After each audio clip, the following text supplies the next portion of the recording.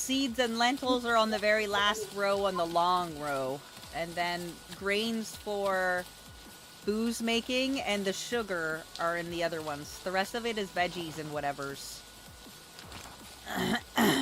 And I got another aging shelf for more pickles. I need to make onions with pickles. Do I have any onions?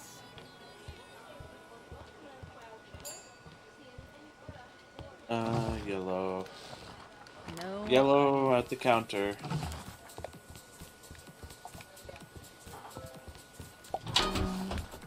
Okay, let's go with a porter, corn malt, and a galaxy hops. And more red wine. Gonna make some wheat malt.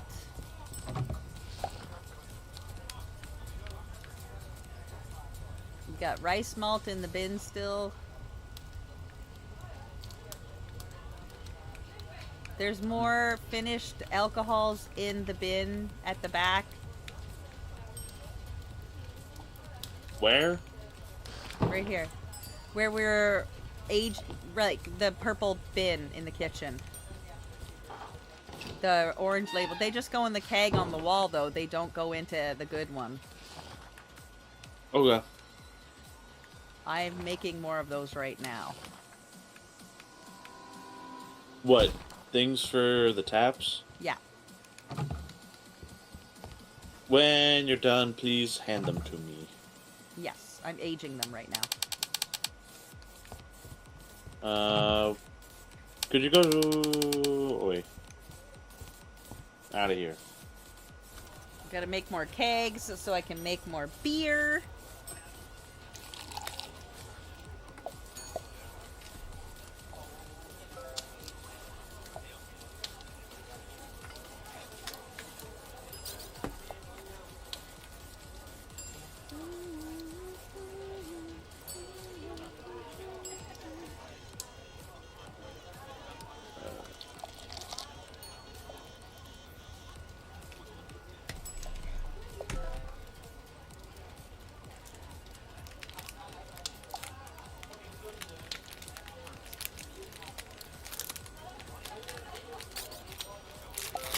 How's the laser doing? Has anybody been checking it? Because I haven't. I don't know. Seems okay to to be me. doing fine. I don't see any fire. Thumbs up over here. Yellow on the counter. Oh. Did nobody clean the room? I don't know. I don't know if there was a room or not. I don't know what to do with that. Are you using the glittery acrylic, or have you put the prior ones that you used that were like popping Ready. before? Mm.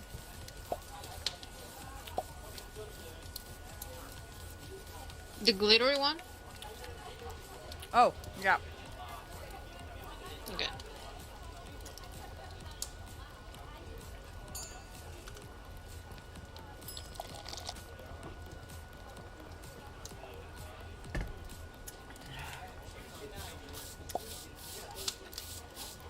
Hey.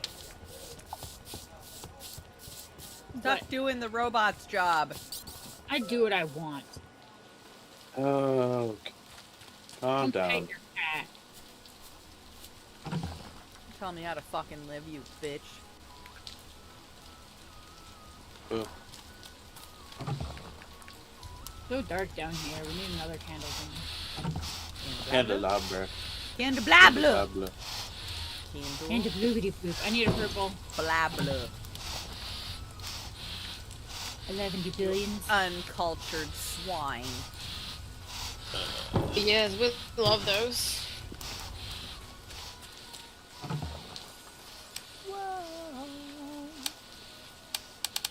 Okay, it's 3 a.m. over here, so I'm just gonna go all the way to my bed, but I'm gonna be on the stream. Beep boop. Okay. Alright, love your faces. Bye, love you, bye. Kisses. Hi, guys. Bye. Calm yourself. Mwah. Calm your tits. Get your I shit love that thing. together. My Scottish friend taught me that one. On your tits? Yeah. I've just been saying it forever. I grew up in the East. This is my crazy tit, and this is my normal tit. I grew up with Newfies, and they're mixed with a lot of that. Man, we are running out of a lot of stuff. That's because that other bitch don't know what she's doing. No, we're not. We had to make a lot of booze. But No, the but- booze we made, unfortunately, all wants to be in the stupid fucking keg on the wall. Oh! Reputation 6. Hireable staff. Yeah, we can hire a bitch. But why would we hire a staff when we need to build more kegs first? True. This person wants their beer, their wine, or whatever the fuck it is. They changed their order. Yeah, now they want yellow.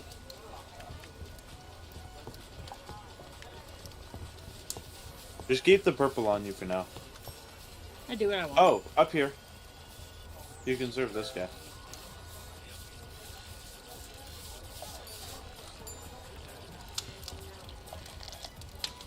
Look at this bitch just walking around, doing nothing. How do I Well, we're slaving to the bone. make it available? Oh. Yellow. And look pretty. I cleaned it. Did you though? Yeah, huh? It says available. Mm-hmm.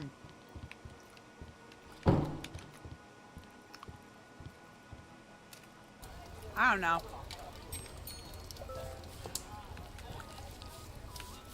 I'm down. Do I need to show you my titties? I don't know. Yes. Get the fuck out.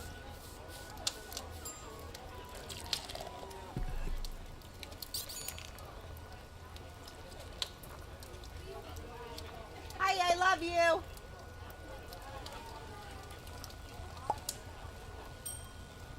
Yeah, I was talking to Alice. What about it? Yeah, that's what I said. Get out, you drunkard. Oh.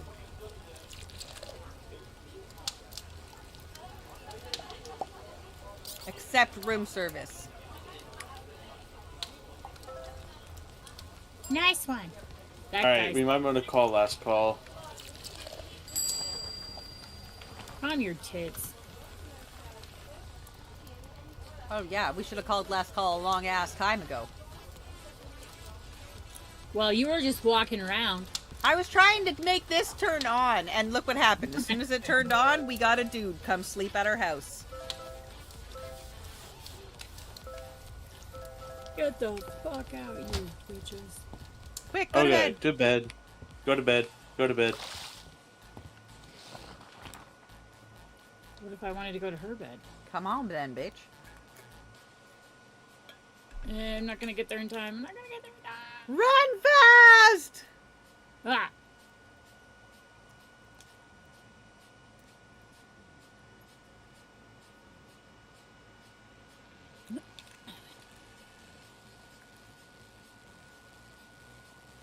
Ooh, we got a lot of money. Yeah, we did. Because we worked our ass off. And we're gonna go waste it on a pattern. Check How the much is a lot of money? check the downstairs before you do anything frisky. Okay. Oh, our dude is still in the there. What? We got pickles. You're welcome. They're unaged, though. No, leave them. Because I just put them in there yesterday. There should be a jar to the right and a jar to the left. You take the jar that's on the right, not the jar that's on the left. Sir, ma'am. We... Chestises? You gotta go water the garden. Where do you want these chestises? We need... Oh, We where need... do we get barrels? We gotta go get the pattern that we need one right here. In the house. Where's right here? I don't know where the fuck you are. I'm in the house. I'm watering the plants. Where the kitty is. Behind the rental desk is just a corner. Stick it there, because I need to put the booze in it that we have surpluses of. I found some barrels to put the aging barrels in.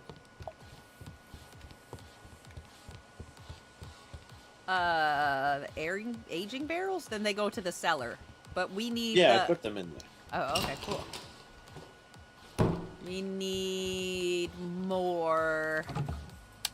Here, have this to age. Cool, good. We have honey. Honey. Yeah, we got lots of honey. That's why I'm like, why can't we make mead? We have honey. But we're supposed to be able to make sake and shit too as well. But we've got to get that other... Like, we have to keep upgrading our house, and our restaurant has to keep upgrading. And our fucking sleeping area upstairs, we got to make more rooms. And we got to decorate them and shit.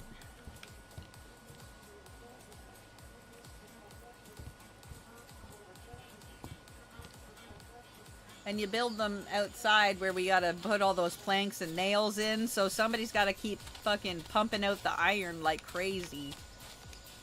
Sounds like you... what the fuck? I'm in production, hold on. What the fuck?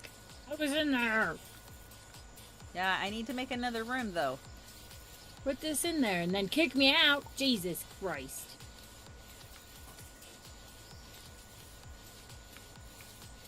I'm harvesting a lot of stuff. Doo.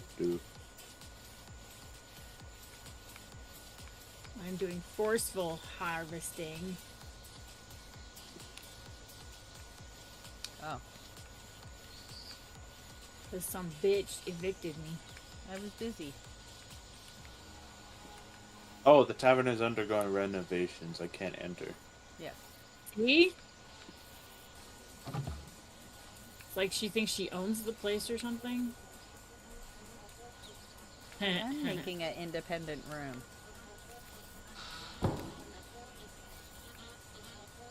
Okay.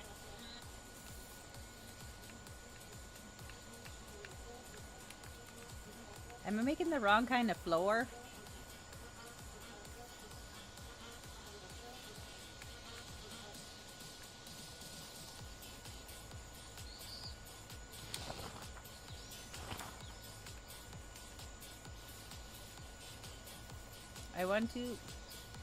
I need more nails!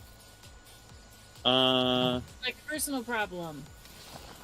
There's 47. How many do you need? All of them. I will go gather more iron.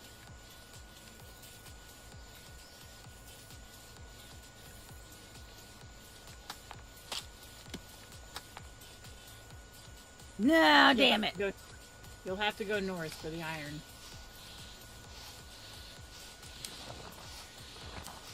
Well, I made more hallway at least. Yeah, iron is north, copper is south. Why won't this thing let me collect? Oh, there's our dude. He left. I'm gonna go clean his room. Wow, what a fucking pig! He sloshed this room. Fucking slob.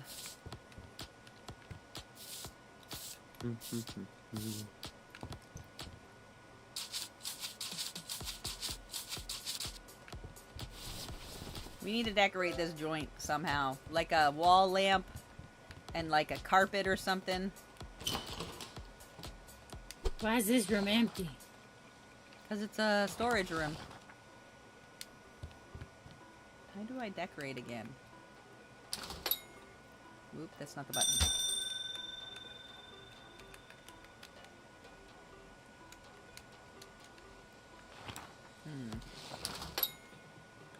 That's not the button.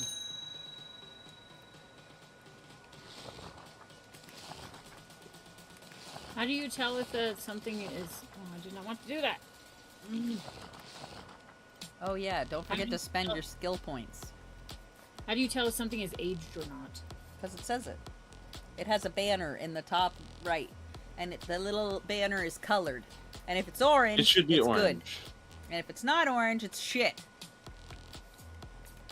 Also, don't forget to spend your talent points. do what I want.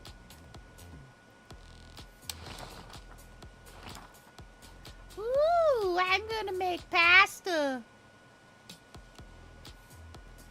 How do I do that? Skill points.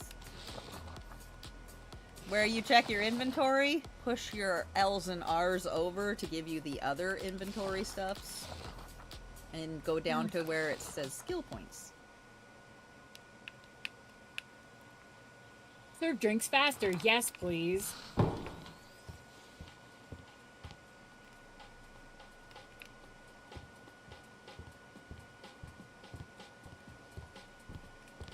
Why won't this let me collect?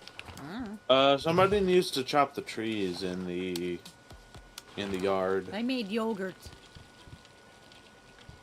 I'm assuming you mean me.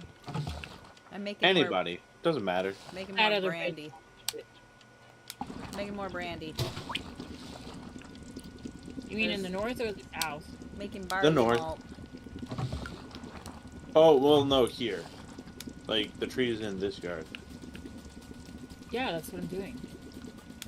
How many nails did you said you need? A lot. 11 billion. 11 billion and a half. Now let's not exaggerate. Ridiculous. You know I need every last one of them. Queuing up nails. I wonder if the beans are also smash them into protein, because if they are, they go somewhere else. I doubt it. Well, no, there is meatless burger, or meatless whatever it is in there. We need to make another line of them right here in the kitchen, because I need more chests. I need 2 in the kitchen and 1 in... Yeah, that's right. That one right there. Perfect. You're welcome. Thanks. I literally made it. You Can didn't? we The use... chest? Can we use I the made fucking... that. Can we use the fucking outside sell shit bitch yet? Because I want to sell shit bitch outside. Like, fuck yeah. Like, sell Where, bitch. where do you want another chest up here? Yeah. Where? In the middle? No, there's a line of them that has like wheat and shit in it. Make a line of them right there. What? There's one that has wheat and shit. Here, I can show you. I show you. I show you. I show you. I show you. I come me. Right meow. Right meow. Right meow. Back over this way, but yeah. And then put another one right meow. I don't have any more. I only If have you the 2. did, you would put the other one right meow and Oh, another one yeah. right meow. So technically, we could put 2 more in the kitchen Uh-oh. because we need one that's for dairy. Okay, this one is pickles in vinegar, and it's carrots, and it's got a red. It goes in the. It goes in the. In the book. Thank you. What book? At the front. I don't know what to do with that. In the front, where you feed the food to the people. There, you know where the, like, I see caps it. are? I see it. I see it. I can't collect the nails for some reason. I couldn't either. Because you're a poo face. I couldn't start stuff in there. Only she can, I think. It won't let me do anything with this. Except fuel it. Where do we put the nails? Do we put the nails inside this thing? The building thing? Damn it! Who made me go outside again? Stop it! I don't know. I have a question. Go inside. Press a burp! Stop trying to build, you bunch of assholes. Do we put the nails in here? In the building thing? That's the wrong button. No, Do don't we put the nails in here? Don't put... Well, I mean, yeah, you can put them in here. That's where I need them. In here, because I was building. I'm trying to build another room. Trying to build another room so we can have another room. Why can't we collect this? There's nothing in there. It's empty. That's why. You can't It says collect collect. it. It's empty. Collect what? It's empty. Here, make fucking stuff out of it then. I can't collect the nails for some reason. We have 18 hinges. Good, because we need more doors. But we need more nails. And I I've want been like a making it. a wall torch. I need a wall torch. I need a wall torch. There's 96 nails in the building thing. Okay, good. Well, I need a wall torch. I need sanity. What else? A wall torch. How many hinges do we need? All of I them. need a wall torch. Oh, can you make more wood panels? We need more iron bars, but we are out of iron. Hurry up.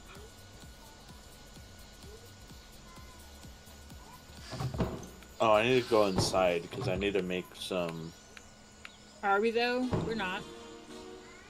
out of iron bars. Out of iron.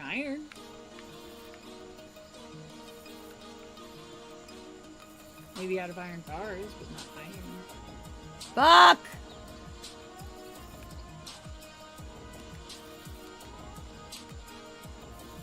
Dig, motherfucker. Collect. I need more. Needy much? Yep. Oh, I need more Mooney. How do we get up there? I want those red. I want those red mushrooms. You can't have them. We need more Mooney. Stop spending it. I need to spend it. Oh, everybody water the garden? Uh, I do Harvest. what I want. Harvest. we need iron bars. We need so much iron. So I put- much. I put some unprocessed iron in there. Yeah, but we still need a lot more. Well, I'm doing what I can. You do it better. I do what I want. Oh, that is a lot of iron. You're welcome. Thank you. Somebody appreciates me. I keep telling you you're a good girl and you keep not accepting it, so... You want me to abuse you? I can't. You know I'm into that.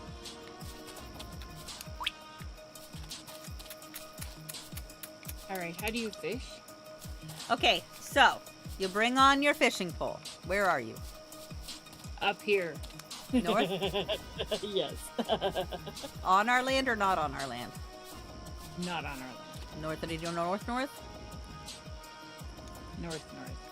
Where did lentils go? Lentils are a protein. Okay. So you collect these fruit that we can't collect yet because it's not ready. Okay. Cast your fishing line. When the fish goes down, hit your X button. Hold the X button down. And use your D-pad like your joystick to keep the green window over top of the fish. While got one! continuing... Yeah, I you got a pair did. of- Yeah, you I did. got underpants. Put your fucking pants on! I got a carp. Fuck you. If I close my eyes. Oh shit. Dude, Another pair of- Where do the more cabbages go? panties! In the vegetables. I figured it's probably got a sauerkraut or something that we're gonna be able to make. Boot. We don't have enough room for onions. Or eggplants. If there's a thing in there like a spice, take the spices out and swap them for the vegetables. And then the spices can go into where the fruit are for now, because we need more chests. Or the What milk, constitutes as a spice? the anise, the green seasonings, the green, like, aromatic whatevers. Oh, the aromatic plants? Yeah, they can go in with the milk for now. With the milk. Where's that? The gray bin. So demanding. Jesus. I kind of want to go fishing in the south part. I am appeared by the mine. Like, you know, down in the ocean. Oh, damn it. I lost whatever that was. I'm gonna go down It was here. under- It wasn't. It was really hard to catch, and it was very active. How do we get this guy unfrozen? I don't know. I'd like to explode him, too. We need wall torches, right? Yep. How many wall torches? All Three. of them. Three? Yeah. We're gonna make more rooms. What we really need is more wood panels and nails. Exhausting amounts of wood panels and nails. I went the wrong way. How do you tell if there's fishes in the water? You can't. You just fish. If it's water, there's fish in there. If nothing comes, then your bait sucks and they don't like it.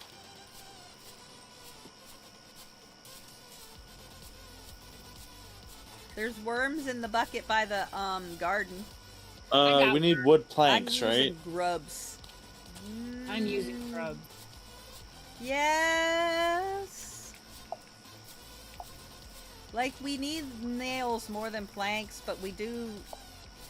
The poles we need, the planks we need. We don't need the shelves. You can make shelves for decoration reasons.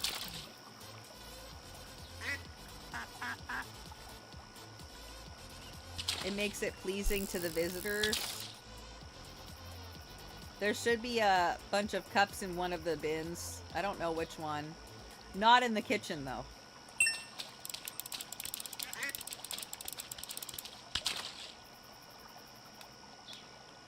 Oh, I got a trout. Yeah, trout.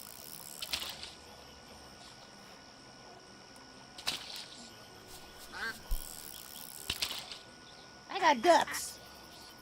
Alright, making a lot of nails. Noise.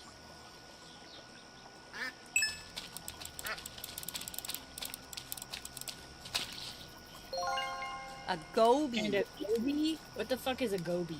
A fish, duh. I don't know, I don't fish.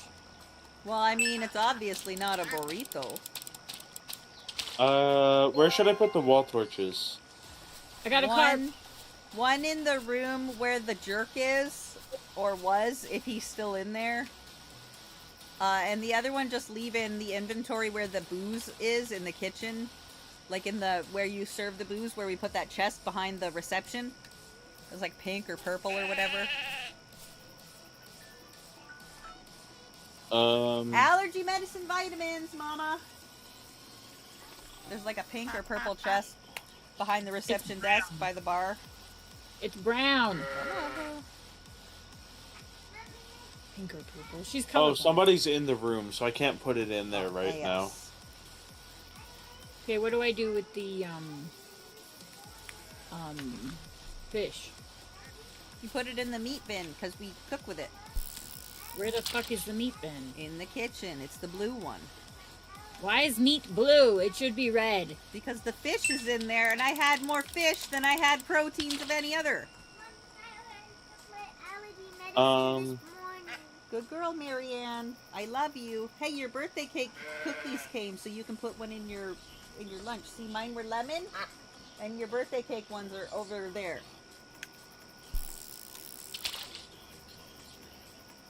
Hi, Ducky. Thank you for the lurky, girl.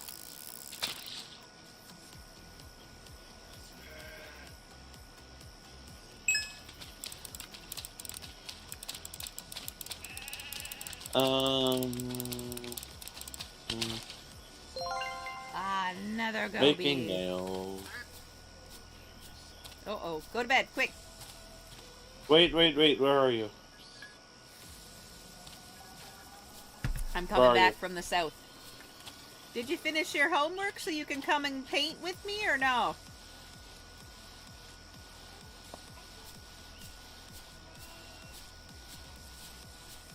Those are for you. Here, thank you.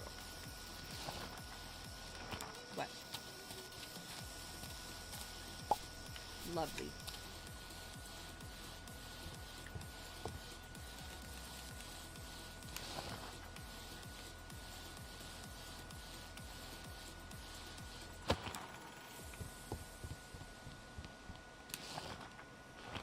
Ah! Uh-oh. Damn it! I just wanted to place more candles!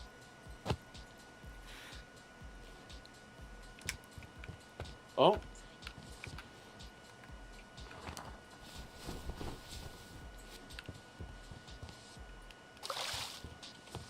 You need a butt ton of nails, right? Yeah. A lot of nails. Alright. There are...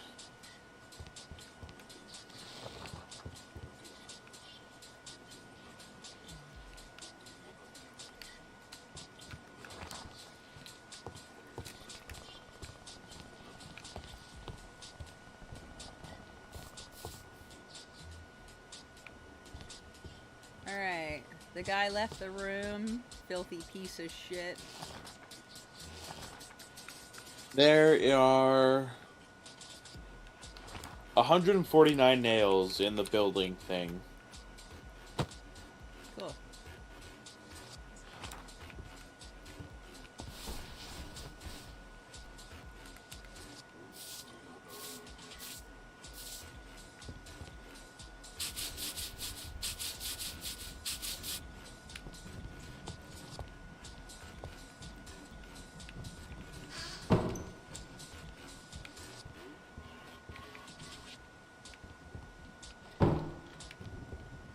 Oh, I can put them in the storage room.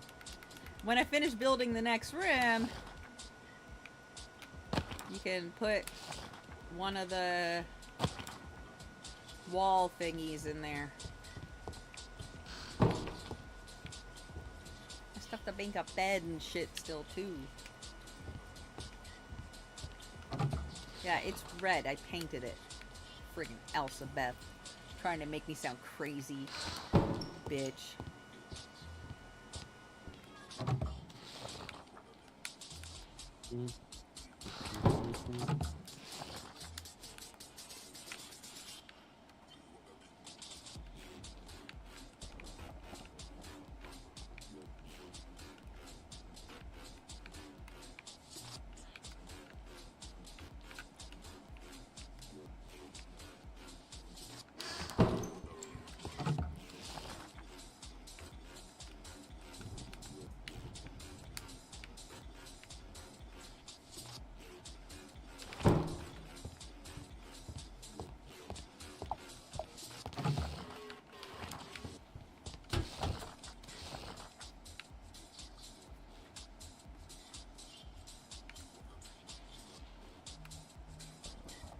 Let's go with barley. Where do the hops go? This bin over here in the kitchen. Well, no, I know where they Barley. go here, but where do we plant them? Oh, the long strips. Barley and aroma or bitter? Bitter. Alright.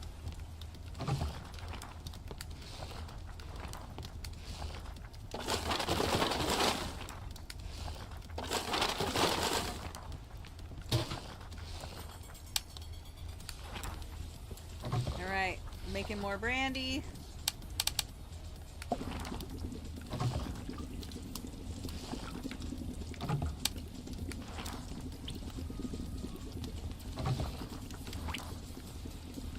Shit, I need more jars to make more pickles. Where did peanuts go?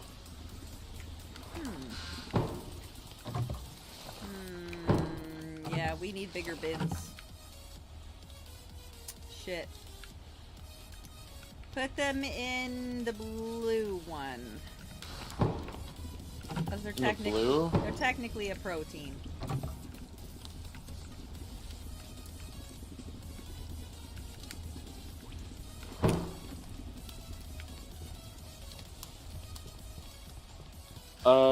There is not enough room for most of this, what I have. I know. It's all a whole bunch of new stuff, right? The fall shit. Okay, I'll take that out. I will take this out. I will take this out. I will take this out. We need a bin that's just for producing teas and drinks. This can go in here for now. Tea leaves.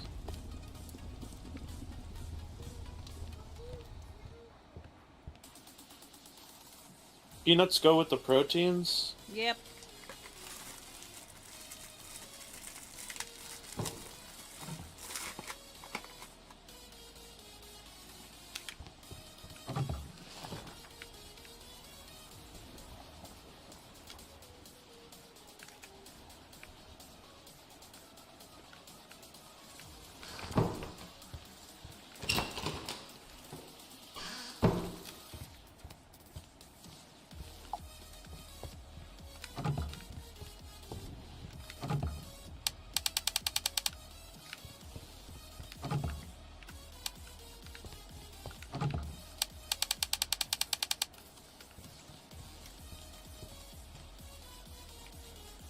Okay. Refills on booze. I will grab those in just a sec.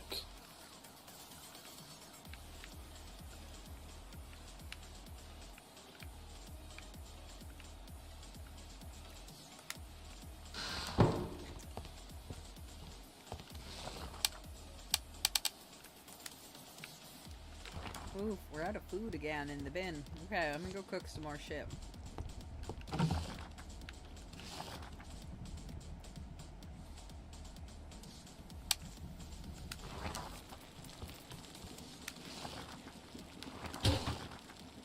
Cider.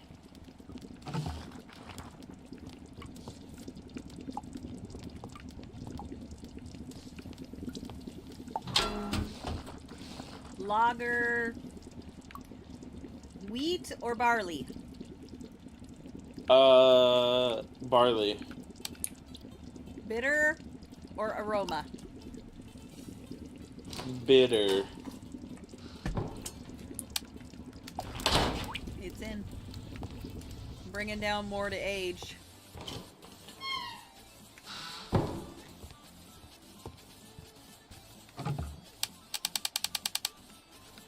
Yep, there we go.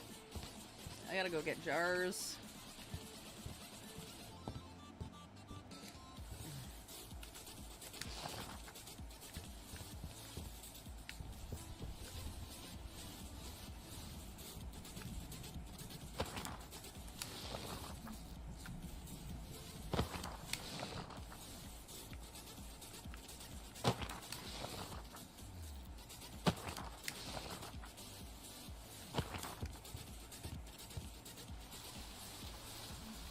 Candelabras are annoying.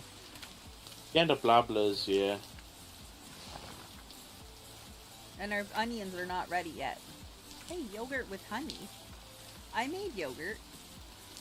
Do we have oranges? No, we don't have oranges. We have mushrooms and cream. With sheep milk.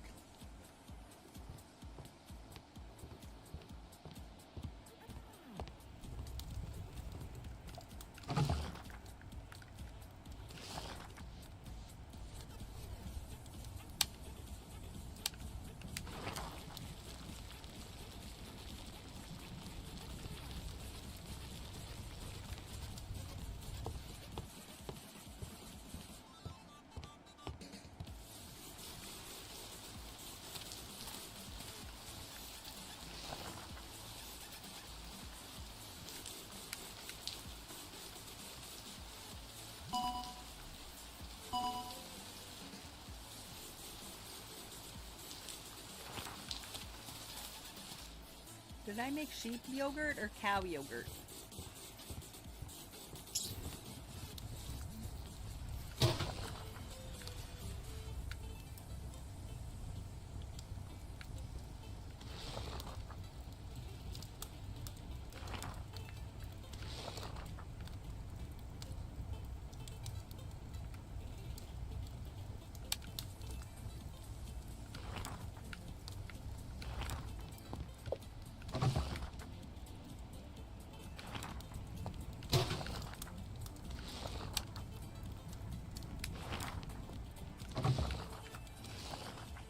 Oh, it's sheep yogurt. I gotta wait for the cow yogurt.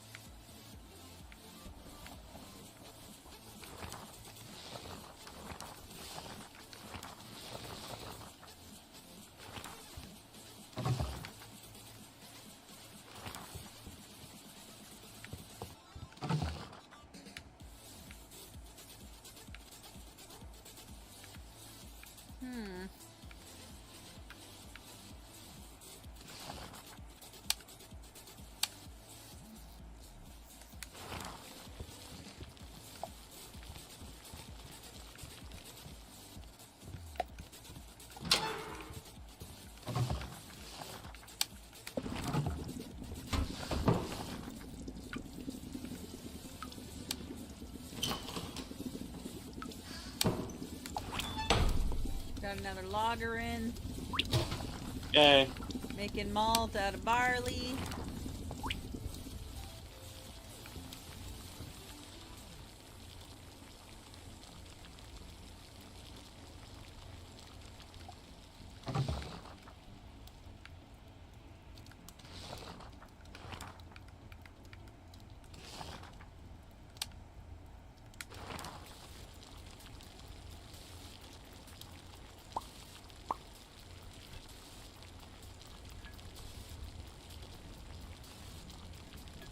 Oh, it's a laser done.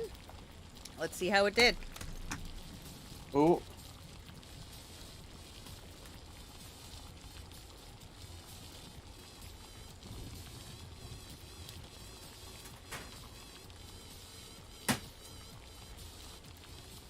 Crap fully.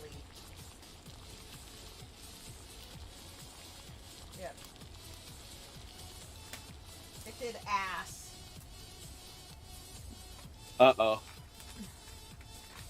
Let's see how it does with this light purple acrylic.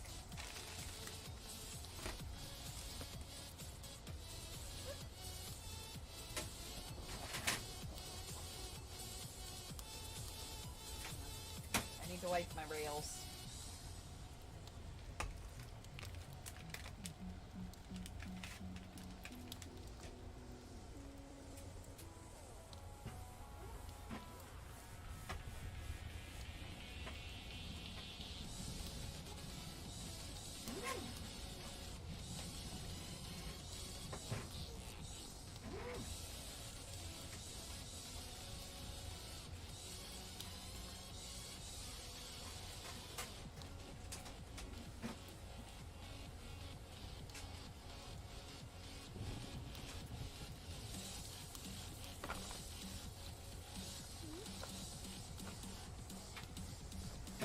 Oh, can I have the vacuum, please?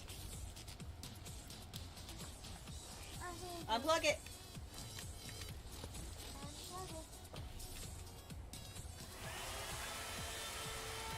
Can you hold it?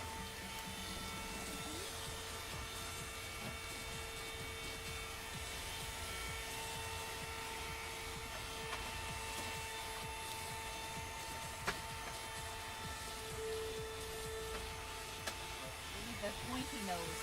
I need the pointy nose.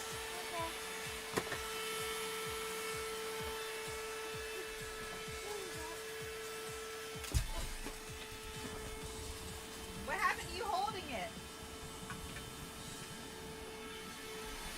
You're supposed to hold it!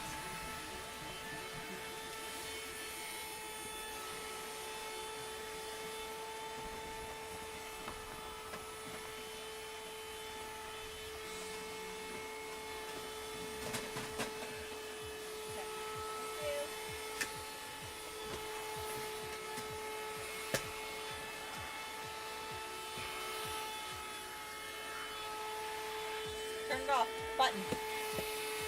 Yep.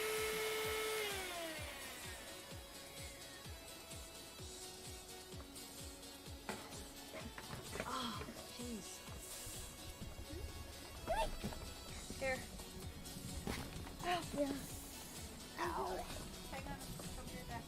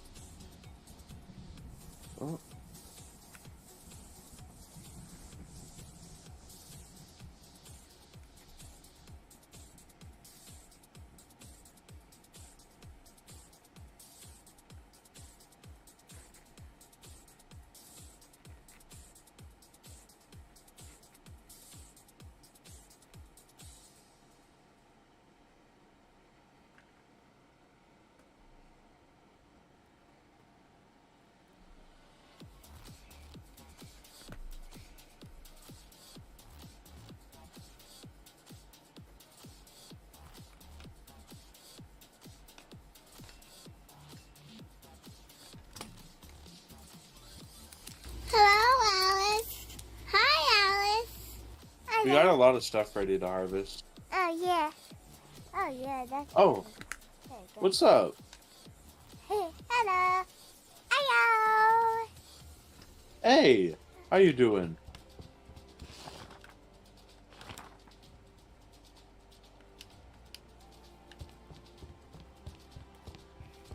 Oh, I don't even harvest.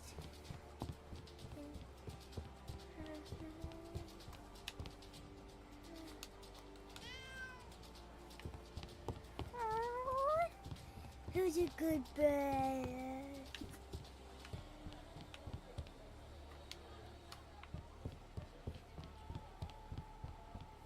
Oh, hello.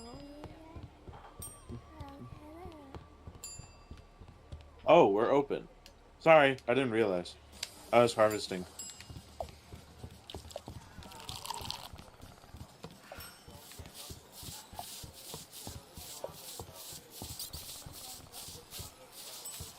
Stop fighting with the robot. The robot broom sweeps on its own, you foo head. Are you talking to Bursa Burf? Yeah. Oh, my belly. You can keep playing. Mm.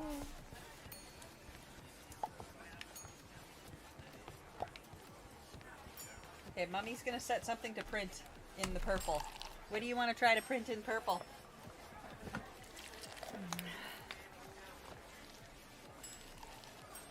Look.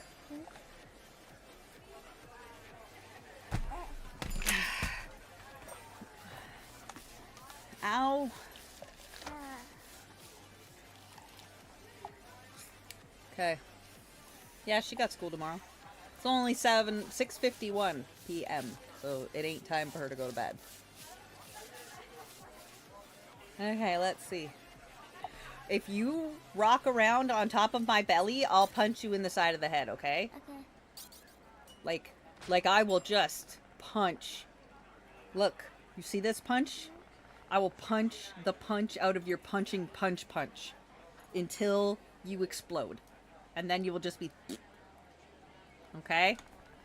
Don't move around on my belly because it'll hurt. Okay, so what we have is light purple.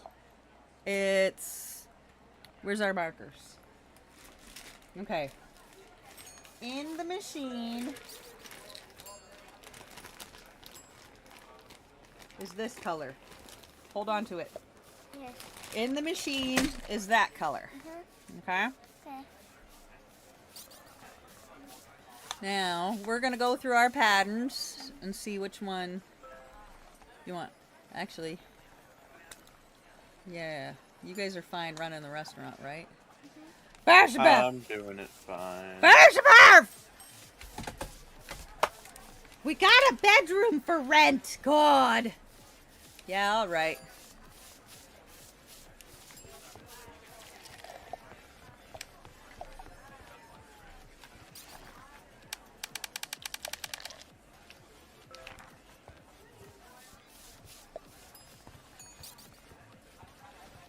You gotta make us more steaks, because that's where the money is.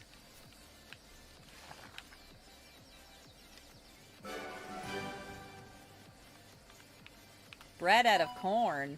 Alright. 2 yellows.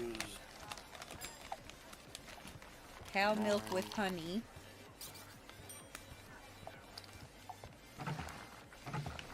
Hey, yogurt with honey. Moo cow.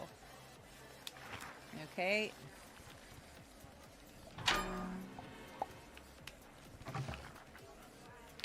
Oh shit, I need more water.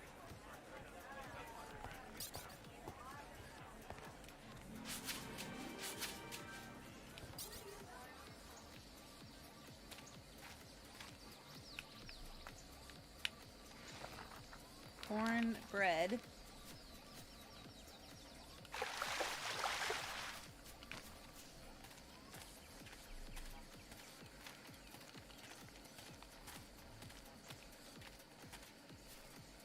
Oh, you have to reap the wheat when it's ready. Or the rye. Oh, yeah, nice. Okay, cool.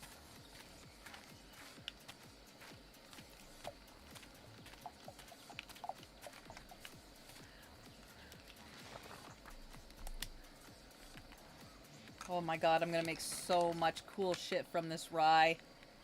Did the potatoes come out? I got some potatoes, yes. Yes! Yes.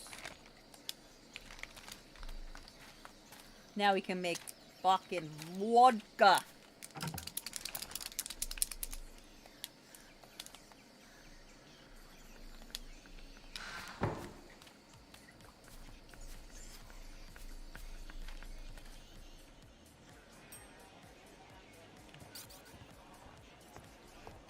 Right.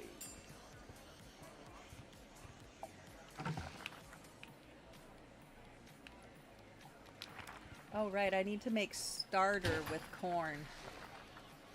Where's the corn at? Flour, rice, barley. Did I use all the corn? Anybody got any corn? I do. I have 2. Okay. Can you make them into bread starter? Or do I have to do it? I can't right now because I'm running the the bar. You know what I mean. Yes. Onion rings. Cool.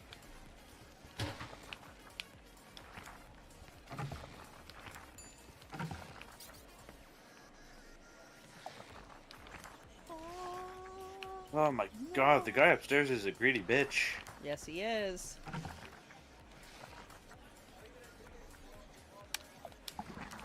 More being made. Malt out of rye being made. More red wine being made. Lager. Malt. Bitter.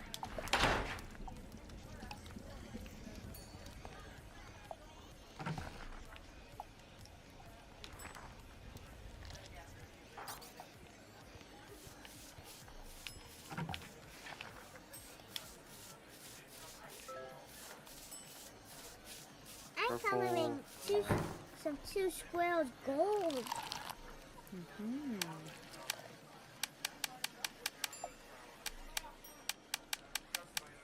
you mind getting those at the counter? Yep. Boop. Elizabeth, where the fuck did you go?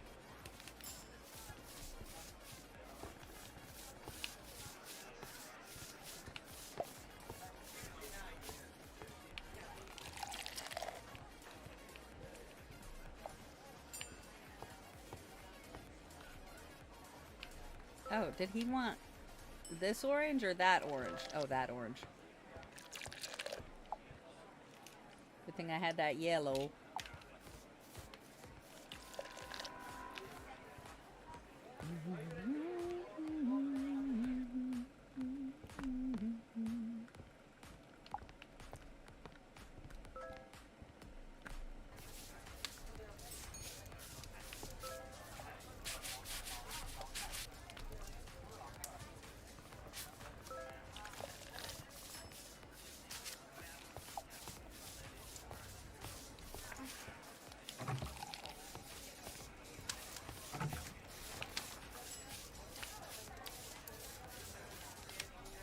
Some guy wants an order up there.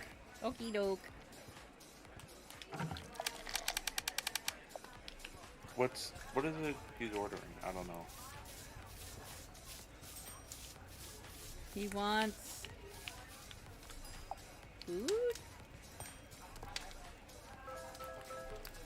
What does he want? I don't know, go upstairs, Is it bread? maybe?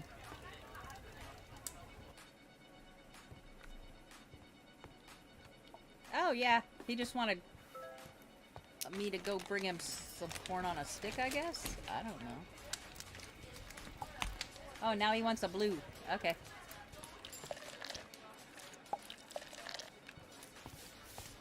Who's that with the green shirt? Man, this guy is just a bottomless pit. Man, he is getting blasted tonight. Dude. And he is down in so much corn. Or upping. We'll find out later, I imagine, when we clean the room. Out of here.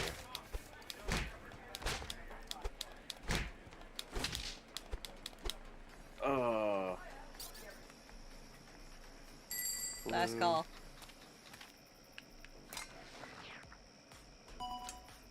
No.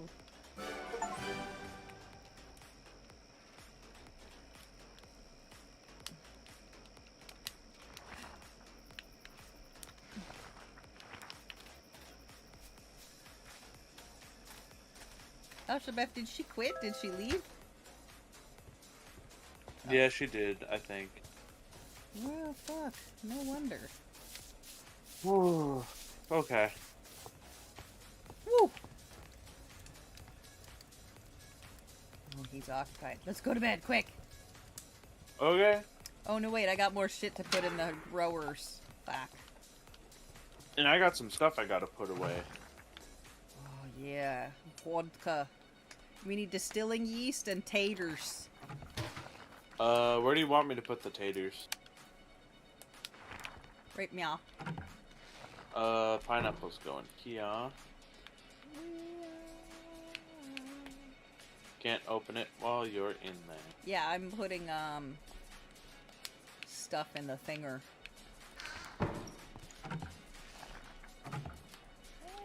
Does corn go in there as well? Yeah, sure. You could put it in this one over here. This purple one by the milk. By the white Okay. one. Because that's where the other ones are. Let's go. Which one, Alice? This one, this one. Which one? This one or this one? This one or this one? Porter or amber ale? Amber ale. Malt, purple or green?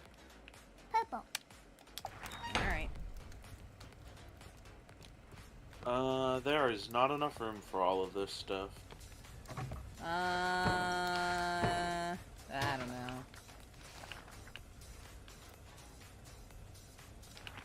I can make tea. I can make I need to be- roasted sweet potatoes.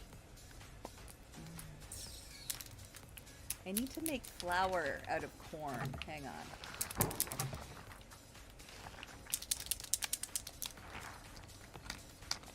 And then I need the corn into the starter so that I can make corn bread. Never let go. Alright, we were supposed to decide what we're cutting out of the purple. Oh, I need an earbud swap. Earbud swap. Earbud swap. What about...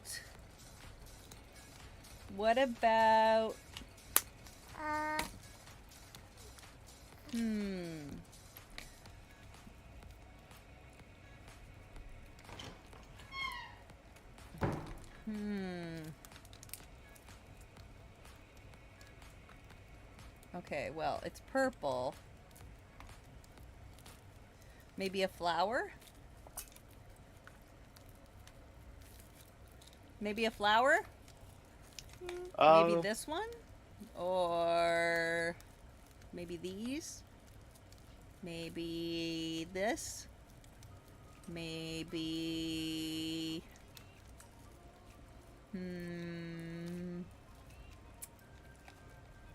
One day the truth is gonna hang you like a noose, but I don't mind.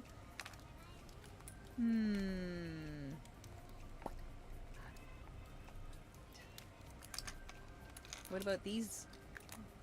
Nah, those are poo. We already made those. We already made those. What about... Oh,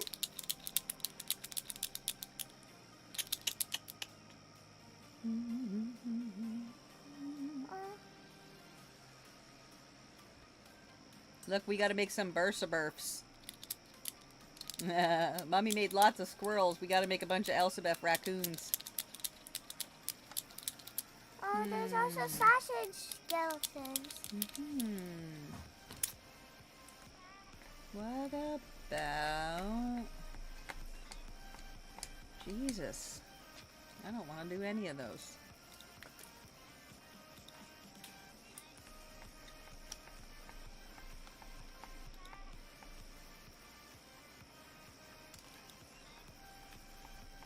And would you want to make a fairy?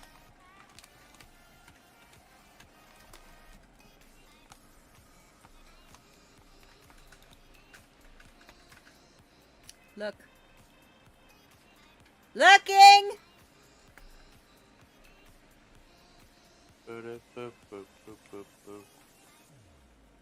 That's all they got for fairies, bro.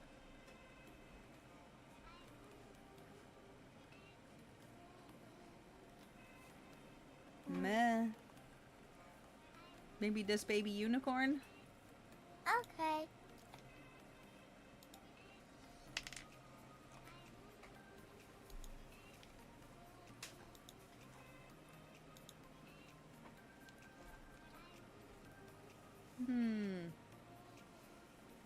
I guess that's it. Alright. Let's make some of this! And we're using this. Yep.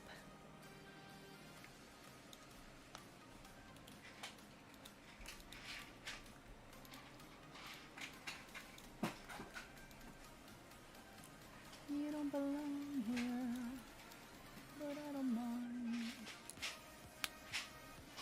You need to stop wiggling. You are hurting me. I'll just stand there. Okay.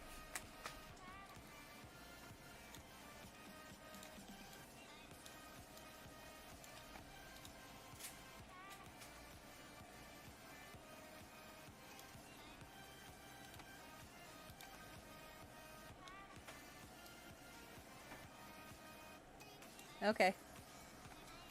All the sugar cane is done. Fuck yeah! Okay, Alice, how's that look? We'll do 4 of them.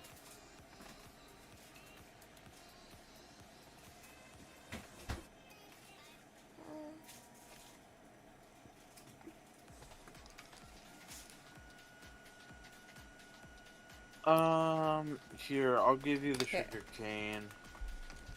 Go over there and get ready to push the button. And you've got to go be with Appa soon, because it's bedtime soon. Just wait for the button.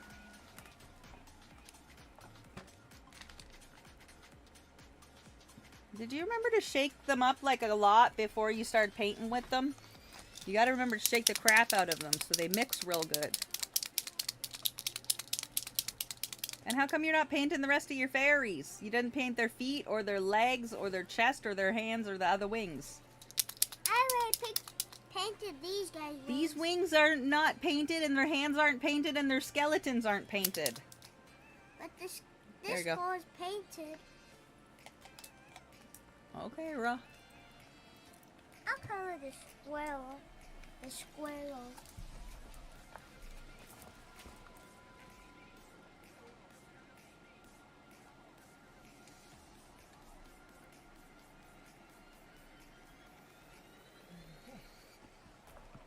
Alright, you got...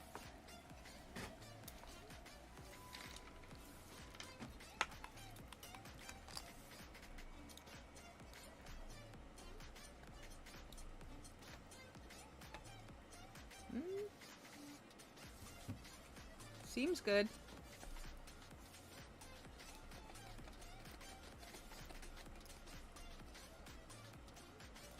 Mwah. Seems good. We'll see how it goes. Okay, what do I do now? Alright, well, we got 9K, so we're gonna go buy fucking pattern. And go harvest. Go forage and harvest. Did you oh, get wait, the wait, sugar cane? wait. I did not. Let me go harvest. I mean, put shit in to be repopulated in our booze bin. Oop. Oh, yeah, I did pick up the cane. I got it. Okay. Hey, did you check downstairs? I did. I think. Oh, well, you're a big old liar. Well, I said I think. There's pickles for you. And there's bins for you to empty for me while I add more booze.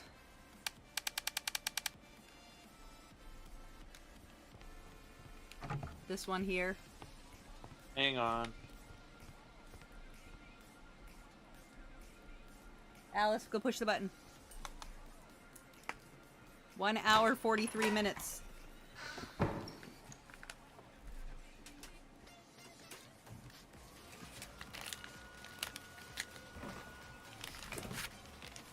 Emptied.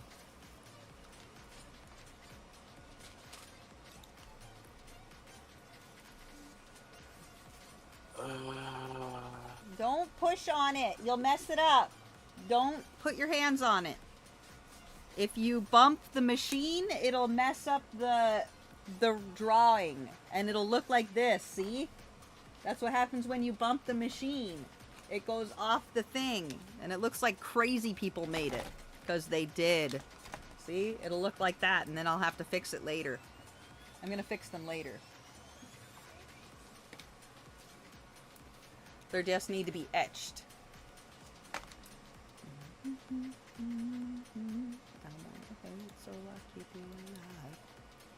You got brush your teeth yet? Did you brush your teeth yet? Beck, did you brush your teeth? You need to brush your teeth. Okay, cornbread. Oh, hi Elsa. Hi, bitch. Hello. I need the game Uh, card. You I need don't a know what? where to put this stuff. I'm gonna make more chests. The game code. I need it. It's... Oh, 80891. There you go. I didn't need to be involved at all. Yay! I wanna burn them down.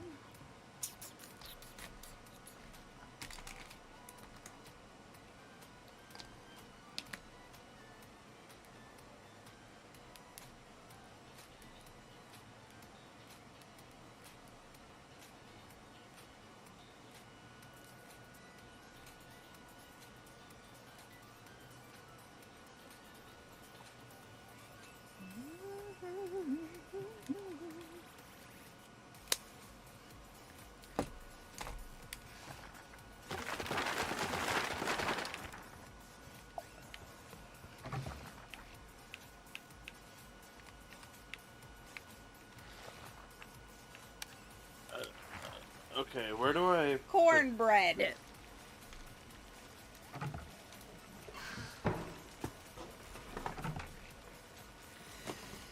I didn't know they make bread and corn. Yeah, they do. Definitely putting buns in the oven up in there. Are they though? They're trying. I mean... Oh shit. I need distilling yeast. I gotta go buy some.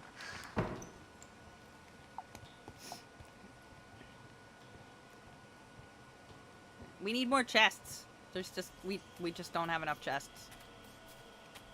You got plenty of chests. We don't. Stop You talking got about my plenty of tits. chests. Stop talking about my tits! Oh, red tea and raspberry juice.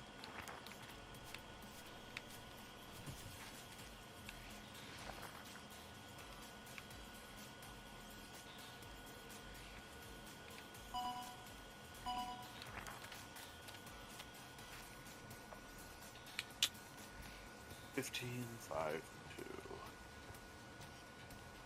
Red tea.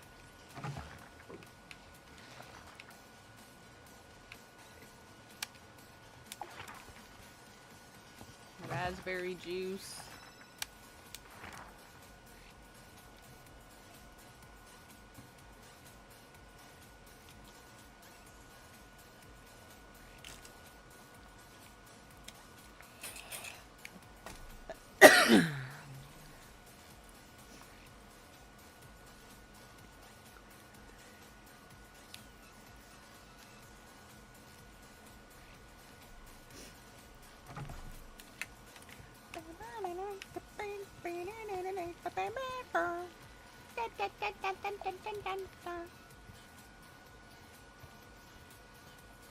Why you got seeds? Alright, I'm making 2 chests. Because we had no space. We need more chests. We told you, we are productive bitches. Alright. I need to go get more distilly thingies. Oh, it's too late. Go to bed, everybody. I need to go get shit in the morning. Quick. It's only 9. It's... Shut up! Hurry up, I need stuff! Well, I'm making chests. Boobs! Hypno dancer. Ooh! Look at the laser, Bergerberf! I don't see shit. It's laser on the stream, dude. The stream. The laser. I know. I don't need underpants. I don't need a broken net. Oh, I put those in the outside. Yeah, I just did. Because we haven't opened that bin at the front door yet that lets us sell shit. I've tried. Alright, Yeah. I got the chests. In the kitchen. You can even put one in the outside again, or in the front part again, and that would be fine. Because I don't know what else to fucking do with it.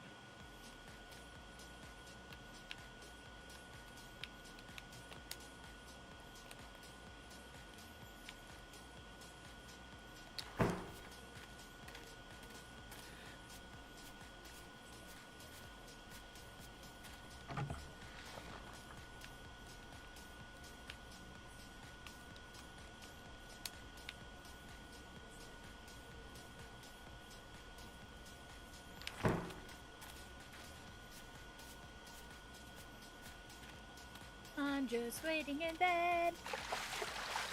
My bed.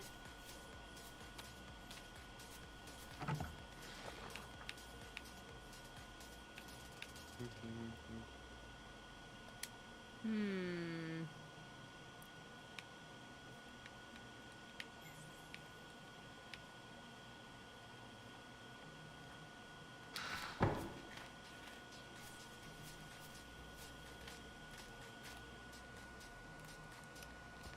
We're getting there for fucking gold, man. We need more shelves made for the decorations in the rooms. We need a lot of stuff. Ooh, go to bed. I probably do. Alright. But I had a bunch of stuff to do.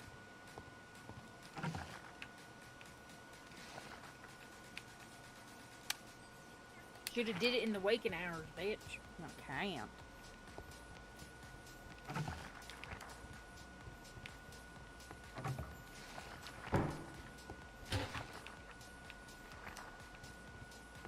Start the sugar chopping.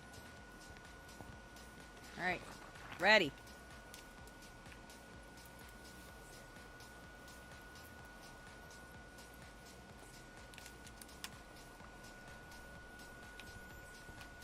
Make your bed.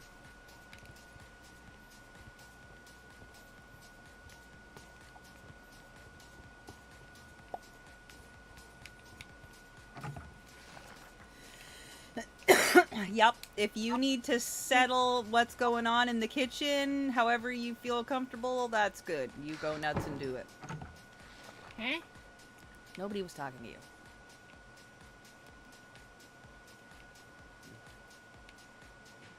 Water the thingies. Don't you a million times just can't like this forever. I'm putting the hard candy in the bin with it because it has to be chopped up into sugar anyhow. So, shut up. Also, the nuts can go in the brown one.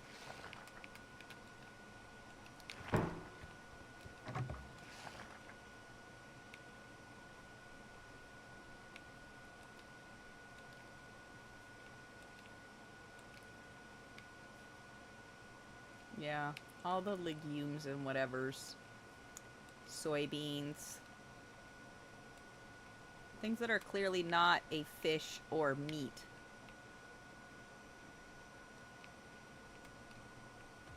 Fish and meat go in the blue one. Foraged proteins and beans and whatevers go in the brown one. Nuts, seeds, legumes.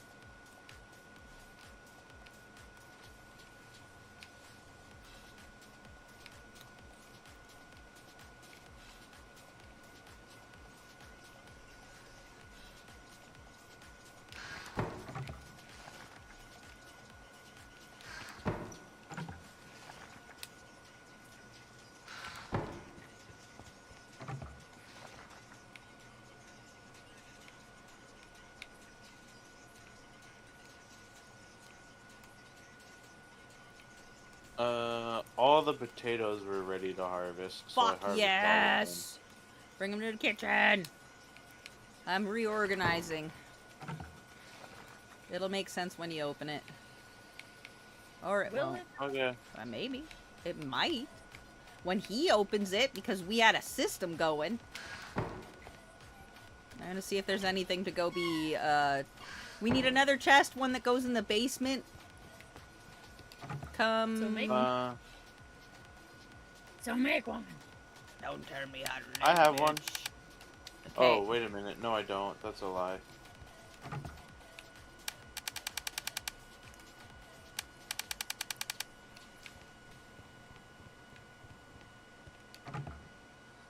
We need another barrel.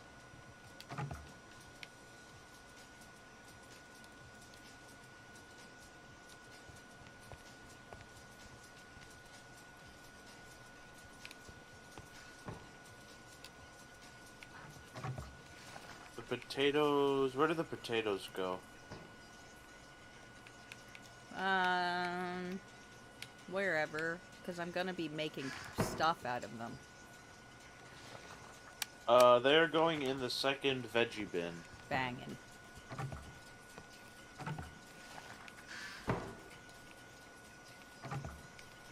I need another in the kitchen for juice right here. So we need 2. Yeah, 2.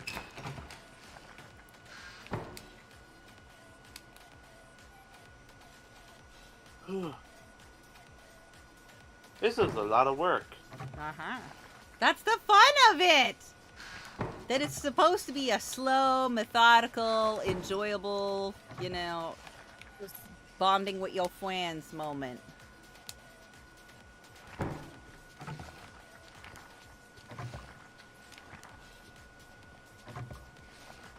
I'm gonna put root vegetables in that one.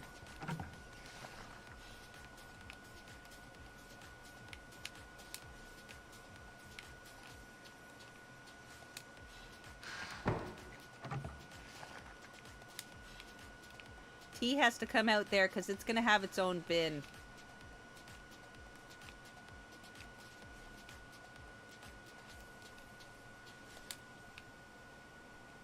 Onions go with the roots.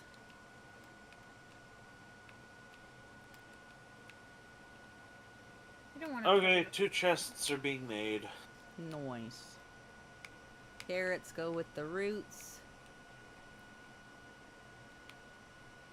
Beetroot.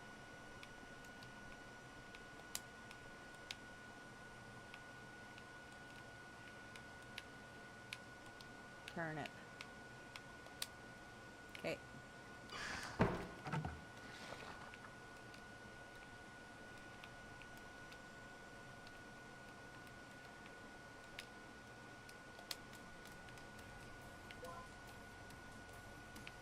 Oop.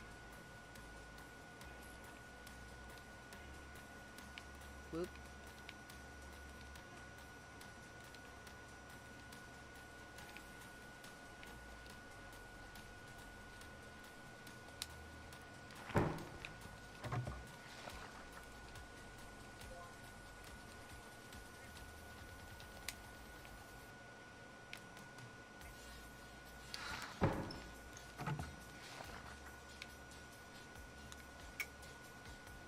Love me. Ooh, I harvested some limes. Nice. I didn't know limes were a fall.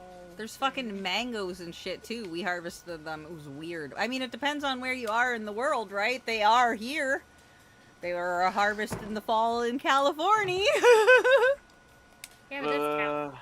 That's what I'm saying. Sometimes. Okay, here are the 2 chests. Okay. Doot. Marcy buckets. Okie dokie.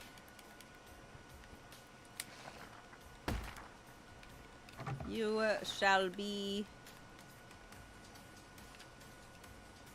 Oh, I got wild berries. Turquoise for herbaceousness.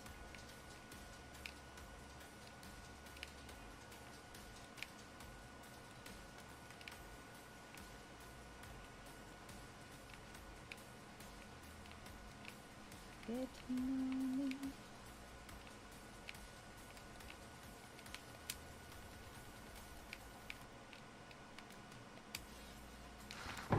Alright, and this one.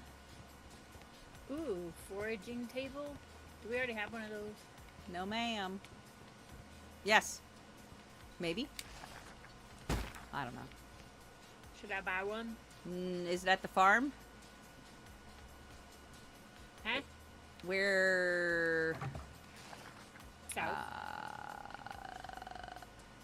Does it have a pair of scissors on it? Mm-hmm. Then no. Yes, we have one. I'm You have putting... medicine? all, we don't need it. We don't have any animals yet. All the things that are drinks, I'm putting in the drink bin. All the fruit juices. If you want to make juices out of fruits, go nuts. Nobody's stopping you. You get $5 a cup for the fucking juices.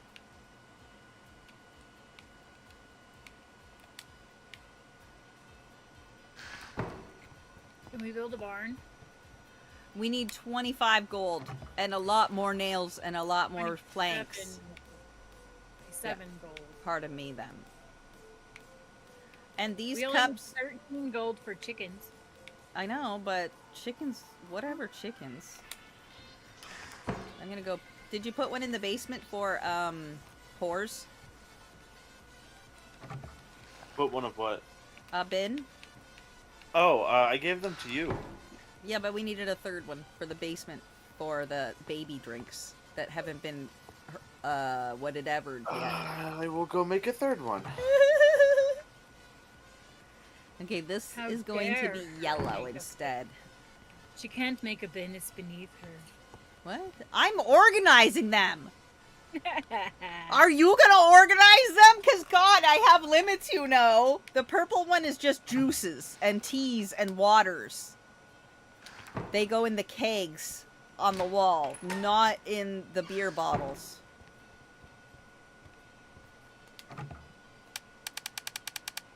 Okay, here's some more good booze for you. Here's some more Alright, good crafting booze another. for you. Got some more. Ah, I'm just Rock. eating like a cute little bitch. That's all I'm good for. you could go get more hops. That'd be helpful. I don't know what the fuck hops are. I mean, like the things that we use. Ooh. We're gonna make this one. The distilling yeast, the yeast and stuff that we use for crafting. I don't know where you... It's at the bartenders. At the bar. Just I'll go get it. do it. In the basement. Where in the basement? In a corner. Nobody cares. It's where you were putting the young alcohol that has to be aged. How about you show me where this place is instead I of am. just doing it for me? Hey, I'm coming. This one is where you get the bartender stuff from. The one beside it. I'm I in don't the. know where you... Where did you go to the village? I'm at the house. Okay, go to the village. And as soon as you get to the village, Okay, go village. left. Go left immediately as soon as you enter the village. Take the Is it leftist over left. left? Yeah.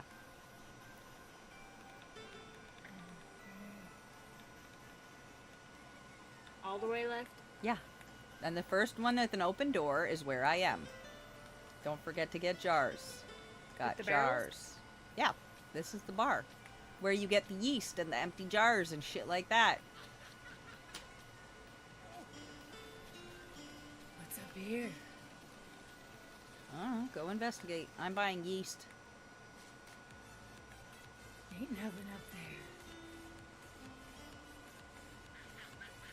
This place is a piece of shit. We need to fix this place up. I ain't got no barrels. Alright. I gotta go buy a pattern.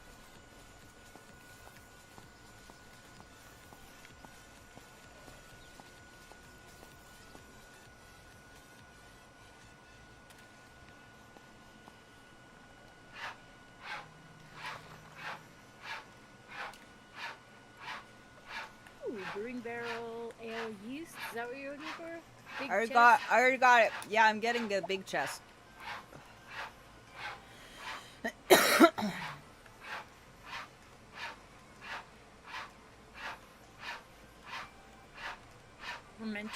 Fermentation tank.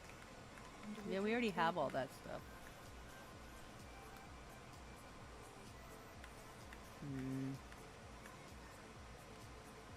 You have wine yeast. Yeah, I already bought all of it. We need a cheesery! We don't have that pattern yet. Where do you make candles? Oh, I need weed. Till the darkness comes. Okay, I got some stuff.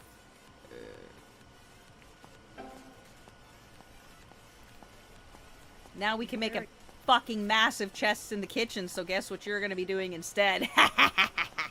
Rebuilding all the chests! Yay! Yay! I bet it's copper now. It'll be fucking awesome if it is. Big chests. Ah, it's not. Big chest. It's just even more. No, big chest. We didn't. I just bought the pattern for it. We have big chest. It's on your body. Ah ha ha ha! Also, we have aging barrels now, which is more iron nails. So make an absolute holy shit amount of iron nails. We need a like foraged iron all the time, always. Apparently. Well, I'm making candles right now. Ooh. Red tea, black tea.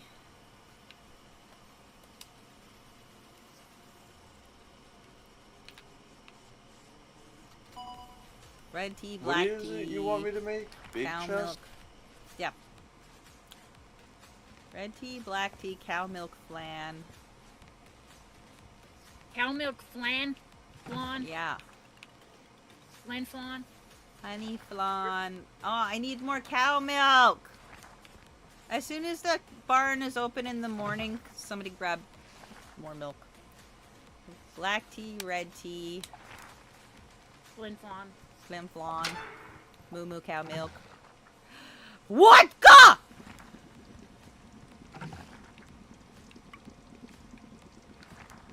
I make vodka. Yes! Where have you been? My life's not the same without you in it. I'm gonna put this in here because nobody gives a fuck. My love. Pickled onions. Hey, didn't we have cabbage? I wonder if we could make sauerkraut. That'd be fun. But they won't let me pickle cabbage. What the fuck? You'll let me pickle onions and all the other shit. Carrots. You won't let me pickle some cabbage? Don't you know? Have you never? My goodness. Maybe you should. Making more malt. Forever away. Your love and affection is all that I crave. Apple juice.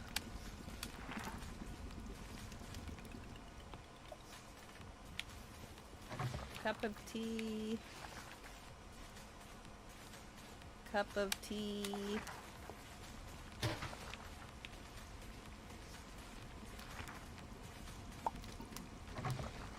Pickles.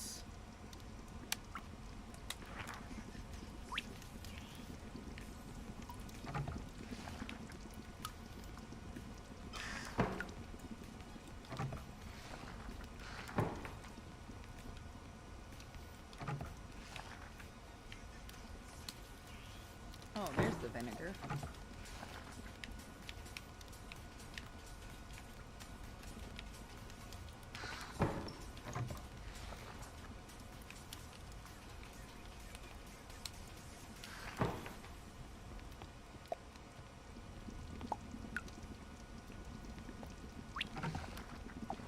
Make some more. cider.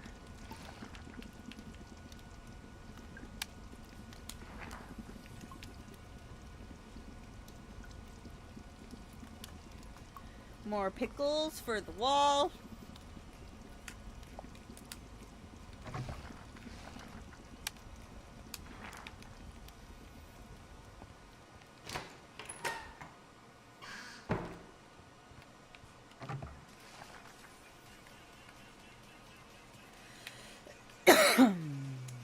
Unaged. Are the chests the same size? No. The ones that we currently have are little baby chests. No, I mean, like, are they the same size? Do they take up the same amount of space? I don't know. Fingers crossed that they do. Otherwise, it's gonna be fucking annoying.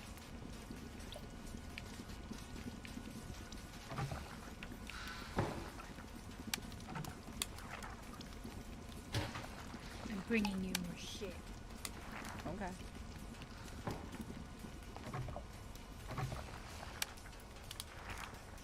How do you put candles in?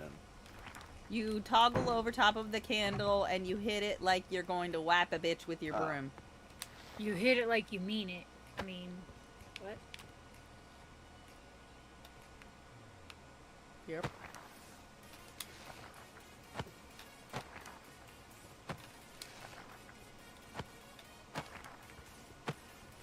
I have some seeds. Oh, gross. Who left the room upstairs filthy? You did. Oh, yeah, shit. Oh, right. I was gonna expand. Get it together. I know. We're a little low on wood planks because I've been using them Down balls. to make got chests. 10. Boobs. To make boobs. I have 10. Okay. Boobs are good.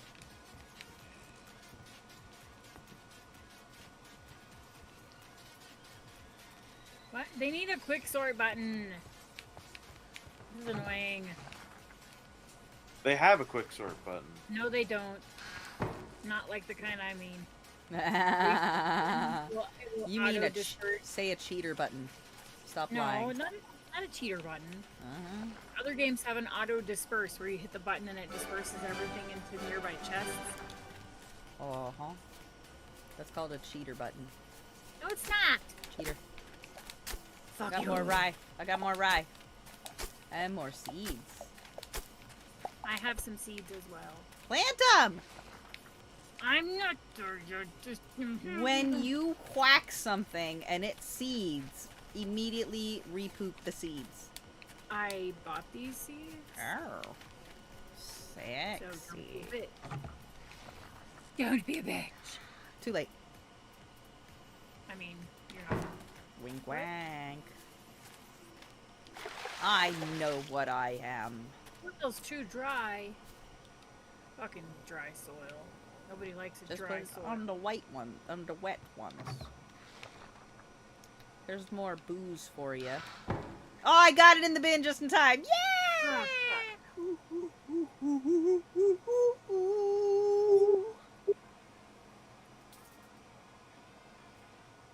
Oh.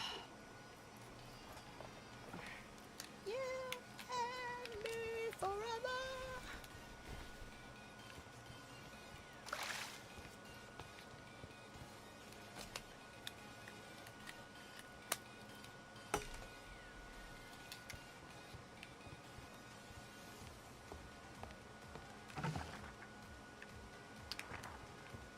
Plant. Plant.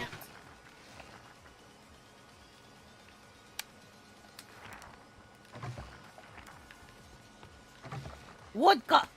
Oh, wait. Brandy? Damn it. We need another distiller. How much does it cost to make those? I don't know. I don't think we can make them. We buy them at the bar. Anyway, if you want to open up, you can. Not right now. Okay, go pillage then. And buy milk at the barn. Well, you told me to redo the chests, so here's a big one. Hey, bitch face. Nice tits. Yeah? Not you, her. Oh. Hey, bitch face. Nice tits. Fuck off. How come yours look better than mine? Yours look huge. Why do yours look huge and mine look small? We both know mine are bigger than yours. Because I'm amazing. How does it... Is it the shirt? I'm jealous. I'm jealous. I want cool boobies.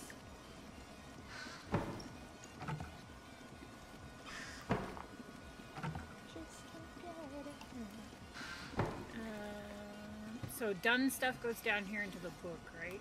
Mm-hmm. It says I don't have anything to put. Oh, do I have to ferment it? Yeah, Do I have to probably. age it? Yep. I don't like this game. Shut up!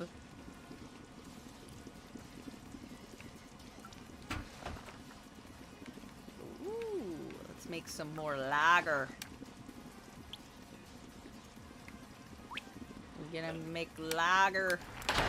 Nice. Alright, I'm probably gonna head out for now. Kisses. I'm not. I need Says. steaks. I said kisses. Oh, Kisses. my bad. Sorry, I'm. Kisses. Okay. Boop, boop. Smoochies, bye! Alright. But thank you for hanging out with me. It was very Fuck fun. yeah. Come back anytime. I'll be doing the exact same Absolutely. shit. Alright, bye guys. Bye! Bye. I'll be doing the same thing just on fire!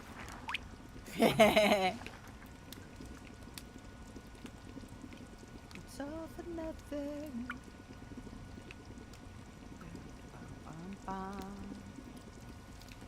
I don't know how you tell when something is done in the aging barrel. Okay, do you... Look, I'll show you. Come here. Where is you? Upstairs. Come upstairs.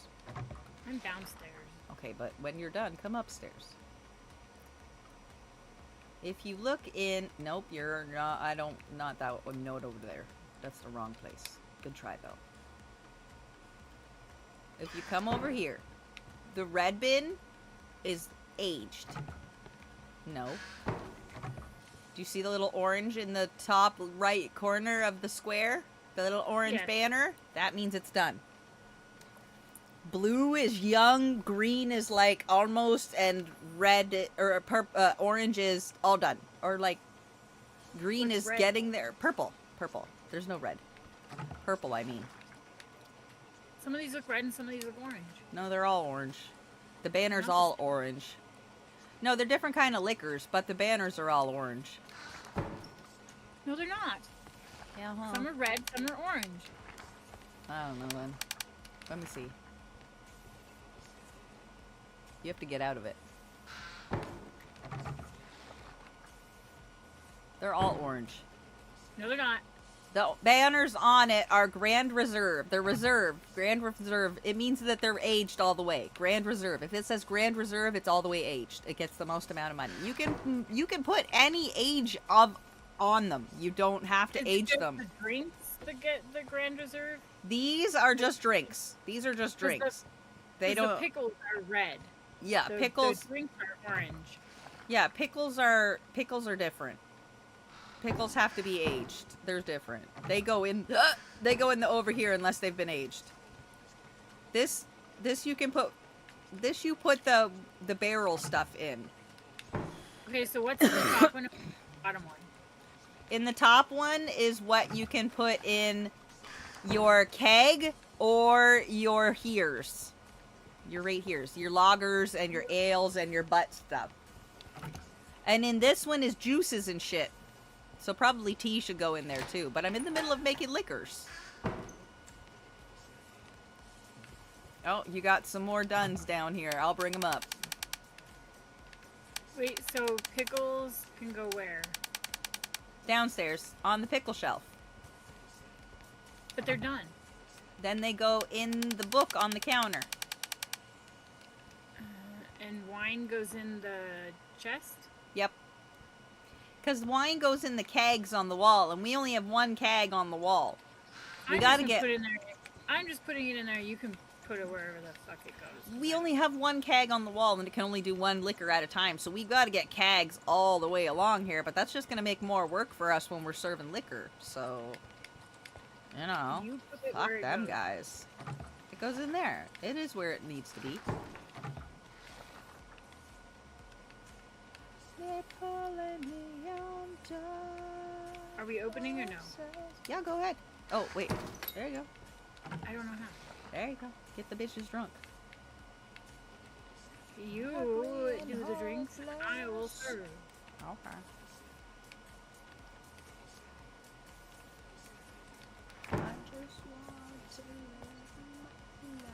Where's the hot pot? Like,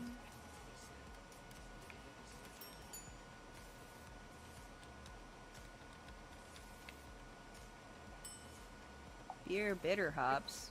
Oh, that's barley bitter hops. Beer bitter hops?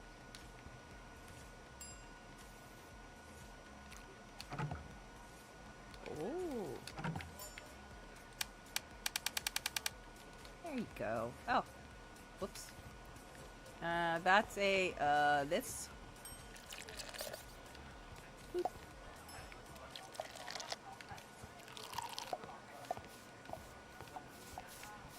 We'll deal with that ruffian.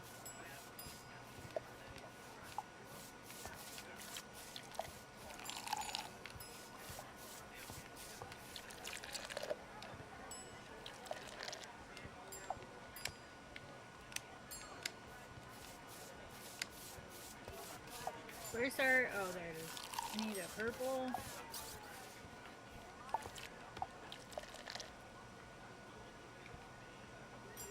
Go deal with that ruffian. I did. Calm the fuck down, you asshole. Alright, man the kitchen for a second, or the beer for a second. I'm gonna go cook some more meat.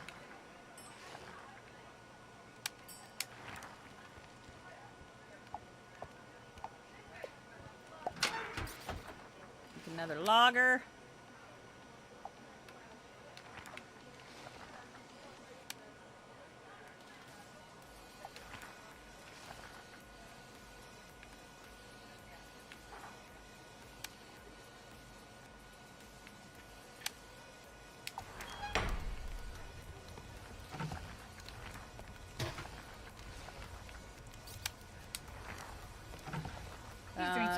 Make some more vodka. More juice.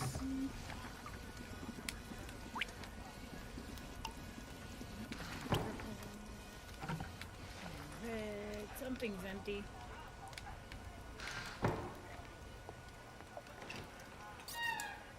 Okay, I got stuff to go in there.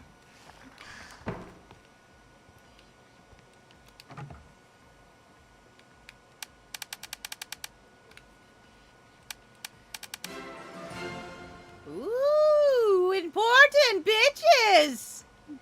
Huh? VIP visitors. I'm going to age our vodka.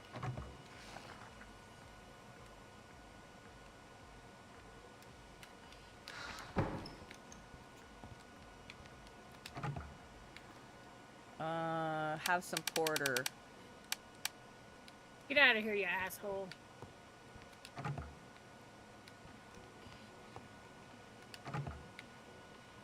Okay, we need another fucking barrel. Grand Reserve, unaged. Unaged. Okay. Coming.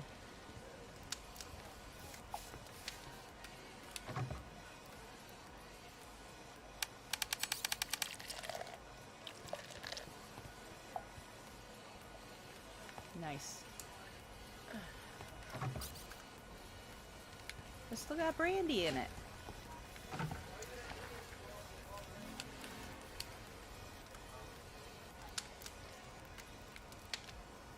Booze. Booze.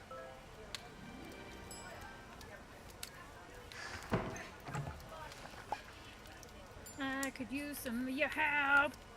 Nah. There you go.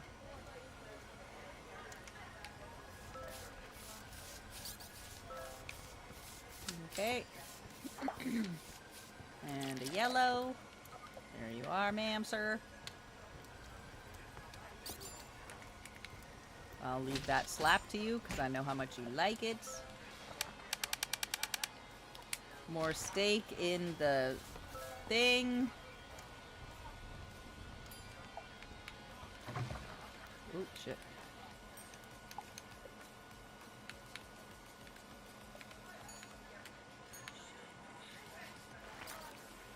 Okay, grilled corn.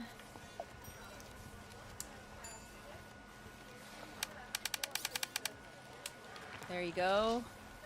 And a red. And they want a yellow. I gotta take a yellow upstairs.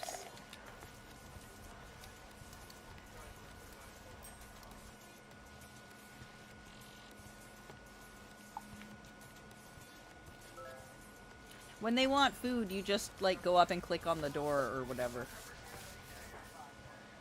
Red, red, one orange. Boop, boop. Oh, cool, it's empty. Nice.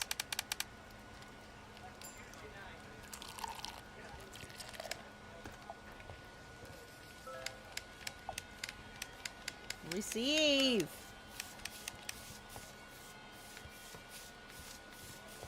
What the fuck do you want? He wants what you got. Give him what you have. He wants it. The guy at the counter. No, not upstairs. The guy at the counter. He keeps trying to get what you got. Yeah, there. He must have ordered it while you were still over there.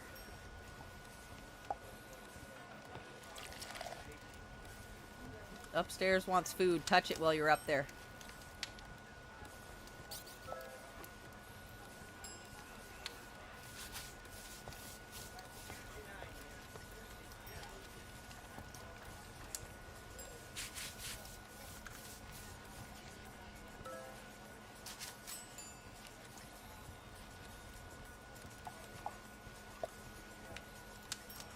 Blue and a yellow.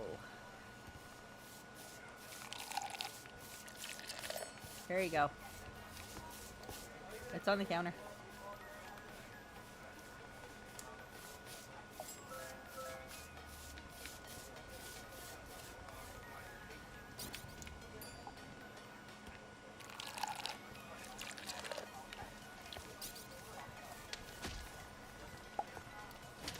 Get out. Get out. Get out. Upstairs wants food.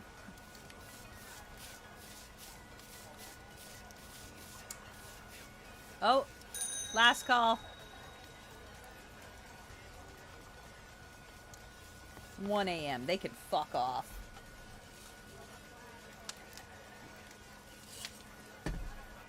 Unicorns. It's making unicorn keychains out of a lavender colored acrylic. We'll see. We're seeing how it works. If it works fine, I'll get a bunch more of it. We'll use it for keychains.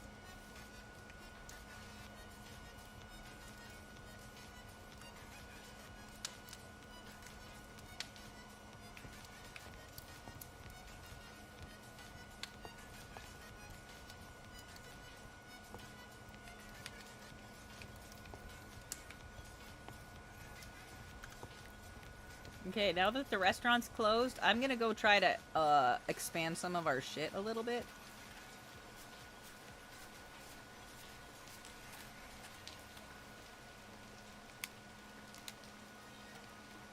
Ah, you kicked me out.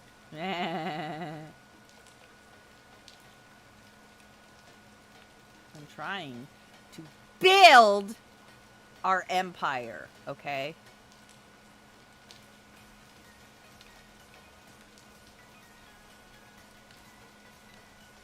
I need more planks. Shit.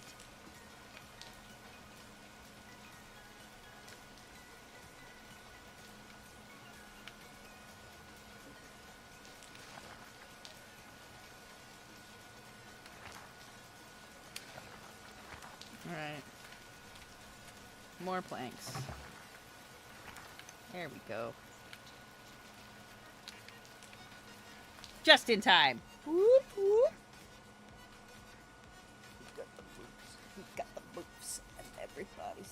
Oh, fuck yeah.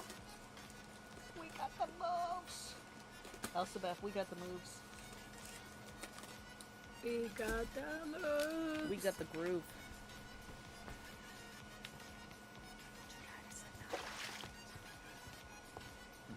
We need to save up a buttload of money to get moo-moos, because we need moo-moos.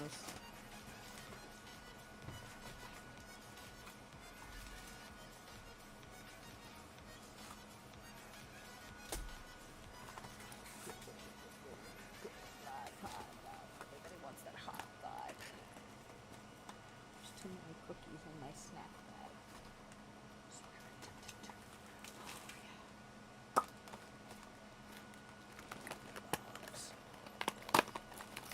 Oh man, look at all the pickles. Pickles! I had a dog named Pickles. She was a butthead. Sipping apples on a sunny beach. Should we be cutting down some of these bazillions of trees? Yeah. All of them in the bottom part and replanting them. Not the ones in the north. I will cut those. Because gotta be careful and not cut everybody indiscriminately. And I know how much you like to cut everybody indiscriminately.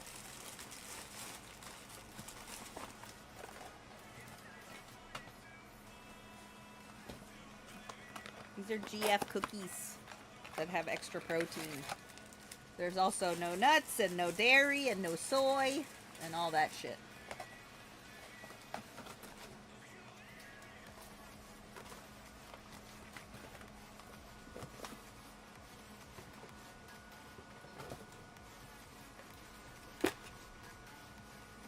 Okay. None of the liquor is ready, but tons of pickles. Banging.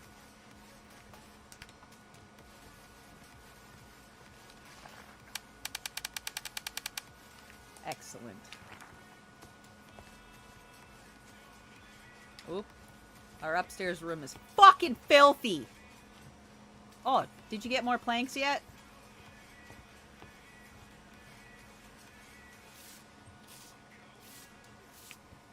I'm currently chopping wood. Okay. Because one of us has to. Mwahaha. Moi. Mwah, mwah, mwah. No, haha. Just moi, moi. I feel like we don't even need a fucking storage room. We can just turn that other room into a room instead of it being a storage room. How do you feel about that? Yep. Okay, I'm gonna go in town and buy a couple of beds. But then I think we'll be out of money, so let me see what the quests are. Tea leaves, we'll take that. Mushrooms with cow milk. Yep, I'll take that too. And flan with cow milk. Flan! Flan! Uncultured swan. Hey, so nuts! It's like macaroons and macarons. I know! Oh, all the south trees you can obliterate all you want. What do you think I was starting to do? Yeah, you can destroy the fuck out of them. All you feel nice. Spin? Jesus. Hell yeah, you go. The north trees, though, I gotta... Because sometimes they're food that we actually keep.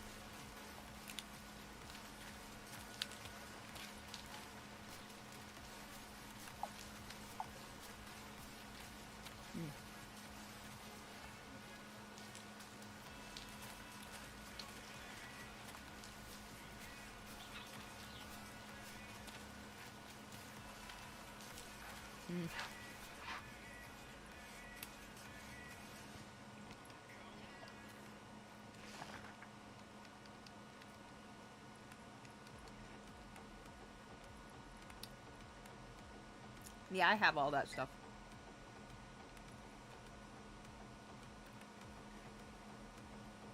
Oh, what stuff?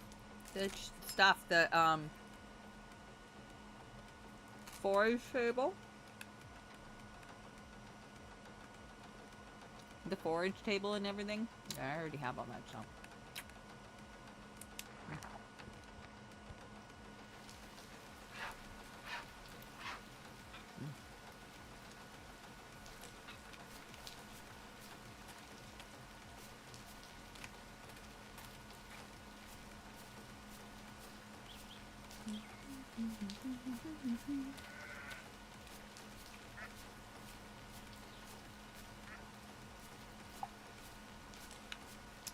go collect what's at the beach. We'll see what's up there.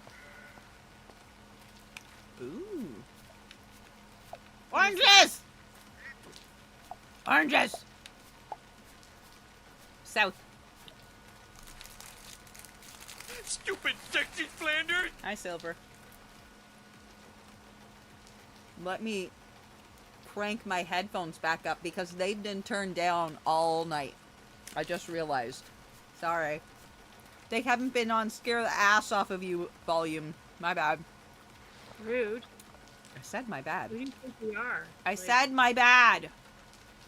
Your friends or something? Jeez. Whores. If you're a bunch of whores.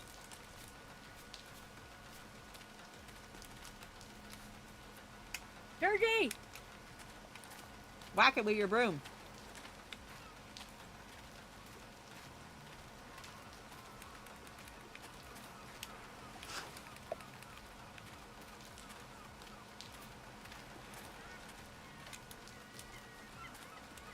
You come south and collect all this shit. Mm-hmm. Fail.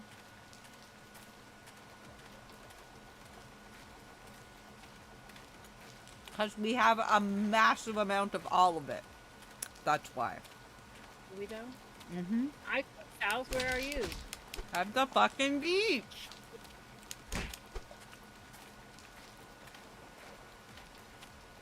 If you were south, you'd be at the ocean where I am.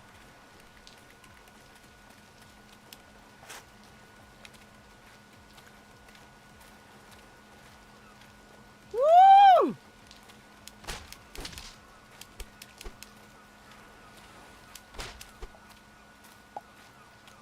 Red king crab. Fuck yeah. What up, bitch? I just fucked up a crab. Yeah, you did. I did. Did you see it? It was huge. It was a big ass crab. Alright, I'm gonna go fishing in the ocean. I want a banana. Banana! And a coconut. Caca. Hey, there's a guy down here and he likes to touch butts.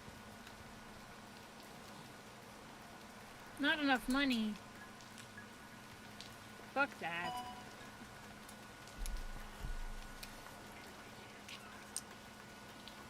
How do I use this?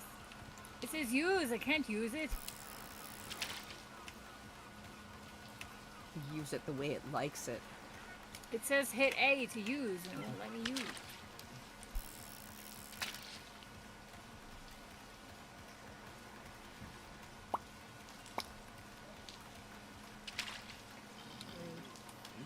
Maybe I should change my bait.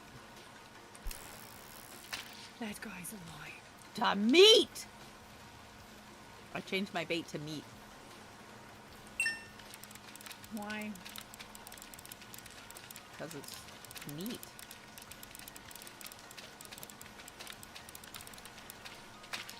I caught a moray, bitch! That's why!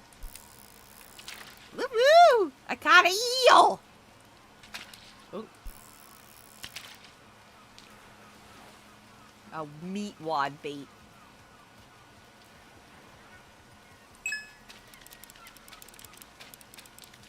They're not biting. I fucking got a moray! You need to use your different bait if they aren't biting. That chick is fucked up. That's a dude. It looks like a chick. Do it? Well, maybe it is. I'd hit it. Bam! See? Alright, let me change my bait again. Seafood bait. Let's see what happens. Good Ooh, boot. I caught a boot. Good job. Sexy boot.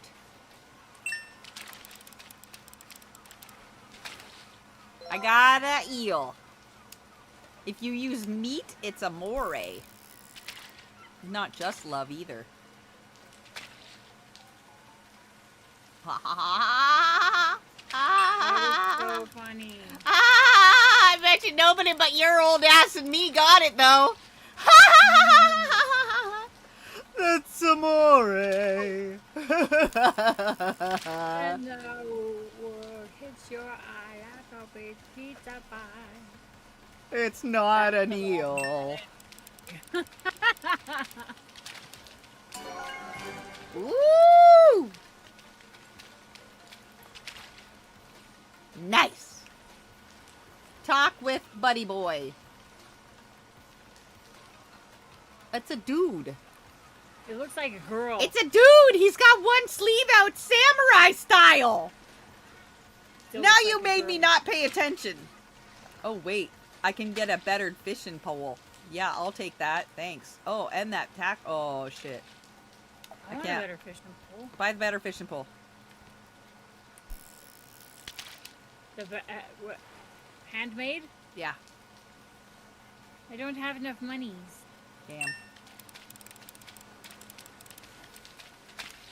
Ooh. Why don't you? I guess we can go make more monies. Because you spent all the monies. We only had one gold. I've been buying hookers.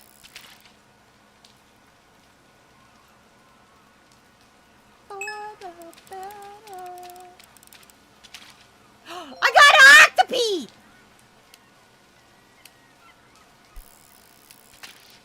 We definitely got to get the bait table next. Well, I got a sea bass. You is a bass. I got a sea bass. Squiddies!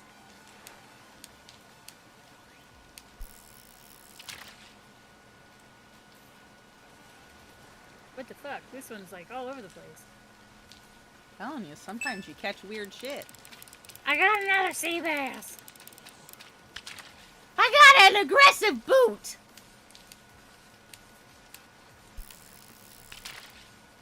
So the best friends don't last forever. I guess best friends don't last forever. Another aggressive boot. Oh, our laser's still lasering.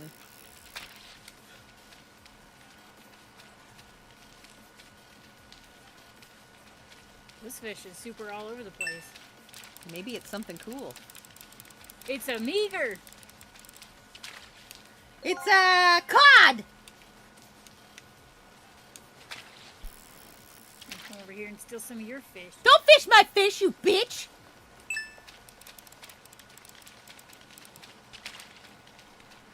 Oh, it's a dude's beautiful net.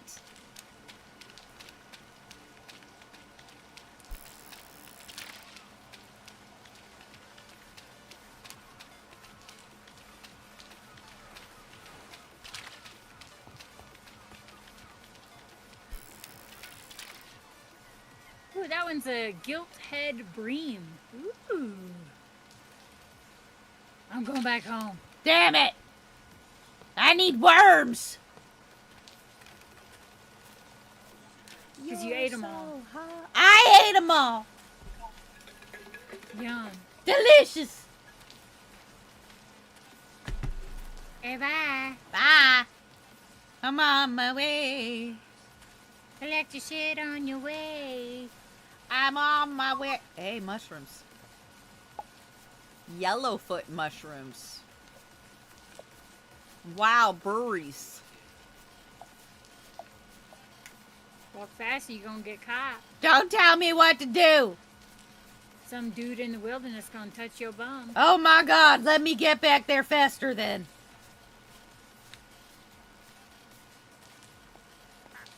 I got worms. I got worms.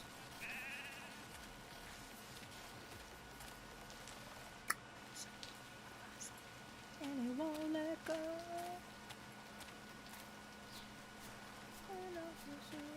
Hey, girl.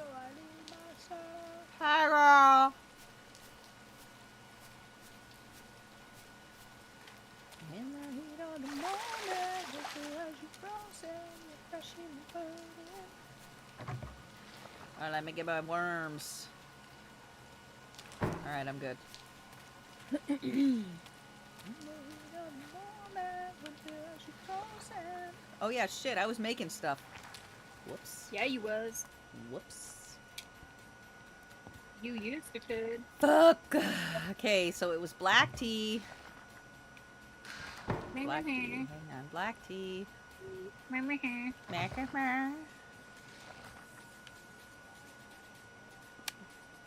Let's go, Black bitch. tea. Curds with cow milk. Okay. It's gonna knock me out anyway. Oh, see? It's gonna knock me out anyway.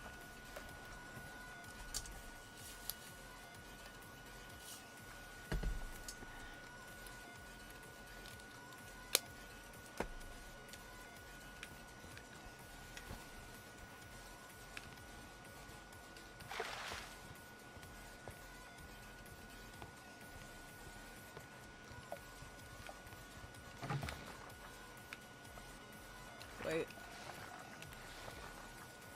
Honey flan and mushroom cream. With cow milk. I don't know what flan is. Flan. Croissant and flan. Croissant. Flan. Flan. Potato, potato. Potato, potato. It's flan. It's an A. Apple. Flan. Uneducated. You fucking heathen, she says. And I said, oh, yes, talk to me, dirty Elsa. Ah. You uneducated yoo-hoo. You sack of ass and sexy, but also stupid. Boop. You crashing and burning, but life said it's so best. Too far from who you are. Know that we wear our scars. Have a bunch of fucking fish stuff, ya ass bass. Bunch of fucking eels and squiddies and shit. Awesome fucking shit. That's right. Get all up inside you with that meat. Yes. If I don't feel like dying, pull out the pin. Self-destruct.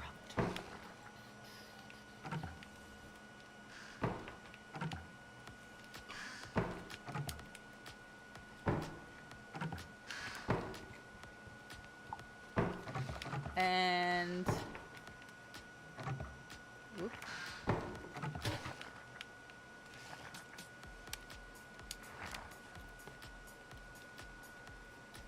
I need to make cream with cow milk. There's too much shit in here. I need. Oh, here. Here, swap it out for this chest. In the blue-brown. Yep.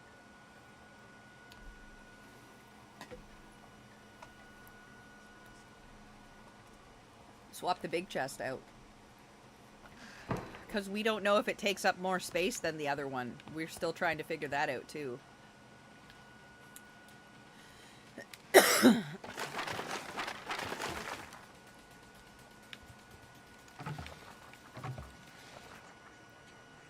Where does the honey go? In the purple one right here. The purple one right here.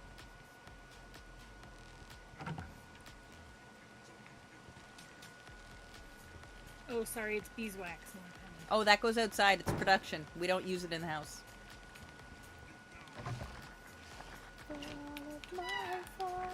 I need corn. You want to open the restaurant? Make some money? I gotta run downstairs real quick. Can, when you come back in before we start up the store, see if there's anything ready to be thrown out for sale? Actually, we might do the sale tomorrow instead. Here's the quests.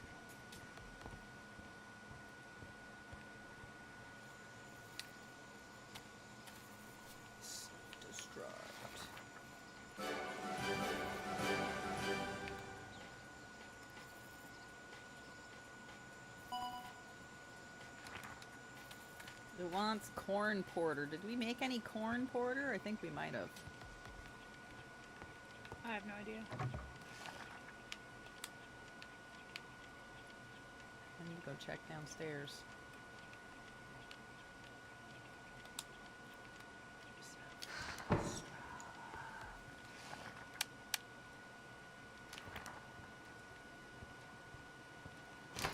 See if anything's ready downstairs.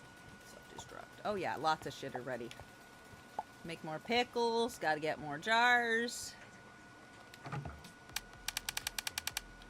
Alright, anything else to go in? Oh yeah, plenty of shit to go in. Cool. We're gonna do this one then. Where does the beeswax go? I want any of the bins out there that are for production and crafts. The bins that are over by the, like, construction tables. Because that's how we make candles.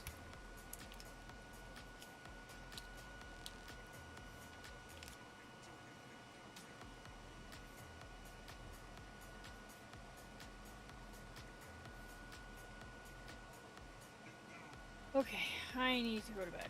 Bye.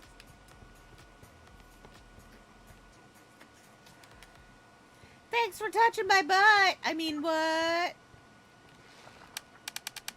Alright. Yeah, work tomorrow. Yay. So much fun. Please sound more excited. Okay, well then I'm gonna save the game and not play anymore of this one. Except I'm gonna switch to something else. Because I still have a little bit of time left. Yay, save. On the forge. Still have half an hour left on the forge, so you know what? I'm gonna switch to crafts. Switch to craft. Switch. Yeah. Switch. I am going to bed. Bye, love you, bye. I love you. Bye. So that means we're gonna make the glow forge big again. Oop.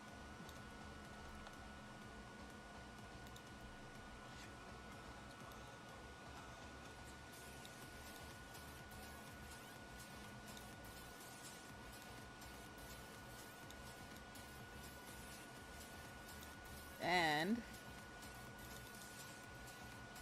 we'll do a window capture with probably BJ.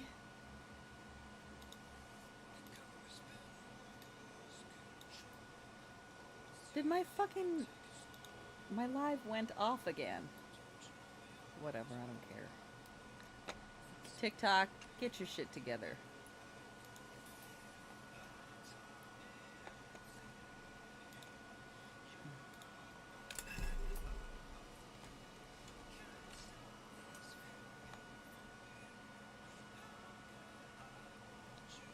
Hello, motherfucker. Fuck you, Elsabeth, you ass. Okay, it's makers and crafting, but TikTok doesn't have that.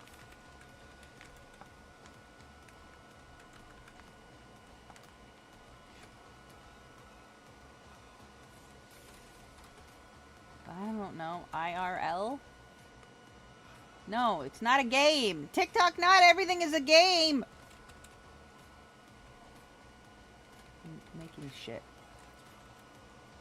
There's not a making or crafting on there. Fucking laser.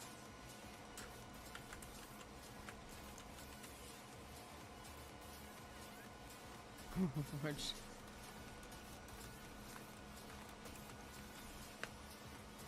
Other games. There we go. Thank you.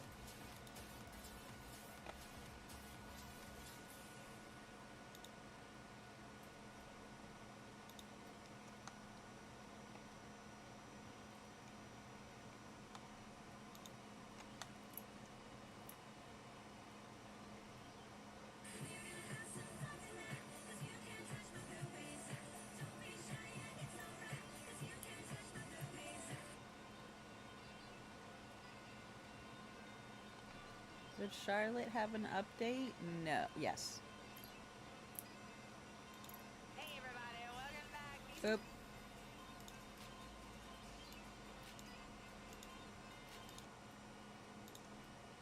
Hang on. Charlotte! Boop. Charlotte! Okay.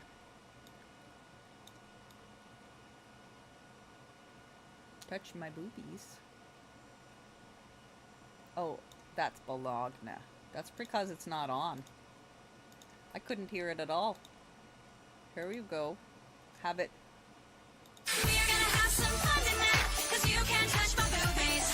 Don't be shy, yeah, it's alright, 'cause you can't touch my boobies. There you go. That is a laser cutter, dumbass. There's a difference. That there ain't a printer. It's a laser.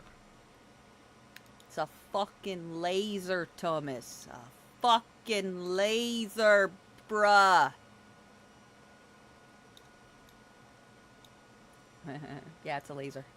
It's a Glowforge. It's a laser. There's some psycho sister-in-laws that ruin the wedding day. Story time! We excited! All of these are from the Charlotte Dobre YouTube subreddit. Sister-in-law smashes wedding cake and gets disowned at brother's wedding. Hey, I didn't even know what tag to use, as this story is messy.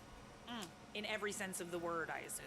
I'm Crafting. using fake names, although the groom and bride allowed me to share the story. This is my sister's story, yet I'm involved as well. I, 18 female, have a sister, Anna, 24 female. We grew up as close as possible, and we always did everything together. When Anna met Alex, her now husband, he worked at my parents' restaurant part-time to get his life started. Alex and Anna fell in love immediately, and our families got along well. Despite the age gap, Alex and Anna share life views, so it all worked out. Yet the only person that didn't like Anna, nor my family, was Sophia, 21 female, Alex's sister. Sophia made a big deal out of everything, yet she always acted like my sister's best friend. Her facade crumbled down at their wedding. Alex and Anna started dating 3 years ago and got engaged 2 years ago. The wedding took place this year in March. Sophia went dress shopping with Anna, yet didn't participate in the wedding planning. It's not the culture where I'm from. Yet she had every type of request in the book.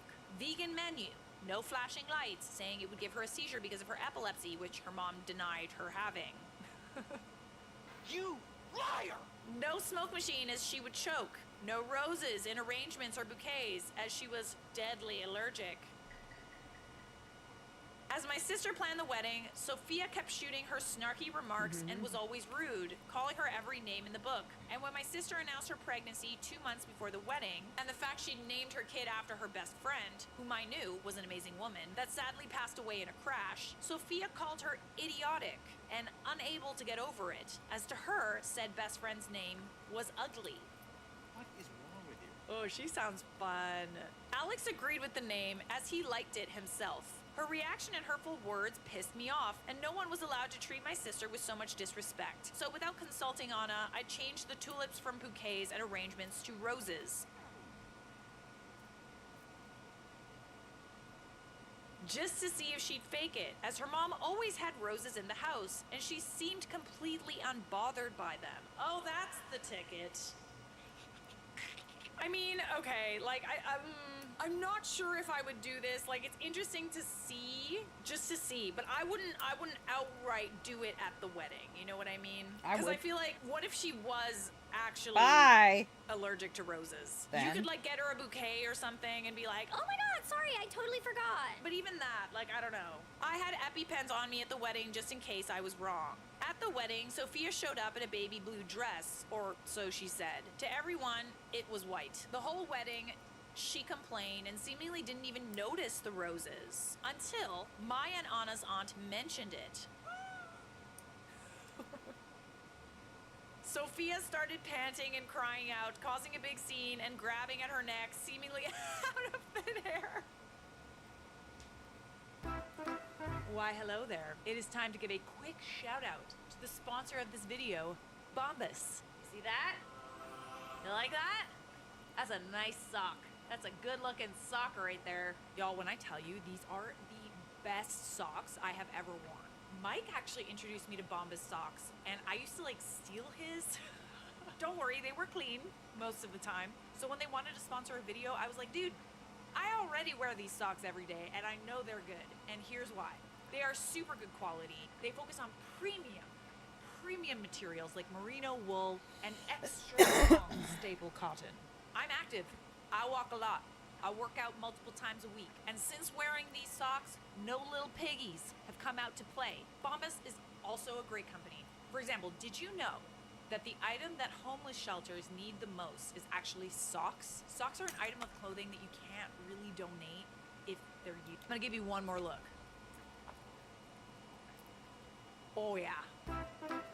Starting to throw herself on the table where the champagne and cake were, knocking both down. Everyone was looking. There's a term for this, right? Like, I've actually been watching like a lot of documentaries of people who claim to, like, really famous people who claim to, like, either have cancer or like some sort of like fake disease, and they use it as like their personality, and then they get exposed. There's a term for it. Is it Munchausen syndrome? Munchausen syndrome, now formerly known as factitious disorder imposed on self, is a mental health condition where individuals intentionally fake or induce physical or psychological symptoms to appear ill, often seeking attention or sympathy. This is actually like so much more common than you would think. It's not as simple as, you know, pretending to be sick because you don't want to go out. Sorry, I can't go to work today. It's a lot deeper than that. I think it stems from, like, you know, maybe at some point early Being in fucking childhood, insane. they, you know, were sick, and No. they got the attention that they sought. A You know, lot of it everybody comes kinda from never coddled getting them the attention. and, like, you know, came to their every whim, walked on eggshells around them, and they started to learn. I'm learning. If they were just poor, sick old me, they didn't have to behave like a normal human being. Everyone would always tiptoe around them, treat them with all of the respect and attention that they've always wanted. I find that people who can't get attention any other way often are like this. They use it as a way to, like, be center stage. And believe me, I know someone like this. So the cake got destroyed, Anna started crying, and Alex comforted her, while Alex's parents, Maria and Vladimir, started berating their daughter for making a fool of herself and their family. Vladimir said she's disowned, and he hoped to never see her again. You're done. You're done. And everyone left her on the floor crying and continued celebrating my sister's beautiful marriage. I played petty and picked a rose from one of the arrangements and threw it on her. Whoa, okay, bestie. Before calling security and going to enjoy myself. Post-wedding, Sophia posted about us on social media, complaining how we intentionally triggered her and got her disowned, and is currently dragging my sister through the mud. We're trying to take legal action, but we'll see what we can do. I'll update if necessary. Yikes, that girl is so overly dramatic. I'm convinced she made sure to crash into the table with the wedding cake just so she could ruin the wedding. Of course And she maybe did. the whole ploy about the Aimed. roses was, you know, Aimed. like, everybody gets roses for weddings. Like, I'm sorry, but roses are a thing at weddings. Hang on a Just second. finding little ways to kind of Don't sabotage, get right? roses for a wedding. Fuck off.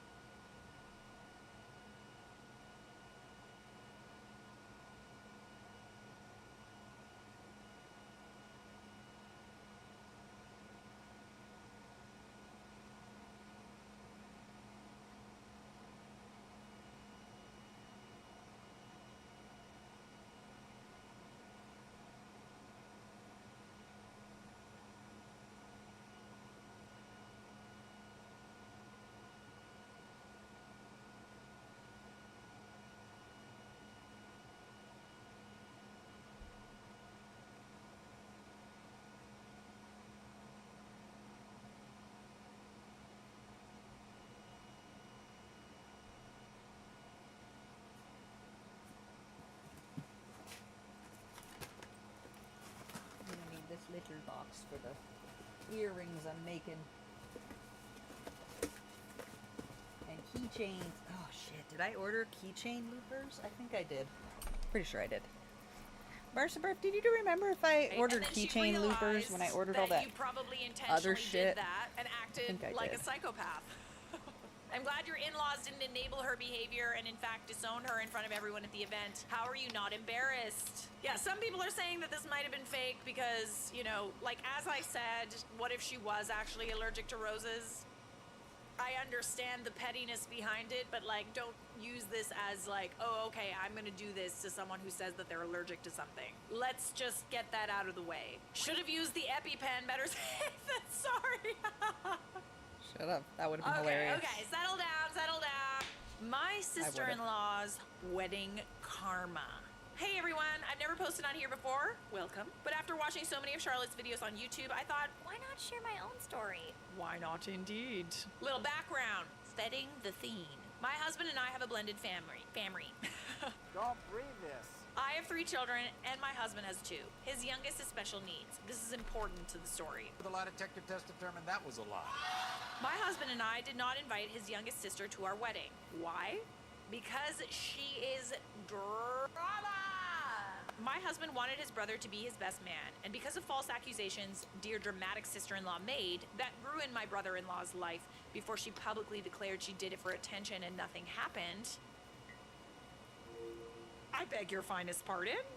My husband decided he wouldn't put his brother through the stress of being near her. Fast forward a few years, we as a family get an invitation to sister-in-law's wedding. It was a beautiful outdoor Great Gatsby Roaring 20s themed affair. My family sits down at the table and waits for the ceremony to start. After about 5 minutes, my mother-in-law comes up and tells my husband that sister-in-law wants her immediate family to sit at the very front. She looked at me and asked if I minded. Not at all. Ooh, rude. I'm sorry, immediate family does get to sit at the front, but I think it goes without saying that their partners also sit. Criminal offensive side eye. As my children and I are sitting away from my husband, I see my beautiful stepdaughter, the one with special needs, and her mom and stepdad. Guess where all of them were directed to sit?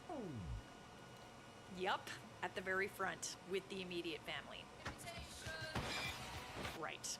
Yeah, that was a dig. That was a dig. My husband was angry. He came to sit back with me. I told him calmly it was his sister's day. She wanted him at the front. He needed to respect that. I didn't realize the groom overheard. He tried to get another chair for me, but I told him no. I wasn't trying to create any problems, and I looked back at my husband and said, "We're leaving as soon as the ceremony is done." Mind you, this is all in front of the guests, including the groom's family, friends, and her friends and extended family. That sounds messy. Okay. Not a good look. The ceremony was beautiful. My sister-in-law looked ethereal. It was perfect for her. My goodness, you seem like a very well-grounded, really understanding person. I think that you are handling this beautifully, and the way that you talk about her is like, it just goes to show that you're not being petty in this at all. That's all it is. It's just family. Ain't that deep. After the ceremony, as we were leaving, my other sister-in-law asked what was going on, and my husband told her. She was appalled. We noticed some other people leaving but thought nothing of it until afterwards. The bride called my husband the next day crying because apparently almost everyone left after the ceremony. She wanted to dance with her big brother because she couldn't have a father-daughter dance, but he left without saying goodbye. I mean, I think that that's kind of her fault. Both sides' family left soon after too, and she had no clue why. I think like intentionally excluding people and making like a big scene about it is kind of silly. She wasn't even able to get family pictures. That's when my husband blew up at her and said, "Yeah, you didn't get family pictures with me because you disrespected half of my family." Period. I love this for you. After explaining to her what happened before she came down the aisle and how he wanted to leave, but I was the one that told him to sit at the front because it was her day and that's what she wanted, and how everyone there saw how she treated people and thought it was less than her, when in reality I showed more grace and dignity than she would ever possess, and they knew it. She then cried, and she only did it because I didn't invite her to our wedding. Yeah, but listen, that's not your... Okay, hold on a second. Wait a minute. That was also not just your decision. That was also your husband's decision. He actually had to tell her that it wasn't me that didn't invite her, but him. She was his sister. It was his responsibility, and she should be mad at him. We all cut contact with her, but it was after she called us demanding we financially support their mother. She was in on the wedding stuff and is extremely toxic in her own right. Well, that's my story. I hope you found it entertaining. What a way to just, like, genuinely ruin your own day. Like, just to be petty and spiteful like that. Like, you didn't have to do that, okay? At that point, it's like you're bringing this negative energy to a day that's supposed to be special, and you're being, like, spiteful. For what? I have cause. It is because I hate him. I understand she felt some type of way about not being invited to your wedding over things that she did. But, like, not only did she exclude you, she also excluded her nieces and nephews and made them feel like they weren't part of the family. You see, your actions have consequences. I'm really glad that everybody had your back. We're not going to talk about what the sister-in-law did, like the allegations against the brother and what caused her to not be invited. But I just find that very, very funny that she caused this whole situation, the not being invited, and then is still being spiteful toward you. Well, if it isn't the consequences of one's actions. What is the relevance of the stepdaughter having special needs? I feel like I'm missing something. Okay, yes, this wasn't addressed. Oh, I'm sorry. My stepdaughter is wheelchair bound. My sister-in-law's excuse for having them sit in the front with the immediate family was because she didn't think my husband could handle his daughter. I can understand having her mom there in that case, but then why have stepdaughters and stepdads up there too? That's a good point. Yes. And also, really relevant update that I thought I would share. I think they're divorced now. Oh, there's a big surprise. I don't know all the details because I really don't care to know about her. Love this. Let's not put our energy into people that don't serve us. I don't know the details. I really don't care to know about her. I know she has 2 children and works as a flagger for road crews. You really did kill her with kindness in this respect, and I'm proud of you. The good thing about people is they often show their true colors without you having to do anything. Crazy sister-in-law tries to interject herself into my wedding. Bridesmaids have my back. I love hearing Charlotte's take on wedding drama. So after just finding out some drama that happened at my wedding 10 years ago, I thought I'd share. Ooh, goody. Will you share your thoughts with the whole class? Throw away because my family knows about my mean. My husband's eldest sister is the most egotistical, dramatic person I know. She has to be the center of attention at all times. I saw her a handful of times before we got engaged, and we were not close. Well, after getting engaged, someone gave her my number, and she was very vocal about what I should do for the wedding. Cute. She gave me the contact for a Mennonite wedding dress shop. Hi, handsome. I had already gotten my dress. She then wanted to see a picture and complained I didn't invite her to go dress shopping. I replied that I kept it small, with just my mom and 2 bridesmaids. Support me, all right. Uni 100. That is honestly a good call Arsenic to not share Gummy it with Bear anyone, cheered because 100 especially bits. someone that you don't trust. I don't know. I don't see that going well. Soon after that, she told me that her youngest daughter was the perfect age to be my flower girl, and that she already has a flower girl dress for her to wear. I said my niece was going to be the only flower girl. She said I was welcome to use the white flower girl dress for my niece. I told her I don't want my flower girl in white, but thanks for the offer. She insisted that I had to put my flower girl in white. I stopped replying. Oh, but you simply must, darling. Says who? Says who? Then she wanted to know what the brother should wear for the wedding because she was going shopping and she was going to go pick up new shirts for them. We informed her that the brothers were not a part of the wedding party, so it doesn't matter. She said the boys have to be in the wedding because they are family and it's a tradition. We told her it's our wedding and we were going to do what we want and not because they are family. tradition. They're These are just a family. few of the ones that I knew about. Now to things I recently found out about my other sister-in-law, her sister. The day of my wedding wasn't perfect, but I had the attitude of, if it's something that can be fixed, fix it. And You move are on. If it just can't be fixed, cutting take like deep a breath and fucking move on. mad Don't let woman. anything mar this Squirrel! day. Bridesmaids knew about my wedding day philosophy and that my soon-to-be in-laws were difficult, so they knew to run interference. How much shit are you cutting? Defense.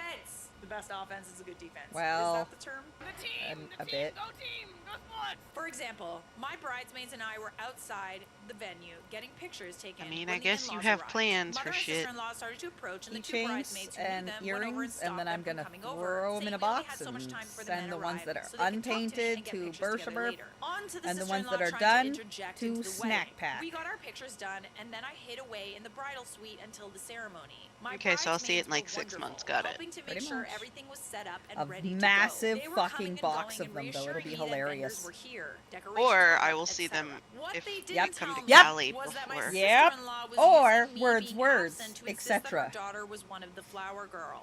Words, etc. Yep. I mean, the sooner the better I see your ass again. What a silly hill to die on. Like, really? She actually had her 4-year-old in the white flower girl dress. Bridesmaids knew about this and politely showed her the wedding program with the bridal party listed. I'm not The ready one where for her my daughter little was one to be not 5. listed as the flower girl. She then wanted to know where the family was gathering to be It's killing escorted me. in when the ceremony started. We had no family being Killing escorted me. in, not even parents and grandparents. Bridesmaids set her straight. Oh my goodness. The fact that they even 14 have to do days. this, like, they're small things, but it's also just like, why create You almost were problems? birthday Just twins. show Oh up. shit! Like, I in the dropped the sister-in-law's Q-tip all the way in mind, there. She's trying Whoops. to like have control Whatever. over some aspect of the wedding. Maybe she's, Well, you know, probably genuinely wasn't the thinking smoothest like, move. oh, this It's is a the way fucking our Q-tip family and it's does it, acetone. Who and, you know, I cares? want to keep up with tradition. But at the end of the day, it's not her wedding, and she should just shut the front door. She tried to convince my soon-to-be husband that I approved her singing a song during the ceremony. Oh. So who's winning currently for tattoo? Again, my bridesmaids intervened and I said bought they a would go laser. confirm with me. Why create these Laser? like problems?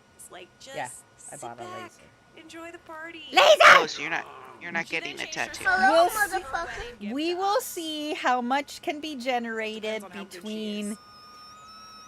then, when I bought the laser, and my birthday in Husband politely declined, 16 said the days. ceremony was already And planned, if and I changing can get now a was couple too much hundred, I'll go trouble. get a tattoo. Yeah, like, don't you need to be like set up with AV and stuff like that in But order we have to 16 accommodate a days to request develop like that this? much. It's actually so Squirrel! unbelievably common for family to It's interject silver. like this. Like, it seems small. No big deal. It is a big deal. The little things Oh my that god, I happen. love it. I can tell you right now Hi, that Nico. between signing wedding contracts, ensure I'm paying deposits on time. You need to send one of navigating those the to 120 Sleeping person Luna. guest A list, squirrel? Navigating all the people who Yeah. you know, didn't book when I A told them to red book, and now squirrel? scrambling to find a place. Navigating, It's a you know, all keychain. of the, like, It's a weird big it's a family keychain. It's supposed to be dynamics and big. drama, It's a fucking people who say keychain. they're coming and not If she coming and wants then coming earring and then- size, it's just keep in mind. That's this when size. someone is getting married, someone in It's your a little family, guy. a close They can make friend or earrings. whatever, They're just they little are guys. already dealing This big. with a lot. And yours are navigating a raccoons. lot. Yours So are this big. While you might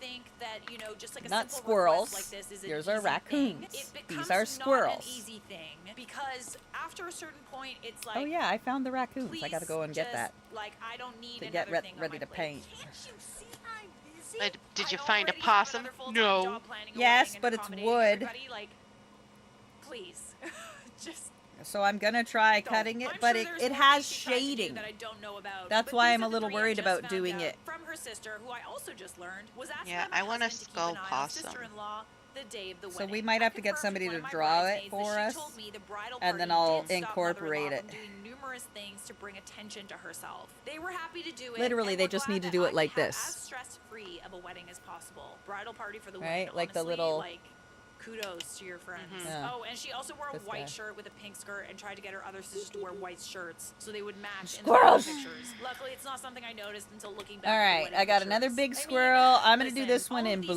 blue. are kind of like not overtly trying to steal the spotlight, definitely trying to have Alright, control well, I'm going over to bed. I some just wanted to aspect scare of Bye, you. love you, wedding, bye. but Even just, smaller like, than that, Burst Burf.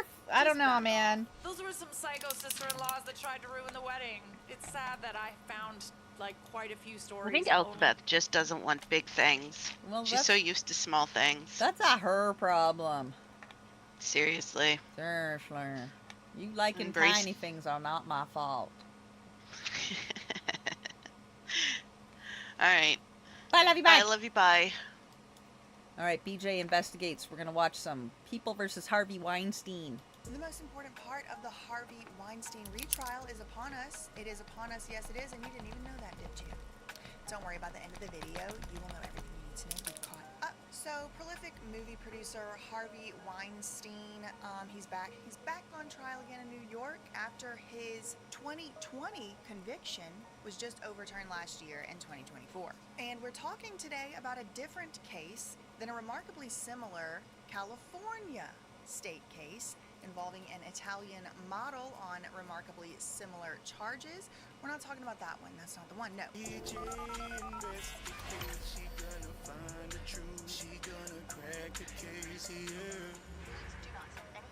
Or honestly comments of any kind to anyone mentioned in this video. Butterfly? Elizabeth, go into the patterns and find the butterfly that... Is back on trial. Oh, Jesse. In New York Hang on, baby. I'll City, check.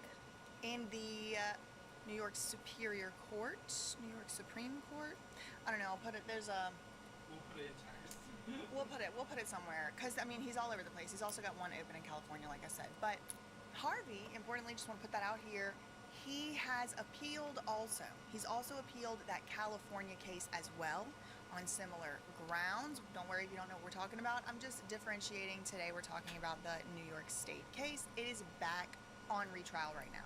So as we speak, sitting here today, Harvey Weinstein is currently incarcerated on Rikers Island, a very notorious prison, excuse me. It's on an island. It's really on an island. I think Rikers is where they had Shutter Island. I think Shutter Island is based on Rikers. Am I imagining this? No, I think you're right. Harvey Weinstein, he's over there on Shutter Island, playing a leprechaun, and... Could be a kid that got hold to the wrong stuff, and it told him to get up in a tree and play a leprechaun. He is serving a 23-year prison sentence that started in the year 2020, so he's 3 years in. Now this is from 2020 convictions, criminal convictions of the sexual abuse nature. The conviction, originally he appealed it and it was reaffirmed. The appeals court said yes, convicted. He appealed it again to the highest court in the state, and that court just decided about a year ago in a very hotly contested 4-3 decision. So you know how the Supreme Court has like this panel of judges? This is the same thing, but this at the state level. So it wasn't like a unanimous decision by any means. And in fact, if just one judge in the majority would have decided the other way, it would have been conviction affirmed. All right, we gotta wait for this one to so dry. It's really Blue. just one judge that made the difference, but that still does make it binding case law.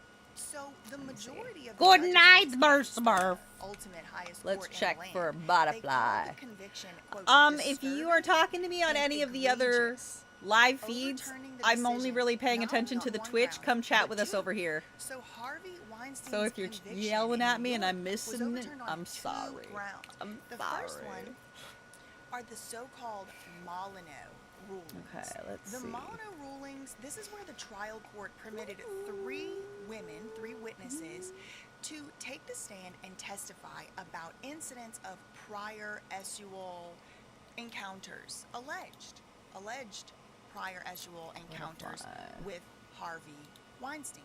These were of the unproven, quote, prior bad acts type of testimony. And so under very well established law, the government cannot introduce evidence of, quote, prior bad acts at trial against a criminal defendant if the purpose for them doing so is just to establish that the defendant might have had a propensity to do something. And so because he did it before in the past several times, How about some he earrings? necessarily had a better chance of having done it in this particular case. But this evidence, like I said, is not allowed if it's used for that purpose. That being said, there are some limited exceptions, like including where the accusation is of a sexual nature. Now, the person traditionally has to be accused of some type of sexual crime, and then the people that are coming in to give the evidence of the prior bad acts are trying to do so to show certain things. But still, it's so nuanced and tricky and complex and really didn't make sense. And I think that's why it did get overturned, because the underlying thing is like, because sexual crimes are just different.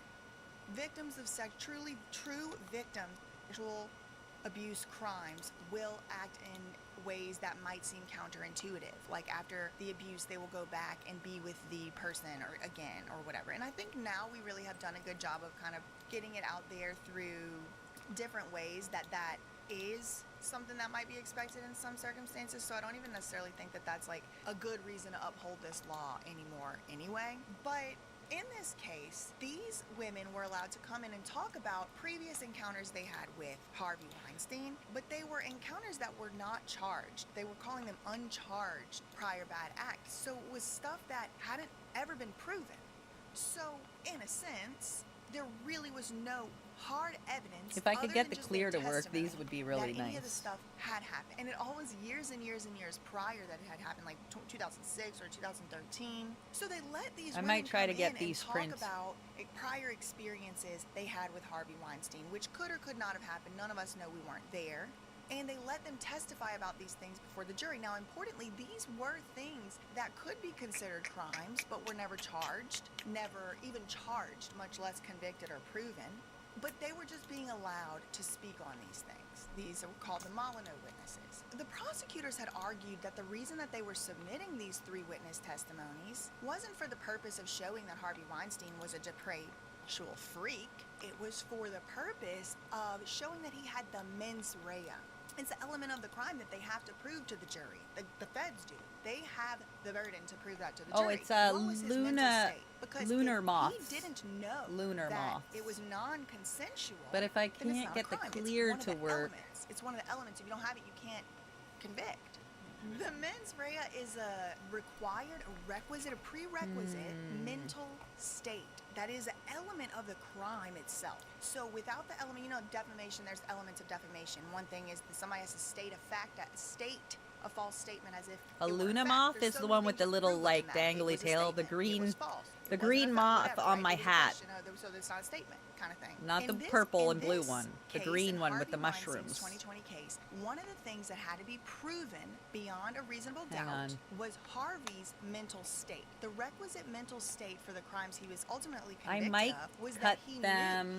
knew and or intended to violate the consent. He knew they didn't If I consent. cut and he them did in it anyway. purple, I can There's a do the lot of line ways in you could prove black. that. She was screaming no. If She I was can running get the away. She has a clear bunch of to bruises work. on her. He has scratch marks on his face. If I can get the It's a clear good to way work, we'll prove see. She was not consenting. One way to support it doesn't. Nothing ever really We'll fully see proves if I can get the because clear you to can't work. prove someone's mental state. All you can really do is give enough evidence. So what the government was saying is, we are going to prove that he knew in this case, that we're charging him for, he knew. See if it was works. I'm consensual. gonna make a By bringing in buttload of them. people from other uncharged cases that had nothing to do with this case as far as anything being charged. These are not things being charged. 3 women were allowed to come in and say, I had an unconsenting interaction with him. This is how he knew in that case it was unconsenting. And lay it all out. But again, never proven, never charged. Some of them were never Or I reported. could So do it in if this that seems like a and see confusing reason if this to will work. introduce this evidence. This is The eco highest thin court though. agreed. The state had said they eco-medium. were introducing these witness testimony for the purpose to show that Harvey had the mental knowledge or the awareness, the mental awareness that these complainants didn't consent. So the complainants in this case are the ones for the crimes that Harvey's being charged with.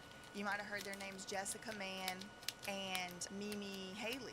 They were the ones that alleged crimes that was been convicted were committed upon them by Harvey Weinstein.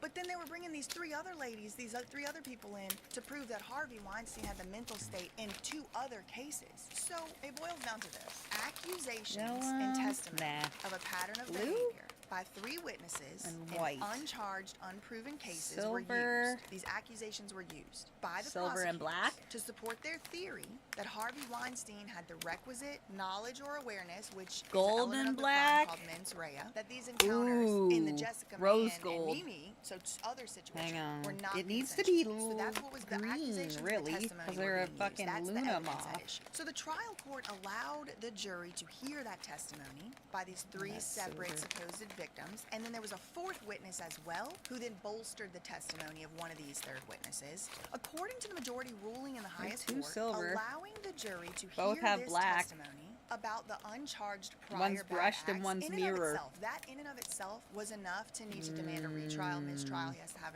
a new trial. It probably would have got overturned on that alone. However, in Brushed, Harvey's appeal unbrushed, or paperwork, rose and gold. ultimately it was successfully argued to the appeal court, to the highest court, there was a whole nother reason. There was a second reason for overturning Harvey Weinstein's case. And it had to do with those same witness testimony, but this time it was under the Sandoval ruling, which is Let's go with brush, not only was just the to see if it testimony works. allowed, bad enough on itself to overturn, but also then when Harvey I wanna try Weinstein it with was going clear to get up first. and Oh, what am I testify doing? on cross-examination in his own defense, something you have the right to do under the, I believe it's the 6th Amendment. You have the right to assist in your trial. You have the right to testify in your own trial. You also have the right not to.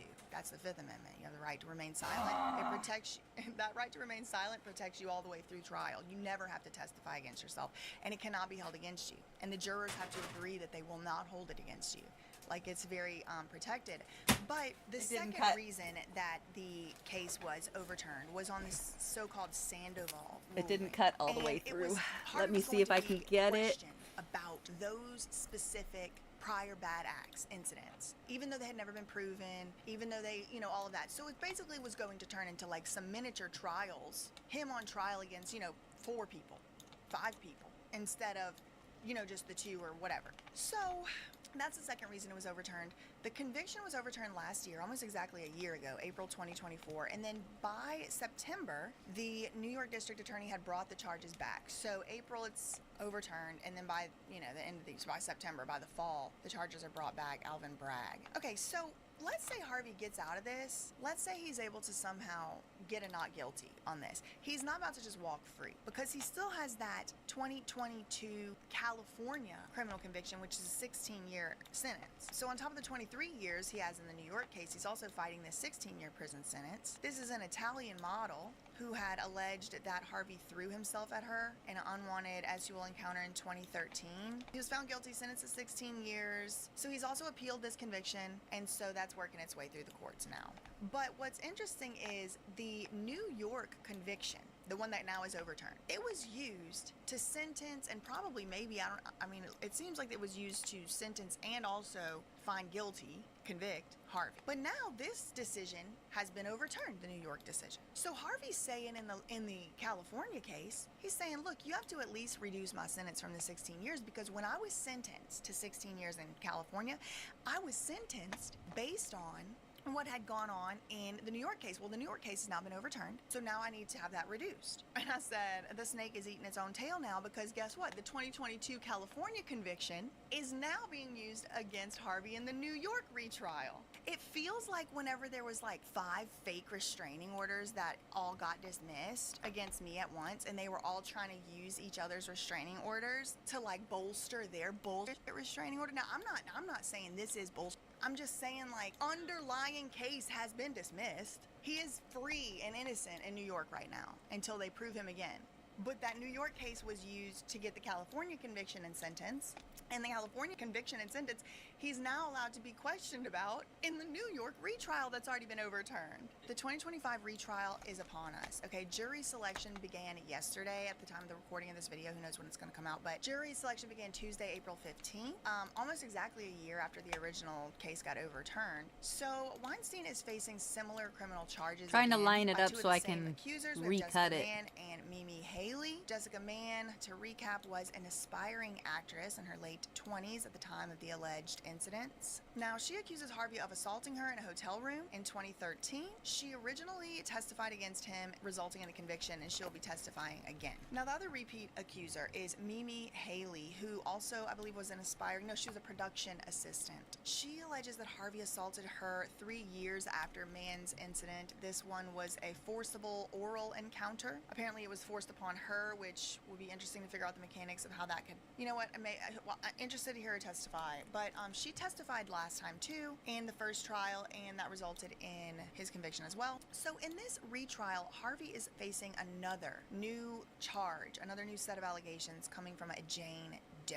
This Jane Doe's lawyer has made press statements on the jury selection day, like yesterday whenever the jury selection began. She did a press statement at the press conference. She said that justice has been delayed because Harvey was able to get it overturned. She said, but it's not going to be denied because we're going to get him convicted. Now, this is a plaintiff's lawyer. She's just representing just this Jane Doe, but there's the prosecutors who are prosecuting. So this is just kind of like in case there's a reason for her to need a lawyer here. This lawyer claims that she's confident that that Harvey will be found guilty again. She also prepares the public that we're going to hear a lot of noise from alleged so-called experts. There's going to be a lot of commentary, she said. But remember, at the end of the day, the facts are the facts. And she says these acts were not consensual, okay? During the trial, there will be a lot of pundits, commentators, and so-called experts discussing whether or not these acts were consensual.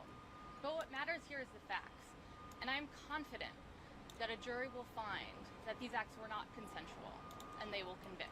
That's what she said. Then, like the same day, Harvey Weinstein lawyer comes out, stands at pretty much, I think, the same podium. They're outside the same building. And he's saying exactly the opposite thing. Put the clip right here. All of his relationships were consensual, and therefore Richard verdict him not guilty. So obviously the brass tacks of the case is going to come down to consent, which requires knowledge of two things: Harvey's state of mind at the time of the alleged incidents and the accuser's state of mind at the time of the supposed acts.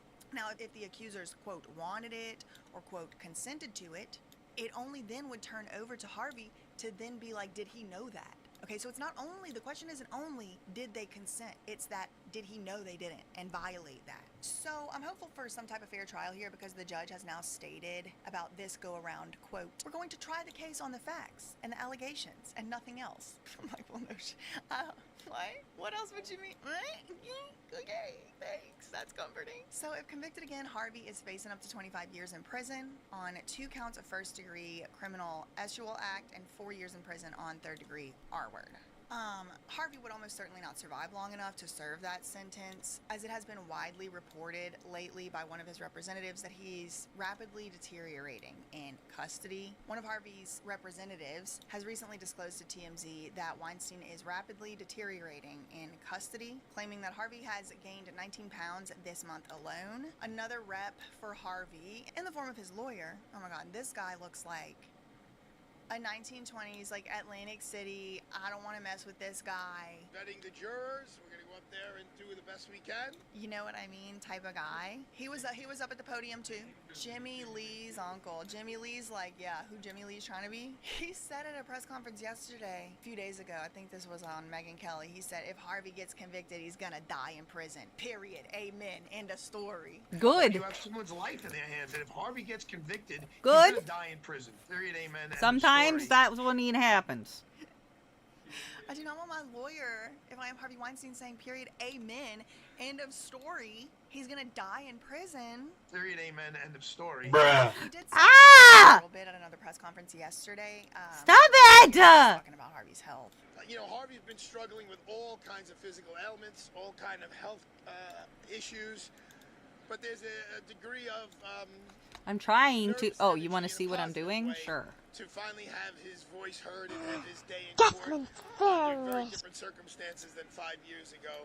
And he's cautiously optimistic that when all the evidence is out, the jury will find that all of his relationships were consensual, and therefore Richard verdict him not guilty. Lining it up, okay? That's what I'm doing. Thank you. But, yeah, Harvey purportedly has said that Rikers is a hellhole, and the only reason he's hanging on to dear life at all and fighting is because he wants to clear his name, and he wants to clear himself of these allegations. He's repeatedly asked the judge to hurry the case along because of his health. Now, not only has he now been diagnosed with leukemia, which is a kind of blood cancer, but he also recently had emergency open heart surgery. And since he has been in jail awaiting trial, he has accused the detention center of negligence and endangering his life. So he is really not having a good go at the health department of his own life. No, it sounds horrible. It does. It sounds like a nightmare. I'd never want to go to jail. Thank you, Nick. So his lawyers are expected to argue in court that the women consented to these encounters, and his lawyer does come out and say, like, they were friends with benefits. What do you want me to say about it? They got to go to places they never got to go before. There's a clip link somewhere in here. I really think this is probably accurate. They were kind of friends with benefits. You know, he was getting something from them, and they were going to Oscar parties, and they were going to the Cannes Film Festival, and they were having access to things that they would never have access to. These were not these caliber of people. Okay, so a few days before the jury selection began, which did just happen, Harvey's lawyer appeared publicly to speak about the jury selection process, describing it as the most important part of the entire trial. The jury selection part is going to be probably the most important part of the whole case. Tedious because we're going to ask, okay, can we have a raise of hands? who knows who this is? Okay, fine. And then when you say raise your hands if you know about this case, you then need to call them in the back individually because you don't want them to blurt out, oh yeah, I know Harvey's a rapist and he's a bad guy and he killed his this and his cat. So one at a time, you have to ask them what they know and whether they can get over their own personal knowledge, what's in the hard drive of their brain, to then just base their verdict on the facts that they're going to hear in this trial. Not a trial in California, not a trial in New York 5 years ago, not some documentary on Netflix. So jury selection here, probably more than any case I've ever been involved with, is. So selecting the jury, he said, was going to be the biggest hurdle. Why? Because so many people have already heard about the Harvey Weinstein case. They're familiar with it. They've already formed a bias. They cannot be impartial. One thing about a fair trial is your jury has to be impartial. So this interview right here that y'all just saw the clips from, that was done 4 days before the jury selection began. And Harvey's lawyer, he does describe how he sees the jury selection process playing out. So like I said earlier, jury selection has signaled the kickoff of the trial, the retrial in New York, and it's already off to a Hollywood start. According to the AP, one of the possible jurors excused himself from service because he admitted flat out to the judge there's no way he could be impartial because he hates this guy. But in true Hollywood fashion, it's not like Joe the mailman or something. It's immediately reported on because the proposed juror in question who needed to go and announce that he hated Harvey Weinstein so much is a supposed actor I never heard of. And the actor plays a Manhattan prosecutor in a show or a movie with Robert De Niro. Mark Axelowitz. I don't know how to say it, sorry. There's a little article right here. Hashtag Me Too. And like every article you see is going to have the hashtag Me Too in it. Either it's dragging it, praising it, talking about it. And now I'm like, wait, is the Screen Actors Guild sponsoring the press for the trial? Like, who paid for this to be put in the AP? Did somebody, is it this guy's manager? All these aspiring actors and accusers and aspiring actor jury members and things. I'm like, there's a lot of actors involved here. Even on the jury? Then there's like the obvious Me Too-ification of it all. You can't talk about this without talking about the Me Too movement, and it has been heavily criticized by, specifically, I mean, this case is being spearheaded in the independent journalism world by Candace Owens. She's making this sort of Harvey Speaks series, and it's already got a few episodes out, where she's kind of trying to make the case that this was not a fair conviction, not necessarily for the specific grounds that the appeal court, you know, the ultimate court overturned it on, but because this case was a trial by media on the backdrop of the Me Too movement, which now has, people seem to agree, calmed down, fizzled down. Like the same kind of rage behind it just isn't there. There's a lot of speculation and theories as to why. Candace Owens, I do invite everyone to go and watch that series because it's a good one, and there's things in it that I didn't know. There's things in it I never thought about or whatever, and it kind of put me on to looking into some of this myself as well, which now I've seen other things that do seem to be a little irregular, like the fact, I mean, it did get overturned. The conviction got overturned. So then it does lead one to ask, well, how did he get convicted in the first place? And a lot of people are saying it's because, and I see the argument, somebody just needed to take the fall for the pressure release of all of the legitimate allegations and accusations people in this industry and others have had in the dynamic of like it's a boss or, you know, someone with power over you and it needed to be a reckoning or whatever. But it did result perhaps in a situation where Harvey Weinstein didn't get a fair trial, so then his conviction got overturned because the Me Too-ification of the whole thing. It's like, well, that surely can't be what we wanted, even if we wanted justice. So, you know, I would be remiss not to mention that aspect of it because there was a strong socio-political pull in the direction of like making sure they got him for something. And it was very involved in the Me Too. I mean, Harvey Weinstein is the Me Too guy.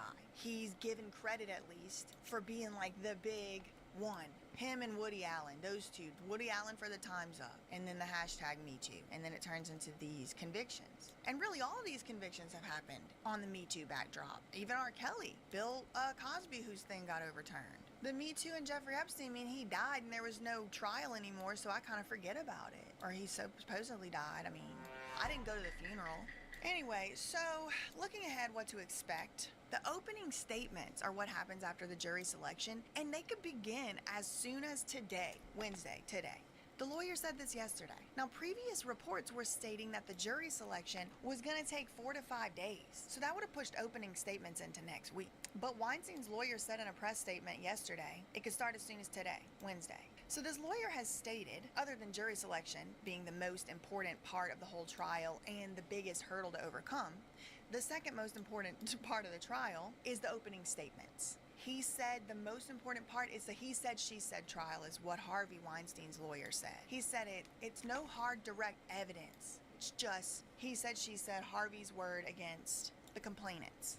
But I'm sure the government would beg to differ. I'm sure they would say they had a lot of hard evidence, so we'll see. But because of that, the lawyer was saying it's going to be important to get out in front of it and to say, look at the body language, look at what their reasons to be lying are, look at his reasons to be, you know, like that kind of thing. So he said it's going to be the most important thing, and it could be happening today. I don't think it's happening today. I think we'd heard about it. So at first they were expecting the trial to last 4 weeks, maybe 6, like a month, but now I guess according to the Harvey Weinstein's lawyer, it could be a 2-month trial. He's like, it's apparently going to be 2 months long. Now, I don't know why all of it, like he was just finding out, it seems like he was flustered about it. He's like, apparently, like he just got the memo just now yesterday, the first day of trial, that it was going to be 2 months, but it could be. Some people are speculating it's going to be much more difficult for the lawyers to do their lawyering this go around because you're dealing with the trial record and you're going to have to comb through thousands of pages of transcripts. As far as whether we're going to see Harvey Weinstein testify at trial, it's surprisingly on the table. He did not testify at the last trial because of those Sandoval rulings where he was going to be able to be cross-examined on the prior bad act. So he was just like, I'm not doing that. I'm not doing many trials.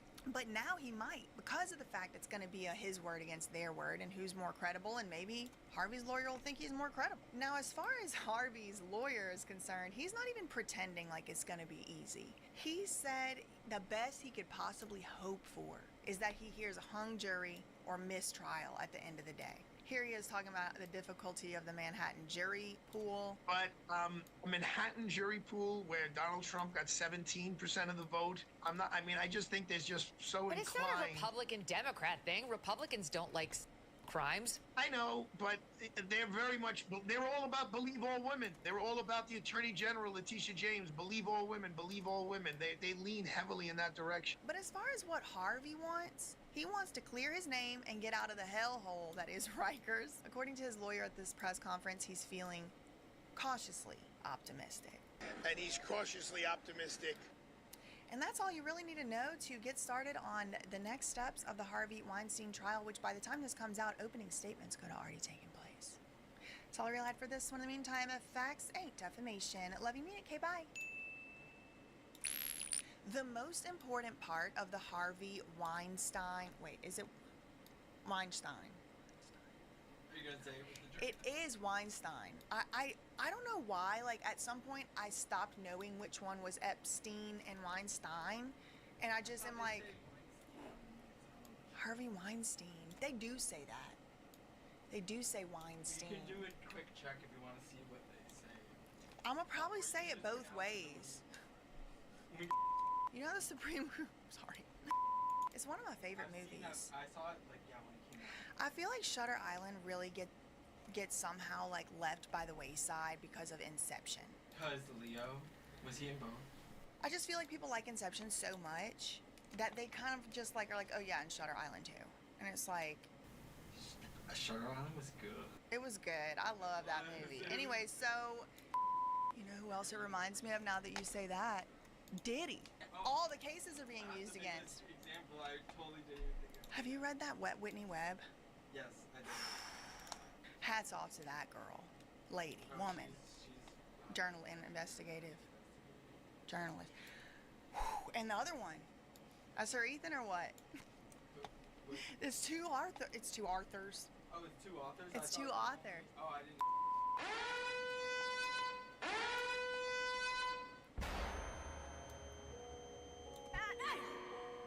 Fuck! I can't get this last one to go right.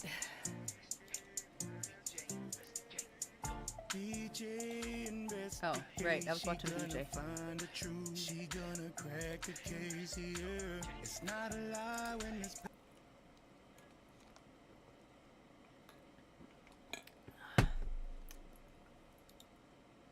Yeah, Gabby with new Petito. never-before-seen I footage, did! Netflix's latest docuseries on Gabby Petito has reignited conversation about her mysterious death. On August 22nd, I got a text from Gabby. But at the same time, many viewers are also calling out overlooked evidence. As a social worker, the signs were so clear. It's painfully obvious how scared and distraught she was. The system failed her. In a bizarre twist, the internet is spiraling with their own disturbing theories. He's not dead. Brian Laundrie is still alive. Brian Laundrie is still alive, being hid by his parents. With criticism at an all-time high, we take a closer look. What are the red flags that investigators and Netflix have missed in the Gabby Petito case? This is a case that took place 3 years ago, and the initial timeline was already concerning. July 2nd, 2020, the couple announced their engagement on Instagram. July 2nd, 2021, then 22-year-old Gabby Petito and 23-year-old Brian Laundrie postponed their wedding and baby plans to go on a 4-month road trip through America's national parks. September 1st, Brian flew home to Florida, alone. September 11th, Gabby's family reported her missing. Naturally, suspicion fell on the last person to see Gabby alive, Brian Laundrie. We're just pleading with him at this point to please speak with us. And as evidence came out from lawyers, law enforcement, and witnesses, a new timeline was formed, but still with significant gaps.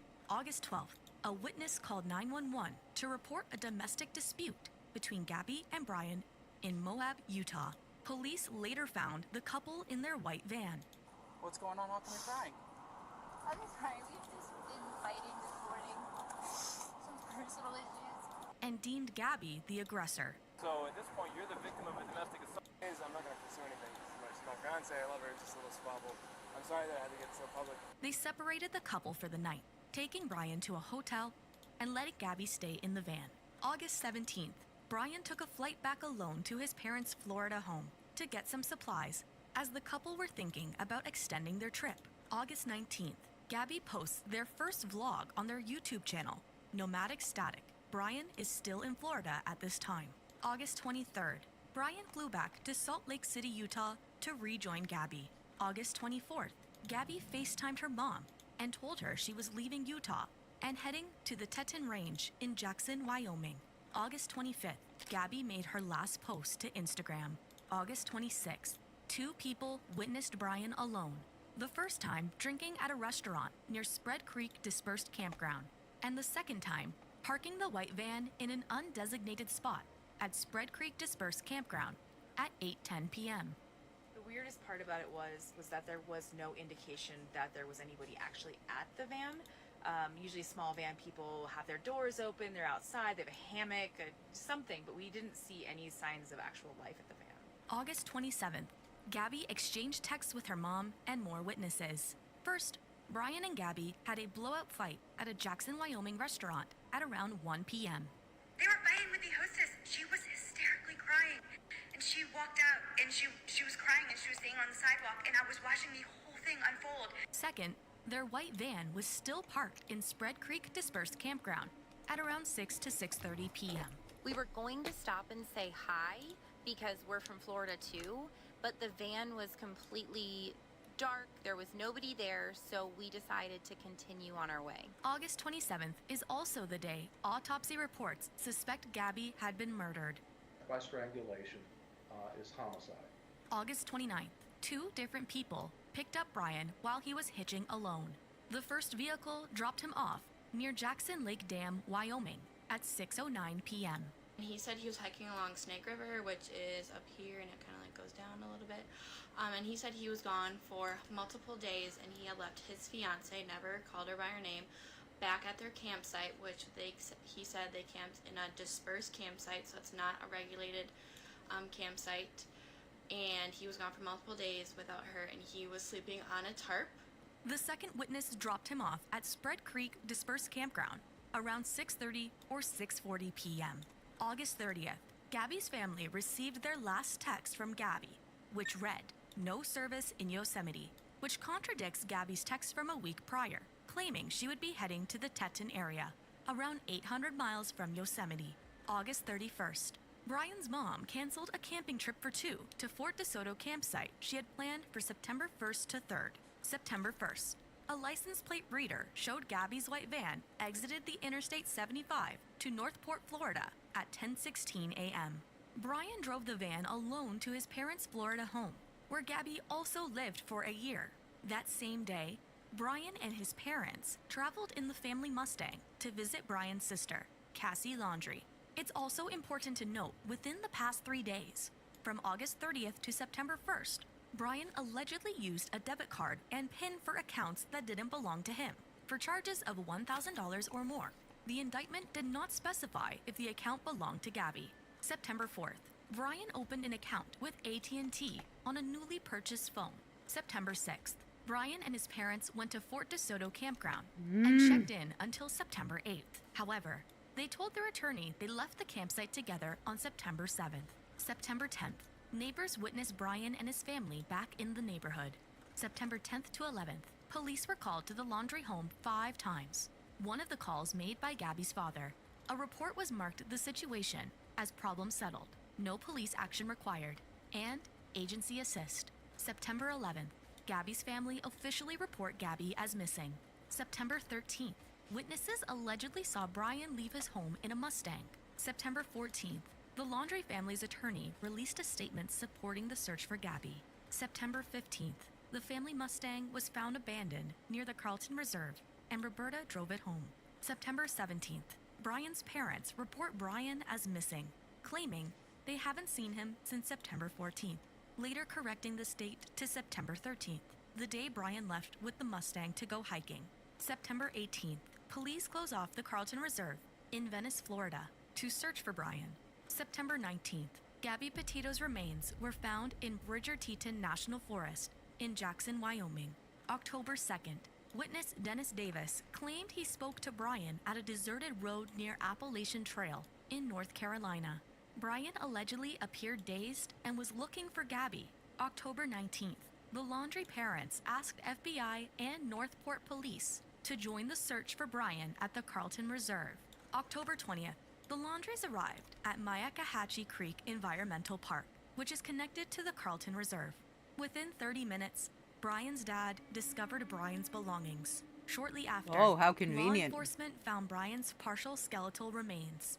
FBI revealed there was a notebook with a written confession from Brian, claiming to have murdered Gabby. To law enforcement, it was simple.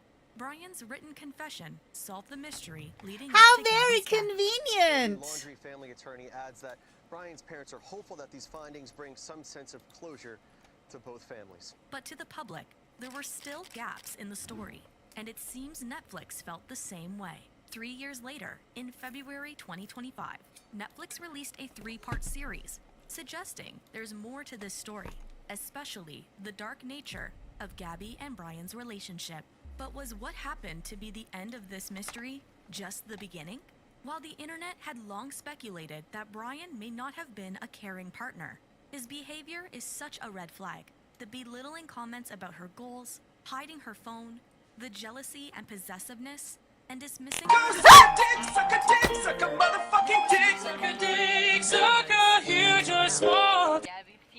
I'm busy. Gabby's close friend, Rose Davis, even alleged when Gabby was with Just Me, he seemed very manipulative. Rose talked about Brian's possessive and controlling behavior when it came to Gabby hanging out with friends. And I just remember getting the text message, "I am so sorry I'm running late. Brian stole my ID. I'm sobbing right now." Brian admitted that he stole it because he didn't want her to go out. Even Gabby herself seemed to recognize Brian's troubling behavior and confronted him in text messages. "Don't try to control me because it only makes me mad. I love you so much, but it's the way you speak to me that hurts the most." Rose argued that their cross-country road trip was not just an adventure, but an attempt to isolate Gabby from the people who cared about her. According to Rose, Brian discouraged Gabby's dreams, and when she attempted to start a vlogging channel, he said it wasn't a good idea, and he thought it was stupid. However, Rose speculated that Brian's resistance to Gabby's vlogging had nothing to do with his disinterest in social media, but instead, something darker. "I think he was worried that the truth of everything would be on footage. There's this possibility that he says the wrong thing or reacts the wrong way while she's recording. These revelations reignited online discussions about Brian's behavior, with many pointing out red flags. Here are just a few examples. Brian putting on an act for the camera, and then immediately changing his demeanor afterwards. Brian staying silent instead of reassuring or encouraging Gabby while vlogging. And I think we're going to try and get some work done on the editing. I suck at this. Some even recalled their own personal stories. The whole time watching, I kept noticing the exact things my abusive ex did, and I even noticed Gabby reacting in the exact same ways I did. It was very disconcerting. On average, it takes a woman 7 attempts to leave an abusive partner. At 22, Gabby Petito wasn't able to leave. I didn't leave at 22 when I finally called for help after he destroyed walls behind my head. But when it came to allegedly mistreating Gabby, Brian wasn't the only one who raised eyebrows. Gabby's mother, Nicole, also pointed out concerning instances from his mother, Roberta Laundrie. Brian's mom was having problems with how much time Gabby and Brian were spending together. See, Gabby moved into the Laundrie family home in North Point, Florida, to be closer to Brian. And while her relationship with Brian's mother began on a positive note, according to the docuseries, Roberta's jealous side was soon exposed. Gabby told me that one night at the dinner table, Brian's mom was freaking out that nobody was focusing on her pie. I think she got mad and wasn't even talking to them.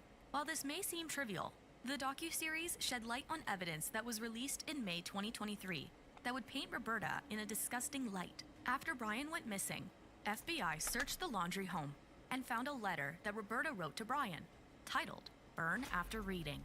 It read, "I just want you to remember I will always love you, and I know you will always love me. You are my boy. Nothing can make me stop loving you.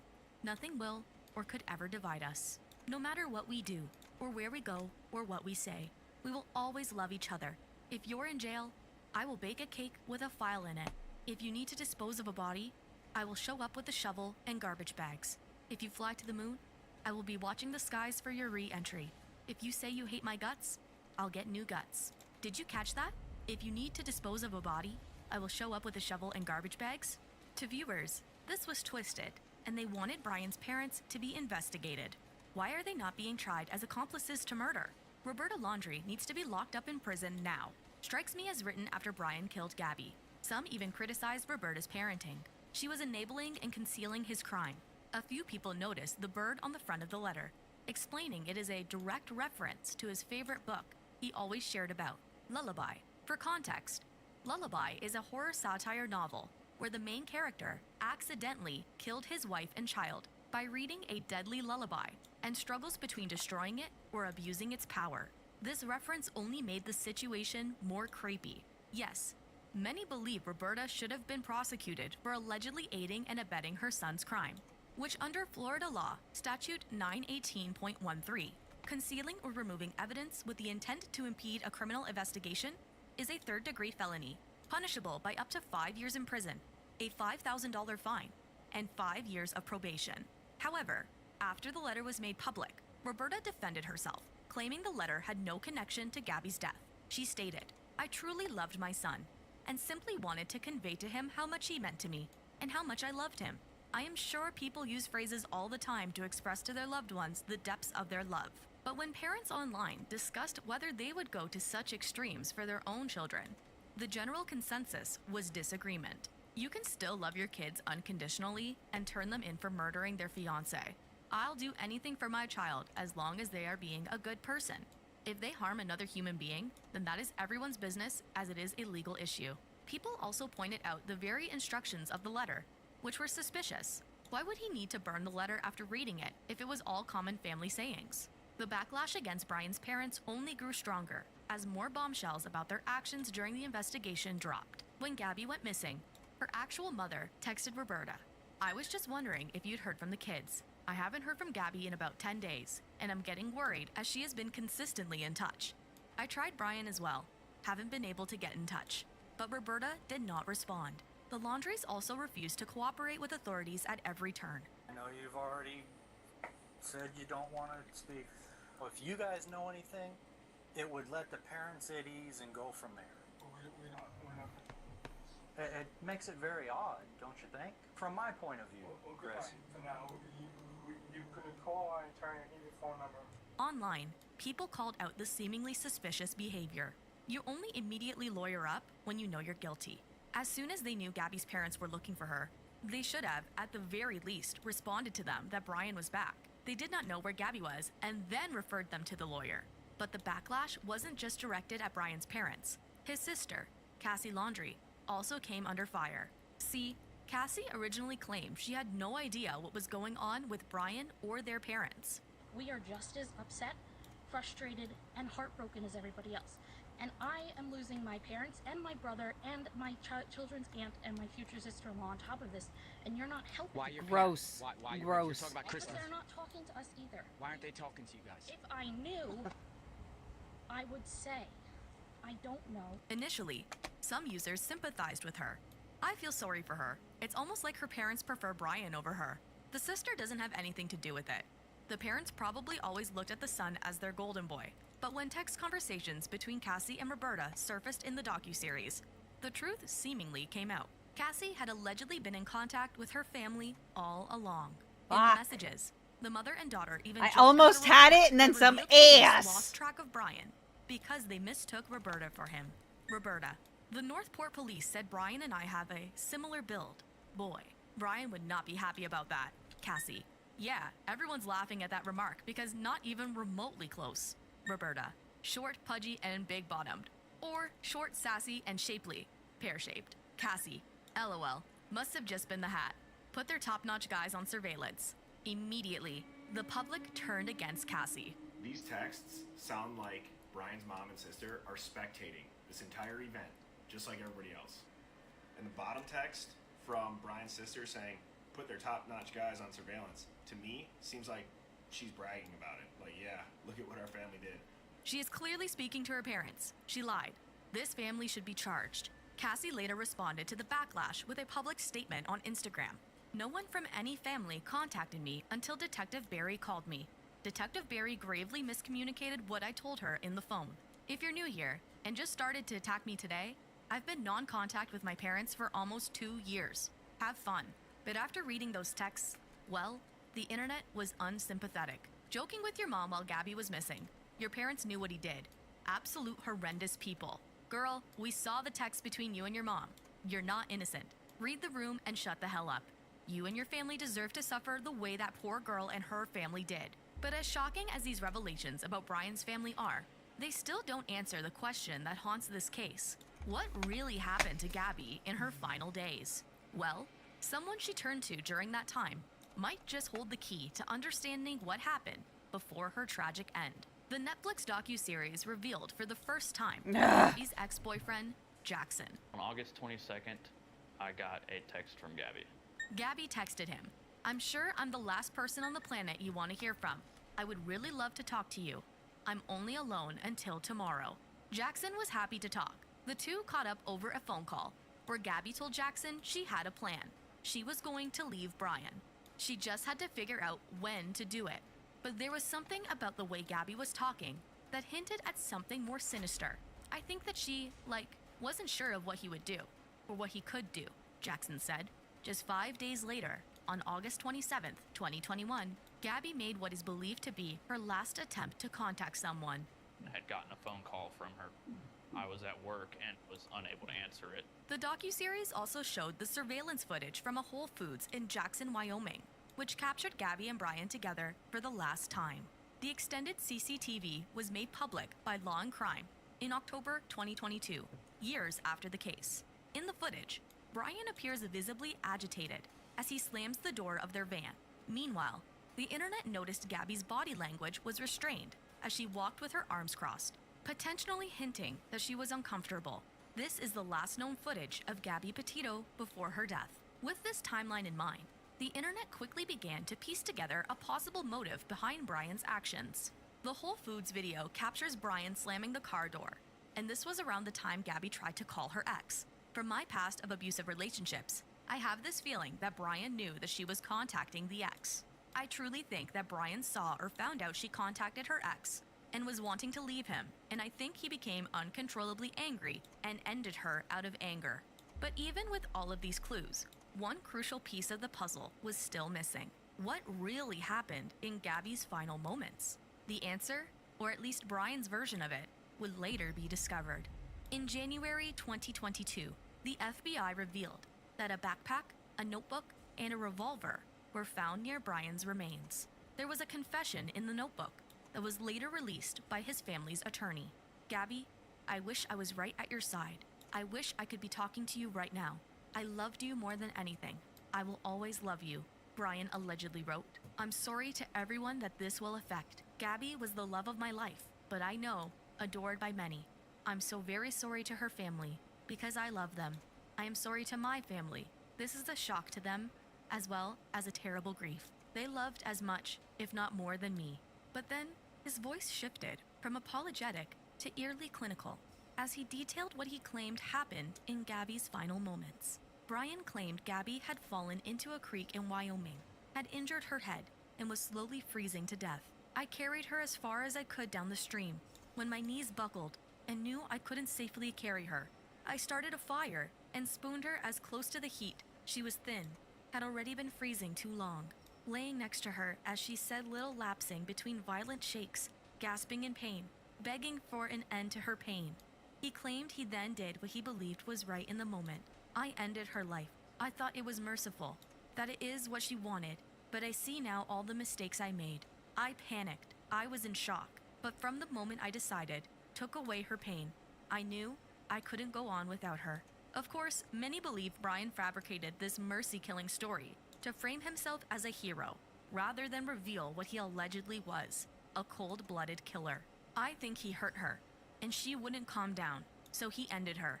To lie in a confession is next-level pathetic. I don't believe a word on that letter. Any loving person would have called for aid if Gabby was truly hurt. He is justifying his final act. So, in my opinion, he is still a piece of murderer and coward to keep lying till the end." Others found the circumstances of the notebook's discovery highly suspicious. "I think this notebook was planted along with the other items in the backpack, the one that Dad so conveniently helped the FBI locate after weeks of searching. I still find so sketchy that hundreds of police officers, plus cadaver dogs, were searching, yet the parents casually walked into his backpack. Math isn't mathing." For context, law enforcement were searching for about a month, since September 17th. But on October 20th, the Laundries joined the search for just one day and found a bag that belonged to Brian. Later that day, law enforcement found Brian's remains nearby. However, it is important to note the area was closed due to flooding, so October 20th was the first time they were able to search the area. After the docuseries was released, anger against the Laundries erupted in their Northport, Florida neighborhood, where the family has been effectively shunned by the local community. Locals reportedly often trashed their lawn, leaving garbage and signs of protest in front of their house. Days after the docuseries was released, Brian's parents expressed their dissatisfaction through their attorney. They criticized the series as presenting one perspective depicted as the truth as seen through their lens, incorrect juxtapositions of timelines, and misstatements and omissions of fact. And later, in January 2024, it was made public that Brian Laundrie called his parents 20 times on August 29th and 30th, 2 days after he murdered Gabby. We now know in the phone calls, Brian told his parents Gabby was gone and he needed a lawyer. But despite the new footage and resurfaced material, did the series truly uncover the full story? One of the biggest points of contention was the body cam footage from August 12th, when police officers responded to a domestic dispute between Gabby and Brian. In the footage, the officers suggested that Gabby was the primary aggressor, a conclusion that many viewers found deeply flawed. Even if Daniel have made it clear that she was the primary aggressor. Upon revisiting the footage, internet users strongly disagreed with how the officers handled the situation. How could they turn her down? Just looking at her, she was scared. Those cops failed her. She wasn't even able to call her mom. Maybe that call would have saved her. And many argued that law enforcement's failure to recognize the real danger cost Gabby her life. I was so angry after watching this. They really failed her at this point. Wonder how the police officers feel about this now, as they had the chance to save her, but laughed about her instead. Typical police behavior. The abuser is always the victim, and the victim is always the defendant. The system is so rigged. She was failed. And an even bigger red flag that was missed was the 911 call reporting the incident. We remembered from the initial coverage on this case 3 years ago, there was this 911 call before officers pulled over the couple. What were they doing? We drove by and the gentleman was the girl. Yes, it clearly pointed to Brian as the aggressor, not Gabby. Her? Yes, and then we stopped. They ran up and down the sidewalk. He proceeded to stare, hopped in the car, and they drove off. Okay, you said it's a white van? Then and now, this only raises concerns with how the situation was handled. So either that jerk dispatcher lied to the officers, or the officers lied in their report. The caller clearly states Laundrie was the abuser and gives accurate plate and vehicle info. How was none of this information presented to the officers that questioned him? The officers even sided with him and said she was the aggressor, and also raises concern on how serious the altercation was for a passerby to take action. Jesus! This random citizen was so alarmed by Laundrie's behavior that he made note of every detail and law enforcement just let the guy slide. But it's possible this discrepancy had an answer, and it lies in the body cam footage. We analyzed the body cam footage again, and noticed the officer mentioned 2 different witnesses. You have injury, and both an independent witness, probably the next one we're going to talk to as well, which we haven't talked to yet, but the one we did talk to, and your own companion have made it clear that she was the primary aggressor. Did you hear that?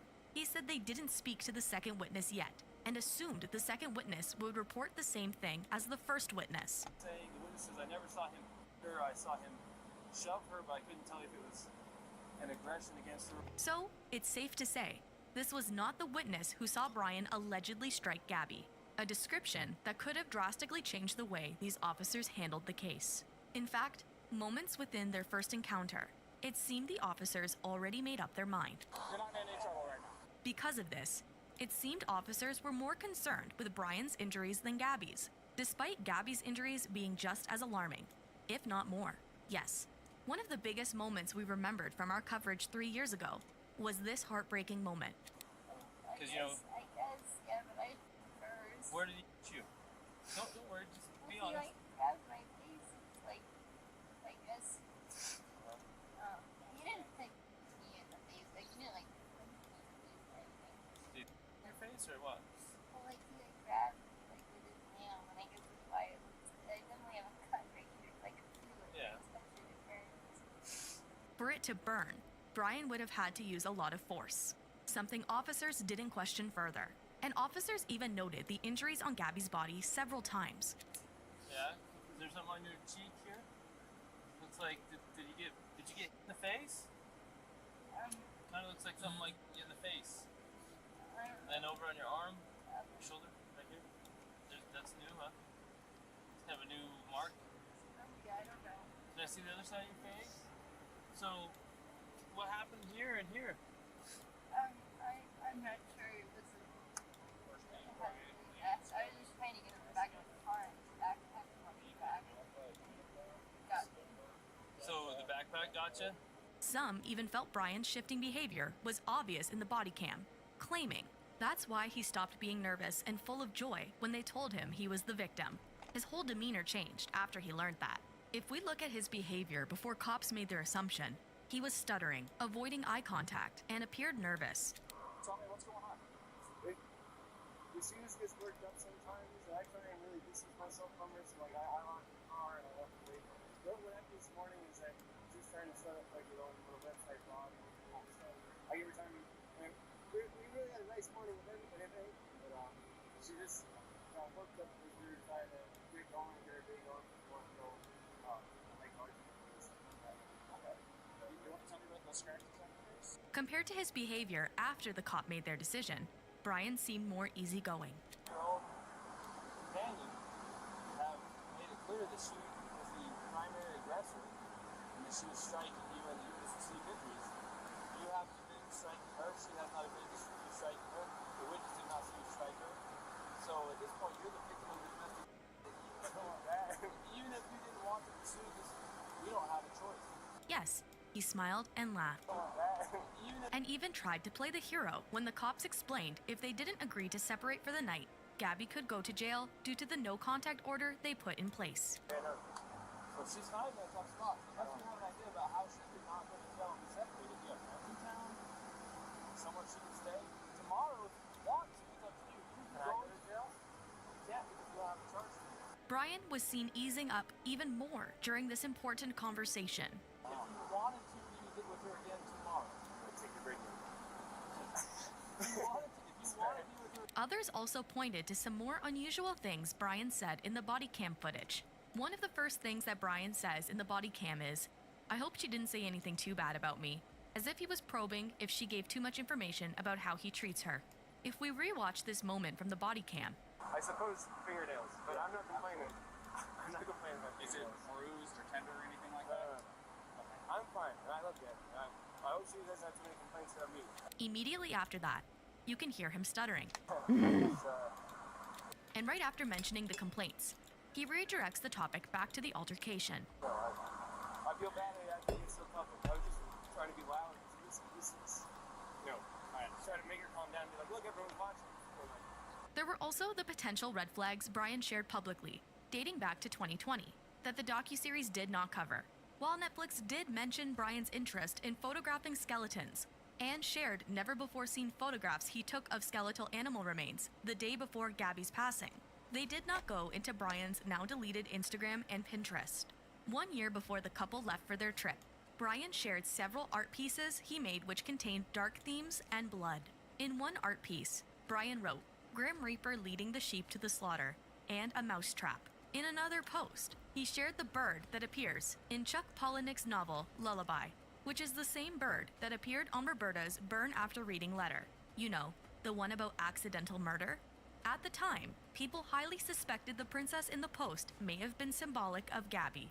Literally tells the story of insulting Gabby's media presence, then bloodies the mouth of his princess? In another post, Brian posted fan art he made for the video game Hotline Miami, which someone pointed out is a game about mysterious clues, killing people in tagged locations. It's really very eerie. Brian's Pinterest wasn't any better. In an album, Things to Burn Off, Brian saved one drawing which had a gravestone with the word "my baby" on it, and a ghost next to it saying, let her go, God bless her, wherever she may be. However, this album may have been tattoo inspiration, as one of the saved images looks similar to ones Brian and Gabby got. In another album, called My Heart, Brian saved several eerie quotes, such as, "The opposite of lost, don't try to find me. I have finally escaped my master's wicked clutches. To the others I say, join me. Bite the hand that feeds you. So, why did he leave me here alone? 'Cause you scare. You too, birdie girl." It's only after we've lost everything that we're free to do anything. Nyctophilia, love of darkness or night, finding relaxation or comfort in the darkness. Oh no, he lives. Brian also saved quotes that seem to suggest personal or romantic relationship issues. Did I do something wrong? Why won't you talk to me? Where'd you go? Did I mess up? Should I apologize? Am I bothering you?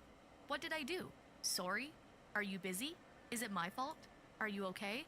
What happened? Mine says, move on. Heart says, hold on. In another saved album, called Bleak, Brian saved a drawing of a woman lying on the grass with marks on her body. These saves could just be Brian's taste in art, but given the circumstances, many felt these were signs something was wrong. Other unusual social media activity included Gabby and Brian's shared Spotify account, called Nomadic Static. On August 30th, a few days after Gabby's life was taken, a new Spotify playlist titled Self-Consumption was created, containing 6 songs. It's safe to assume Brian added these songs. Tracks like Ba Rock Main, Forest on the Sun, and CRISPR-Cas9 are instrumentals that feel drifting or dissociative. Sporganism could also have dark undertones in Brian's case, considering left Gabby to decompose in nature and later allegedly did the same to himself. The lyrics read, "Wait for the seed to erupt and be gone. It wasn't right for you to refuse. It's okay now. You're part of the only thing alive. Architectures forming form my acid waste. You are me and I am you. We are tied together into a single processing system." 30th Century Man could also be interpreted as emotional detachment, refusal to face guilt, and surviving when he knew Gabby was gone. The lyrics read, "Shame you won't be there to see me. You can freeze the 30th Century Man. Oh I'll my save my bread and fucking take it with me." On August 31st, 4 songs by Matt Berry were also added to another playlist called Mountaintops. This time with more Supportive references bastards. to a partner and death. Woman, a song about women's nurturing and complex characteristics. Some particularly eerie lines read, "Your woman is your angel. She could be the last thing you see on this earth." The Pheasant, a song about the beauty of a bird flying in the summer sky. This could be interpreted as Gabby's spirit. Take My Hand, a song about picking up a stranger at a bar. But there are a few lines that may hint at wanting to run away with someone in the afterlife. So Take My Hand. Hello, motherfucker. I can see the light. It looks like you. So say you'll come. Please don't go. You could be the one for all I know. The Badger's Wake, a song about the decomposition of a badger.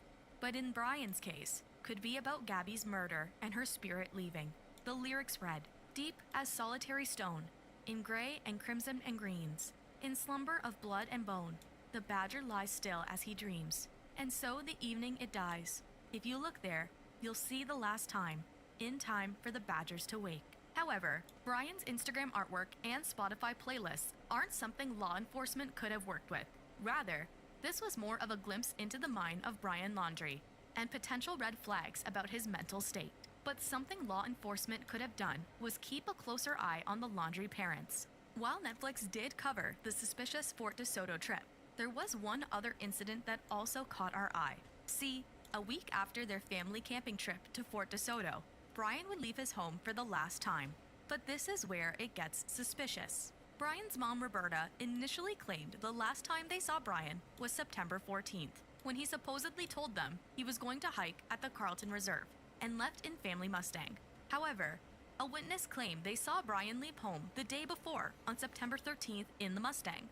Coincidentally, Roberta changed her statement to September 13th. So, either Roberta misremembered, or she could have allegedly seen him again on September 14th.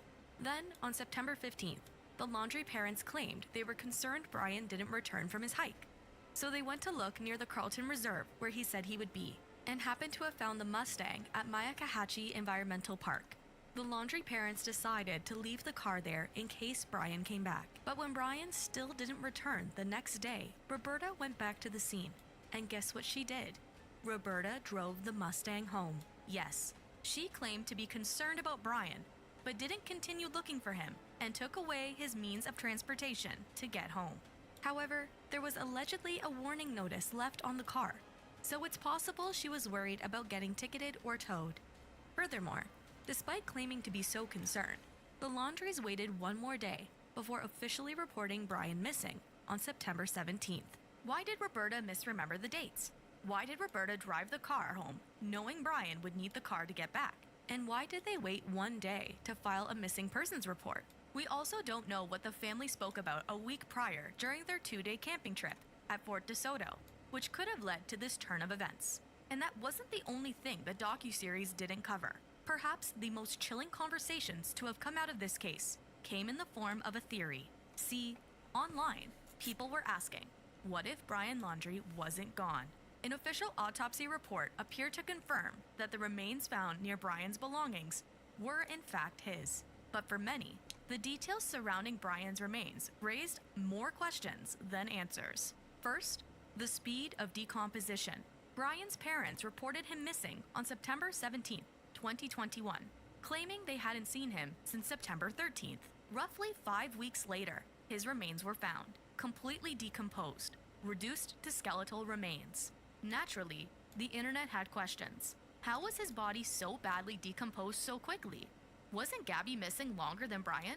If so, why was she not decomposed and fully recognizable when Brian was fully decomposed? The inconsistency led some online sleuths to speculate that Brian was hiding out somewhere, alive. For example, TikToker @DrinkBirdieBombs posted a video suggesting that this Brian's death was a scheme that his parents were in on.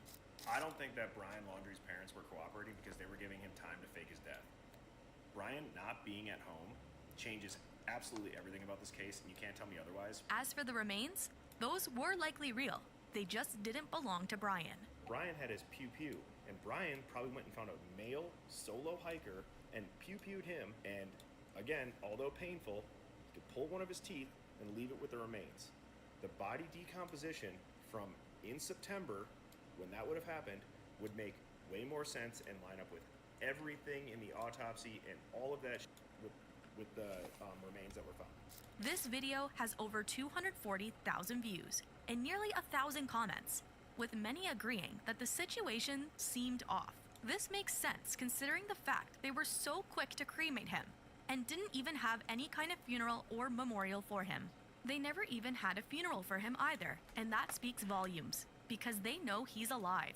However, others argued that the quick decomposition was caused by environmental elements. After all, Brian's remains were found in Mayakahachi Creek Environmental Park, an area that has frequent flooding. They were found in different climates, and also gators where he was. That's why he decomposed faster. His decomposition would be more advanced because he was submerged in water. Water speeds up the process. Second, the way his remains were discovered. 37 days passed on the search for Brian's body. Police, FBI, professional search groups, canine sniffer dogs, etc. Yet who found the remains? His parents. There's just no effing way. Be so effing for real. How is it that hundreds of professionals searched for 37 days and couldn't find him, yet the first day the park was open to the public, his parents found his remains in less than 2 hours? This led some people to accuse the Laundries of hiding the truth. The mother found the body in under 2 hours. How? They planted the body there. His parents set it up 100%. We will clarify that the Laundries did not directly find Brian's remains, but they found his belongings, which ultimately led law enforcement to the remains in the same area. However, if they allegedly knew where his remains were, they could have strategically found his belongings to allegedly lead law enforcement in a certain area. But Brian's father, Christopher, described leading law enforcement to Brian as happenstance. Police had been searching through swampy terrain for over a month at that point, but the area had recently dried out due to mild weather. And as some speculated, the parents possibly knew where their son would be simply because they knew their son. They kind of knew his favorite spots. They had told law enforcement from the beginning where Brian would most likely be, in the areas of the park. The Laundry's attorney told Good Morning America. Third, the mysterious video. But the documentary didn't even really go into while Brian was missing, how he went on Instagram Live accidentally and we got this picture of him on a boat. Now, we're assuming it was him because we don't actually get to see him, but he's on his Instagram account, on his phone, hiding out in the water. The clip itself was a short, seconds-long shot of the sea from a boat. Unsettling, right? This theory, however, was quickly debunked after social media creator @RileyLively traced the video back to its original source. Surprise, like I said, it did not originate from Brian. Without further ado, here's the video. Get your okay, bro. Hang on the truck, bro. In the truck. Stud. Oh my god!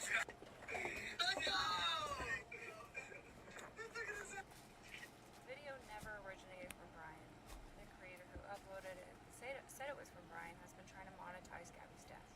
But just as this theory was debunked, another clip went viral, one that cast even more doubt over Brian's fate.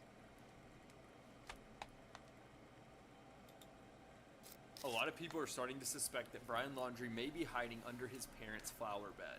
Now in this video, it looks almost like there's like a hand or something moving in this flower bed that is owned by Brian Laundrie's parents. It's a little too grainy to tell 100%, but there's definitely something moving. You cannot tell me nobody saw someone taking something from her hand. I don't think he's dead, and I think his parents are hiding him. The fact that they haven't moved is also weird. And the situation doesn't get any better now that Roberta's burn after reading letter is going viral, which also mentioned nothing can separate us. Not hatred, not hunger, not homelessness, not threats, not even sin. Not the thinkable or unthinkable can get between us. Not time, not miles and miles and miles. While it's possible miles and miles could be referring to life and afterlife, others believe this could be code for Brian fleeing the country altogether. But perhaps the last theory may shut down all theories of Brian's whereabouts, and it has to do with Brian's partial remains. When they were first discovered, it was widely reported that the remains matched Brian's dental records, which led to theories like these. They found Brian's tooth like they found Joe's toes. He's alive and toothless. His parents out there sprinkling baby teeth out there for them to find. LOL. For context, they found Joe's toes is a reference to Joe Goldberg from season 3 of You. And spoiler alert, where Joe fakes his death by cutting off 2 of his toes and planting them as evidence that he died in a house fire. In Brian's case, since only partial remains were found, this sparked conspiracy theories about whether he planted teeth and fled. But experts countered this theory, explaining, "I've been working in forensics for 2 years and have my degree. We need a full jaw in order to do dental. Individual teeth do nothing," which naturally meant this scene was impossible. He's not walking around without a jaw. It's highly unlikely someone would survive without their jaw, without serious reconstructive surgery or assistive devices to aid in eating and breathing. Furthermore, according to the 47 pages of the official autopsy, they discovered parts of the skull, such as portion of the skull, specific part not identified, upper jaw, maxilla, lower jaw, mandible. These pieces were all found separately, but the teeth were whole and remained attached to the jaw, so dental identification was possible. The forensic odontology report matched the dental remains down to tooth positions and fillings based on dental x-rays they were provided by Brian's family. While conspiracy theorists might suggest faking a dental record, this is unlikely since FBI and forensics would call the dental office to ask for more medical files. And to solidify identification even further, DNA testing was performed by taking a swab of the remains. The results matched the DNA of Brian, but they never specified which bone it was swabbed from, which could be anything from these discovered pieces: collarbone, pelvic bone, thigh bones, shin bone, some ribs, and foot bones, though fragmented. If they swabbed a fragmented foot bone, then the conspiracy that he could have allegedly cut off a piece and planted it could work. But if it was any of the other prominent bones, a human likely wouldn't be able to survive that. But if Brian didn't end his own life and secretly faked his death, people still had one other theory. Sometimes I think maybe they're not harboring him. They're hiding the fact that they allegedly killed him when they found out what he did. For many, it seems Brian's death is harder to accept as truth, not because they feel sympathy for him, but because of this idea that through death, Brian escaped justice. No trial, no public shame, no jail time. These theories, while lacking concrete proof, give people a kind of emotional justice. The hope that Brian either faced punishment or didn't get to choose an easy way out. Whether intentional or accidental, the murder of Gabby Petito remains as haunting as ever, not just because of what we know, but because of everything we still don't. Blah, blah, blah.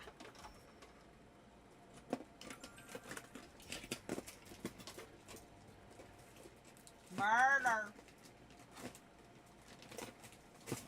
Murder. Oh, FYI, Kyle's coming tonight. Oh, is he? Who the fuck is Kyle? Life's full of choices. Is it? Here's a simple one. Is it? I wish I could lift This this is Google box. Pixel 9a with Gemini. It's free at Verizon. But I can't, Starting because at it's too $30 damn a month. heavy. And this is Nicole asking, where the heck are you? And Gemini helping you respond in the style of Shakespeare. Get Google Pixel 9a on us and our new 3-year price lock guarantee with plans starting at $30 a line. I stayed in 50 of the weirdest hotels, like an upside-down room, a brand new treehouse neighborhood, a luxury tiger resort where you sleep next to animals. And in this video, you'll see all 50 hotels and way more. Starting with this hotel room, you can stay in for free. The only problem is your walls are all glass. Shut up! The room is in the lobby of the hotel, so anybody walking by can see you all the time. Basically, Gross, you pay no pervert. money, but get no privacy. Hey, starting to feel like an animal in the zoo. My first impressions were good. You do get a fancy... With new never-before-seen footage, Netflix is... Bye, Gabby Potato! Or what the fuck ever. Here. Okay, so first off, IDK, if I'm posting this in the right place, I usually just lurk and read other people's chaos, but I gotta get this out somewhere, because honestly, what the actual hell?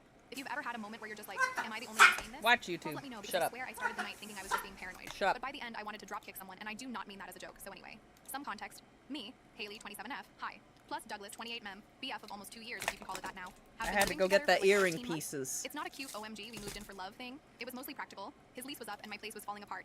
And NGL, I thought it'd be fun, and at first it kind of was, until it wasn't.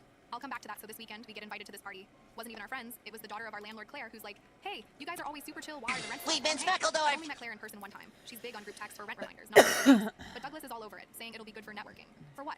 No idea. He's always saying that about random events, like, bro, you're not running for office. Anyway, I just said sure because I honestly haven't been out in weeks and figured at least snacks, and if things got boring, I could dip early. We show up, and it's way fancier than I thought. Like, not rich fancy, but there's actual glassware, and someone's already playing a Spotify playlist on a Bluetooth speaker that doesn't sound like it's been dropped in a toilet, which is rare for these situations. There's a weird vibe right away, though. Claire is wearing this velvet top that looks expensive, and everyone seems to know each other except us. And Douglas is acting like he's on, I don't even know, like a talk show or some shitty. He's all handsy, laughing too loud, and keeps nudging me like he wants me to work the room with him. So at first I'm just wandering, talking to Claire about how our shower pressure sucks and the dryer makes a weird noise sometimes.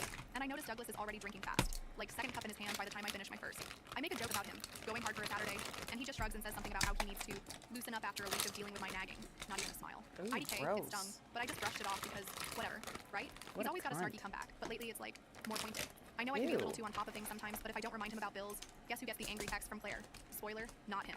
So like 30-ish minutes in, I realize I'm basically following him around, picking up after him, and he's just talking to these two guys I barely recognize. And I overhear him say this thing like, oh, Haley's super helpful, could not keep my place clean if she wasn't around. Except in his tone, it's not a compliment, it's like, he's laughing at me. I try to brush it off again, but then he starts going off about how he never has to worry about rent being late because someone is basically his accountant-made combo. The guys kind of laugh, not really sure if it's funny or not. I just give him this look and he just winks at me. I go to the kitchen to get another drink, except now I'm annoyed. Here's where it gets worse. I guess I should say, Douglas has always been one of those guys who's joking, but it's actually just mean. Like if I call him out, he'll be like, lighten up. It's just a joke. Why are you so sensitive? But it's always about stuff I do for him or stuff I forget, and he never lets it go. He'll remind me about the time I accidentally shrunk his hoodie like it's a running bit. But if I bring up his stuff, it's old news. So yeah, the whole night I'm watching him just get better, and I'm texting my friend Avery under the table like, I'll distract me before I throw a chip at his head. By the time it's IDK, maybe 11, most people are kind of tipsy, but Douglas is definitely gone. I try to get him to drink water. He ignores me, starts talking louder, like he's performing for the room. Claire comes over and sits next to me and quietly goes, is he always like this? I just shrug. She looks uncomfortable. I just say he's had a rough week, which is the dumbest excuse. His week was not rough. He just forgot his laundry in the washer, and now everything smells like mildew. That's on him. So at some point, someone starts talking about living with partners and the worst chores. And that's when Douglas decides it's his time to shine. He stands up, holding his drink up like he's making a toast, and goes, oh, you want to know what it's like living with Haley? She's basically my maid with benefits. Good for scrubbing toilets, paying rent, but way too boring for anything else. Yeah, he really said that. Out loud. To the whole group. And everyone just freezes. Like, I can see Claire's face like, did he just say that? A couple of his friends laugh, but mostly it's that awkward, oh God, please don't drag me into this laugh. I just stand up. I'm not loud or anything, I just start walking toward the hallway. And Douglas, this guy literally grabs my wrist, not hard, but enough to stop me. And he does this thing where he's like, oh, look, she's gonna leave. Sit down, Haley, come on. And he turns to the group, waving my purse in the air and says, look, guys, she doesn't even have the guts to walk away, pathetic, isn't she? And people actually laugh. Like, not all of them, but enough that I feel my face go hot. Claire is just staring at the floor. I pull my wrist away. He doesn't let go at first, but I yank it. An angle. It was not gentle. And I just stand there for a sec. Not sure what to do because I don't want to make it weirder. But also, I'm not about to cry in front of these people. So I just sit back down.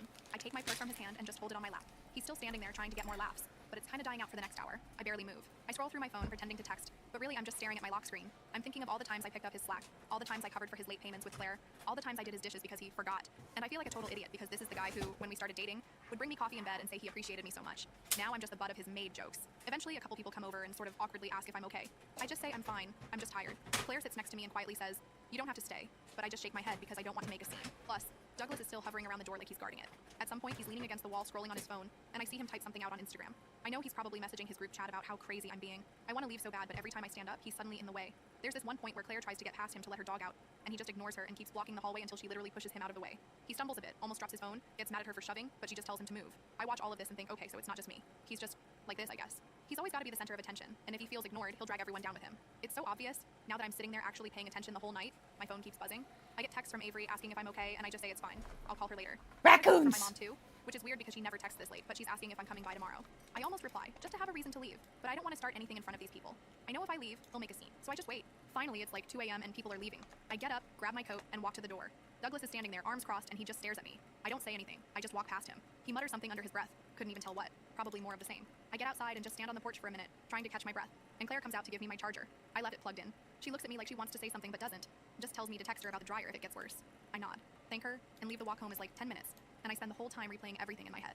I get to our apartment, go straight to bed, and don't say a word to Douglas when he finally comes in, slamming the door behind him. He doesn't even look at me, just kicks off his shoes and goes to the bathroom. I lie there, scrolling through Reddit, typing this out in my notes app so I don't forget anything anyway. That's how my Saturday night went. And to H, I'm so mad I'm shaking. I have no idea what I'm supposed to do next. But I'm not gonna just let this slide. Part 2 coming. If anyone actually cares, I just needed to get this out. Sorry if this is a mess. I'm still so angry. First update. Alright, I didn't think I'd be back this quick, but a bunch of you wanted the next part, and honestly, typing it out is keeping me from screaming at my phone. Plus, I think I'm still too mad to do anything else right now. IDK. If this is even readable, I'm running on like 4 hours of sleep and a giant iced coffee that is not helping my nerves. Okay, here we go. So I woke up after that disaster party, checked my phone, and the notifications were wild. 20 missed calls from Douglas's parents, texts from his mom with all these, please call us, are you okay with Douglas? Can we talk messages? And even a missed FaceTime from his sister. And Gel, I just put my phone on silent and stared at the ceiling for a while. Could not deal. Douglas was snoring on the couch, with which is weird because he never sleeps out there unless he's trying to be dramatic. But I guess he passed out after coming home. I walked past him to get some cereal, and he just mumbled something and rolled over. The kitchen was gross. BTW, like, there's still Solo cups from last week, sink full of his dishes, the counter sticky from that time he tried to make homemade margaritas and got sugar everywhere. It honestly looked like someone had thrown a toddler party in there and forgot to clean up. I just stared at it and thought, I'm the only person who ever does any of this. Every single time. Like, I don't even remember the last time he took out the trash without me reminding him. He always says he's just bad at noticing mess, but somehow he notices when I miss a spot. I sat with my coffee and tried to work out what to do. I could just leave. I could text Claire and tell her the rent's on him now. I could pack up my stuff and stay at my mom's or Avery's for a few days. But honestly, I want him to feel it. I want him to actually have to deal with the mess he's made, literally and figuratively. I want him to realize just how much I do, because he doesn't. He never has. And after last night, I'm not in the mood to be the bigger person. I'm petty and I'm proud, so I started making a list. Like, literally in my notes app. Every single thing I paid for, every time I covered his half of the rent, every bill I set up, every cleaning supply I bought, every random thing he forgot at the store, so I just picked it up. And the list is long. Like, I scrolled for a solid minute just looking at all the little things. Toilet paper, paper towels, Swiffer refills, laundry cards, light bulbs, trash bags, that stupid scented candle he likes, literally everything. I even found Venmo receipts from last year when he couldn't access his account, and I covered his share of the internet for 3 months straight. Never paid me back. Just kept saying, I'll get it next time. Right, the more I went through it, the madder I got. I started taking pictures of stuff around the apartment that was mine. The couch, mine. The TV, I bought that when I moved in. The plates, the silverware, the microwave, the sheets, literally all mine except for this ugly lamp he got from his parents and the broken kettle that he swears he's going to fix but never does. I started grouping stuff together mentally, like, what can I take without needing a U-Haul? What do I actually care about? What would he even notice? Is gone. I texted Avery and asked if I could borrow her car next weekend. She just sent back a middle finger emoji and say less. Love her. I ignored Douglas all morning. He shuffled into the kitchen around noon, looking like absolute death. He made a big show of pouring himself water and rubbing his temples. I just sat there scrolling through my phone, not even pretending to be interested in fixing him breakfast. Eventually he tried to make small talk, saying he didn't remember much from last night. I just said, you said enough. He looked confused for a second, then got defensive, like, oh come on, you know I was kidding. Everyone jokes like that. I just stared at him and didn't respond. He got annoyed and went back to the couch. My mom called again, asking if I was coming to dinner. She could tell something was up, but I just said I wasn't feeling great. I'd text her later. She asked if Douglas was coming, and I just laughed. She didn't push, just said to call if I needed anything. Honestly, I should have told her then, but I didn't want to deal with the whole, we warned you about him speech. Parents never let that go. Douglas spent the rest of the afternoon on his phone, scrolling TikTok and texting his friends. I heard him laugh a couple times, then he got super quiet. I peeked and saw he was in a group chat with Carson and Andrew, his two ride-or-die friends from college, and they were talking about how awkward last night was. Someone said Claire looked pissed. Douglas just said she'll get over it, she always does. I took a screenshot and saved it, just in case. Not for blackmail or anything, just IDK, proof that he knows he's an ass. Around 5, I started packing my stuff. Not everything, just little things. My chargers, my makeup, my favorite hoodie, my headphones, some books, my laptop, stuff he'd never even noticed missing. I put it all in my bag and put it in my car. He didn't even ask where I was going, just told me to bring back some chips if I stopped at the store. I slammed the door when I left. I sat in the car for a minute, just breathing, then drove to Avery's to drop off my bag. She didn't ask questions, just handed me a soda and put on some music. Miguel, I almost cried, but I didn't when I got back. Douglas was playing Xbox, yelling at some kid online about camping in Swan. I went into the bedroom and started looking through the closet. Half the clothes in there are mine, but he always leaves his stuff in a pile on the floor. I started folding my stuff into a laundry bag. He walked in and asked what I was doing. I just said, laundry. He shrugged and went back to his game. I made dinner just for myself. He came in and asked where his was. I told him he could make his own. He actually pouted. Like, genuinely, like a child. I just walked past him and went to my room. I spent the night texting Claire. I asked her if she was okay after last night, and she said she was just embarrassed for everyone. She said she was sorry I had to deal with Douglas, and that if I ever needed anything with the apartment, to let her know. I asked if she thought her dad would let Douglas stay if I moved out. She said, well, you're not on the lease, are you? Just him. I said, yeah, just him. Because when we moved in, he said he'd handle the paperwork and never put my name down. Just said it'd be less complicated. She said, then he's responsible for the rent. I said, good to know. She sent back a thumbs up emoji. I started to feel a little better next morning. I started moving more of my stuff. Douglas barely noticed. He was busy arguing with Andrew about fantasy football and complaining about the Wi-Fi. I started unplugging things that were mine and putting them in boxes. I took the router, I pay for it, the coffee maker, the kitchen knives, my blender, my throw pillows, even the air fryer. I left all his crap. His old laptop, his gaming chair, his pile of random wires he swears he'll organize someday. Fucking print I texted this Avery to come help me with bitch. the big stuff. She pulled up around 2. We loaded up her car with boxes. He came out and asked what we were doing. I said, moving some things. He just nodded and went back inside. I left the essentials for the next day. My bed, my dresser, my bathroom stuff. I figured I'd come back when he was at the gym. He goes every Tuesday at 6, like clockwork. Always posts a sweaty mirror selfie on Snapchat. I texted Claire and told her I'd be out by the weekend. She said, just let me know if there are any problems. I told her I'd leave my keys in the mailbox that night. Douglas acted like nothing was weird. He asked if I wanted to watch something. I said no thanks. He pouted again. I almost laughed. He complained about the kitchen being empty. I said, maybe go to the store. He said, why are you being like this? I said, you know what you did. He rolled his eyes and walked away. I slammed the bathroom door and stayed in there for like 20 minutes. My mom called again. I finally answered and told her I was moving out. She said, oh honey. She didn't even sound surprised. She just said, do you need help moving? I said, maybe. But Avery's got it. She said, do you want to stay here for a bit? I said, maybe, but I think I'll be okay. She said, okay, just let me know. I almost told her everything, but I didn't. So here's where it gets good. Next day, Douglas leaves for the gym at 6. I text Avery. She comes over. We grab the last of my stuff. I leave a note on the counter with a list of everything he owes me for the last year. Rent, bills, groceries, cleaning supplies, all of it. Plus a note. Your turn to pay. Don't forget the toilets. I put my keys in the mailbox. I take one last look at the apartment. It looks sad, Engel, empty and messy and weird. I feel a little bad, but then I remember him waving my purse in the air, calling me pathetic. I walk out without looking back. I go to Avery's. She hands me a drink, and we watch dumb YouTube videos for hours. My mom texts to say she's proud of me. I don't reply right away. I just want to be alone for a bit later that night. I get a string of texts from Douglas. He's mad. Says I blindsided him. Says I'm selfish for leaving him with all the bills. Says he can't believe I do this to him. I don't reply. He calls me. I ignore it. He calls again and again. I block him. I block his mom. I block his sister. I block Andrew and Carson too, just in case. I text Claire and tell her I'm out. She says, thanks for letting me know. I ask if Douglas has paid the rent yet. She says, not yet. I say, good luck with that. So yeah, that's where I'm at. I'm out, I'm gone, and I left him with a mess he can't ignore. He always wanted to be the big man, the one in charge, the one who never did anything wrong. Now he gets to figure out how to clean up after himself. Literally and figuratively, I'm not saying I'm done either. If he wants to play games, I can play too. But for now, I'm gonna let him stew. Maybe now he'll realize who's actually pathetic. Let me know if you want more updates. I have a feeling this isn't over yet. Stay tuned update. Okay, so NGL, I didn't think I'd be posting again this soon, but people keep asking for updates. I honestly think What? Even I expected. I also kind of need a place to vent, because if I keep yelling at my group chat about it, Avery's gonna show up at my door with a bottle and a baseball bat and IDK who she'd hit first, me or Douglas. So right after I moved out, I really thought Douglas would just ghost me, maybe try to trash talk me to his friends, and then just deal. But nah, he went full drama mode. Like I'm not even out of Avery's car and I get the first angry text, and then another, and another. All caps too. He's saying I set him up, that I'm ruining his life, that his parents are freaking out because they thought I was missing, and now they're calling him nonstop asking what happened. Like bro, maybe you should have thought of that before you started calling me your maid in a room full of people anyway. I ignore all of it because I'm not about to play into his hands. Avery keeps telling me to block him, and I already did, but he starts using other numbers. Sends me a DM on Insta, then on Facebook, which I haven't checked since last year. I just leave everything unread. I think he's hoping I'll come back just to shut him up, but nah, not this time. What I didn't expect was how fast his money problems would catch up. Claire texted me maybe 2 days after I left, asking if I know when Douglas is gonna pay rent. I just sent her a screenshot of his last "I'll get it next time" text and say, not my circus anymore. She just sent back a bunch of laughing emojis and then a yikes. Apparently, he told her I'd cover for him if there were any issues, which is hilarious because I literally told her I was out. I guess he really thought I'd keep running his errands from a distance. The group chat drama gets spicy here. So, background, Douglas and I were in a shared chat with a couple of his friends, Andrew, Carson, Gabriella, plus some of their girlfriends, mainly for dumb memes, party invites, and arguing about where to get takeout. I've been quiet in there for ages, but I decide, you know what? If he's gonna try to spin this like I'm the bad guy, I'm not staying quiet. So I send a message, not in a rage, just facts. Hey, since Douglas keeps messaging me about abandoning him, here's all the rent receipts, here's the stuff I paid for, here's screenshots of his made with benefits joke and his text about having me trained. Not trying to start a war, just clearing up the facts. NGL, that chat blew up. 2 of the guys tried to defend Douglas, saying he was just drunk and didn't mean it. Gabriella says she always thought he treated me badly, and she's glad I finally left. Andrew tries to say I'm being dramatic, but I just send a pic of the note I left on the counter with the total amount he owes me for the year. Silence for like an hour after that. Carson eventually messages me privately, asking if I'm okay and if I need help moving anything else. I say I'm good, but thanks. And he just says Douglas is having a rough time. I don't reply. Meanwhile, Claire tells me her dad is now involved because Douglas missed rent for the first time ever, and apparently tried to blame me to him too, which, like, good luck. My name's not even on the lease. Her dad's annoyed and tells Douglas he has 1 week to pay or he's out. I can almost picture Douglas trying to talk his way out of it, all fake charm, but it's not working this time in regular life. I'm trying to just keep it moving. I'm at Avery's for a few days, sleeping on her couch, and we're joking about how I should invoice Douglas for maid services. My mom calls every day asking if I'm okay, and I keep saying I'm fine, but she keeps offering to bring over groceries or pick me up if I need a break. I finally go over there for dinner, and she makes lasagna and doesn't say I told you so, which, Ingel, is basically her version of a hug. He tries texting Avery, asking if she'll talk some sense into me. She sends him a single, "Don't ever text me again," and blocks him. Love her for that. He tries Carson, who just leaves him on red. Andrew tries to call me, and I let it go to voicemail. He leaves this rambling message about how Douglas is in a bad place, and everyone makes mistakes. I just delete it. I'm not interested in being guilted into fixing his problems. So yeah, the social pressure is actually working. People aren't buying his poor me act. Claire says her dad is over it and ready to start showing the place to new people if Douglas can't pay the rent by Friday. That's like 3 days away. I'm not gonna lie, I get a little satisfaction out of that.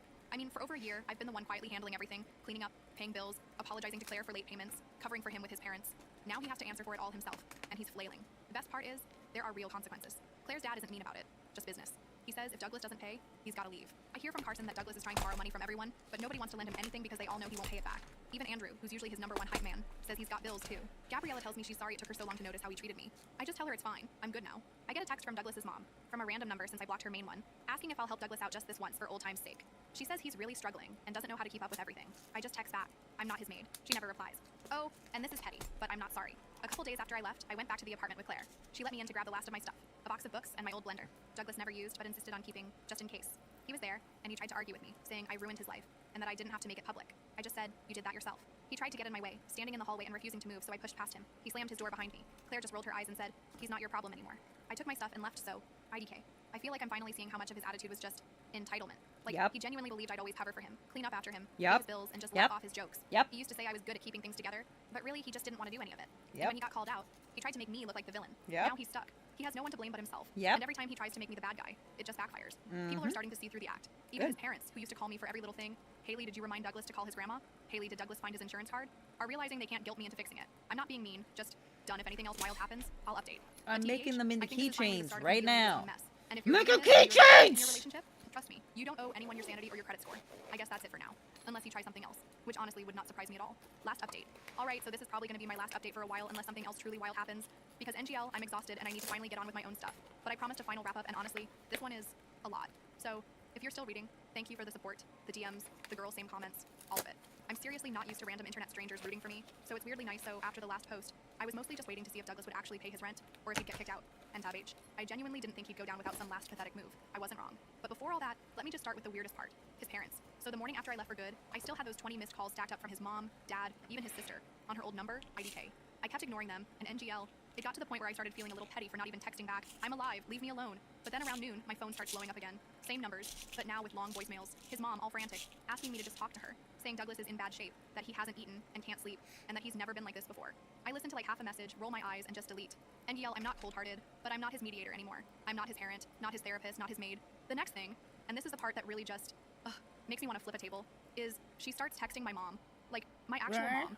I guess she still had her number from that one time they met at a holiday thing. I only found out because my mom called me and was like, is everything okay? Douglas's mom says he can't pay rent and he needs you to come back and talk some sense into him. My mom just sounded tired. Like I she was wonder if I expecting have me to any say I was distracting other acorns. men. But I told her straight up, nope, I'm done. He's on his own. Please don't answer her anymore. She just said, okay, and asked if I needed her to bring over groceries. So Douglas keeps calling. Now he's switching between mad and sad. Like 1 second, it's you ruined my life. The next it's, I'm sorry, come back, I'll change. I ignore every single call. He tries new numbers, even tries to FaceTime me. I block everything. It's honestly like whack-a-mole. Avery keeps laughing about it, says I should start charging him by the call. Meanwhile, Claire texts me that her dad finally gave Douglas the official notice. He's got to be out by Friday if he can't pay. Apparently, he tried to get an extension by saying his ex sabotaged him. Claire's dad just said, it's not my business, pay or move. So Douglas tries to guilt everyone else. Carson texts me that Douglas tried to borrow money from him, saying I stole his stuff. Nope, I literally only took what was mine and left the rest receipts and all. Gabriella messages me saying Douglas DM'd her asking if she'd vouch for him if Claire's dad asked about payment history. She just sent him a gif of someone laughing. And gull, that made my night. The only person who doesn't seem to be taking sides is Andrew. But that's just because he hates drama, not because he's neutral. He texts me, says he doesn't want to get involved, which is basically his motto for life. So by Thursday, Claire texts me that Douglas is full panic mode. He's behind on everything. Rent, internet, probably even his random subscriptions. I still get emails about his old food box service, which, not my problem. I guess he tried to call Claire's dad again. And when that didn't work, he called his mom, who then called me again. This time I pick up, mostly because I'm so annoyed. She starts in with a whole, please Haley, I know he messed up, but he's so lost without you. He's not good at handling life stuff. You know how he is. I just said, sorry, I'm not part of this anymore. You need to talk to your son, not me. She starts crying a little, which is awkward, and I just say goodbye and hang up. I think the real reason Douglas treats people like this is because he's always gotten away with it. Like his parents baby him, his friends either ignore it or laugh it off, and I was just the latest person to pick up the slack. He gets loud when he's embarrassed, jokes when he's nervous, and when that doesn't work, he just expects someone else to come fix things. I mean, I kinda knew he was lazy, but I never saw just how much he depended on people cleaning up after him until I stopped doing it. So anyway, Friday comes. I'm at my new place, which is honestly a shoebox, but at least it's mine. Eating leftover noodles, and I get a text from Claire. Just a thumbs up, and he's out. Apparently, Douglas didn't pay, didn't pack up half his stuff, just left it there. Claire's dad said he could come get the rest if he wanted, but the locks are changed, and he's not living there anymore. I ask if he made a scene. She just says he cried a little, slammed the door, and left. I almost feel bad for a second, but then I remember how he acted at that party, and I'm just, nah. I don't, and get this, he tries to show up at my new place. Like, literally knocks on the door. I hear it and peek out the window, see him standing there with his hoodie pulled up and holding a grocery bag. I don't open the door. I text Avery, who's actually in the next building over, and she comes out, stands on the sidewalk, just stares at him until he leaves. He doesn't even try to talk to her, just walks off. Avery texts me, dude is lost. I block his number again just in case. Next day, I get a letter in my mailbox. It's from Douglas, handwritten, which is wild. He never writes anything unless he has to. It's like 3 paragraphs of apologies, excuses, begging for another chance, saying he can't do this alone, that he didn't mean any of it, blah blah. He even says he'll pay me back for everything if I just come back. I rip it up and toss it. Not even tempted to reply. So that's it, I guess. Douglas is out. I'm out. Claire's family is already cleaning the apartment for new tenants. His parents tried everything. Even called my mom again. She just ignores them now. Gabriella says Douglas is couch surfing at Andrew's place, but Andrew isn't loving it and is probably going to kick him out soon. Carson's still neutral, but he texted me that Douglas is talking about moving back in with his parents. I'm honestly just glad I'm not the one cleaning up after him anymore. Next time someone calls me boring, I'll just laugh and move on because honestly, I'd rather be boring and free than stuck picking up after some guy who thinks he's the main character. So, yeah. Thanks for reading my unhinged saga. If you're ever in a situation where you're doing all the work and someone treats you like the help, don't wait for a big epiphany. Just start packing. You'll be shocked how fast the trash takes itself out. And no, I never called his parents back. Not my circus, not my monkeys. If Douglas wants to get his life together, he can start by learning how to do laundry. Or at least, how to pay his own damn rent. That's all for now. Maybe next time I'll write about something fun. Peace, y'all. My mother schemed to steal the house I bought with my own money. She believed the court would hand it to her, but she didn't see what I'd planned. Years ago, I was lucky enough to buy a small starter home during the housing market crash. I got it on my own, with no help or cosigner, just me grinding away and saving up. It wasn't anything fancy, 2 bedrooms, 1 bathroom, and a little yard. But it was mine. I lived there for almost a decade, working my way up and focusing on saving for something bigger down the line. Then, fast forward, I met my now husband, and we eventually decided it was time to upgrade. We pooled our money, got a nice place with more space, and I kept the old house as an extra asset. I figured maybe we'd rent it out at some point or just hold on to it as a backup. It was nothing serious, but it was an option, right? Here's where my parents come in. They've had a rough go financially, to put it mildly. A couple of years back, they lost their own place to foreclosure, which was always kind of hanging over their heads. I can't even count how many times they've moved since I was a kid because they were either renting places they couldn't afford or dealing with landlords who ended up kicking them out. After the foreclosure, they were living in a tiny rental and hinting pretty hard that they were tired of bouncing around. That's when they started eyeing my little house, saying it was perfect for them. Small, easy to maintain, nothing that would break their backs. They're retired too, which doesn't help the situation. My dad's health isn't great, and he finally hung up his work boots after 36 years of a physically demanding job. My mom, well, she's never worked, so they're just scraping by on his retirement, barely covering their essentials. At first, they wanted to live there rent-free. Yes, you read that right. I shut that down fast. I mean, come on, I'm not a charity. And even if they're family, there's no way I was going to have them squatting in a house I worked my butt off to own. So, I suggested a fair deal, way below market rent, just to cover the basics. Then, out of nowhere, they got this inheritance. It wasn't a small sum either, easily 6 figures. Oh, how about a My mom called me all excited, going on about how they'd finally caught a break and were going to waste pay off my house. I reminded her it wasn't really paying it off because the house was already paid off, but whatever. I went along with it to let them feel good about helping me out. We settled on an arrangement where they used part of the inheritance to prepay their rent, which basically covered a few years up front. I made it crystal clear that this was rent, not some buy-in deal or them gaining ownership. They were just tenants. So we got a lease drawn up. I spelled out every single thing in writing to keep things straight. This lease wasn't just a handshake deal. It was written, notarized, everything done by the book. They were tenants, plain and simple. And all they needed to do was pay taxes and insurance on the place, which came out to around $350 a month. We agreed on this to keep things simple, so they wouldn't worry about a big monthly payment. But as soon as the lease was signed, it was like my mom got it in her head that this arrangement meant they owned the place somehow. She started acting like it was their forever home, telling me how she was going to start decorating, planting gardens, and making little improvements. Okay, whatever, no big deal, right? I let it go, thinking it was harmless stuff. The last thing I thought was that she'd get it twisted and think they owned the place. Looking back, that was probably my first mistake. Fast forward a few years, I'm not making a single cent on this place. They're paying peanuts to live there, and honestly, I could be getting a lot more if I rented it out to someone else. But hey, they're family, so whatever. Then, one day, I had to tell them about a tiny increase in rent. I'm talking $3. $3 freaking dollars. Insurance went up a tiny bit, so I figured I'd just let them know the rent would adjust to cover it. It was less than the cost of a coffee. I called her up and said, hey, just wanted to give you a heads up that insurance went up, so rent's going to go up by $3. It's not much, just something small. I kid you not, she went off on me like I had raised it by $300. She was yelling, saying I was milking them, calling me greedy, acting like I was some money-hungry landlord. She brought up stuff like, we paid off the mortgage. We deserve to live here without any increases. No matter what kind of work your team does, Asana can help manage it. From project intake, to campaign management, to strategic planning and Shut up, Asana! Asana works for you. Try it for free today at asana.com. I don't want She threw all these wild accusations out of nowhere. I was floored. I reminded her again that they didn't pay off my mortgage. They paid an upfront amount as rent, plain and simple.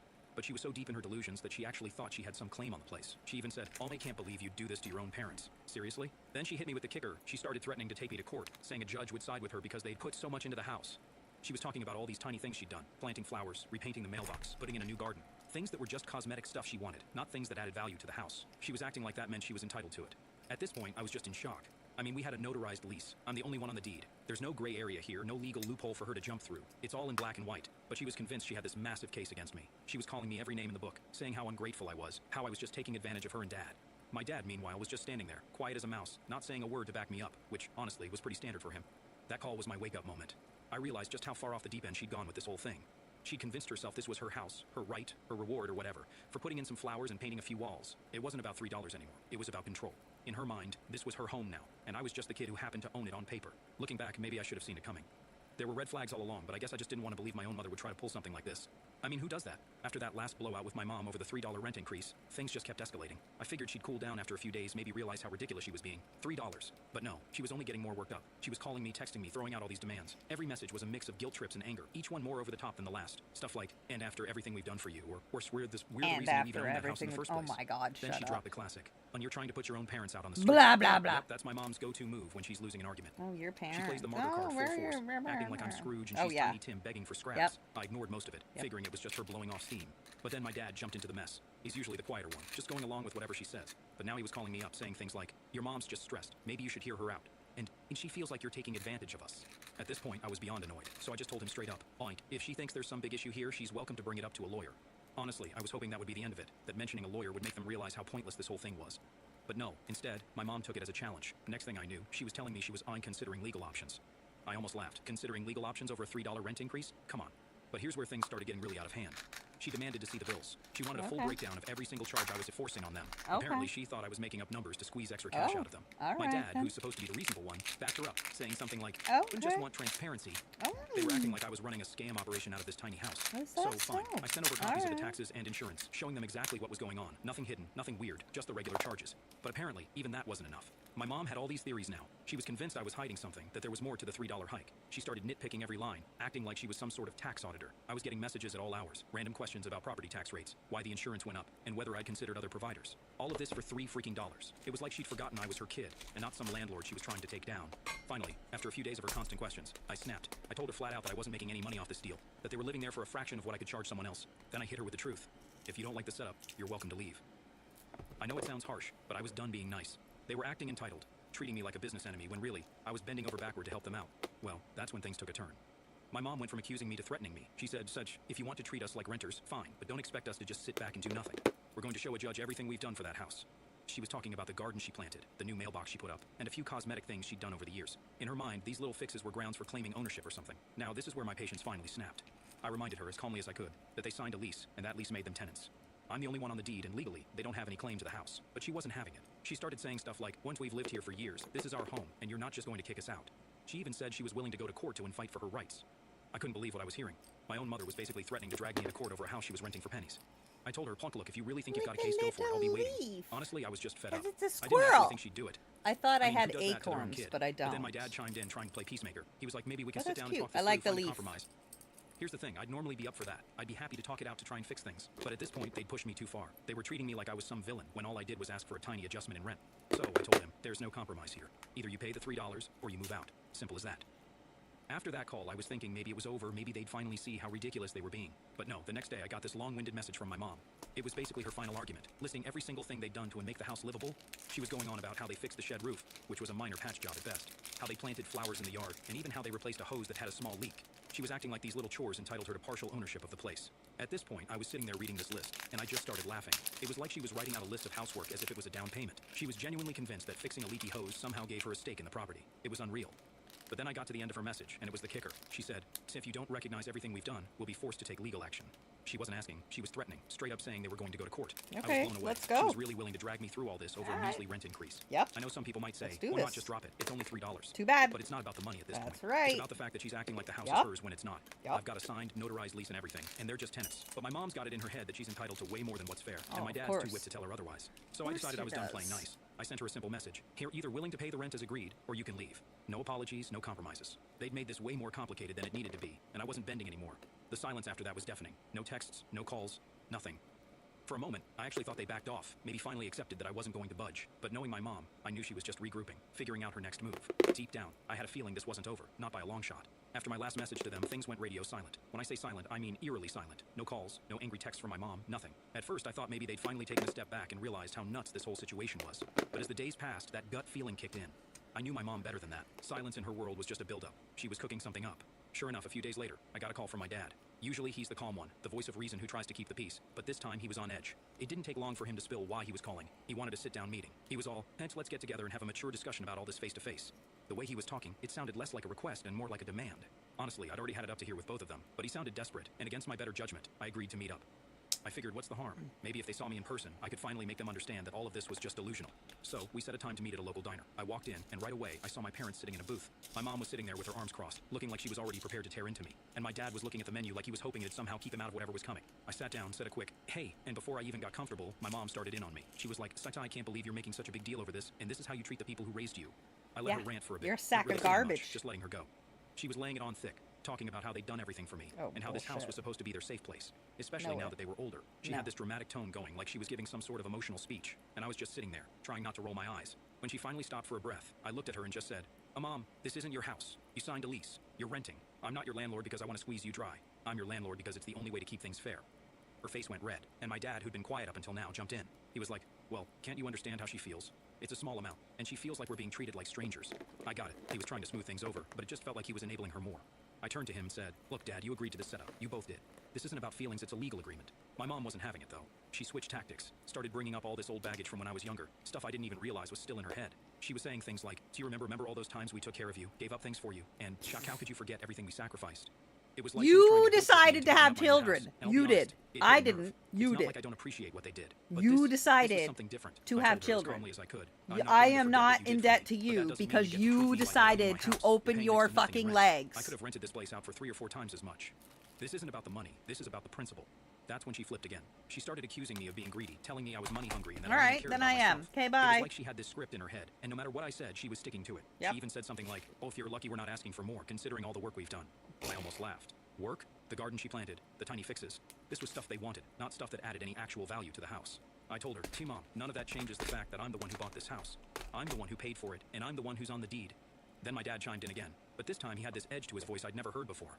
He said, well, maybe if you're so hung up on the legal side, we should look at this differently. Maybe we should get someone to assess what we've put into the place. Nothing. I looked You at put him, nothing. stunned. My own dad was suggesting they could get some kind of reimbursement for minor cosmetic stuff they wanted in the first place.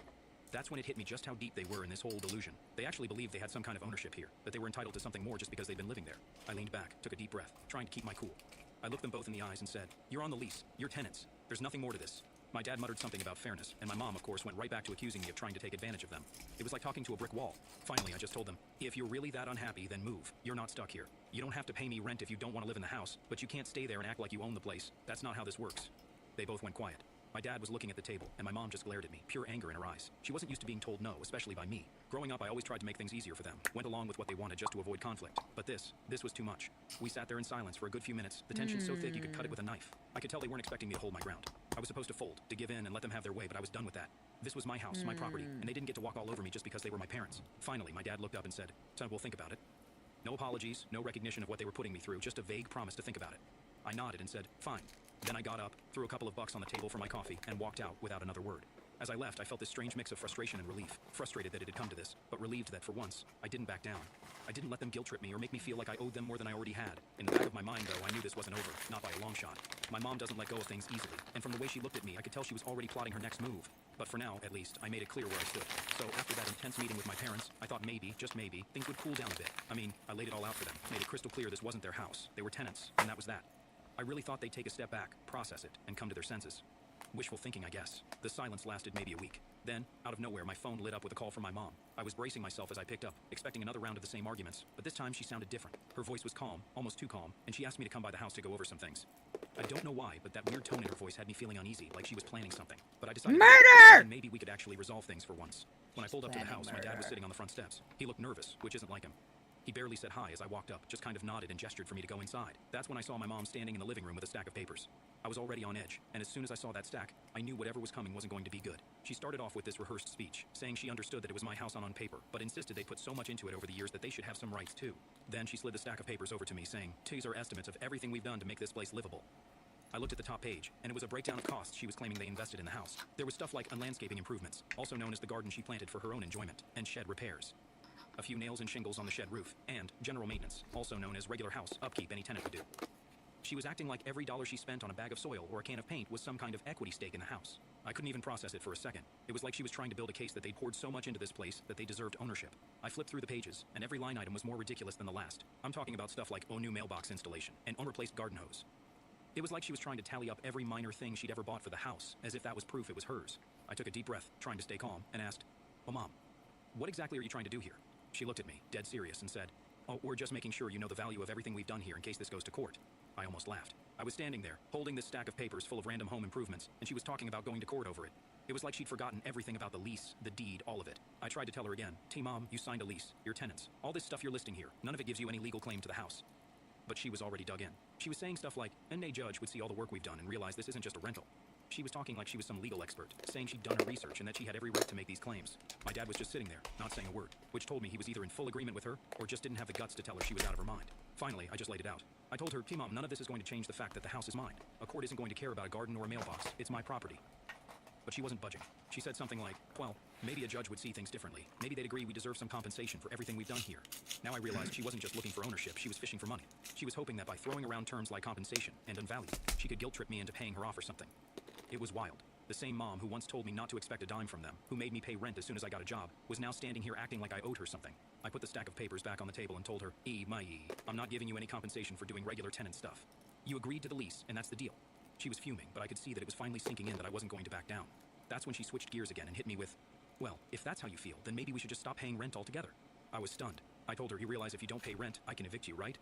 But she was acting like that's exactly what she wanted. She was all, "Go ahead, try to evict us. We'll tell the court everything we've done for this place, and they'll see we have a right to stay." At this point, it felt like I was talking to a stranger. My own mother was practically daring me to kick her out, as if that was somehow going to make her look like the victim and me the villain. It was like she was playing some twisted game of chicken, trying to see if I'd blink first. I looked over at my dad, hoping he'd jump in and bring some sanity back into the conversation, but he just shrugged, looking almost apologetic, and muttered something like, "Your mom's been through a lot. Just think about it." Think about it? Think about what, exactly? Giving in to her demands? Acting like I owed her something for being my tenant? No way. So I laid it out one final time. I told them, "So if you want to stay here, you stick to the lease. You pay rent, cover the taxes and insurance, and that's it. If you don't want to pay, then you'll have to move." My mom's face went from anger to something like hurt, like she couldn't believe her own kid was standing up to her like this. But honestly, I was done bending over backward to make her happy. I was done letting her guilt trip me into giving her whatever she wanted. I told them both, "So when you have until the end of the month to decide. Either you pay what we agreed, or you move out."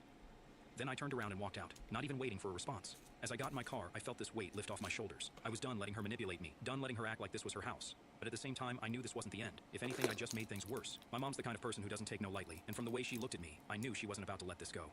So yeah, I was preparing myself for whatever was coming next because, knowing her, it was going to be a fight. But for once, I felt ready to handle it. She might think she had the upper hand, but I had the law on my side, and I wasn't backing down. After that last showdown, I didn't hear a single word from my parents for a couple of weeks. Honestly, the silence felt almost peaceful. I mean, yeah, part of me knew this was the calm before the storm, but I needed the break. I needed some space to think about everything that had gone down, to remind myself that standing my ground wasn't being cruel. It was just doing what was fair, what was right. But of course, peace doesn't last long in my family. Out of nowhere, my mom called me up. This time, there was no yelling, no accusations right off the bat. She sounded almost polite. She told me she wanted to put this behind us, that she'd been thinking about it all and just wanted a compromise. I should have known better, but for some reason I believed her.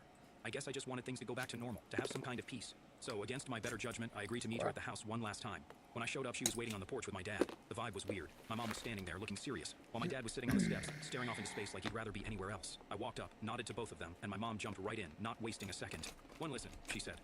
"And we've decided to meet you halfway." Now, right away, this didn't sit right. Knowing her, meeting halfway usually meant me doing all the compromising while she got what she wanted. But I stayed quiet, letting her talk. She said she understood that legally the house was mine. She said it like the word illegally was an insult. But she felt that emotionally it was theirs too because of all the time and money they put into it. And she hit me with it. She thought I should gift them partial ownership of the house. I was standing there, trying to process if I actually heard that right. I said, "Are you serious? You want me to give you part of my house?" She nodded, dead serious. I have that going on kind of about a how it would be family. gesture of Just goodwill so we're and would show clear. that I appreciated everything they'd done for me I'm over the years. related to I told that her kind flat of a out, "See, family. Mom, that's not happening. This house is mine. You're renting. End of story." But she was ready for this, like she'd rehearsed her response or something. She said, "Fine, then we're done paying rent. We'll just stay here for free until you figure something out." I just stared at her, half shocked, half furious. I mean, what's there to even say? I was looking at my dad, hoping he'd step in, but he was just sitting there, not saying a word. Typical. So I told her, "If you stop paying rent, you'll be breaking the lease, and I'll have to evict you." And she smirked. Yes, actually smirked, and said, "You'd really do that to your own parents? Yep. You'd put us out on the street?" Yep. It was this classic guilt trip, and in the past it might Yep. have worked. But now I was done with all of it. Yeah, I told I her, will. "Yes, if you refuse to pay rent, I'll evict you. I'm done being manipulated." She was furious. She said I was selfish. That I Ha that I was turning You're my back on family, selfish. the whole 9 yards. Turning But I your heard it all back before, on and I knew it family. was just her way of trying to get under my She's the skin, to one make me feel guilty enough to give in. that did the But wrong this in the time, I first didn't place. feel guilty. I But just felt tired. At this you're point, the my dad problem. finally spoke That's up. right. He said, "So maybe we should just pay the rent, honey. It's only $3 more." And that's when my mom really lost it. She turned on him, shouting about how he never supported her and how he was too weak to stand up for their rights. Law. It was like watching a train wreck, and I was just standing there. Part of me feeling bad for my dad, but the other part realizing that he'd let this go on for way too long. So I told them both, "So you have until the end of the month to make a decision. Pay the rent or move out. Those are the only options." My mom glared at me, and my dad just looked defeated, but I didn't back down. I was done letting them control the situation. I left without saying another word, knowing I'd probably just set off a whole new level of drama, but also knowing I couldn't keep playing this game. I headed home, half expecting another angry call or text, but there was nothing. Another few days of silence. Then, out of nowhere, I got a text from my mom. She said, "Fine, we'll pay your precious rent, but don't expect us to do anything extra around the house anymore." I rolled my eyes. The teaching cheating tree things she was talking about were basic yard work and cleaning, stuff any tenant would handle. But if this was her way of giving in while still feeling like she'd won, then fine, I'd take it. So, they grudgingly agreed to pay the extra $3, and I thought maybe, finally, this nightmare was over. But deep down, I knew my mom wasn't letting this go. She's got a grudge now, and it's probably just a matter of time before she tries something else. But for now, they're paying, and I have a little bit of peace. The funniest part? After all this, she sent me this long guilt-trippy text about how family is all that really matters, and how I should be grateful for everything they'd done for me. She was still trying to guilt-trip me, even when she was the one who practically forced me to threaten eviction. It was like she was living in some alternate reality where she was the victim, and I was the villain for trying to enforce a simple lease agreement. I didn't respond. I just let it go. I knew if I said anything, it would just drag things out longer, and I was exhausted. I'm over it. I've said my piece, I've set my boundaries, and for once, I actually stuck to them. So yeah, there's still and I'm still What? but at least now I know where I stand, and honestly, I feel like I've finally taken back some control over my own life. I'm done with the guilt, the manipulation, all of it. They can keep playing their games if they want, but I'm out. I've got my own life to live, and for once I'm putting my own peace first. If they ever bring up the house ownership thing again, well, let's just say I've got a notarized lease, and I'm not afraid to use it. I wouldn't fucking No rent matter to how them you travel, anymore. It's good to have a plan. Some people plan every minute. No sleep, bus, museum, another museum. While others only plan to take it day by day. When it comes to your finances, a plan is just as important. You can count on Credit Karma to give you the insights you need to understand your options,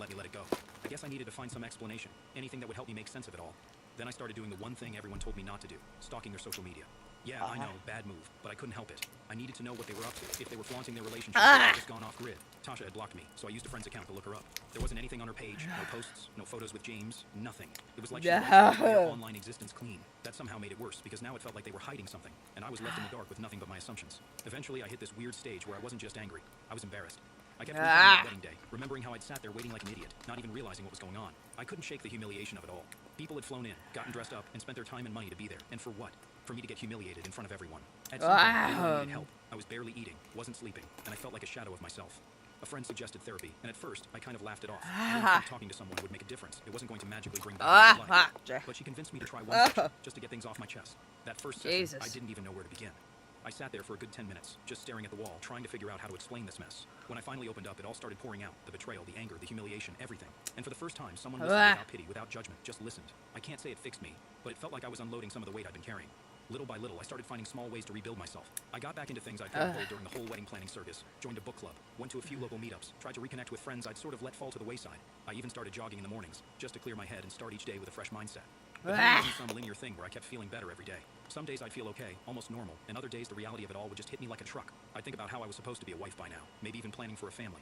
And then I'd remember how I'd lost not only James, but also my sister. Like, how do you even grieve that? Losing your fiancé and your sister in one move. And then there were the people around me. Some of my relatives tried to be supportive, but they didn't really get it. They'd say things like, "You're better off without him," or "She'll find someone else." I know they were trying to help, but that just wasn't what I needed to hear. I needed to understand why they did this, not get pep-talked into moving on like it was a bad breakup or something. This wasn't just losing a boyfriend, this was my entire future and my trust in two people I thought I could rely on. Through all of this, my cousin Alan was a huge support. He's the one who told me about James and Tasha leaving the venue, and he didn't try to sugarcoat anything. After that, he'd let me vent, sit there with me when I was having a bad day, and even pushed me to go out and do something fun when I felt like locking myself in my room. He's a quiet guy, not big on the whole and talk about your feelings bang, but he just kind of knew when I needed someone. I owe him a lot for that. Over time, I stopped checking their social media. I stopped wondering if they were happy together, if they were still together. I figured it was only hurting me, and they didn't deserve to live rent-free in my head anymore. After a few months, I moved into a new place, new apartment, new neighborhood, just a fresh start where I didn't have to be reminded of all the plans I'd made with James. Moving on wasn't easy, but I felt like I was finally getting somewhere, and I didn't need him or anyone else to get there. I won't lie, part of me still felt like I'd lost something huge. I'd lost my sense of trust. I questioned everyone's intentions, even close friends, wondering if they'd betray me too. It's hard to shake that kind of paranoia, and I'm still working on it. But I was learning to be okay on my own. I was building a life that didn't include either of them, and for the first time, that didn't feel like a tragedy. It felt freeing in a way. By the end of that year, I had my own little routine, my own place, and my own life. It wasn't the life I thought I'd have, but it was mine. I'd found a kind of peace in that, a weird acceptance, that things don't always go the way you expect, but sometimes that's okay. Looking back, I'm proud of how far I came. That whole mess broke me down to nothing, but I didn't stay there. I built myself back up, piece by piece, until I didn't even recognize the person I'd been before, and maybe that's for the best. Months after I'd finally gotten some kind of peace back, I was almost in this routine where I didn't think about James or Tasha every day. I was working, seeing friends, going to the gym, even dating here and there. Life was moving forward, slowly but surely. So, naturally, it all had to be interrupted. And of course, it was by none other than James. One random Tuesday night, my phone buzzed with an unknown number. I almost didn't answer, thinking it was probably just another spam call. But something in me was curious. I picked up. "Hello?" I said, half distracted. There was a pause, and then I heard it, James's voice on the other end. "Hey, it's me." For a second, I thought it was a sick joke. My brain struggled to register that I was actually hearing his voice after all these months. This was the guy who'd left me alone in a wedding dress, the guy who had run off with my sister, and here he was, acting like it was just some normal catch-up call. My stomach did a flip, and all that anger and hurt I'd pushed down just started bubbling up. "What do you want, James?" I kept my voice cold, trying not to let him hear how his call was getting to me. He sounded different. His voice was rough, like he'd been crying or maybe just hadn't slept in days. "I just wanted to talk. I know this is weird, but I need you to hear me out." My first instinct was... Hear you out?! I didn't owe him anything. But my curiosity got the better of me, and I figured, "You fucked my sister." So I stayed silent, waiting for him to spill whatever he had to say. "I'm sorry," he started, his voice barely a whisper. I know that doesn't even begin to cover it, but I needed to say it. I've been a mess, trying to figure out how I ended up here, and I finally read all those messages you sent me on our wedding day.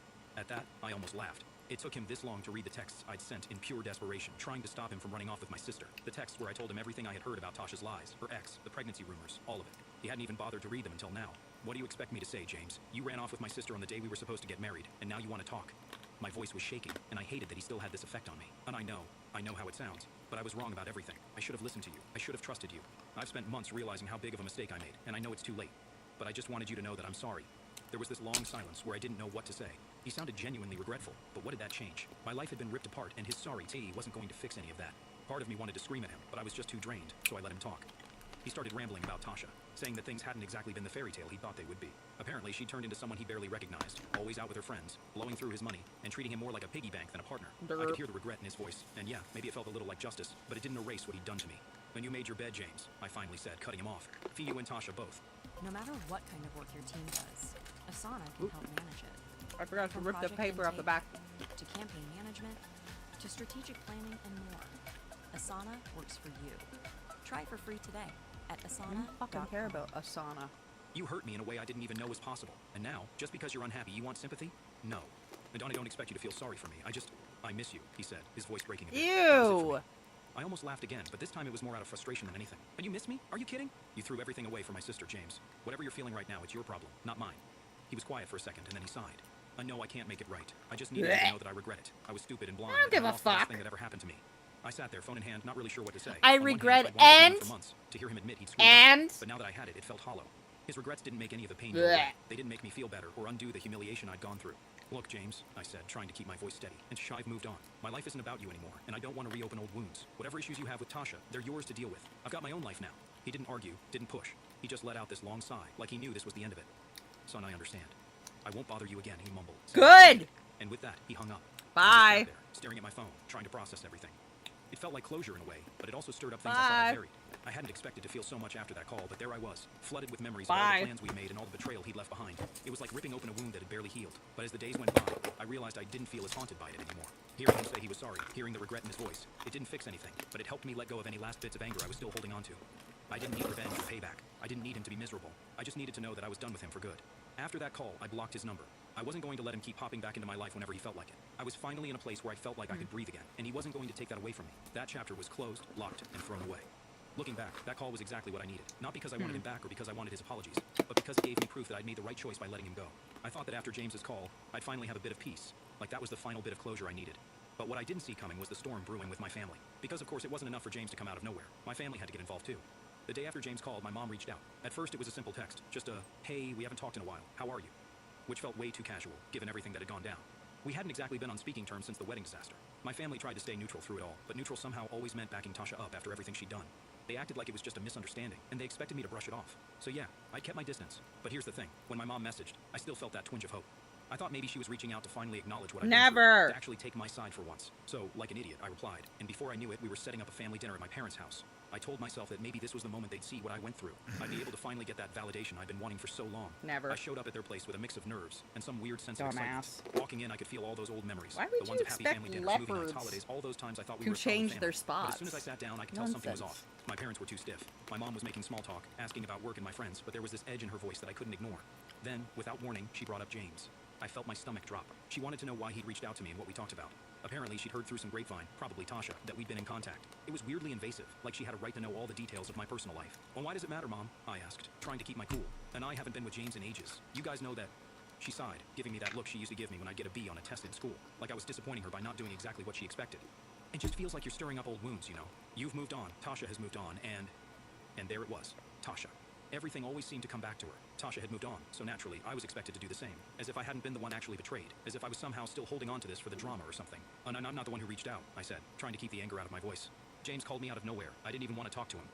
My dad cleared his throat, looking uncomfortable but jumping in anyway. You know, honey, maybe it's time we all just let this go. Tasha's still family, and she's had her own struggles. Can't we all just put this behind us? That's when I realized they weren't reaching out to make things right. They weren't looking for my side, my perspective. They just wanted me to forgive and forget to make things easier for them. They wanted me to move on so they wouldn't have to keep dealing with this messy, uncomfortable family drama. In their eyes, Tasha could be forgiven for anything. But I was the one holding on to a grudge. Are you serious? I asked, my voice starting to shake. Is she still family?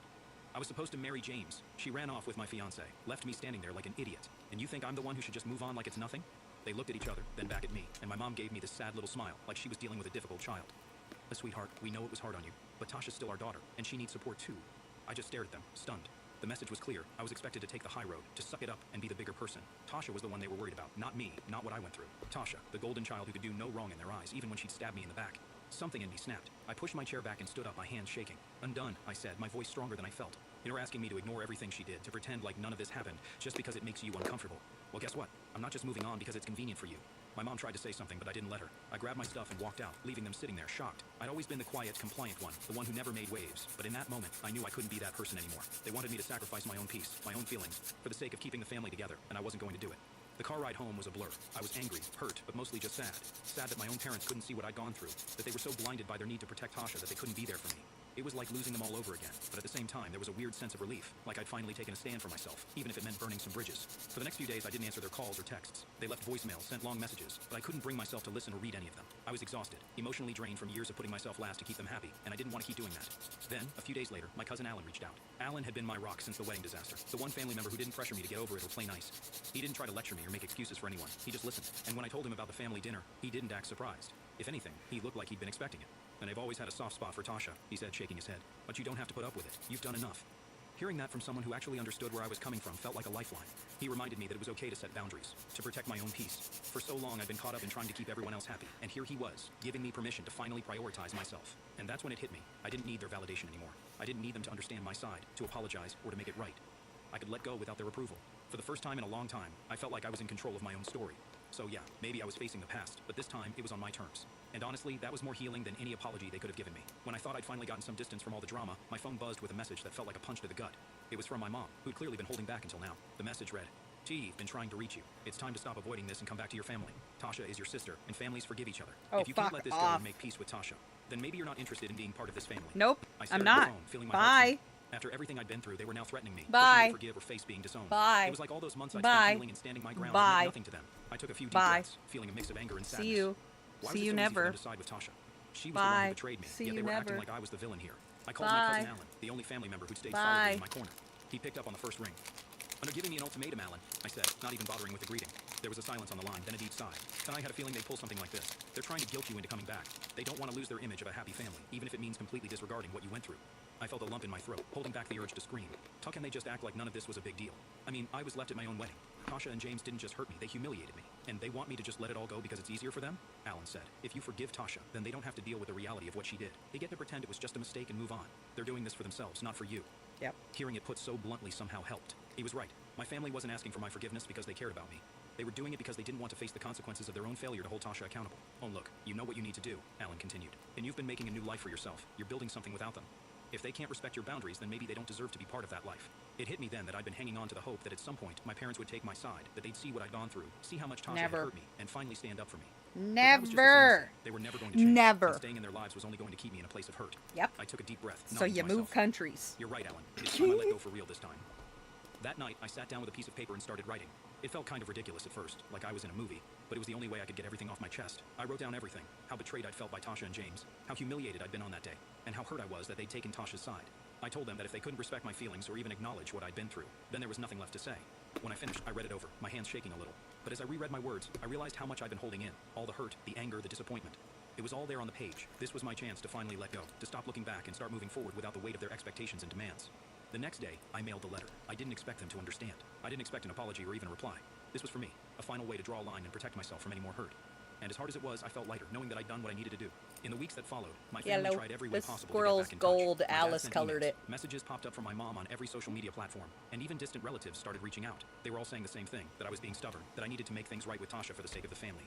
But none of it shook me. I had said my piece, and for the first time, I felt at peace with that. Alan kept me updated on what was going on, and apparently Tasha was still playing the victim, acting as though I was the one causing the family divide. My parents, from what I heard, were making excuses for her left and right, brushing off what she'd done as a mistake of youth, or some nonsense like that. It was maddening, but I realized that it was their problem now, not mine. I threw myself into my new life, focusing on things that actually brought me joy. I got more involved in work, took on new projects, and even made a few close friends who knew nothing about my past and just saw me for who I was. For once, I was living for myself, not trying to fit into someone else's idea of who I should be. Then, one evening, I was out with my new friends when my phone buzzed. I glanced down to see an email notification from my dad. I felt a pang of guilt, but then I reminded myself of all the pain I'd gone through, all the times I'd been asked to just let it go for their convenience. I knew I couldn't go back to that. I deleted the email without reading it, feeling a weird sense of satisfaction. I was done with their guilt trips and their demands. Life kept moving forward.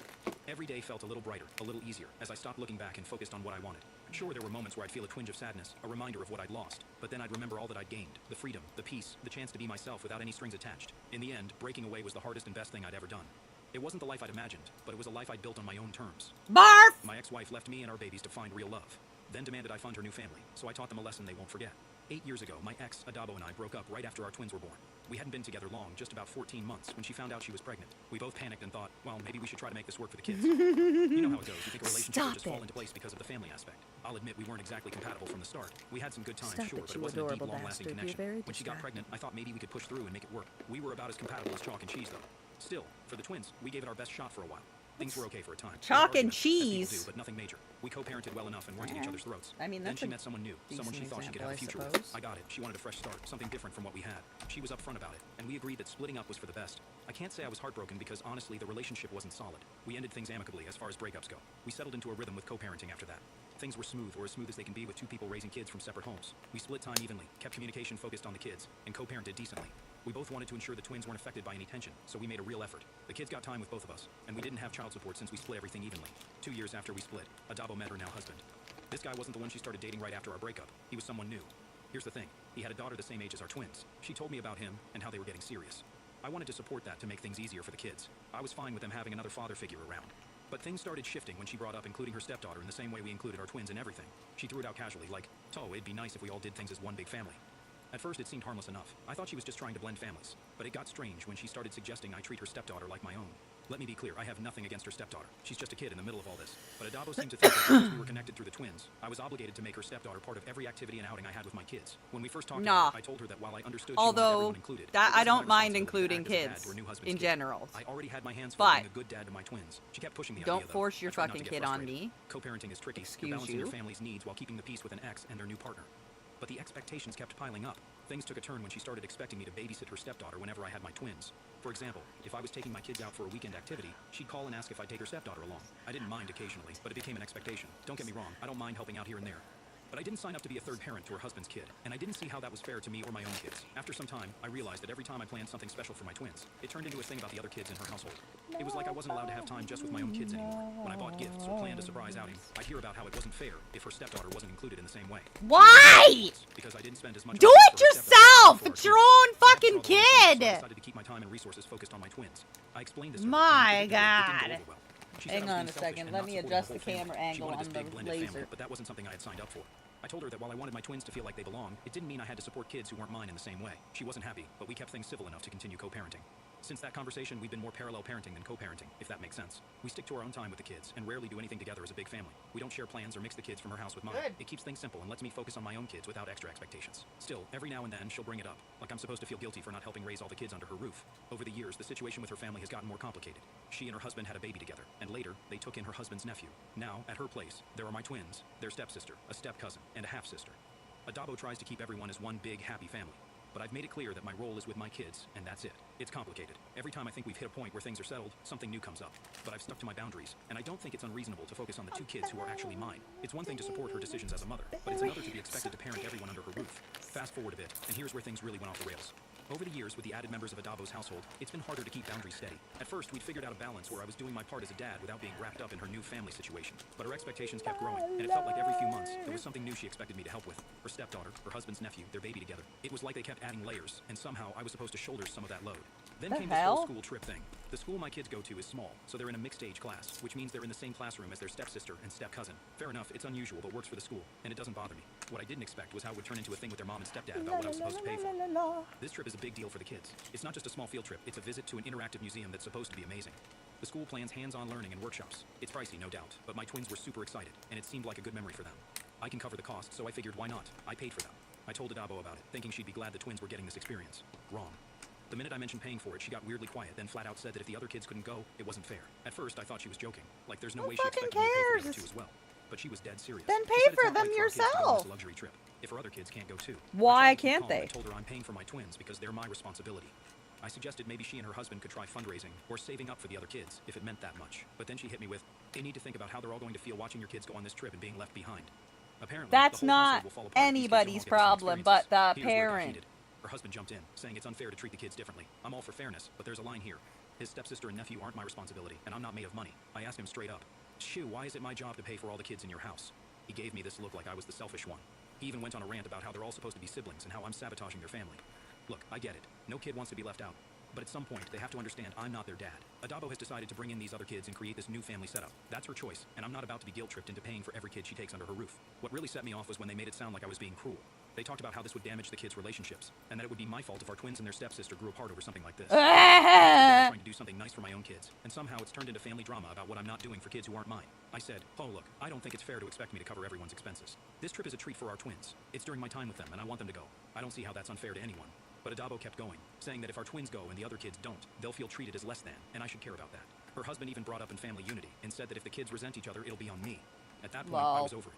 This wasn't about family unity, it was about them making their financial choices my problem. It's not like they're struggling to get by either. They have decent jobs, and if this trip meant that much, they could find a way to make it work without relying on me. It's not my job to stretch my finances to make up for what they can't or won't do. The argument went in circles. They kept bringing up fairness and how I should think about the family, but I stood my ground. I told them it wasn't my fault they couldn't send the other kids and that I wasn't going to let them guilt-trip me into paying for it. That's where we left it, but I could tell from the look on her face that this was far from over. Honestly, I walked away from that conversation feeling irritated and confused. No matter how much I explained that I wasn't responsible for all her family's kids, they weren't hearing it. Somehow my focus on my own kids had become an issue, and I was being made out to be the villain in their family story. It's exhausting. I just wanted to do something nice for my twins, and now it's become this giant issue about fairness and unity. I feel like I'm walking a tightrope where every decision could spark another argument. All I wanted was to give my kids a fun experience, but apparently that's too much to ask. After the argument over the school trip, I figured that would be the end of it, at least for now. I thought I'd made it clear I wasn't paying for all the kids, and I hoped Adabo and her husband would drop it. But nope, they weren't about to let it go without another round. I didn't expect what came next, though, because this one blew me out of the water. A few days after the trip argument, I got a message from Adabo saying she wanted to meet up to talk. I knew this wasn't going to be a friendly coffee date, but I figured it's better to get it over with than to keep going back and forth through text. I agreed, and we set a time to meet at a small diner halfway between our places. She showed up, and right off the bat, I could tell this wasn't going to be a quick chat. She had that serious look on her face, the one where you know they've rehearsed what they're going to say. She sat down and started with, "Sin, I don't think you were understanding the situation." I thought Isani understood it just fine. I'm paying for my kids, and that's that. But I let her talk. She went into this whole thing about how I need to look at the bigger picture, and how this isn't just about a school trip. No. It's about setting a standard No. for how we'll handle things going No. forward. I guess she thought framing No. it as a big family philosophy would make me feel obligated No. to agree. She said No. this trip is just one example, and in the future, there will be other activities, events, maybe even family vacations, and we should be on the same page about treating all the kids equally. No. I couldn't believe it. Was she No. seriously suggesting I pay for family vacations for all her kids No. now? I listened, trying No. not to react too much because I knew if I got heated, it would make things worse. Then she brought up the fairness argument again. She said, "So if your kids get to do these things and the others don't, it's going to cause resentment. They're going to feel left out." She So? even went as far as to say it could damage the kids' relationships with each other. Nah! They'll grow up with this inequality that'll tear them apart. I They sat there will thinking, anyway. they're already different kids from different They're families with different already lives. gonna Why have is this my that. problem to solve? When she finished, I tried to keep my voice calm and said, "He get that you want all the kids to feel equal, but these aren't my kids. They're not my responsibility." No. I reminded her that we've been doing this parallel parenting thing for a while, where she handles things on her end, and I handle things on mine. But apparently she's decided that's not enough anymore. That's when she dropped the real kicker. She said, "So if you really care about the kids' well-being, you'd want to support the whole family, not just the Nah. kids." She went on about how I needed to show good faith by stepping up for the other kids as well. I almost laughed Why? out loud because it felt absurd. Since when Why? does supporting your kids mean taking on everyone else's kids too? At that point, I felt myself starting to lose it. I told her, "Look, I do care about my kids' well-being. That's why I'm willing to do these things for them. But I'm not going to let you guilt trip me into paying for kids that aren't mine."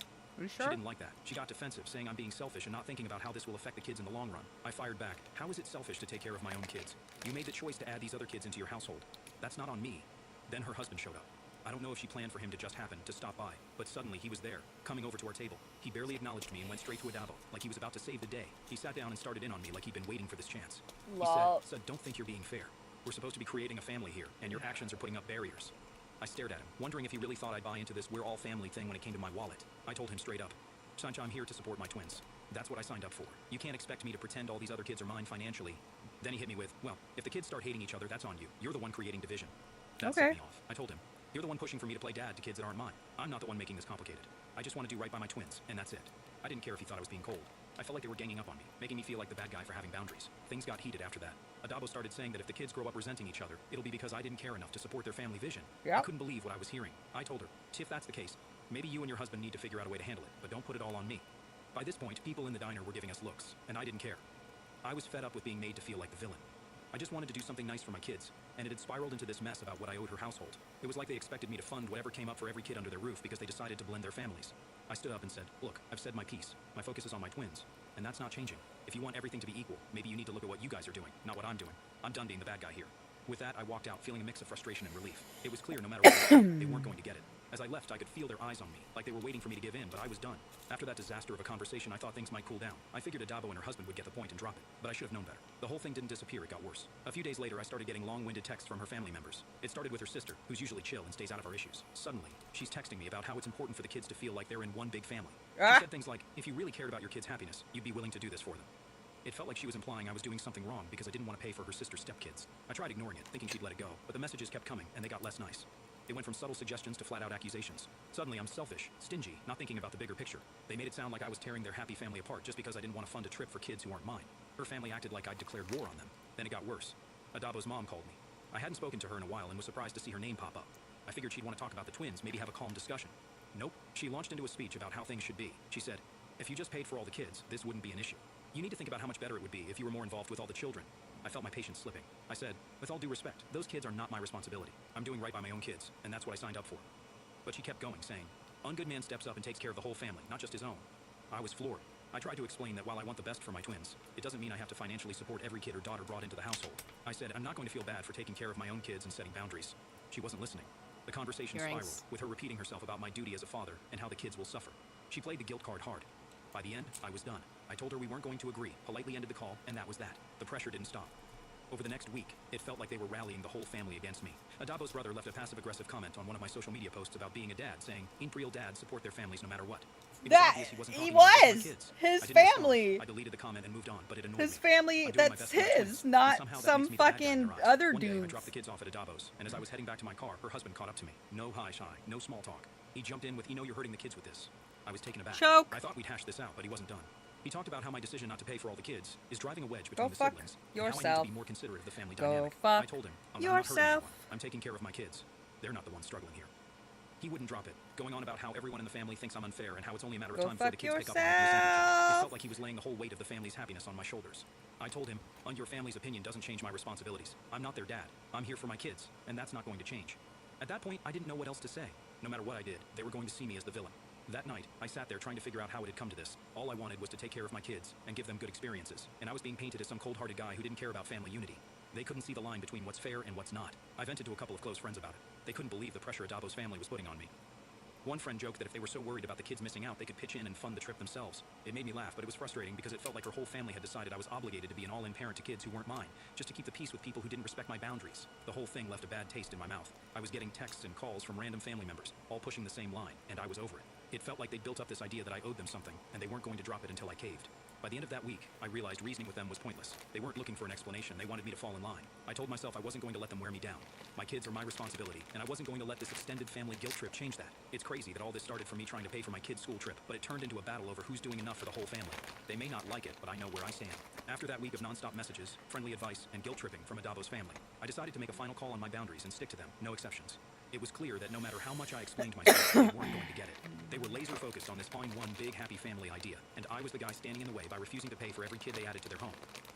First, I talked to my twins about the upcoming trip. I wanted to ensure they were still excited and didn't feel awkward about it because after all the drama, I didn't want them to feel guilty. I kept it simple and said, hey, I'm really looking forward to this trip for you guys, and I want you to know this is something special for just the two of you. I didn't go into the messy details, but I wanted them to know it was okay to enjoy something for themselves. Both seemed relieved. They picked up on some tension. Kids always do, but they were happy and genuinely excited to go.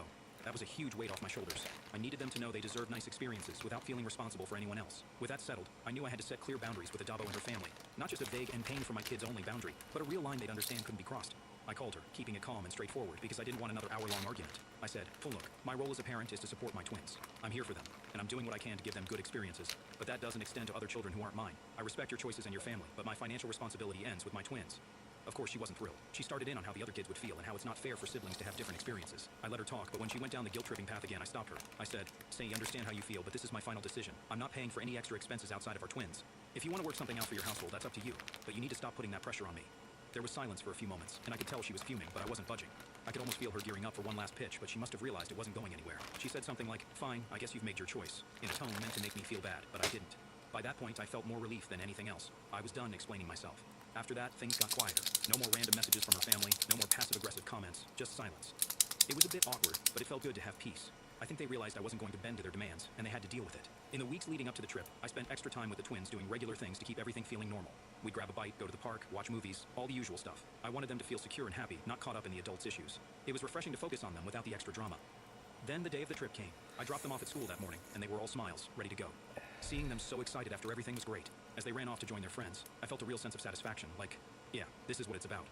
It's not about making everyone happy or bending over backward for people who don't appreciate it. It's about giving my kids the best I can and teaching them it's okay to set boundaries. Here's the kicker. The day after the trip, I got a call from Adavo.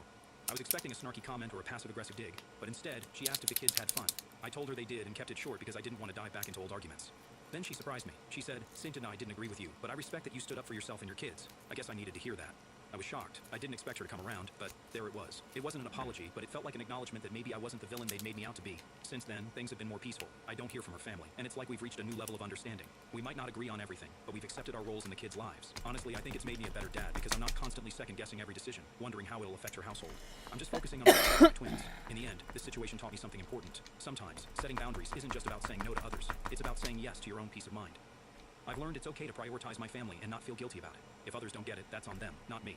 Things are in a good place now. The twins are happy, I'm happy, and it feels like we're moving forward without the extra baggage. I've made it clear where I stand, and I think everyone, even Adavo and her husband, has come to respect that. It's not perfect, and I'm sure there'll be bumps down the road, but I know I can stand my ground and make decisions that are best for my family without getting lost in everyone else's expectations. A few weeks after things settled down, I thought I'd heard the last of the demands. But then Adavo hit me with something new. She started talking about the twins' living situation at her place, and how they don't have the same comforts they have with me. At first, I thought she was venting until she hinted that I should do something about it. It turns out she wanted me to buy a house, not for me, but for them. She said it's not fair for the kids to go back and forth between two different standards of living, and that it could hurt their self-esteem if they feel like they're lacking in their place. I was trying to process if she was serious, but she was dead serious. She expected me to buy a second house for the kids to stay in when they're with her, so she could live in it too, all on my dime. I tried to keep calm, but had to ask, Child, how does that make sense? You already have a home. She went off about how their house is too small for a family her size, and how it's affecting the kids' mental well-being. She talked about equal standards, like I'm supposed to make up for every choice she's made since we split.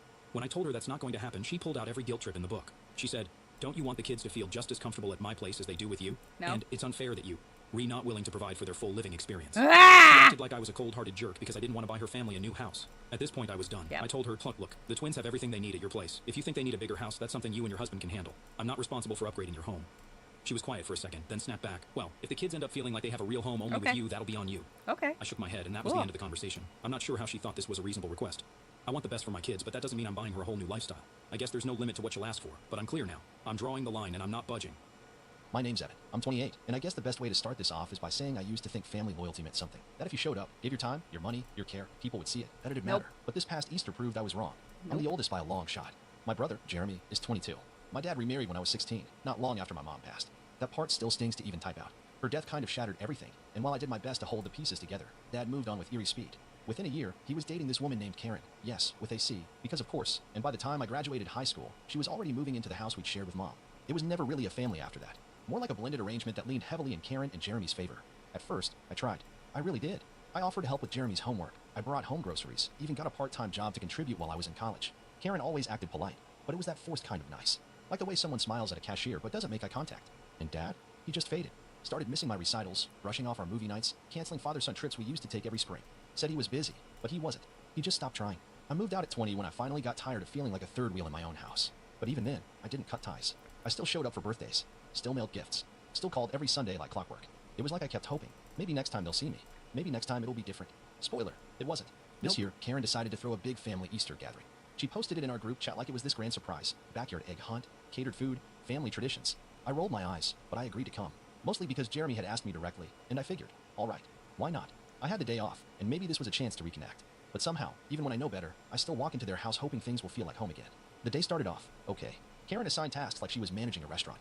Evan, you take the backyard, set up the egg hunt stations, make sure the tables are clean. The kids need juice boxes in the cooler, and don't forget the plastic cutlery. No please. No thank you. Just orders. I didn't argue. I smiled, nodded, and got to work. I always do. It's like muscle memory now. I cleaned the backyard, arranged the plastic eggs, laid out the tablecloths, even fixed a few chairs that were wobbling.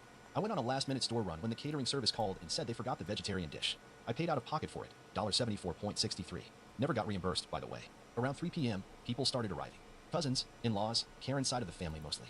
I was the only one sweating in a button-up shirt with grass stains on my knees. Everyone else had somehow shown up fresh, clean, and clueless. Karen's sister greeted me like I was the hired help. Oh, you must be the one setting everything up. You're doing such a good job. She said it with that faux cheery tone that made me want to laugh and scream at the same time. My own uncle didn't even recognize me at first. Jeremy gave me a side hug and muttered, "Glad you came, man," before disappearing with his girlfriend. As the afternoon went on, I realized something: no one had saved me a seat at any of the tables. I kept telling myself it was an oversight, that maybe someone would notice and fix it. But the more people trickled in, the more chairs were taken, until I was left standing with a plastic cup of lukewarm lemonade in my hand and a forced smile on my face. Karen finally announced dinner was ready. People started lining up near the buffet, paper plates in hand, laughing and joking. I lingered near the folding table where I'd set out the forks. That's when it happened. I was reaching over to straighten a napkin holder when I heard my dad's voice, sharp, sudden, and just loud enough for the people around us to stop talking. "Evan," he said, not looking at me, "you're just a guest in this family now. Don't overstep." It was like someone had sucker punched me. At first, I didn't even process it. I just blinked, confused, thinking maybe I misheard him. But then Karen, standing beside him with her arms crossed, nodded. "It's not your place to run things here," she added with this smug little smile like she'd been waiting years to say that out loud. I looked over at Jeremy, my brother, my baby brother who used to follow me around like a shadow when we were kids. He met my eyes and looked away. Not a word, not a single word. I didn't cry. I didn't scream. I just stood there with that same stupid plastic cup in my hand, realizing I was the only one in that yard who felt out of place in a family I used to belong to. I walked inside, didn't say a word, found my bag by the front door where I dropped it earlier that morning, and then I started unplugging things. The Wi-Fi router? Gone. I bought it last year when theirs broke and no one bothered to replace it. The backyard speakers? Mine. I'd lent them for Jeremy's graduation and never got them back. Gone. That extra generator keeping the catering warm? Surprise, that was mine too. Bought it during a snowstorm last winter and left it with Dad, just in case. I unplugged it and carried it to my car like it weighed nothing. It felt like something in me had just clicked off. Like the years of bending over backwards, staying quiet, swallowing hurt, just evaporated. And I wasn't done yet.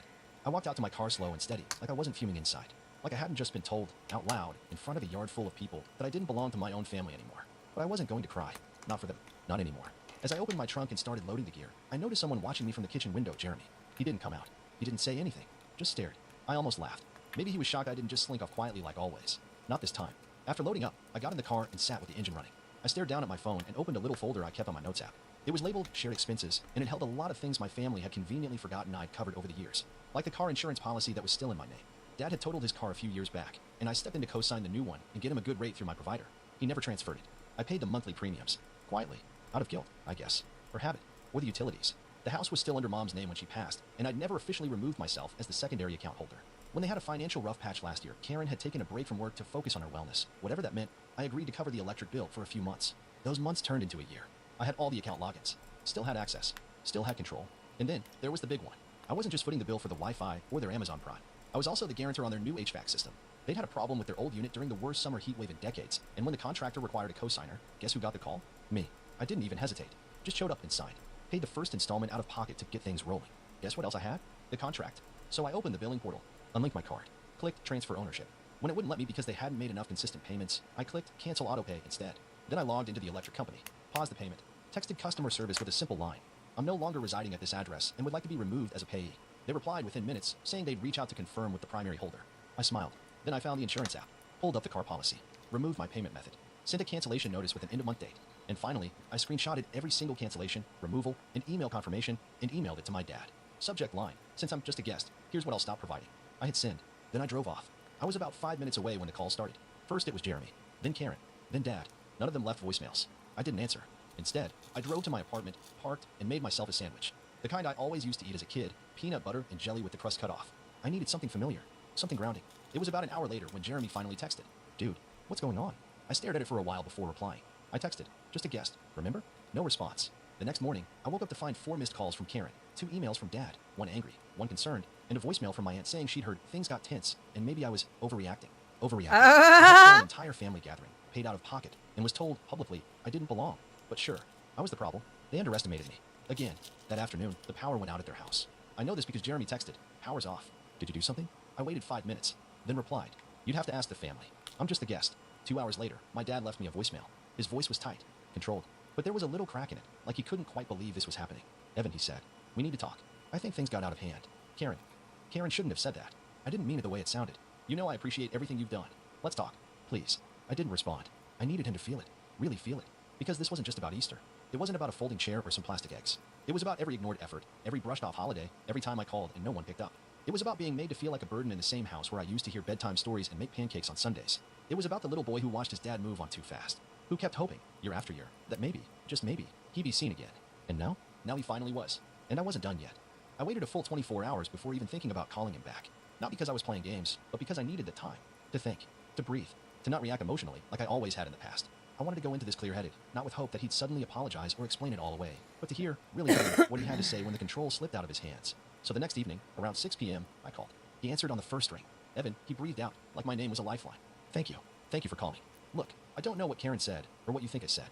No, I cut in, my voice calm firm. Don't start there. You know exactly what you said. Don't pretend it didn't happen. There was silence on the other end. I could hear him breathing, but he didn't interrupt. Because I want to be really clear about something, I continued. You said I was a guest, out loud, in front of your wife, your son, and every person in that yard. You said I didn't belong. After I spent my whole Sunday, and half my paycheck, making sure your family gathering went smoothly. Evan, it wasn't about. It was exactly about that, I said. You made a choice, and I made mine. He sighed, and suddenly his voice took on that familiar, frustrated edge. The one I'd heard in arguments when I was a teenager, the one he used when he wanted to sound like the adult in the room. I think you're overreacting. You took it too far, cutting the power, taking the speakers. You're punishing the whole family over a single sentence. I almost laughed. A single sentence? That sentence wasn't a slip-up. It was how you've treated me for years. It just slipped out this time. He was quiet again. Look, he finally said, softer. I get it. Things haven't been perfect, but you've always been the strong one. You always handled things better than Jeremy. That's why I leaned on you. That's why I thought you could take it. There it was. The confession. The unspoken truth behind a decade of imbalanced affection. You thought I could take it. So you gave it to me? I asked. You let her treat me like a servant. You let Jeremy skate by while I picked up the slack. You never once asked how I was doing. And when I finally stopped doing everything, suddenly I'm being dramatic. That's not what I'm saying. It's exactly what you're saying. You could handle I could feel it, so something I inside me abused steady, you. solid, clicking into place. Steady. Not anger. Steady. Just finality. Abused The kind you that doesn't scream, steady. it just leaves. Here's the thing. Because I said, figured I'm not mad. you could I'm hack done. it. Evan, no. I'm done trying to prove I belong to people who only notice me when I'm useful. You want the power back on? Pay your own bill. You want the car insurance covered? Transfer the policy. The HVAC? That debt's yours now. I'm not carrying this anymore. I let the silence settle in again. You made me the guest, Dad. So I'm checking out. I hung up before he could respond. I didn't block him. I didn't send a dramatic follow-up email. I just disappeared from the role they'd cast me in. The days that followed were quiet. Tense, but quiet. No more calls. No more texts. I heard from my cousin, the one who still talked to me, that there'd been a whole meltdown after Easter. Karen blamed Jeremy for not managing the situation. Jeremy blamed Karen for escalating things. My dad apparently tried to smooth things over, but when the air conditioning cut off in the middle of the week during an unexpected heat wave, yeah, that broke whatever cool he had left. They had to pay for an emergency technician visit. In cash. Turns out, when you take the one responsible person out of the equation, things fall apart. I focused on my own life. Took a few days off work. Slept in. Ate well. Cleaned my apartment. And for the first time in forever, I didn't feel the weight of being the good son. The fixer. The one holding the family together with duct tape and denial. Then, a week later, Jeremy showed up at my apartment. I heard the knock and checked the peephole before opening. He looked sheepish. Sweaty. Like he'd been pacing in the hall for too long. Hey, he said. I raised an eyebrow. You could have texted. I figured you wouldn't answer. I didn't say anything. Just waited. I didn't know, he said after a second. About everything. The payments. The catering. The insurance. I didn't realize how much you were doing. I leaned against the doorframe, arms crossed. You didn't care to know. He nodded. Yeah, I didn't. I just got used to it. You always handling everything. I guess I thought you liked it. Did I look like I liked it? He smiled faintly, then looked down. No, not really. There was a long pause. I could tell he wasn't here to argue. That was new. I talked to Dad, he said. He's Dad. He's blaming Karen, but also trying to guilt you for abandoning him. I told him he was lucky you stuck around as long as you did. That almost made me smile. Then he added, I want to fix things with you. Not for them. Just us. I studied his face. For once, there was no entitlement there. No cocky younger brother grin. Just honesty. You want to fix it? I asked. Then start by not needing me to do all the work. He nodded again. Fair. I opened the door wider and stepped aside. You want water? He exhaled like he'd been holding his breath the entire time. Yeah, that'd be great. As we sat down in my kitchen, something shifted. Not fully healed. Not forgiven. But cracked open. Just enough for the air to move again. My dad would keep calling, I was sure. Karen might even send a guilt-ridden email about rebuilding trust. But I wasn't playing along anymore. This time, the guest had left for good. Jeremy and I talked for nearly 2 hours that night. Not just about the Easter disaster, but everything. The years of imbalance. The quiet resentments. The way I always felt like the backup plan. The filler son. The one who made things work while Dad and Karen fawned over Jeremy like he was some rare collectible. To his credit, Jeremy didn't deflect. He didn't make excuses. He listened. I think I was just lazy, he said at one point. It was easier to let you carry it all. And I guess I figured, if no one was asking you to stop, then it must have been fine. That's the problem, I said quietly. No one ever asked if it was okay. They just assumed it. He nodded slowly. I'm sorry, man. And weirdly, I believed him. For the first time in a long time, I felt like I was talking to my brother, not Dad and Karen's golden child, not the kid who used to borrow money and never pay it back, but the guy who used to sneak candy into my room during finals week, or beg me to stay up late to play Mario Kart when we were kids. The version of him that existed before all the favoritism twisted everything. I didn't say, it's okay, because it wasn't. But I said, never thanks. had that. And that was enough for in now. Any the of next my few weeks were siblings. uneventful in the best possible way. I went to work, came home, watched movies I hadn't seen in years. But I do Cooked dinner for now. myself instead of grabbing takeout With while two sprinting of between them. responsibilities. Two My of apartment became a 9. haven instead of a layover between disasters. It was the calmest I'd felt since college. Dad kept trying. At first, it was subtle. A forwarded meme.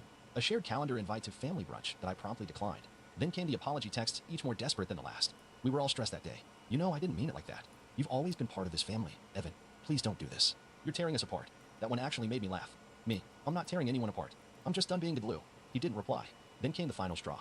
3 weeks after Easter, Dad sent me a long email. Not to apologize. Not to take responsibility. But to guilt me. Karen is heartbroken. Jeremy's been upset. You've made your point, but maybe it's time to stop punishing everyone. Punishing. That word lit something inside me. Because let me be clear, I hadn't done this to be vindictive. I didn't flip the switch to hurt anyone. I did it because it was the only way to be heard. To stop the cycle. To remind them that I wasn't some silent, dependable footnote in their lives. But apparently, standing up for myself was punishment.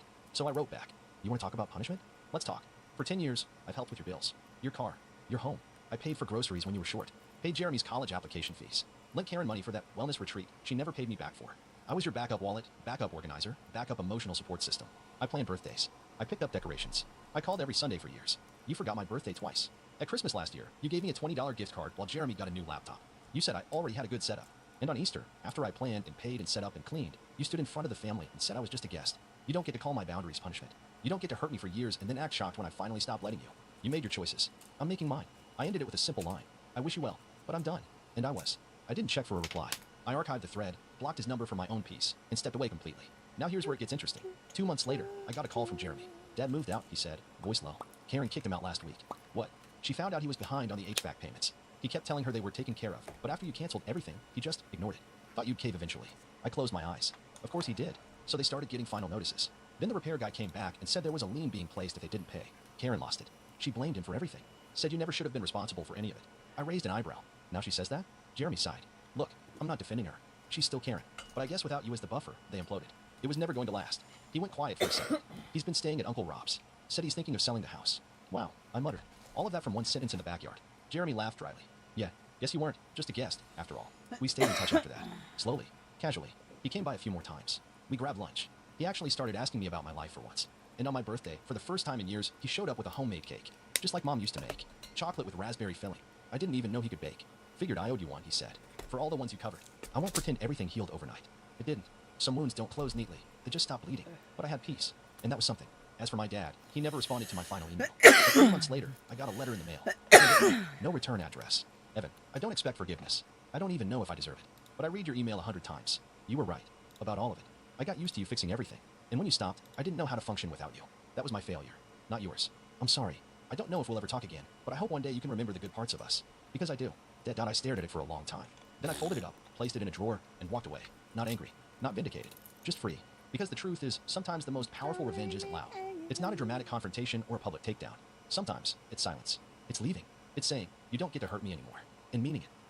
My name's Adam, I'm 28, and until about a month ago, I lived in the guest room of my parents' house. Not by choice. Honestly, if I could have been anywhere else, I would have. But things don't always go as planned. After graduating with a degree in computer science, I landed a solid job at a mid-sized tech firm.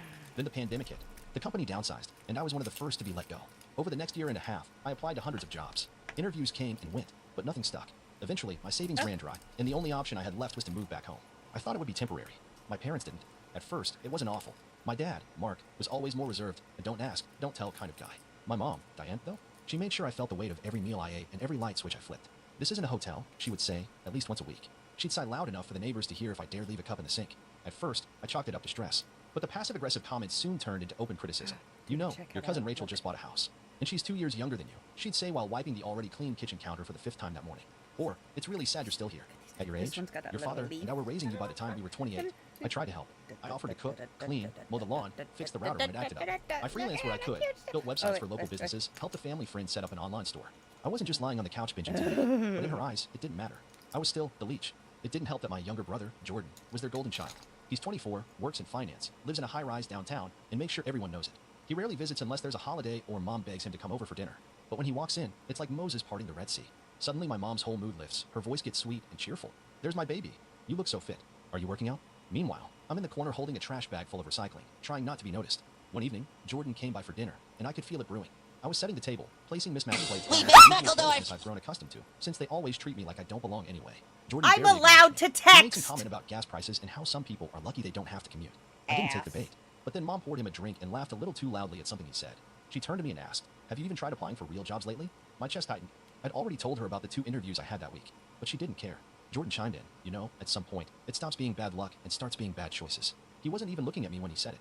That was the night things snapped. I didn't yell. I didn't throw anything. I just picked up my plate, walked back to the kitchen, and ate standing up at the counter like I was 12 years old again. I could hear them laughing in the dining room. Look at how the words cute blurred, these look. but I caught snippets. Can't coddle forever. Needs to grow up. Embarrassing at this point. The next day, I was sitting in the den, laptop open, trying to finish a freelance job redesigning a local bakery's website when Mom walked in. She didn't knock. She never knocks. She stood in the doorway with her arms crossed, and I knew something was coming. You need to start paying rent, she said flatly. I nodded. I'd heard this before. I already said I'd help out once I finished this site. They're paying. I'm not talking about maybe someday. I'm talking now. Today. I stared at her, confused. You want me to write you a check with money I don't have? No, Adam. I want you to grow up. This has gone on long enough. We've done more than our share. You're just a leech living off us. The word slapped me harder than I expected. Leech. Ooh, she said it with this look of disgust, like I was something stuck to the bottom of her shoe. Before I could even reply, she turned and started dragging a duffel bag from the closet. I barely had time to react when she stormed back into the room, threw the bag at my feet, and said, go leave somewhere else. I didn't argue. I didn't cry. I zipped the bag up, packed my laptop, charger, and toothbrush, and left. Not a single word. Just the echo of that word, leech, chasing me down the driveway. I couch surfed for a bit. First with my friend Lucas, then stayed a few days with my ex, who was kind enough to let me crash while I figured things out. But that time on my own, scary as it was, pushed me to go all in. I took on more freelance jobs, even helped a local artist build an e-commerce site to sell her prints. Gold. One night, out of nowhere, I got a LinkedIn message from a recruiter who had And seen my freelance then portfolio. I got red and blue and silver. And I got the job. I got. It paid decently, I not did Silicon them Valley the money, shiny but enough way, to start though. reclaiming my They're life. shiny. The best part? It came with full benefits and the option to work from anywhere. So I did something that surprised even me. I used the money I'd been saving from freelancing and got a studio apartment. Tiny, but mine.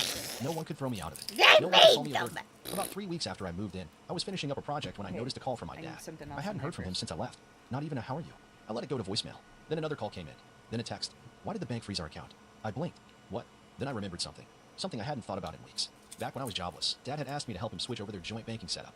He was tired of driving to the bank, and since I was good with tech stuff, he asked me to set up their online access, their mobile banking, and, crucially, link their account with their tax software. I'd walked him through every step. We added my email and number as recovery contacts. I was even a secondary administrator on their joint account, not to spend anything, but to troubleshoot if anything went wrong. And now, That access was still there. I didn't reply right away. I sat there, just staring at the message. I imagined them sitting at the dining room table, my mom pacing, my dad fumbling with the bank app, maybe even calling the helpline, only to be told there was a verification lockout, and they'd need secondary contact access to regain control. That's when I typed out a reply. Asked the leech. No emojis. No explanation. Just those 3 words. And less than an hour later, everything exploded. I barely had time to make lunch before my phone started buzzing again. This time it was my mom. 3 missed calls in under 5 minutes. Then the text started. Mom texted, Adam, this isn't funny. Call your father back. We can't pay the credit card bill. Are you really doing this to us after everything we've done for you? Fix this. Are no, you doing I didn't this? answer. For the first time in years, I had leverage, You're and I the wasn't going to waste problem. it. I wasn't interested in revenge for the sake of being cruel, but I wanted accountability. I wanted them to see the version of me they never bothered to acknowledge. Not the lazy burden they imagined, but the person who held their household together quietly in the background, paying their bills online, updating their antivirus software, reminding them to file taxes on time, troubleshooting their Wi-Fi, even flagging fraudulent charges on their card once before they noticed. But to them, I was just some ungrateful freeloader. That evening, I got a call from a number I didn't recognize. I answered it on instinct. Adam. It was my dad, trying to sound calm, but I could hear the strain in his voice. Look, we need to access our bank account. It's locked, and they said you're listed as the secondary admin. I don't know what you did, but I didn't do anything, I said evenly. The security system locked it automatically after multiple failed logins. Okay, fine. That's fine. Just help us unlock it. There was a pause. I didn't respond. He hesitated. Please. The word landed awkwardly, like a foreign language he hadn't spoken in years. Sure, I said, but I'd like to talk about something first. Silence. Like why your wife screamed at me in front of Jordan, called me a leech, and threw my stuff out. Another pause. Adam, let's not. No, we are going to. You want me to clean up your mess again? Then you're going to listen. Not talk. Not excuse. Just listen. There was a quiet sigh on the other end, but he didn't hang up. I didn't ask to move back. I didn't want to be in that house again, but I did everything I could to help. I cooked. I cleaned. I fixed things. I made money. Not much, but enough to pay for my own food and give you gas money when the car broke down. And for all that, I got treated like a stray dog at your dinner table. Adam, I'm not done. My voice cracked a little.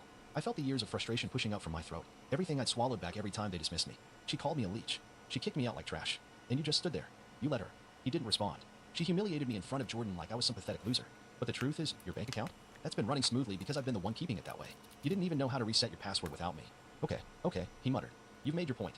No, I haven't. I stood up from my chair and started pacing my small apartment. You two acted like I was some failure who needed to be kicked while I was already down. And now, you need me. Another long pause. Yes, he finally admitted. We do. The simplicity of those 3 words hit me harder than I expected. Not in a good way, more like a sudden gust of wind that knocks the breath out of you. Because I realized right then, they didn't care why I was struggling. They only noticed me when I was useful. Still, I wasn't cruel. I wouldn't let bills go unpaid out of spite. But I also wasn't going to let this slide like I always did. I offered terms. I'd unlock the account. But first, I wanted an apology from both of them. A real one. In person.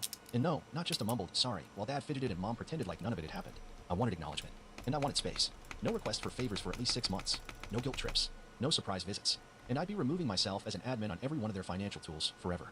You can manage your own banking from now on, I said. Or get Jordan to help. My dad sighed again. She's not going to like this. I didn't like getting thrown out of the house I grew up in. There was a short silence. I'll talk to her. The call ended. I felt my hands trembling, part anger, part adrenaline, part sadness. I'd never spoken to my dad like that before. Not once. But I didn't feel bad. Not this time. 2 days passed before I heard back. This time, it was an email from my mom. Short. Awkwardly formal. It started with, I realize I said things I shouldn't have, and ended with, we hope you're doing well. No signature. No, love, Mom. But I got what I asked for. I unlocked the account and removed myself from it immediately after. Then I blocked their number for a week. Not to punish them. Just to breathe. To think.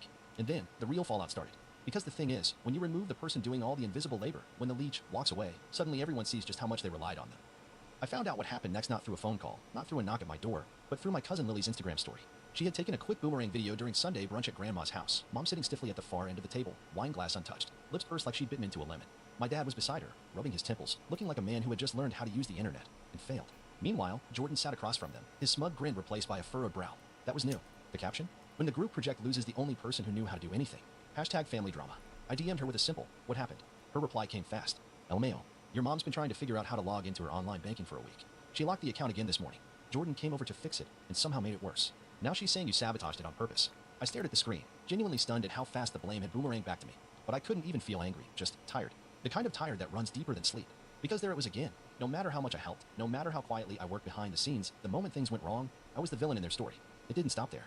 Apparently, after I removed myself from their tax filing access, my dad realized he hadn't saved the login credentials for the new system I set up for them last year. When he called customer support, they asked him to verify his last filed return, which, of course, I had submitted for him, through my email, with a password saved in a private Google Drive he no longer had access to. That alone might have been recoverable, if not for the fact that Jordan, in his infinite wisdom, decided to start fresh and try to create a new account using my dad's social security number. The system flagged it as potential identity theft and locked everything. Tax software, online statements, even his HSA portal. It couldn't access a dime. Lily told me this with the glee of someone watching a soap opera play out in real life. Your mom told Grandma that she thinks you hacked them out of revenge. Laughing emoji. I just texted back. I warned them. And I had.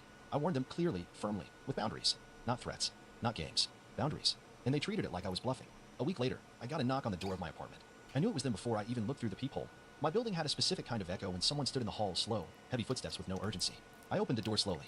There stood my parents. My mom holding her purse like a shield. My dad's tie slightly crooked, like he'd dressed in a rush. Neither of them spoke. I stepped aside. If you're here to yell, save it. They walked in. The silence stretched for a full minute before my mom finally cleared her throat. We need your help.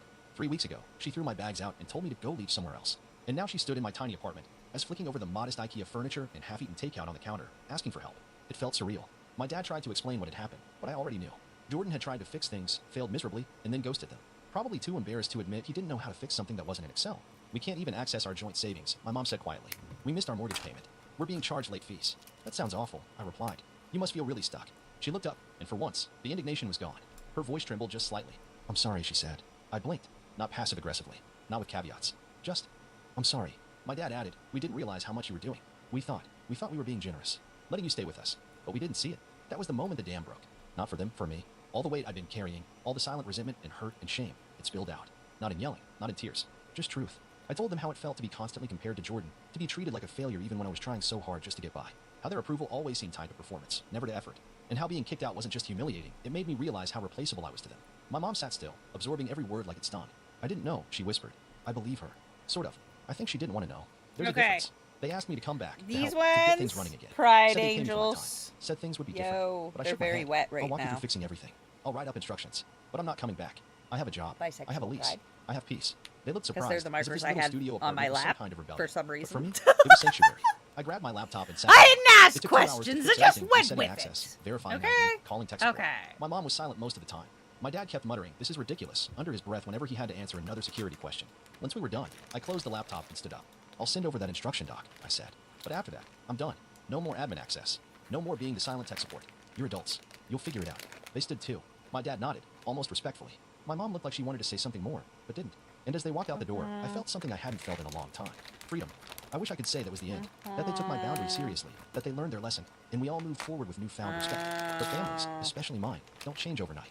They don't just flip a switch and suddenly become self-aware or humble. What really happened next? That's where the Rayal story begins. 2 weeks after they left my apartment, I started getting odd notifications. Not from my parents, no. They actually left me alone for a while, which surprised me. It was from people around them. My Aunt Cheryl messaged me on Facebook. Hey, sweetie, heard you moved out on your own. That's so great. Diane said you've been distant lately. Just wanted to check in. Everything okay? Then my cousin Trevor sent me a screenshot of a group chat in which my mom was going off. I think Adam's being manipulated by his new job. He's different. Cold. Distant. I don't even recognize him anymore. All I did was ask for help, and he acted like I betrayed him. And then, Jordan. He sent me a long, self-important email. Hey man, I know there's been tension, but I think you need to take some accountability too. Mom and Dad aren't perfect, but they're still our parents. Maybe instead of blaming them, you could just be more understanding. You had a rough patch. We all do. It doesn't mean the world is out to get you. Let's Oh talk some. my Maybe God. coffee. I deleted it without replying. See, what none of them understood, what still didn't click, was that this wasn't about one fight, or one insult, or one bad day. It was years. Years of being the default helper, the one who was so smart with tech stuff, but never invited to the adult table. Years of watching my accomplishments get minimized while Jordan's every mediocre win was celebrated like he cured cancer. It was the birthday cards with maybe next year will be better written in them, while Jordan got expensive watches and family dinners. It was death by 1,000 tiny cuts. But I didn't want revenge. Yep. Not Death the petty, by dramatic kind where you 1,000 ruin someone's tiny credit cuts. or Oh, hack that into is social media. so I want valid. something far more permanent. So Distance, valid. dignity, and the So satisfaction of building a life accurate, without them at yo. the center of it. That opportunity came sooner than expected. About a month after our last interaction, my company love announced that. they were expanding their remote division and opening a satellite office in Toronto. I They need offered that written relocation down. bonuses to a handful Yo. of us, and I jumped on it. A fresh start, a new city, 0 family drop-ins. I signed the lease on a small one-bedroom downtown with a skyline view and a corner desk that overlooked the city. It wasn't flashy, but it was mine, paid for by a job I earned. Not a penny of help from the people who called me a leech. I sent one final email to my parents before I left, not because I owed them anything, but because I wanted to be clear. Subject, update. Hi Mom and Dad, just wanted to let you know I'll be relocating to Toronto for work. I won't be available to help with anything moving forward, tech issues, account access, I'm or fucking otherwise. putting that I've removed in myself my from everything and ensured you goddamn have full control. I hope this new chapter gives us all some peace. Take divorce care, Adam. paperwork. No response. I'm Not even a serious. thumbs up. And that might have stung before, Death but not anymore. Toronto was everything I hoped it would be. I joined a local coding meetup, made friends quickly, and started volunteering at a nonprofit that helped older adults learn digital literacy. Every time I sat down with someone's grandmother to teach her how to set up two-factor authentication, I thought, this is what patience looks like. This is what respect feels like. Meanwhile, back home, the cracks kept spreading. I found out from Lily, my unofficial family reporter, that my mom had started trying to get Jordan to take over some of the tasks I used to do. He said he was too busy. That didn't stop her from trying to gild him. Adam used to handle all this without complaining, she told him once. He snapped back, then maybe you shouldn't have treated him like garbage. Apparently, their golden boy had limits too. Then came the kicker. My dad made a mistake on their taxes. A big one. He accidentally input their mortgage interest in the wrong section of the form, and it triggered an audit. Not a scary federal investigation, just enough of a red flag that they had to go back and refile and talk to the IRS about several years of discrepancies. They tried calling the tax software company, but surprise, they no longer had access to the recovery email. It was now permanently deactivated because I had closed it after cutting ties. They had to hire an accountant, a real one, who charged $150 an hour and didn't respond to text at midnight. The real pain wasn't the money, though, it was the control. They gotten used to having someone at their fingertips. Someone who would fix things immediately out of guilt or fear or some desperate need for approval. That person no longer existed. I didn't even hear about the audit from them. I found out from, who else? Lily. Your mom's been in a bad mood for days. Dad messed up the taxes. She muttered something like, if the leech was still around, this wouldn't have happened. LOL. That's when it hit me. Even after everything, she still called me the leech. Not in front of me, of course, but behind closed doors, in the safety of people she thought would agree with her. And that should have hurt. It should have reopened the wound. But it didn't. Because by then, I had proof. Proof that her version of me wasn't real. I had a job I loved. Friends who respected me. A landlord who trusted me. A team that relied on me. A name on a lease, a bank account, a digital life that no one else controlled. And in the quiet of my apartment, on a chilly Toronto evening, I sat down at my desk, opened my old Google Drive, and deleted the last shared folder I'd ever created for my parents. It was titled, Banking for Mom and Dad, Do Not Delete. I deleted it with one click. Then I smiled. Because leeches don't build lives. People do. And I finally remembered who I was. My name's Marcus, I'm 32, and for the last 10 years, I've been the unofficial safety net for my family. You know how every family has that one person? The one who bails people out when bills fall through, who lends money that never gets returned, who shows up, covers the tab, and makes sure no one ends up sleeping in their car. That's me. I never complained because, for a long time, I thought that's just what family did. You step up. You take care of each other. I thought and that growing too. Up without much, I was I told very myself much that when I made it, I'd make sure no one else in the family had to feel that kind of struggle again. See, But I come to talked realize about that this the other there's a day. huge difference between being generous and being taken for granted. Yep. And what happened on my birthday this year made that difference painfully clear. It was supposed to be a small but meaningful celebration, not extravagant, just intimate. People I loved, good food, a chance to catch up, laugh, and take a breather from our busy Mine lives. hasn't I been reserved a private room in a celebrated nice local in restaurant. Nothing over the top, years. but classy enough to feel like an occasion. I paid in advance to hold the room, $400 non-refundable. I even picked a place close to everyone's neighborhood, so nobody could use distance as an excuse. I created a calendar invite, emailed and texted it to each family member. Mom, Dad, my older sister Kendra, her husband Tom, my younger brother Jordan, even my cousin Ray and her boyfriend, who somehow got invited to every family event despite never reciprocating. I followed up with reminders the week before, and again 2 days before, just to be sure. The day came, and I was excited. I wore the blazer my mom got me last Christmas, arrived 15 minutes early, double-checked that the staff had the cake ready, and waited, and waited. At first, I brushed it off. My family runs late. Maybe traffic. Maybe someone's kid had a last-minute diaper explosion. I ordered a drink, scrolled through my phone, and smiled at the thought of everyone eventually piling in, out of breath and full of apologies. 30 minutes passed. Then 45. Still no one. I texted the group chat. Hey, everything okay? I'm here when y'all are ready. Straight No reply. foundation. An hour in, I felt that first pang of something ugly. Not anger, not yet, but a tight knot in my chest. Embarrassment. I looked around the room, still perfectly set, candles flickering over untouched silverware. The waiter stopped by with a polite, pitying smile and asked if I'd like to order. I told him I'd wait another 10 minutes. That's when my phone buzzed with a notification from Instagram. I opened it, and my heart dropped. There it was. A new post from my sister Kendra. A group photo at a steakhouse. Not just her and her husband, but everyone. Everyone. Mom, Dad, Jordan, Ray, even cousin Ray's boyfriend grinning like this was the highlight of his month. The caption read, Family night. Grateful for the real ones. #blessed. I felt like the air had been knocked out of me. I just stared at the screen, frozen. It didn't make sense. I scrolled through the comments. My aunt had replied. Looks like so much fun. Missing Marcus? And Kendra had the nerve to comment back. He had his own plans tonight, I think. My own plans. My own plans were to be sitting at this very table with him. I didn't even feel sad at first. I felt numb. Then the nausea kicked in. I didn't respond. I didn't comment, didn't text, didn't call. I stood up, handed the waiter a tip that cost more than the untouched drink I'd barely sipped, and walked out of that restaurant with my hands shaking. On the drive home, my emotions shifted from confusion to humiliation, and finally to something else entirely, clarity. This wasn't an accident. This wasn't a scheduling error or a miscommunication. This was deliberate. And the worst part? It wasn't even the first time something like this had happened. I thought about last Christmas, when they forgot to tell me the dinner had moved to Jordan's house. I thought about the family group chat where I always seem to get tagged last. I had and them not have the audacity to relight birthday cakes, even though I'd paid for the damn cake, candles. custom decorations. I got birthdays, cakes, candles for my brother-in-law because my birthday is the week before his. They relit his candles so that I could do it, you know, because literally everybody forgot my birthday. For the 5th year in a row at that point. And I'm like, no, I'm good. No, thank you. He never did. Kendra and he was like, oh, wasn't it your birthday recently? And I'm like, yeah, last week. Yep, me again. Oh, I never rubbed it in. this was a couple of years ago, back when I gave a shit. When it mattered. Like, say my birthday. We're divorcing when I got now. home, I sat on the couch. Bye. I wasn't crying. Divorce party. Like I could. I just kept refreshing that post, watching the likes go up, like the world was confirming that I didn't matter to the people I prioritized the most. I could have texted something snarky. I could have called and demanded answers. But instead, I did something else. I opened my banking app. The rent transfer for Mom? Canceled. Her building would send her a notice in a few days. The automated payment for Dad's car insurance? Gone. The policy would lapse if he didn't act fast. I went down the list. Each auto payment, each small favor, each silent, thankless transaction that had become part of my monthly routine. Canceled one by one. And then, for good measure, I posted a story on Instagram. Not petty, not dramatic. Just a photo of my untouched birthday cake with a caption that read, "Reminder, I'm the one who pays Mom's rent and Dad's car insurance." No hashtags, no tags, no names. But they saw it. I know they saw it because the next morning, my phone exploded. Missed calls from Mom, texts from Dad asking if everything is okay. Even Jordan sent a message. "Dude, Kendra said you're being dramatic. We didn't think you'd care." Kendra, of course, had the gall to write, "Wow, if you had an issue you could have said something. No need to air dirty laundry like that." Right. I was the one airing dirty laundry. Not the people who ghosted me on my birthday for a family night I wasn't invited to. But I didn't answer. Not one of them. I left every text on read, every call to ring out. I went silent. I wasn't even sure what I wanted from them. An apology? A reason? Maybe I just wanted them to sit in the silence for once. To feel the absence of me the way I'd felt theirs. Yep. Let the utilities lapse. Let the Do rent it. notices pile up. Do Let them it. wonder if maybe, just Yep. maybe, the person they'd overlooked had finally stopped showing up. And Good. the thing is, that was just the beginning.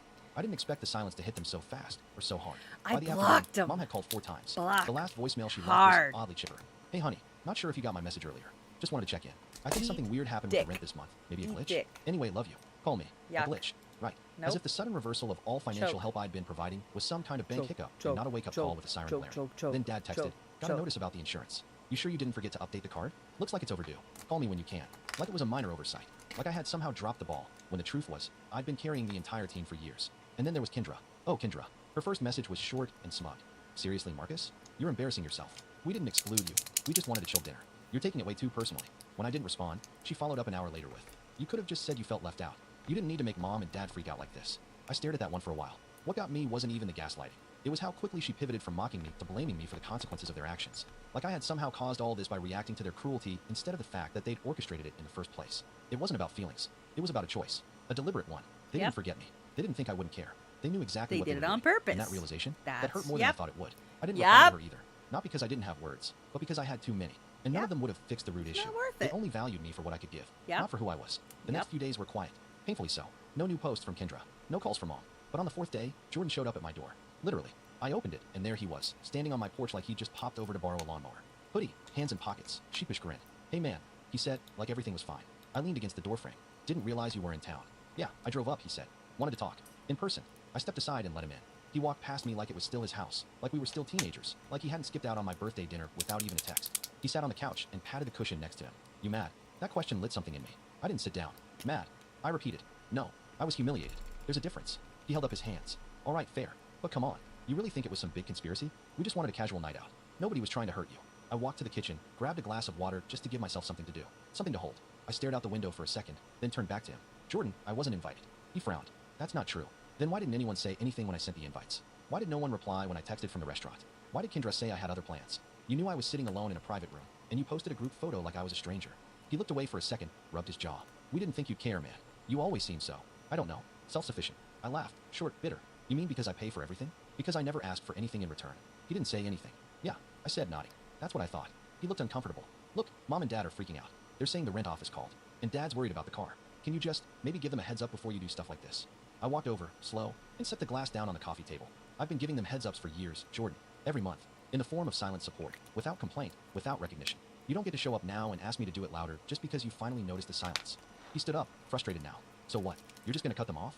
You think you're punishing us, but you're just making everyone's life harder."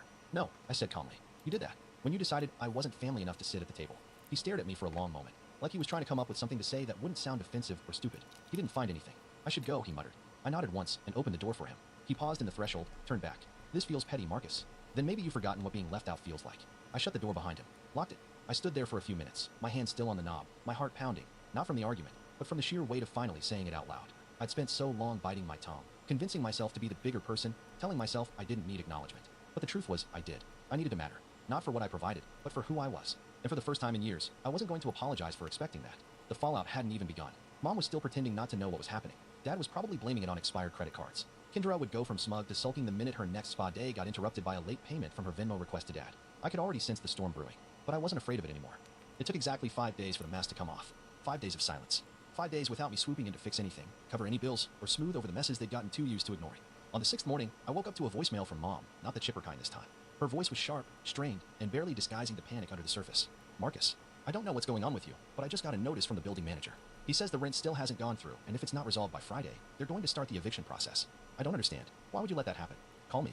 I played the message twice. Once to hear it, and again to feel it. There was no, I'm sorry. No, we missed you. No recognition of what they'd done. Just confusion that their golden goose had stopped laying rent payments. No mention of the birthday dinner. No mention of me. Just the rent. 2 hours later, I got a similar message from Dad. His was more passive-aggressive. Hey kiddo, got a letter from the insurance company. Says the car's not covered anymore. You must have changed banks or something. Would have been nice to get a heads up. Anyway, I'm headed to the shop today, so let me know when it's fixed. When it's fixed. Not if. Not can you help. Just the assumption that I jump right back in once I'd made my point. Like this was all some dramatic little performance I was staging for attention. I didn't answer. Instead, I opened the Notes app on my phone and started typing. A list. Every expense I'd covered over the last 3 years. Rent, car insurance, prescription refills, utilities, wedding gifts, emergency loans, surprise birthday dinners for them. Over $42,000, give or take. I wasn't planning to send it, but it felt good to see it. To know that I hadn't imagined how much I'd done. Because they clearly had. The turning point came the following Saturday. I was home, working through some emails, when my doorbell rang. I checked the camera. Kendra, hair done, sunglasses on, holding a tray of what looked like cupcakes store-bought, but repackaged in a decorative tin like that made it more personal. I almost didn't open the door, but some part of me wanted to see what she'd say face-to-face. I cracked the door open. Kendra. She gave a fake smile. Hey, thought I'd drop by. Brought cupcakes. I didn't reach for them. Why? Her smile faltered. Because it's your birthday week. Well, it was. And I know things got a little weird. I leaned against the frame. Weird. She sighed dramatically. Okay, tense. But you kind of made it tense, Marcus. You blew up the group chat with that post. I raised an eyebrow. I didn't say anything in the chat. You know what I mean, she said, brushing past me into the living room like she owned the place. You posted that whole thing about paying mom's rent and dad's insurance, and now everyone's freaking out thinking you're cutting them off. I shut the door and turned slowly. I didn't say I was cutting anyone off. But you did, Marcus. With the rent and the insurance and everything else. It's not just the money, it's the way you did it. You didn't talk to anyone. You didn't explain. I walked past her, sat down, and finally looked her in the eye. Kendra, did you explain to me why you organized a dinner across town with everyone but me? Did you talk to me before you made that decision? She blinked. It wasn't my dinner. Ray picked the place. I laughed. A low, hollow sound. Come on. You tagged everyone. You posted the photo. You left a comment saying I had my own plans. That was your message. Don't act surprised that I finally listened to it. Her expression darkened. This is what I mean. You're being dramatic. We didn't think you'd care. You're always doing your own thing. You never ask for anything. You always act like you're better than us. I stood up. No. I act like someone who has boundaries. And you know what? I don't ask for anything because I learned a long time ago that asking doesn't work in this family unless you've got some guilt card to play. But I do show up. I pay. I support. I cover. And you know what I get in return? A seat behind the camera. A footnote in your lives. She put the tin of cupcakes on the table and crossed her arms. So what now? You want us to beg? You want an apology? I walked over, picked up the tin, and handed it back to her. No, I said. I just want honesty. If you don't consider me family, that's fine. But don't smile to my face and then pretend I disappeared on my birthday. Don't take my money and then act like my absence is no big deal. You want things back to normal? That was never normal. Her face flushed. Mom's scared she's going to lose her place. Dad's car is uninsured. You're putting them in danger over some hurt feelings. No, I said quietly. They put themselves in danger when they built their lives on someone they clearly don't respect. I'm just stepping out of the role they wrote for me without my consent. For a moment, she didn't say anything. Those my colors! Like she couldn't believe I was actually standing my ground. Then she turned, walked to the door. When they dry, I'll peel the paper off. off. She said. And I hope it see makes you think. I replied. And then she left. The fallout came quick after that. Mom called crying 2 days later. Not apologizing, just panicked. I don't know what we're supposed to do. They said we have until Friday, or they'll start the process. Why are you doing this, Marcus? I almost answered. Almost. But instead, I wrote something. A message I'd send once the dust settled. Once I was sure they'd finally see me for more than just what I provided. I waited a full week before sending the message. 7 days of ignored texts, missed calls, and a group chat so eerily quiet you'd think someone passed away. Only they hadn't. They'd just lost their free ride, and they were starting to realize it. Mom texted me 5 times in one day. Once to beg, once to guilt trip, and 3 more times to remind me she wasn't getting any younger and needed stability at her age. No mention of the birthday. No mention of the dinner. Just the same cycle of expectations, only this time, with a little more panic in her tone. Dad left me a voicemail that actually made me sit down. Marcus, I don't know what happened. I know we've made mistakes. Your mother, your sister, me too. But this insurance situation is serious. If something happens and I'm not covered, please, son, don't make us pay for something Kendra did. That one hit different. Not because of the guilt trip, because of the truth in it. For once, he acknowledged that someone had done something wrong, and it wasn't me. That was new. Still, it didn't change the facts. He'd benefited just as much. He'd watched it happen, over and over again. And silence is still complicity. So I sat down, pulled up my notes, and wrote the message. It wasn't emotional. It wasn't cruel. It was just honest. Hi everyone. I wanted to clarify a few things since there seems to be confusion. I didn't cut anyone off. I simply stopped doing things I was never thanked for in the first place. The rent, the car insurance, the bills. I did those things because I wanted to help. But I've come to realize that my support was never appreciated, just expected. I spent my birthday sitting alone in a restaurant I paid for. No one showed. No one texted. Instead, you all had a separate dinner and posted about it like I didn't exist. That wasn't an oversight. That was a message. And I heard it loud and clear. So here's where things stand. I'm not going to pay for people who don't treat me like family. If that changes, we can talk. But until then, I'm prioritizing people who show up. For me, not just my wallet. Marcus, I sent it. No fluff. No room for misinterpretation. I even watched the little scene by icons pop up one by one in the family group chat. Kendra first, of course. then Ray, then Mom, then Dad, and then the flood began. Kendra responded almost instantly. Wow, I can't believe you'd air all this in front of everyone. Way to make us all feel like garbage. You I are didn't reply. garbage. Mom followed up a minute later. I understand you're hurt, but don't punish everyone over one night. We love you. We've always loved you. That was true, because it was technically true. But loving someone while constantly taking from them without care or respect, Yeah, that's right. not love. That's That's not ownership. love. Then Yeah, Ray, huh? I didn't even know it was your birthday dinner. Kendra just said you were doing your own thing. Don't drag me into this. Typical Ray, always the first to backpedal when accountability knocks. Dad didn't respond in the chat, but a couple hours later, he sent a private message. I messed up. You've done more for this family than any of us ever acknowledged. I let your sister run the show because it was easier. I should have stepped in a long time ago. You didn't deserve what happened. Should have, If you're but open to it, didn't. I'd like to sit down. No, Just thank us. you. That took me No. by surprise. No, I didn't no, answer right I away. don't. I let a few No, days thank you. pass, not out of pettiness, Not just to see into what that. they'd do without me. Mom started dropping passive-aggressive Facebook posts. You know the type. Family isn't always about blood, and some people only do nice things so they can hold them over your head later. Oh, Kendra fuck doubled you. down by posting Instagram stories of her new family dinners with her friends, complete with captions like, "At least these people show up." Ray went silent, which was probably for the best. And Jordan, he actually texted me. Just wanted to say I get it now. I thought you were overreacting, but yeah, that was low. If you ever want to hang out, just us. I'm down. No pressure. I stared at that message longer than I should have. Jordan had always been the one who floated somewhere in the middle. Too passive to stand up for me. Too loyal to Kendra to question her. But maybe now he was finally seeing what I saw. Still, I didn't reply. Not yet. A few more weeks passed. Mom missed her rent deadline. I knew because her building sent me the overdue notice by mistake. I was still listed as her emergency contact. I didn't call them. I didn't pay. She figured it out. Eventually, Dad ended up missing a DMV renewal because his expired insurance lapsed in the system. He paid out of pocket. I know this because he updated his own policy without asking me. First time in 6 years. Things were changing. And then, one Saturday morning, I got another knock on the door.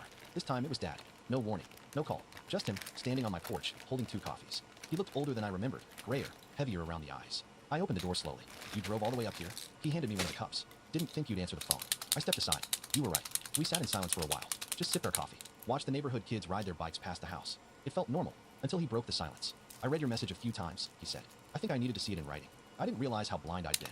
I didn't say anything. I let Kendra do too much of the talking. She's always been the loud one. You've always been the quiet one. And I guess, I just let her fill the space. I nodded slowly. She didn't just fill it, Dad. She used it. Weaponized it. He winced. "Yeah, she did." Another pause. "I'm not asking for money," he added quickly. "I came here because I wanted to apologize. Not because I'm losing something, but because I already lost something. You. And I don't want to keep doing that." That caught me off guard. It was the first real apology I'd ever heard from him that didn't come with a condition or an ask. Just honesty. I set the cup down. "Thank you," I said. "That means more than you probably know." He nodded. "I'm not perfect, but I'm learning. And I hope one day, the rest of the family learns too." After he left, I sat with it all. Let it sink in. I wasn't angry anymore. Not really. I was just tired. Tired of being the one who kept the engine running while everyone else got to ride in the passenger seat. But now, they were finally learning what the road looked like without me. Weeks turned into months. Kendra eventually sent me a long email. Half apology, half deflection. I didn't respond. Not because I hated her, but because I didn't trust her. Not yet. Mom called again a few times. Each one a little softer. A little more like the woman I remembered growing up with. I answered the last one. We talked. About nothing. About everything. She didn't ask for help. I didn't offer. That was the first real conversation we'd had in years. Jordan started visiting more. He even invited me to his new apartment, paid for on his own. He offered me a drink, and we sat on his mismatched couch and watched a game like brothers who didn't need words to patch things up. I didn't go back to paying their bills, but I did start building something else, boundaries. And weirdly, they started to respect them. Some days it was awkward. Some days it was healing, but it was finally real. And on my next birthday, I didn't make a reservation. I didn't send invites. I didn't pay for a single thing. Instead, I let people show me what they were willing to bring to the table. And for the first time in my life, they actually showed up. My name's Daniel, I'm 29, and for most of my life, I've been the one holding things together while being blamed for everything that goes wrong. I know that sounds dramatic, but I swear I'm not exaggerating. I'm the eldest of 3, my younger sister Vanessa is 25, and our brother Corey is 21. My mom, Lorraine, is complicated. That's the nicest word I can come up with. She has this way of twisting every situation to make herself the victim, even when she's the one setting fire to the room. My dad left when I was in high school. He said he couldn't take it anymore, packed a bag, and walked out one evening without saying goodbye. At the time, I was furious with him. I thought he was selfish. I thought he didn't care about us. But the older I got, the more I started to understand why he left, and maybe even why he didn't look back. Since then, I felt like I had to be the glue.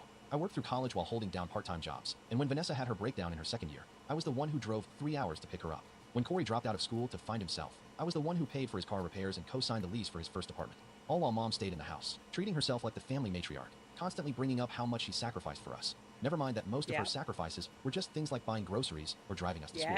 Basic parenting, in other words. Still, I tried to be understanding. I didn't want to be the bitter one. I figured maybe if I kept showing up, kept being the reliable one, things would change. Maybe she'd see me for who I really was, and not who she made me out to be. But Easter changed all that. It was supposed to be a peaceful holiday, just family, food, and some half-hearted small talk. I flew in from out of state, booked my own Airbnb nearby, even though she kept saying I could just stay in the guest room, and offered to bring dessert. I even helped set up the table and took out the trash when I got there, just trying to keep the mood light. Vanessa was already sitting in her usual spot, scrolling through her phone with this air of detachment, and Corey was late, as always, showing up in flip-flops and a t-shirt like we were having lunch on the beach instead of Easter dinner. About halfway through the meal, the conversation took its usual turn, Mom talking about how back in her day, families were closer and kids weren't so selfish. Vanessa rolled her eyes and said something like, maybe families were closer because the moms didn't play favorites. That was her being brave, by the way. She usually just avoided any confrontation, but something had clearly been bubbling in her too. Mom turned to me then, her fork halfway to her mouth, and said, calm as anything. Well, if we're being honest, Daniel's the reason this family's always falling apart. I didn't even know how to respond. It wasn't said in anger. It was colder than that. It was like she truly believed it, like she'd been waiting for the chance to finally say it out loud. Vanessa stopped chewing. Corey awkwardly laughed, then went quiet when he saw my face. I just stared at her, trying to figure out what part of me deserved that. All I could say was, excuse me. She shrugged and said, you've always had this need to be the martyr. Like you want credit for doing things no one asked you to do. If you can't handle hearing the truth, maybe you shouldn't come around. It was the way she said it that got to me. Not just the words, but the complete dismissal. I looked around the table, expecting someone, anyone, to say something. But they didn't. Vanessa looked uncomfortable, but she said nothing. Corey avoided eye contact. And Mom just went back to eating like she'd asked someone to pass the salt. I stood up slowly. My hands were shaking, but I didn't raise my voice. I didn't yell or make a scene. I just said, got it. Then I left. No slamming doors. No dramatic speech. I walked out of the house, got in my rental car, and drove back to my Airbnb in complete silence. I didn't cry. I didn't even get angry. I felt numb, like someone had flipped a switch inside me. The thing is, what Mom didn't realize is that I'd been paying more than just emotional dues all these years. Ever since Dad left, I'd been covering half the bills. Not just sending money occasionally. I mean utilities, groceries, the Wi-Fi, even their property taxes a few times when things got tight. She liked to pretend she was the one keeping the house afloat. But without my monthly transfers, they would have been drowning a long time ago. She never asked me directly. Of course not. That would mean acknowledging she needed me. She just guilt-tripped me into it. Called it helping your family. Said things like, you wouldn't want the water shut off while your siblings are still here, would you? Yeah, I would. That night, back in I my Airbnb, would, though. I stared at the ceiling I and realized would. something I should have seen years ago. I was never going to be more than a scapegoat in that house. Yep. No matter how much I gave, That's I'd always be right. the one blamed when things went wrong. Yes, so I you opened my will. laptop and started making changes. One by one, I logged into the accounts: electric, gas, water, internet. I didn't cancel anything outright. That would be too obvious. I just removed my name, stopped the auto payments, marked the last day of service. I didn't send a warning, didn't leave a note. Just quietly, efficiently, took my hands off the wheel. Then I logged into the shared grocery account I'd been contributing to for years and removed my card. I emailed the bank to remove myself as a co-signer on Corey's car loan. I'd paid off most of it already, and the remainder was small enough that they could figure it out without me. I even contacted the accountant who'd been helping me manage my family support expenses and told him that line item was now closed. Permanently. I didn't block anyone. I didn't announce anything. I just waited. A week passed. Nothing. Then 2. And then came the call. It was a Saturday morning, and I was halfway through making breakfast when my phone buzzed with her name. I let it ring. It buzzed again. Then came the text. Why is the Wi-Fi not working? Can't even watch TV. Also, water's off. Something wrong with the power too? Call me. I ignored it. An hour later, the phone rang again. This time, I answered. Her voice came through in full panic mode. Daniel, everything's shut off. What did you do? I'm asking you as your mother. Why is nothing working? asking We've got no you lights, as no water, your no internet. mother. Corey's freaking out. What is going on? I stirred my eggs slowly, calm as can be, and just said, yes, the family disgrace took the utilities with them. Then I ended the call. When I was 15, I learned that at one point, someone in my immediate family had gotten, like, cable, internet, etc., etc., the whole, like, you know, because it used to be all one thing at one point, in my name, with my social, in Canada, with my family. Spoiler alert. I knew who it was.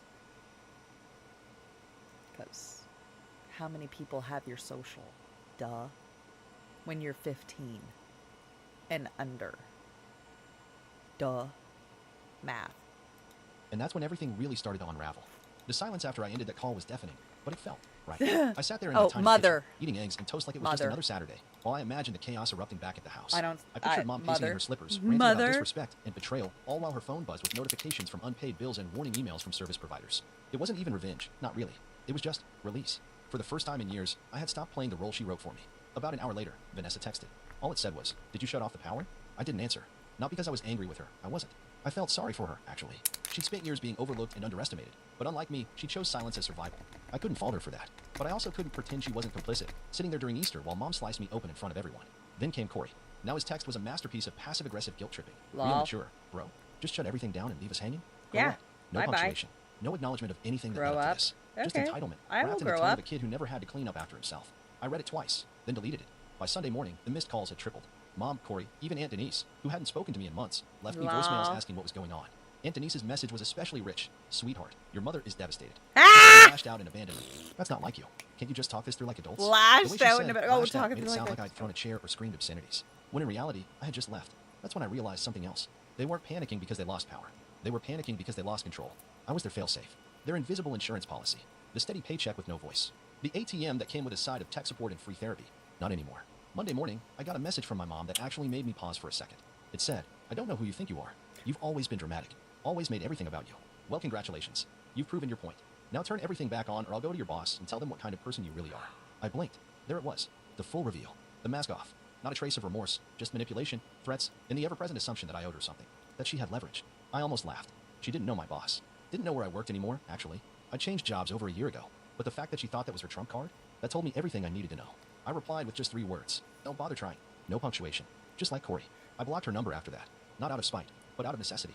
I needed space. Real space. I wasn't going to let her barge back into my life like nothing had happened just because the house got a robe on. fucking A week passed. nuts. Then 2. By the 3rd week, Vanessa messaged again. This time, it wasn't a question. It was a photo. It showed the front porch of the house, our old childhood home, but it was different. Trash bags piled up near the front steps. A notice on the door.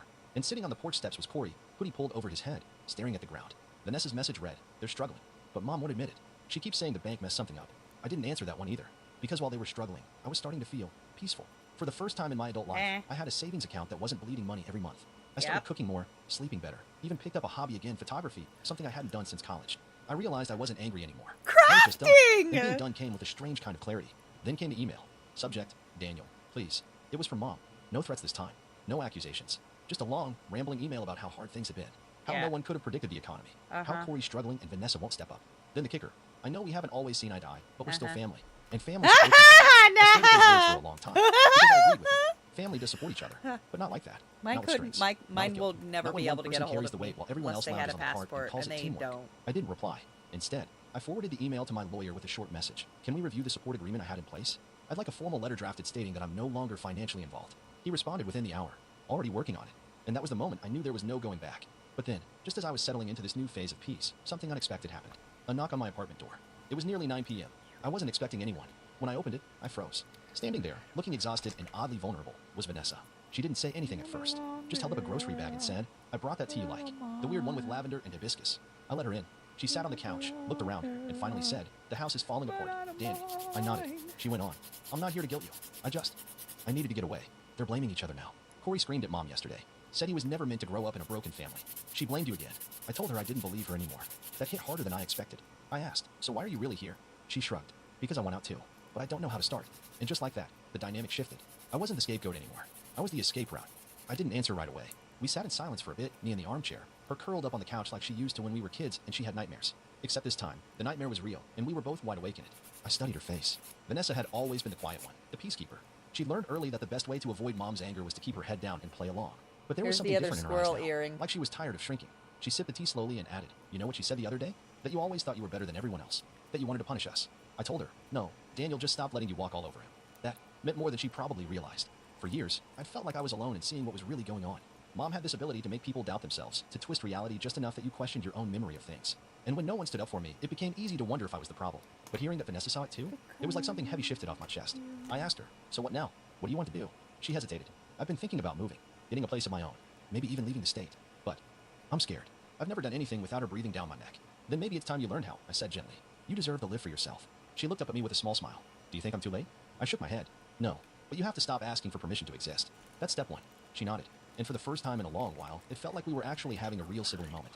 Not strained, not obligatory. Just two people who'd been in the same storm for too long and were finally starting to reach dry land. She stayed the night. Slept on the pull-out couch, wrapped in the blanket I'd bought years ago during a lonely winter.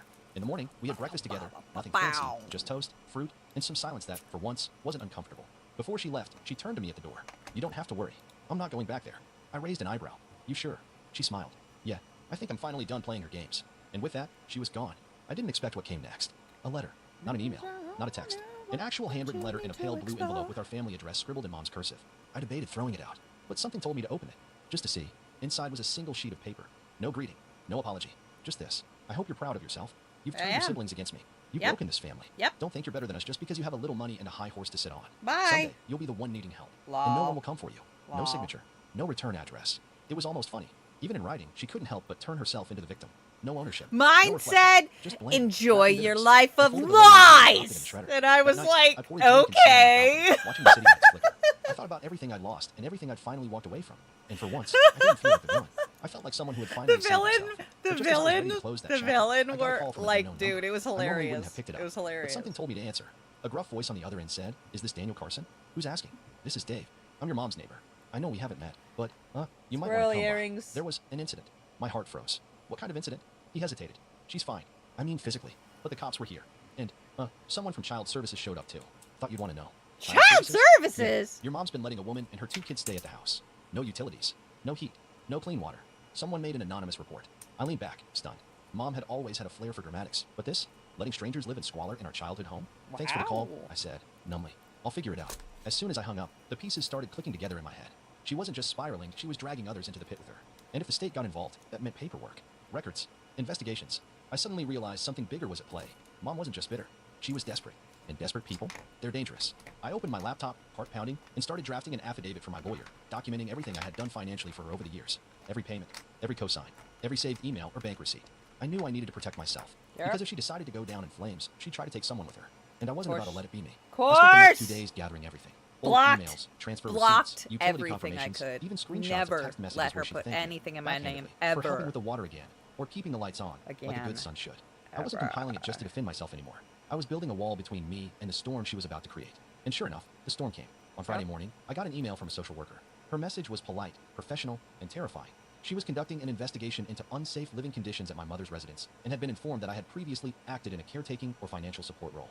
She asked if I would be willing to provide context. The old No. me, before Easter, would have panicked. I would have dropped everything, called Mom, asked what happened, offered to help clean things up, or send money to get her through. But that version of me was gone. I replied to the social worker with a carefully worded summary of events, that I had supported the household financially for years, that I had recently withdrawn that support after repeated emotional mistreatment, and that I had no legal or custodial ties to anyone currently living in that home. I attached a PDF of my compiled documents and thanked her for reaching out. No emotion, no blame, just the facts. An hour later, I got a response. "Thank you for your transparency and cooperation. This will be extremely helpful in determining the extent of responsibility. We will follow up if further clarification is needed." That was the end of it, at least legally. But it wasn't the end of Mom. Not by a long shot. Later that night, there was a knock at my door. It was pouring rain. I was halfway through a movie when I opened it, expecting maybe a package delivery or Vanessa again. But it was Mom. Hair soaked, makeup smeared, eyes wild. And behind her, Corey, holding an umbrella like it was the last defense against the world. "I need to come in," she said, without No, you greeting. don't. I didn't move. Why? Her voice cracked. "Because this family is falling apart, Daniel. And you're standing there like you're not watching it happen." I took a slow breath. "You told me And? I was the reason it was falling apart. Remember? At Easter. In front of everyone." She brushed it off with a scoff. "You're still on that?" "Daniel, I was frustrated. People say things when they're pushed." "You weren't pushed," I replied, calm. "You meant it. You always mean it when it comes to me." Corey stepped forward, voice low. "Dan, come on. This is getting out of hand. The state's talking about repossessing the house. There's an inspection scheduled. They say Mom's unstable." "She is," She I is. said, before I could stop myself. Her mouth opened in shock. "Excuse me." I looked directly at her. "You let strangers with kids live in a house with no running water. You blamed me when the services I paid for shut off. You've never once taken accountability for anything. You don't understand what it's like," she snapped. "Raising 3 kids alone, abandoned, underappreciated." "I didn't abandon you," I said, my voice rising just slightly. "I carried you. For years. I paid the bills. I cleaned up your messes. I put my life on hold to make sure this family didn't drown.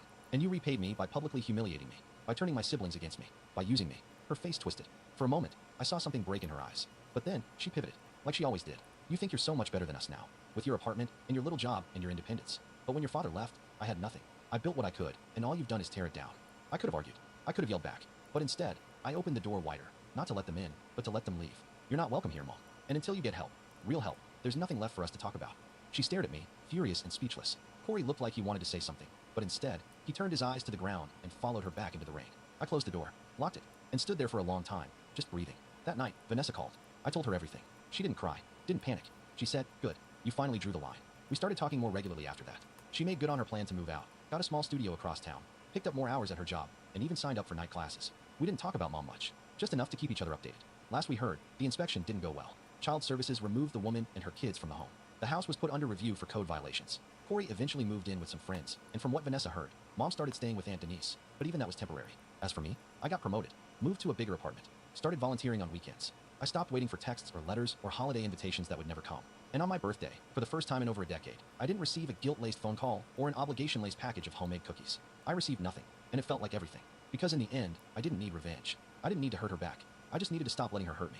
And when she finally realized she couldn't control me anymore, when she was forced to sit in the very silence she used to weaponize, I think that was the loudest message I could have ever sent. Not a word, not a cent, not a tear, just peace. And for once in my life, that was enough.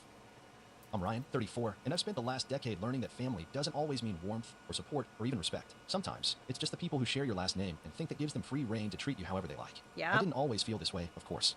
There was a time I craved their approval, hung on to every little compliment, every rare moment when they treated me like I mattered. But over the years, I learned to manage my expectations. Or at least, I thought I had. This Easter, I volunteered to host dinner. Again, not because I thought things would be different, but because my mom guilt-tripped me with her usual, "You have the nicest kitchen and dining space, Ryan. Your sister's place is too small, and you know how tired I get." It was the same song every holiday, and I always gave in. I'd spent 3 days deep cleaning the house, prepping the guest rooms, and cooking dishes I knew everyone liked. Yes, even my brother's weird lactose-free, gluten-free casserole. I didn't complain when they showed up 2 hours late. I smiled, hugged everyone, and tried to shake off the familiar heaviness in my chest that always settled in around my family. My mom arrived with her signature perfume cloud and a passive-aggressive remark about how the driveway was so steep, I thought I'd need climbing gear. My brother Matt, 2 years younger and somehow still treated like the family's crown jewel, walked in behind her, already scrolling on his phone. His wife, Amber, didn't even say hi before plopping her designer bag on the entry table and asking if the guest bathroom had real hand towels or just paper.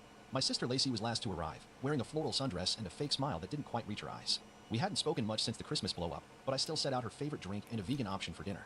Dinner was tense, like always. I played host, refilling water glasses, running back and forth to the kitchen, making sure everything was warm, replenishing bread baskets, and pretending not to notice the whispered conversations happening without me.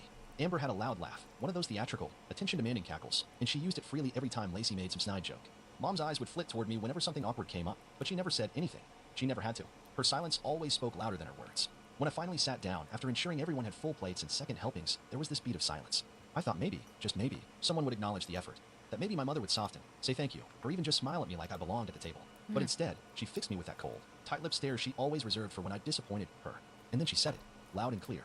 "You should be used to being left out by now. It's what you're best at." I didn't move. For a second, I wondered if I'd imagined it. But Matt laughed, this low, smug chuckle, and my stomach dropped. No one looked shocked. No one said, "Hey, that was uncalled for." Not even Lacey. She just stirred her drink and looked away. I blinked. I didn't cry. I didn't scream. I didn't make a scene. I stood up, calmly, pushed in my chair, and walked back into the kitchen like I'd forgotten something. My hands trembled as I pulled out my phone, scrolling past texts from coworkers and reminders about deadlines. I found the thread with my lawyer, Michelle, the same one who helped me manage the transfer of the summer house last year. We'd been in talks about signing the deed over to my parents as a gift, partly for tax reasons and partly because I thought, maybe stupidly, that it would make them proud. They loved that house. It had been in the family for generations, but I was the one who'd bought it back after it was foreclosed during a rough patch. No one helped, not even a loan or a kind word. But when I'd gotten back on my feet, I did it quietly, without fanfare. I never asked for anything in return. I opened Michelle's last message about the deed transfer and typed, "Please cancel. Do not proceed with the house transfer. I'll explain later." Then I locked my phone and took a deep breath. The hum of voices from the dining room drifted in, Matt bragging about his promotion, Mom listing her health complaints like a grocery list. I didn't go back and right away. I leaned against the counter and stared out the window, watching the garden I'd planted in spring start to bloom again. It felt like a different world out there. Peaceful, quiet, unbothered. When I finally returned to the table, no one even noticed I'd been gone. The conversation had moved on to summer plans, and I heard Matt say, "Once the house is in Mom and Dad's name, we can finally fix that deck, right?" My mom nodded, beaming like it was already hers. Lacey looked up from her phone just long enough to say, "You know, it's wild how Ryan finally did something right." That was the moment. The moment I realized they didn't just take me for granted. They'd already decided I was a footnote in my own story. Someone to use and discard. And I had spent years, trying to earn scraps of approval from people who would never give it. Who saw my efforts not as kindness, but as weakness. As obligation. I didn't correct them. I didn't tell them the house wasn't theirs yet. I just let them keep talking. Let them plan renovations and furniture upgrades. Let them bask in the fantasy they built around taking something from me without ever acknowledging what I'd done to get it. Because I had a different plan now. One that didn't involve being left out. One that would finally remind them that I wasn't someone they could overlook anymore. And as they laughed and toasted to a future that was never going to happen, I just smiled and waited. I didn't sleep that night. Not out of stress, no. It was a calm sort of wakefulness. The kind you feel when you know a storm is coming, but you've already boarded the windows and stocked the pantry. I walked through my house in the quiet, barefoot on the hardwood floors I'd refinished myself last fall. Every corner of this place held some memory, some blood, sweat, and solitude. I thought about how I'd worked 2 jobs for a year straight after the foreclosure just to save enough to buy the summer home back from the auction. How I'd sat in that cold lawyer's office, signing papers with hands that still shook from overwork. Not a single one of them showed up to help. But the second the landscaping looked good enough for Instagram, they started calling it ours. For months, my mom had been saying things like, "When you sign that house over, we'll finally feel like the family's back together." She'd needle me about it during phone calls and guilt me in front of the others at dinner. It's your duty, she'd say. You're the What do you oldest. think? And when I agreed, reluctantly, to begin the paperwork with my How'd lawyer, I do? you'd have thought I'd You handed like them the it? deed in a gift-wrapped box. Do They were already you treating love it? Like a foregone it? conclusion, but not anymore. The next morning, I got a message from Michelle, confirmed. "The deed remains in your name. No transfer will occur. Happy to discuss details whenever you're ready." I stared at the text for a long moment before replying simply, "Perfect. Thank you." I added a lock screen note to remind myself to change the access code to the summer house gate. And then, because I'm not above a little flare, I scheduled a maintenance crew to go up there that weekend. Not to work on the deck, but to install a brand new security system and a digital lock, one I controlled remotely, one they didn't know existed yet. I didn't tell anyone. I let them carry on with their group chat. When I wasn't included in, of golf course, where they exchanged furniture ideas, Pinterest boards, and mom's wish list for the house that wasn't even theirs. Matt suggested turning the back bedroom into a man cave for football weekends. Lacey wanted a reading nook. Amber said we could rent it out on Airbnb when no one was using it. The we in that sentence almost made me laugh out loud. I stayed quiet. I watched. I waited. 2 weeks later, I got the invitation. A glittery, overly designed EV titled Family Summer Kickoff Weekend. Hosted, apparently, at my house. I read through it like it was some kind of parody. Poolside brunch, grill night, family trivia games, and our big thank you, Ryan toast. As if they planned an entire event around a man they hadn't even bothered to include in the organizing. The RSVP button was already filled in with attending, Ryan. I almost didn't go. Part of me just wanted to change the locks and leave them to figure it out on the porch. But something in me, something deeper, wanted to see it. To witness the moment it all fell apart. Not for the drama, not for vengeance, but for closure. Because I needed them to know. Not assume, not guess, but truly understand what it meant to cut someone out of their own life, and how little they deserved to be part of mine. The day of the kickoff weekend, I didn't show up early. I waited. I knew they'd get there first. I knew they'd have a key from the old lock. Matt had copied mine a while ago. But when they got there, the new system would stop them at the gate. The one with the new keypad and camera. It was almost noon when my phone rang. Matt. I let it go to voicemail. Then Mom. Ignored. Then a family group chat ping when I hadn't seen activity in for months. Ryan, the gate isn't working. Call us. We're standing here with groceries and towels and everything. I sipped my coffee. Took a screenshot. Saved it to a folder labeled receipts. Then came Amber's text. You could have said you canceled the trip. That's just cruel. Lacey finally sent a voice message. Her tone was icy. If this is some kind of punishment, it's really childish. We've all been planning this for weeks. It's not just your house. It's a family place. That was the final straw. I opened the group chat for the first time in over a year. And I typed, no, it's not. It's my property. My money bought it. My signature holds the deed. Not one of you helped me reclaim it when it was lost. Not one of you paid a dime. You just waited until it was convenient to claim it as yours. That ends today. You excluded me at every turn. So here's your reminder. I don't owe you space in my life. Not even a vacation home. Enjoy the drive back. Then I turned my phone off. I don't know what they did after that. I assume they stood there, mouths open, phones in hand, looking around for someone to blame. Maybe they argued. Maybe they turned on each other. Or maybe, for once, they sat in silence and thought about how they treated the one person who had never stopped showing up for them, until now. But that's not where this ends. Because the fallout from that day, well, let's just say it wasn't limited to one summer weekend. I didn't check my phone until the next morning. I wasn't in a rush, after all. What were they going to do? Yell at me? Again? Demand an apology? I'd spent years walking on eggshells around people who saw kindness as currency and used guilt like a scalpel. This time, I wasn't going to be the one chasing them for peace. I brewed my coffee, opened the window to let the breeze in, and only after I'd sat down at my kitchen table, sunlight spilling over the floor, did I scroll through the aftermath. The group chat was chaos. It had started with stunned silence. Then the text came in fast. Mom, I don't understand. You agreed. The house was supposed to be for the family. Matt, this is beyond petty. We counted on that place for summer. You don't get to pull the rug like that. Amber, Yeah. We had groceries, plans, Yeah. RSVPs. Yeah. How do you think this makes us look? Who cares? Lacey, never one to miss a dramatic opportunity, wrote, I defended you to everyone. I told them you'd come through. I said you were just busy. You embarrassed me. That one actually made me laugh out loud. Then came the pivot, the phase where they realized the nice approach wasn't going to work, and they leaned into what they really thought. Matt, it was our family home before you swooped in and bought it. You don't deserve to hold it over our heads. You think being successful gives you a free pass to punish us? Yeah. Amber again. This is exactly why no one takes you Punishment? seriously. You throw money around, but you've never been part of the family where it counts. This And is a finally, dad the cherry on family. top, my mother, bless her manipulative heart. I didn't raise you to be vindictive. Yeah, you what would your did. father think? That one stung. Not because But it was you're true, a cunt, but because he wouldn't probably. have approved. He'd been gone for 5 years, and he was the only one who had ever made me feel like I had a place in this family. The house had been his, once. He taught me how to build shelves in the old garage, how to patch drywall and fix a We've been I speculative. bought it back for him, for his memory. But the people left shit! behind had turned it into something selfish, something transactional, like it was owed to them because they carried his name. I didn't reply, not to any of them. I deleted the group chat and blocked Amber's number, then Matt's, then Lacey's. I left my mother's unblocked, not out of kindness, but because I wanted her to sit with the silence. 3 days later, I got an email from a law office I didn't recognize. It was a notice, not a lawsuit, just a letter of concern. Apparently, Matt had tried to claim the summer house as intended inheritance and was inquiring whether it had been misrepresented during estate planning. They wanted to open a discussion about how the property had been handled after our father's passing. I forwarded the email to Michelle. Her reply was brief, nothing to worry about. The house was purchased by you, with a clean title. There is no legal basis for their claim. Let me know if you'd like to send them a formal notice to back off. I told her to wait. We've been speckled, though. Meanwhile, I made a decision I probably should have made years ago. I pulled the financial ledgers.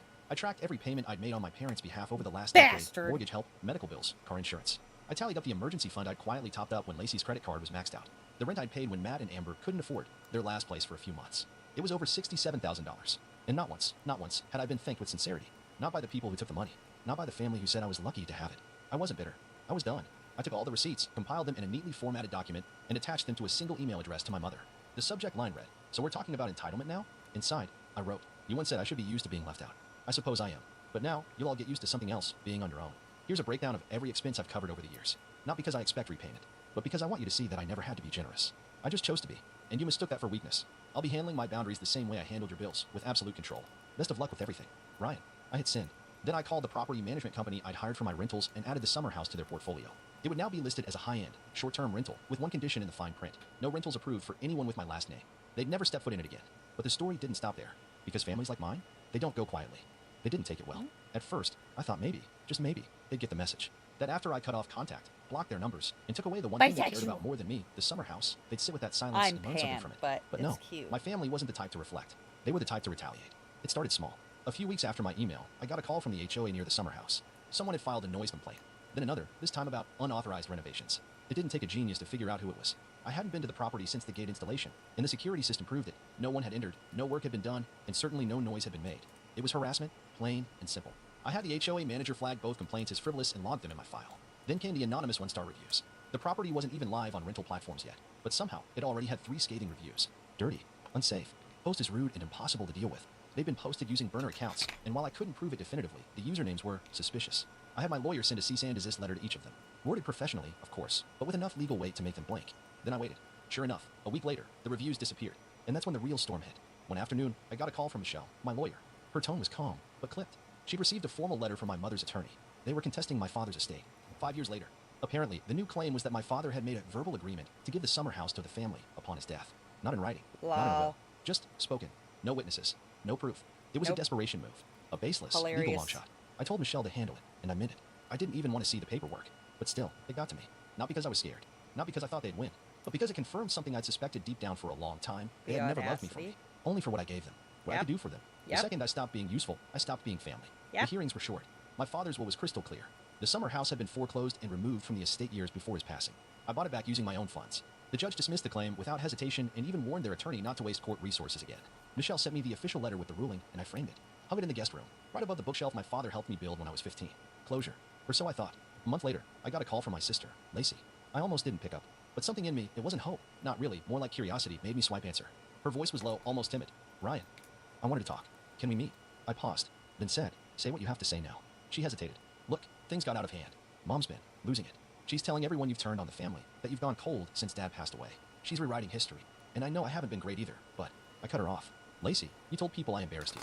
After you all planned a party in a house you never owned. After you sat there while Mom humiliated me at dinner and didn't say a word. I didn't know she'd say that, she replied quickly. You know how she is. She just gets. No, I said. That excuse doesn't fly anymore. You know how she is, and you still chose to sit next to her. Laugh at her jokes. Benefit from it. You all did. I was your safety net. And the second I said no, suddenly I'm the villain. Silence. Then, quietly, are you really cutting us all off for good? I took a breath. I'm not cutting anyone off. I'm just done being the one you all lean on without ever offering anything back. I'm done playing host, fixer, wallet, scapegoat. I gave you more chances than you ever gave me. And when I finally stood up for myself, you turned on me like I was the problem. So no, Lacey, I'm not coming back. She didn't argue. She just sighed. Mom's going to hate that. Let her. I hung up. That was the last time I spoke to any of them. It's been 8 months since that Easter dinner. I've since converted the summer house into a full-time luxury rental. It's booked out through the year, with a wait list for the holidays. I reinvested the earnings into another property, this time out in the mountains. Quiet. Remote. Mine. My phone is quieter these days. No passive-aggressive texts. No guilt-tripping calls. No manipulative group chats asking me to fund someone's mistake. Instead, I wake up to emails from guests saying how much they love the house. How peaceful it was. How it felt like someone poured care into every detail. I respond to each one with gratitude.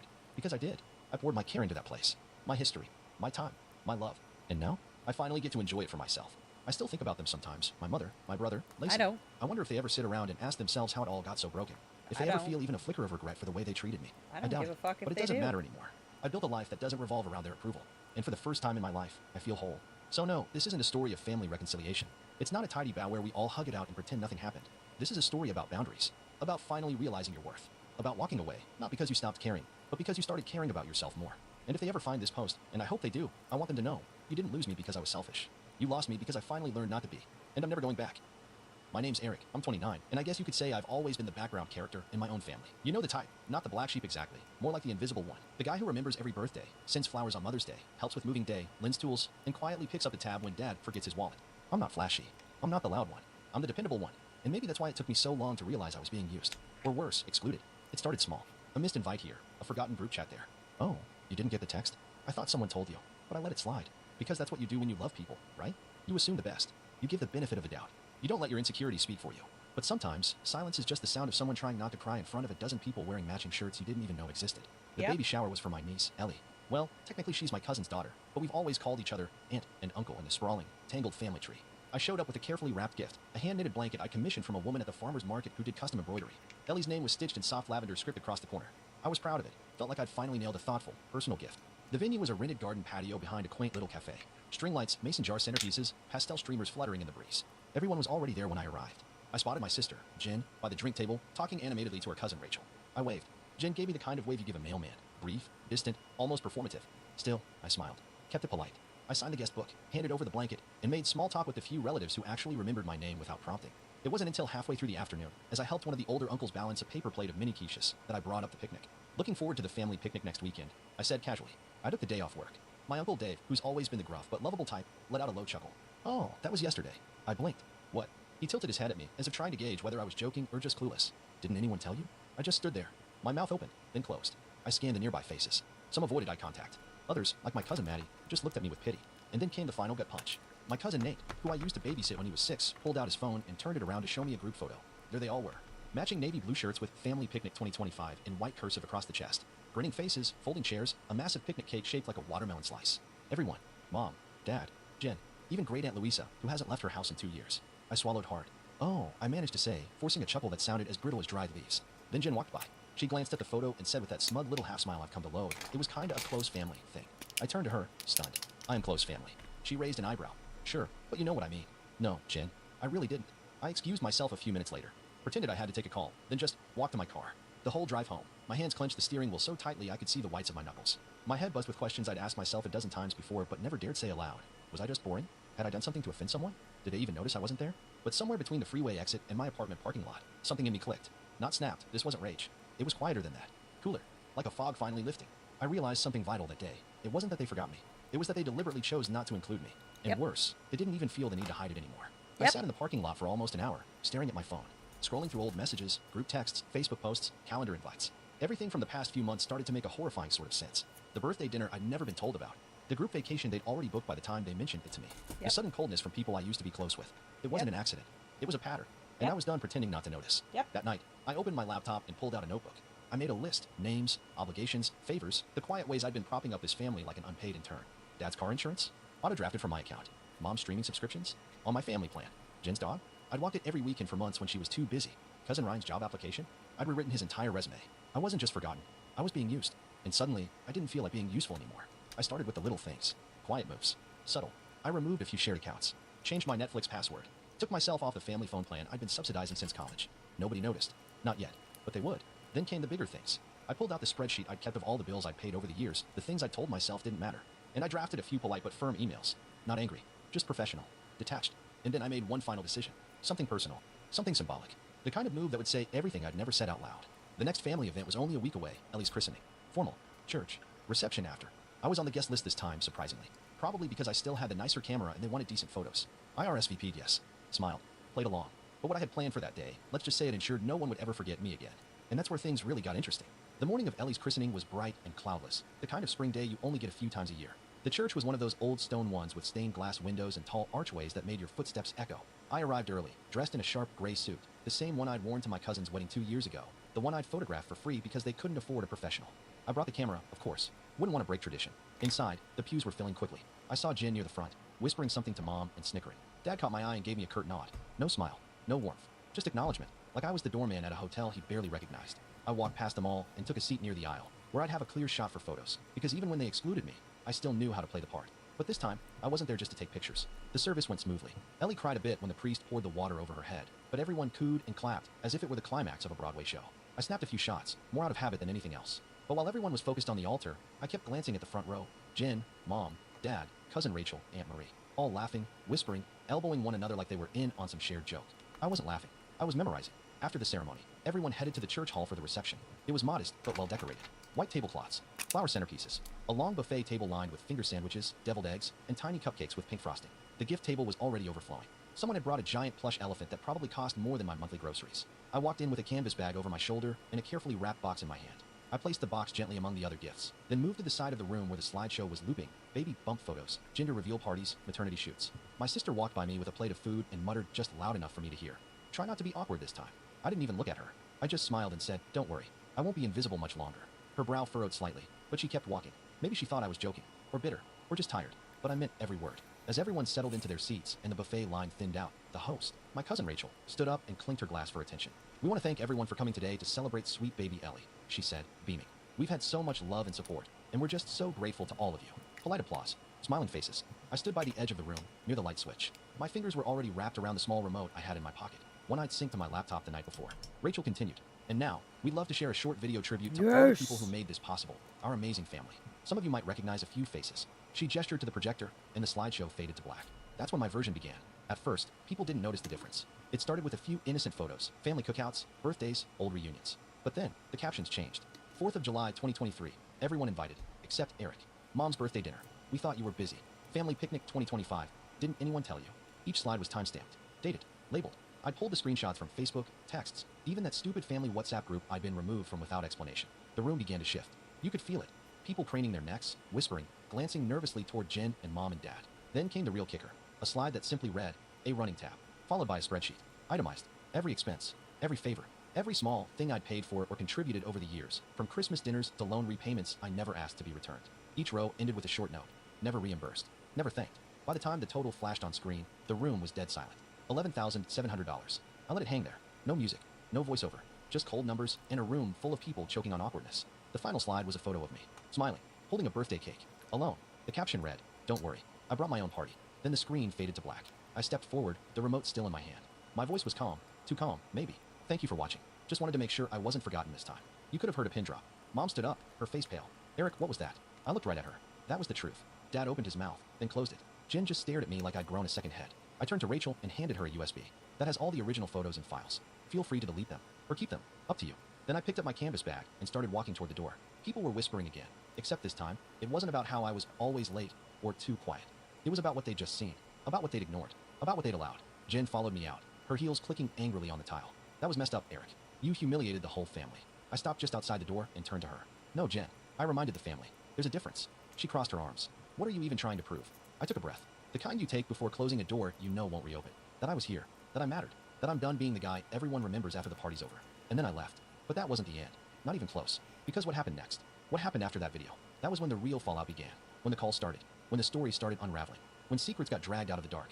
And that's where things went from awkward to explosive. Shit! I didn't go home right away. I drove around the city with the windows down, letting the spring air hit my face, letting it cool the quiet storm inside me. Yes. I wasn't angry, not in the way I used to be. Not the simmering kind of resentment that ate away at me in silence.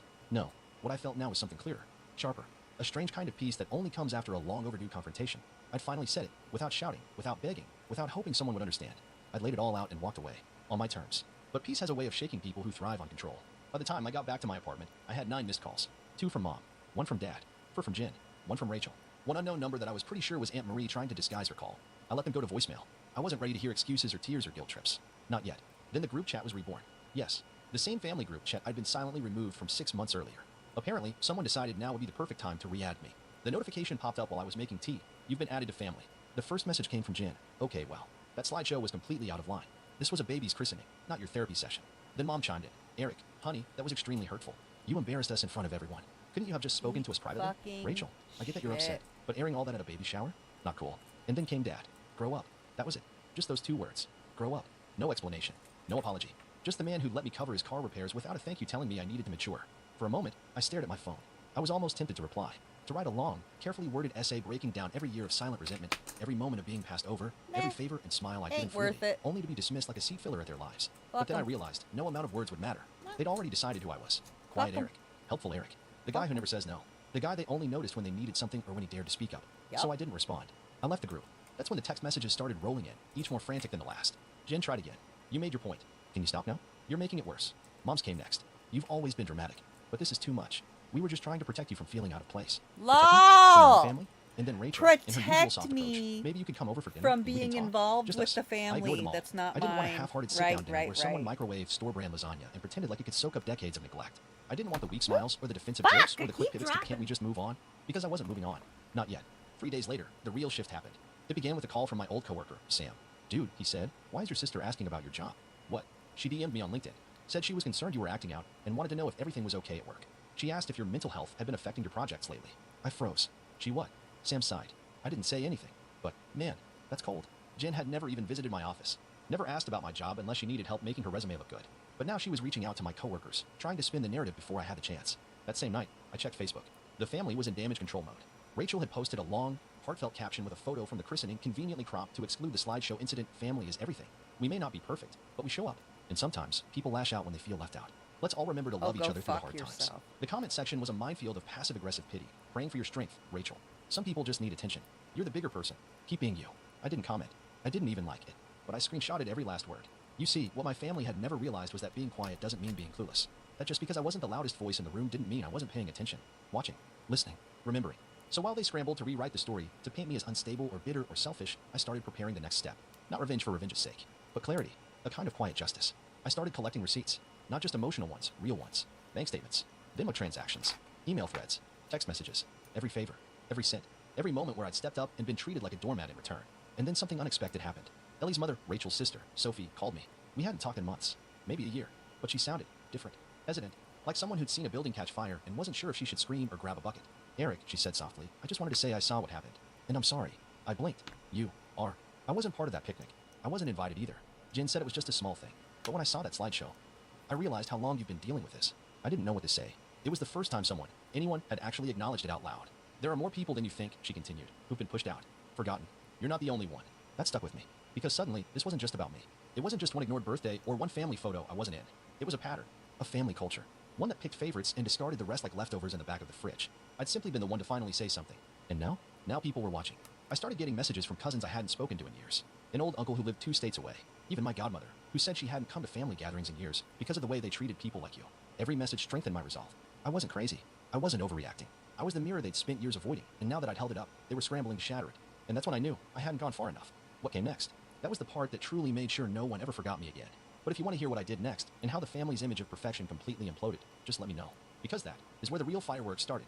I took a full week to disappear. Not from the world, just from them. I stopped responding to messages, muted the family members still blowing up my phone, and let the dust settle while they tore each other apart, trying to assign blame. Jen tried calling me 6 more times. Mom left 2 long voicemails full of fake concern, thinly disguised as emotional blackmail. This family has been through so much, Eric. Don't throw it away over a misunderstanding. My favorite was Dad's blunt message. You embarrassed your mother. Fix it. I didn't fix anything. I went quiet because I was working, planning. Not a tantrum, not an outburst, but a full, calm, calculated reckoning. You see, I knew my family well enough to predict exactly how they'd behave. They'd try to discredit me, smear me quietly behind the scenes, patch up their image publicly while calling me unstable in private. But I had something they never expected, documentation. Remember that spreadsheet from the slideshow? That was just the tip of the iceberg. I pulled every receipt, every email I'd sent to help Rachel's husband land his first job after his DUI. Every time I transferred money to help Mom with unexpected bills. The years of payments for Dad's car insurance. The time I bailed Jen out of a credit card hole so deep she had 3 collectors calling her in 1 week. They never even said thank you. Not once. I compiled it all into a neat, clean, factual document. No insults, no accusations, just truth, a timeline, a pattern. And for each line, I added a short quote or message they'd sent at the time, messages that showed the imbalance. Eric, can you just do this one thing?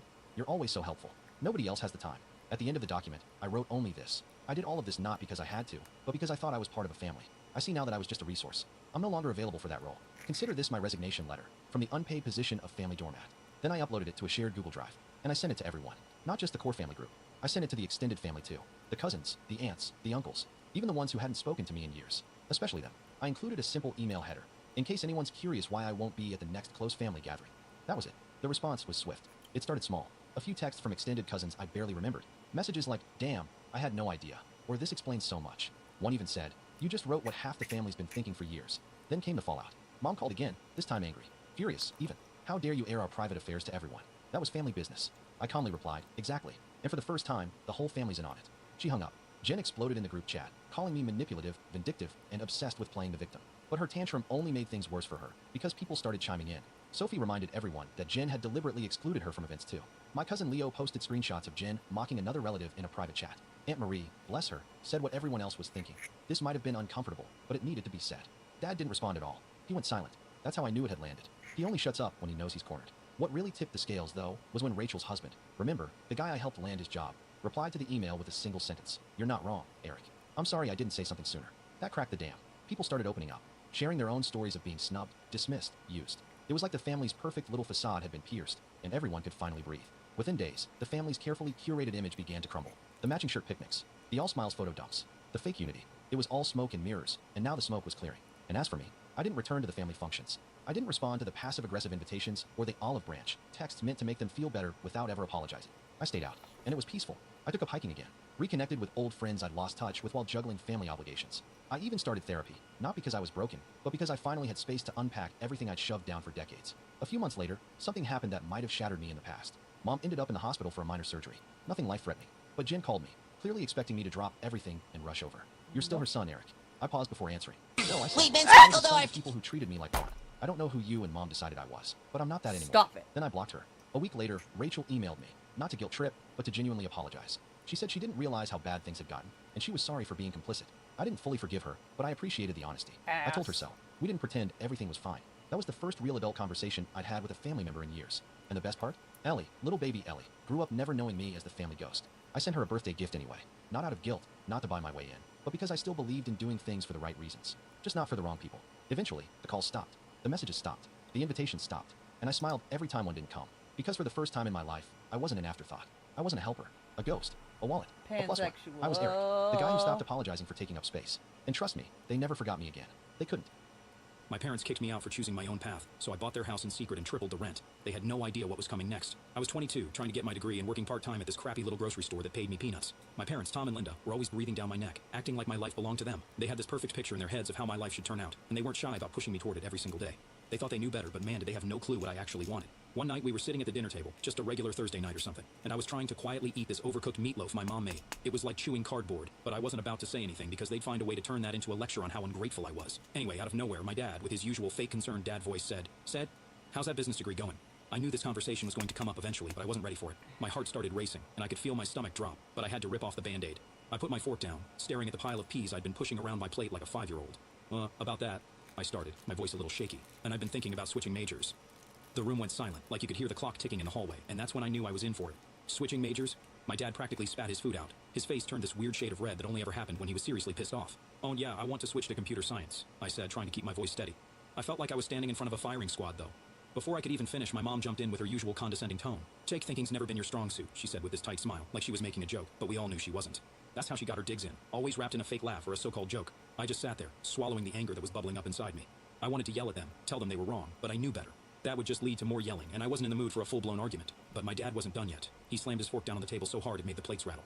"Computer science? Are you out of your damn mind? Business is what's going to make you money. You're throwing away your future on some stupid hobby." I tried to explain. "It's not a hobby, Dad. I'm really into it, and I think I could be good at it." "So you think?" He cut me off again. "Passion doesn't pay the bills, Jake. You're being reckless. You need to think about your future, not just whatever you feel like doing right now." My mom nodded along, of course, adding fuel to the fire. "You're not a child anymore. You don't just get to play around with your future." That's when it hit me. They didn't care about what I wanted, not one bit. To them, I was just this project they were working on, and any deviation from their grand plan meant I was screwing everything up. They didn't even stop to consider that maybe, just maybe, I knew what was best for me. After dinner, I went up to my room, slammed the door shut, and collapsed on my bed. I felt like a weight was pressing down on my chest. I pulled out my phone and called Ashley. She was the only person who got it, who understood what I was going through. "How'd it go?" she asked, knowing damn well how it went. "Oh, it's like a freaking disaster," I muttered, rubbing my eyes. Don totally freaked out when I told them. It was like I just told them I was dropping out to join a circus or something. She sighed on the other end of the line. "Jake, you've got to stand up for yourself. This is your life, not theirs. You don't owe them anything." "And I know, but they're my parents, you know? It's not that easy." "Oh, and I get it," she said softly. "But you're 22, Jake. You're not a kid anymore. You've got to start living your own life, or they're going to keep running it for you." I sat there, staring at the ceiling, thinking about what she said. She was right. I was an adult now, and it was about time I started acting like one. The next day, I woke up feeling a mix of dread and determination. I had to tell them for real this time. I couldn't just keep letting them decide my life for me. So I walked downstairs, my heart pounding in my chest, and found them sitting in the living room, watching TV. "Mom, Dad, we need to talk," I said, my voice shaky but firm enough. My dad muted the TV, and they both looked at me like they were expecting some big announcement. In a way, I guess it was. "And I've made my decision. I'm switching to computer science." My dad's eyes narrowed. "Oh no, you're not." I stood my ground this time. "Yes, I am. I'm an adult, and this is my choice." For a second, I thought maybe, just maybe, they'd back off and let me have this one. But then Mom stood up, crossing her arms over her chest. "If you're such an adult, then you can support yourself," she said, her voice cold. Okay, bye. "Tell her you've got 24 hours to pack your things and get out." Okay. I just stood there, frozen, like my brain couldn't quite process what she was saying. "What?" I finally managed to say. "And you can't be serious." "Oh, we're serious," my dad growled. "You want to make your own decisions? Fine, Okay. but you're doing it on your own." I don't even remember walking back to my room. I just remember the overwhelming feeling of betrayal, like they'd been waiting for an excuse to kick me out all along. Of course I they was their kid, were! their son, and they were just tossing me out like I meant nothing. Of I called course. Mike, my best friend, the second I got back to my room. I didn't even bother to keep my voice steady anymore. "Dude, they kicked me out," I said, my hand shaking. "Son, I don't know what to do." Without missing a beat, Mike replied, "Pack your stuff, man. You're staying with me." As I threw my clothes into a duffel bag, it finally hit me. I was homeless. My own parents had thrown me out like I was garbage. But at the same time, as messed up as it sounds, a part of me felt relieved. For the first time in my life, I wasn't going to be under their control anymore. I was free, but I had no idea what that really meant yet. The next few days after getting kicked out were a complete blur. I was crashing at Mike's apartment, trying to get my head straight, but it felt like everything in my life had just been flipped upside down. I mean, one minute I'm arguing with my parents over my major, and the next, I'm homeless. It didn't even feel real. like it was happening to someone else, not me. Mike's place was fine. He lived in this tiny one-bedroom apartment that smelled like old pizza and gym socks, but I couldn't really complain. I had a roof over my head and a friend who wasn't about to ask me to leave. But man, it was cramped. I was sleeping on his ratty old couch that squeaked every time I moved. I didn't have a choice, though. I wasn't about to go crawling back to my parents and beg them to take me in. That wasn't happening. I tried to focus on my classes, but it was almost impossible. Every time I sat down to do my assignments, my brain would just drift off, thinking about what happened. It was like my mind wouldn't let me forget for even a second that I didn't have a real home anymore. And then, of course, there was the money problem. My savings were already draining fast, and I didn't have enough to make it long if I wasn't working more hours. But with classes and trying to figure out where my life was going, it wasn't like I could just pick up a second job. Ashley kept trying to be supportive, but even she couldn't fix the mess I was in. I remember one day she called me up, telling me we should go get lunch to take my mind off things for a bit. We ended up at this cheap sandwich shop down the street from Mike's place.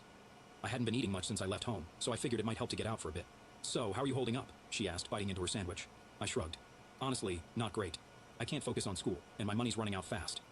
I don't know how long I can keep this up." She gave me that sympathetic look, the one I'd been getting from pretty much everyone since I told them what happened. "Well, you're doing the best you can, Jake. This isn't the end of the world, okay? It's just a bump in the road." I laughed, but it wasn't a happy laugh. "Yeah, a bump the size of a mountain."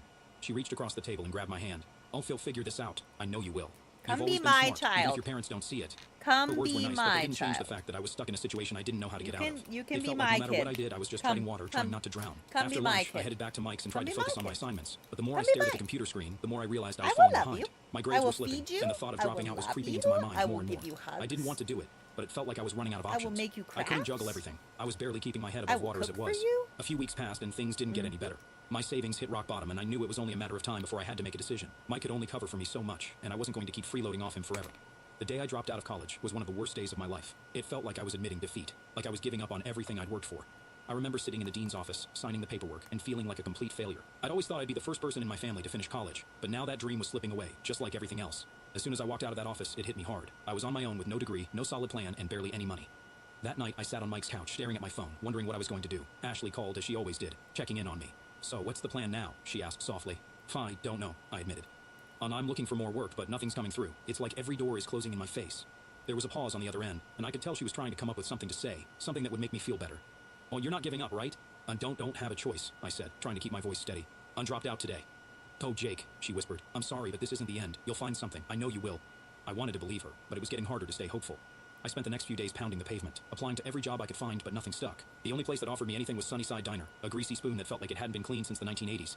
It wasn't exactly my dream job, but it was better than nothing. They needed someone to flip burgers and mop floors, and I needed money, so I took it. The hours were brutal, and the pay was terrible, but at least I had something. I spent my days covered in grease, slapping burgers onto the grill, while my manager, Earl, barked orders at me like I was in boot camp. He was a gruff, no-nonsense guy who didn't seem to care about anything but the bottom line, but at least he noticed when I worked hard.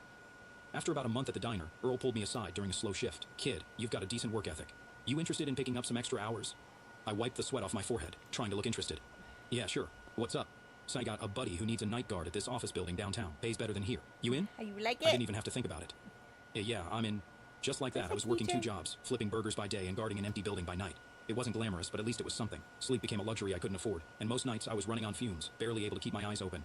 But I had no other choice. I had to survive. Ashley kept sending me links to tech internships, trying to help me get back on track, but I just didn't have the time or energy to apply. My life was all about survival now. It wasn't about chasing dreams or passions anymore. It was about keeping my head above water, day by day. Every night, as I sat in that dark, empty office building, staring at the flickering lights of the city outside, I couldn't help but wonder how the hell my life had turned out like this. Just a few months ago, I had plans, dreams, and a future. Now, I was just trying to get by, one shift at a time, and the worst part was, I didn't see a way out. Working 2 jobs was hell, straight up, no other way to describe it. The diner was greasy and chaotic, and the night shifts at that empty office building were just mind-numbing. I was running on like 4 hours of sleep, drinking energy drinks like they were water, and basically living out of a beat-up backpack that I took everywhere. But at least I had some money coming in. It wasn't much, but it was enough to keep me going. Mike didn't say it, but I think he was relieved that I could start pitching in for rent. I didn't want to be that guy freeloading off my best friend while my life fell apart, so I made sure to hand him whatever I could. I was still crashing on his couch, but at least now I wasn't a total burden. Then, out of nowhere, things started to shift. I don't know if it was dumb luck or the universe finally giving me a break, but one day, while I was flipping burgers at the diner, this guy came in for lunch. I didn't think anything of it at first, just another random customer. He looked kind of tired, like the rest of us who worked too many hours for not enough pay. After his meal, he came up to the counter to pay, and as I handed him his change, he glanced at the computer screen I had open behind the register. I'd been working on some coding exercises during my break, just trying to stay sharp, you know. The guy raised an put the eyebrow. silver "You on into instead coding?" of the he gold. asked, his voice kind of casual but curious. I nodded, trying not to seem too eager. "Yeah, I've been teaching myself, hoping to make a career out of it eventually." He chuckled. "Well, I might have something for you. My company's looking for entry-level IT guys. Nothing fancy, but it's a start." I blinked, not really believing what I was hearing. "Wait, seriously?" "Yeah," he shrugged, like it wasn't a big deal. "Send me your resume. I'll put in a word for you." He handed me his business card, and I swear my hands were shaking as I took it. It was like this tiny shred of hope that I hadn't felt in months. That night, I didn't even care how tired I was from the double shifts. I went back to Mike's place, fired up my laptop, and worked on my resume. It wasn't perfect, but it was something. I shot the guy an email before I could overthink it, then tried not to get my hopes up.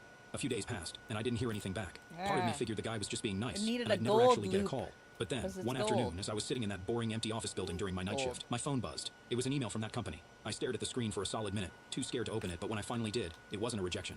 It was an invitation to interview. I couldn't believe IT. I'd gone from flipping burgers and guarding empty buildings to maybe, just maybe, getting an actual job in it. The interview wasn't anything fancy. I borrowed one of Mike's decent shirts and took the bus to the office. It was a small startup, nothing flashy, but it felt like a whole new world compared to where I'd been. The guy from the diner, whose name I now knew was Trevor, greeted me at the door and introduced me to his boss, Tina. Tina was tough but fair. She asked me about my experience, and I was upfront about the fact that I didn't have a degree, but I'd been teaching myself everything I could about coding and IT. I showed her some of the small projects I'd been working on, and she didn't seem too impressed at first, but then she asked me to solve a problem right there on the spot. Something technical I hadn't done before. I panicked for a second, my mind racing, but then I remembered all those late nights I'd spent teaching myself, working through coding challenges just for the hell of it. I took a deep breath and got to work, trying not to let the pressure get to me. When I was done, Tina glanced over my shoulder at the screen. She didn't say much, just nodded and looked at Trevor. Tony's got potential, she said. Let's give him a shot. I didn't even know how to react. I wanted to jump up and scream, but I just sat there, trying to play IT cool, even though I felt like my heart was about to explode out of my chest. I started the next week as an entry-level IT guy. It wasn't glamorous, but I didn't care. For the first time in months, I wasn't flipping burgers or guarding some creepy office building at 3 in the morning. I was actually doing something I loved. Tina and Trevor were patient with me, showing me the ropes, but they also pushed me to keep learning. They didn't hold my hand through everything, and that's what I needed. Nights were still rough, though. I was still juggling both jobs for a while, just to make sure I didn't screw up this opportunity. So, I'd work at the startup during the day, then head straight to the diner or the office building after. Sleep was still a rare luxury, and most mornings I'd wake up feeling like I'd been hit by a truck. Ashley stuck with me through it all. She was my rock, always sending me job links or checking in on how things were going at the startup. I don't think I'd have made it without her. Every time I felt like I was about to fall apart, she'd remind me that I was doing this for a reason, that I was building something for myself. After a few months of grinding, I finally reached a breaking point. I couldn't keep working 2 jobs and expect to stay sane. So, I went to Earl, the diner manager, and told him I had to quit. He wasn't thrilled, but he understood. So good luck, kid, he said, giving me one of those rare moments of sincerity. You're a hard worker. You'll be fine. Walking out of that diner for the last time felt like a huge weight had been lifted off my shoulders. I still had the security tie job for the nights I wasn't at the startup, but at least I wasn't burning myself out as fast. As time went on, I threw myself into the AT gig with everything I had. I spent every spare minute learning new skills, taking on projects, and soaking up as much knowledge as I could. I wasn't just trying to survive anymore. I was trying to build something real, something that was mine. It wasn't easy, and there were days when I doubted myself, when I wondered if I was just chasing some pipe dream. But every time I got through a challenge or solved a problem that had stumped me for hours, I felt that spark again. That fire that had been missing for so long. Slowly, bit by bit, I started to see a future for myself again. Not the future my parents had planned for me, but one that I actually wanted. For the first time in a long time, that felt like enough. A few months into the new job, things started to feel different. Not in a bad way, just in a way I hadn't felt in a long time. I was finally doing something I actually enjoyed, and I wasn't dragging myself out of bed just to survive another day at some dead-end job. The whole IT thing, coding, troubleshooting. Yeah, it wasn't glamorous, but I liked it, and it was mine, something I'd worked my butt off to get. I remember sitting at my desk one afternoon, buried in some code, when my boss, Tina, walked over. She wasn't the type to beat around the bush, which I respected. She leaned on the edge of my desk and said, "Jake, I've been watching your work these past few months. You've got potential, but you're holding back." I blinked at her, completely caught off guard. Holding back? What do you mean? She crossed her arms, giving me that look like she already knew the answer but wanted me to say it out loud. You've got the skills, but you're playing it safe. I see you sticking to what you know. You're not taking risks, not pushing yourself. You're comfortable, and that's fine. But comfort doesn't get you anywhere in this business. I didn't know what to say at first. She wasn't wrong. I'd been doing the work, sure, but I wasn't exactly going above and beyond. I guess, after everything that had happened, I was just happy to be in a stable place for once, and I didn't want to screw it up. Oh, look, Tina continued. Oh, you're good, Jake, but if you really want to stand out, you need to step it up. Take on projects that scare you a little. That's how you grow. I nodded, still processing what she'd said. It wasn't like I hadn't heard something similar before, but this time, it hit differently. This wasn't some lecture from my parents about how I was wasting my potential. This was someone who saw what I was capable of and was pushing me to be better. So, I took her advice.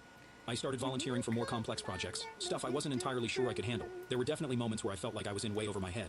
But every time I figured something out, that feeling of accomplishment made it all worth it. One day, Tina assigned me this big project for a new client. It was way more responsibility than I'd ever had before, and part of me was freaking out, but another part of me was excited. This was the kind of challenge I needed to prove to myself that I could handle bigger things. I spent weeks working on it. Late nights, weekends, pretty much any free time I had was dedicated to making sure it went perfectly. When I finally submitted the finished project, I felt like I'd just run a marathon. I was exhausted, but in that good way, like I'd pushed myself to the limit and come out the other side stronger. A few days later, Tina pulled me into her office. I sat down, trying to keep cool, but I was nervous. What if I'd messed something up? She didn't waste any time. Jake, the client loved your work. They're moving forward with everything you suggested. I let out a breath I didn't even realize I'd been holding. Oh, really? She nodded, a small smile on her face. Oh, you did good. Keep this up, and you're going to go far here. I walked out of her office feeling 10 feet tall. For the first time in what felt like forever, I wasn't just surviving. I was thriving. I started to see a future that wasn't just about scraping by, but actually building something real. The more I threw myself into my work, the more I realized how much I'd been holding back. Not just in my job, but in life. It was like this fog had lifted, and I could finally see what I was capable of if I stopped letting fear hold me back. It wasn't easy, and I made plenty of mistakes along the way, but each one taught me something, pushed me forward. Around that time, things with Ashley started to shift too. She'd always been supportive, but now she seemed proud of me in a way she hadn't before. We'd go out to dinner, and instead of me venting about my crappy jobs or money problems, I'd be talking about this new project I was working on, or some cool thing I'd learned. And she'd listen, really listen. Like she could see I was finally on the path I was meant to be on. One night, we were sitting on her couch after I'd just finished a particularly brutal week of work. I was exhausted, but in a good way, and she looked over at me with this smile on her face. "Oh no," she said softly, "and I always knew you'd get here. Maybe not in the way you planned, but you're doing it. You're making it happen." I didn't know how to respond to that. I mean, she'd been with me through the worst of it, through the days when I didn't even know if I'd make rent or where my next paycheck was coming from, but she stuck around, never once making me feel like I wasn't enough. Hearing her say that, it hit me how lucky I was to have someone like her in my corner. "Thanks," I said, my voice a little rougher than I meant it to be. "I don't think I'd have made it this far without you." She laughed, shaking her head. "Oh, if you would have. You just needed a push." Maybe she was right, but having her there made the whole thing a lot easier to handle. Things started to pick up from there. Work got busier, but in a good way. I was taking on more responsibility, getting better at what I did, and people were starting to notice. Tina kept giving me more complex projects, and every time I finished one, I felt more confident in my abilities. The money, well, it was still tight, but it was getting better. I'd quit the security job finally, and while I wasn't rolling in cash, I wasn't worried about where my next meal was coming from anymore. For the first time in a long time, I felt stable, like I was on solid ground again.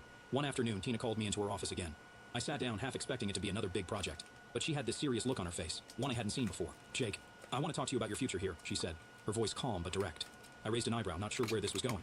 "Okay." She leaned back in her chair. "Oh, you've done great work these past few months, and I think you're ready for more. I want to promote you to a full-time position." For a second, I just sat there, trying to process what she'd said. Full-time? That was the dream, right? No more juggling jobs, no more scraping by. This was it. I don't even know what to say, I admitted, a grin creeping onto my face. She smiled back. "Just say yes." And of course, I did. Walking out of that office, I felt this weight lift off my shoulders. All the stress, the sleepless nights, the self-doubt. It all seemed worth it now. I'd made it. Maybe not in the way I'd originally planned, but I'd made it all the same, and that felt pretty damn good. Getting promoted to full-time was like stepping into a whole new world. I mean, for the first time in my life, I felt like I was doing something that mattered, not just for me, but for the people around me. I didn't have to worry about making ends meet or whether I'd have to pick up some crappy side gig just to get by. This was it. Stability. But of course, life doesn't just magically get easy once you hit a milestone like that. Things at work got busier, like way busier. Tina wasn't kidding when she said I'd be getting more responsibilities. I was thrown into bigger projects, leading teams for the first time and managing deadlines that felt impossible at times. There were days when I'd look at my to-do list and just think, "Shout, how the hell am I going to get all this done?" But I pushed through. I had to. Every day was a challenge, but it was the kind of challenge I'd been waiting for. The kind that made me feel alive. Even though I was still learning, I was finally in a place where people trusted me to get the job done. That was huge for me. One afternoon, Tina pulled me into her office again. I swear, every time she called me in, I felt like I was back in school, waiting to see if I'd passed or failed a test. She had that serious look on her face, and for a second, I wondered if I'd screwed something up. "Jake, I've got another project for you," she said, sliding a folder across the desk.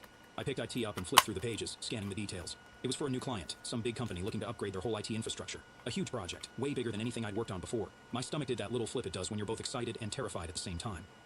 "This is a lot," I said, trying to sound confident but not too cocky. Tina nodded. "It is, but I think you're ready. This is going to be a big deal for the company, and I want you to lead it." Lead it. Those words hit me like a ton of bricks. I mean, I've been working hard, sure, but leading a project like this, that was next level. Okay. "Ain't I won't let you down," I did not said, see feeling relieved what she was anything trusting you me wrote. with. "Ain't no you won't," she replied, giving me a rare smile before getting back to business. The next few weeks were some of the most intense of my life. I was basically living at the office, working late nights and weekends to make sure everything was perfect. My team was great, but the pressure was on, and I wasn't about to let... I was homeless when I was 15, and I lived in a one-man tent by Lake Ontario. I was kicked out when I was 14.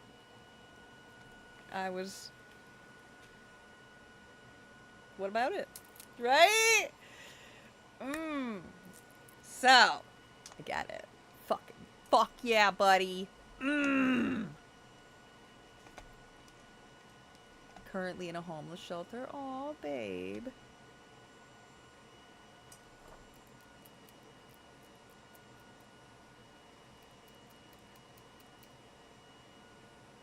Hugs and kisses.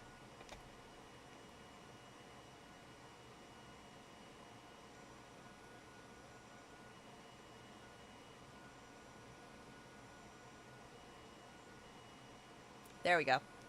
No, you weren't the ass. It was let anyone down. TikTok Ashley was a trying strength to during all log this. I out wasn't around again. much, and when I was And basically a was zombie. fucking She'd bring me ass. takeout to the office when she could, sit with me for a No, bit I while I just read worked, your thing. and remind me to take Babe? breaks.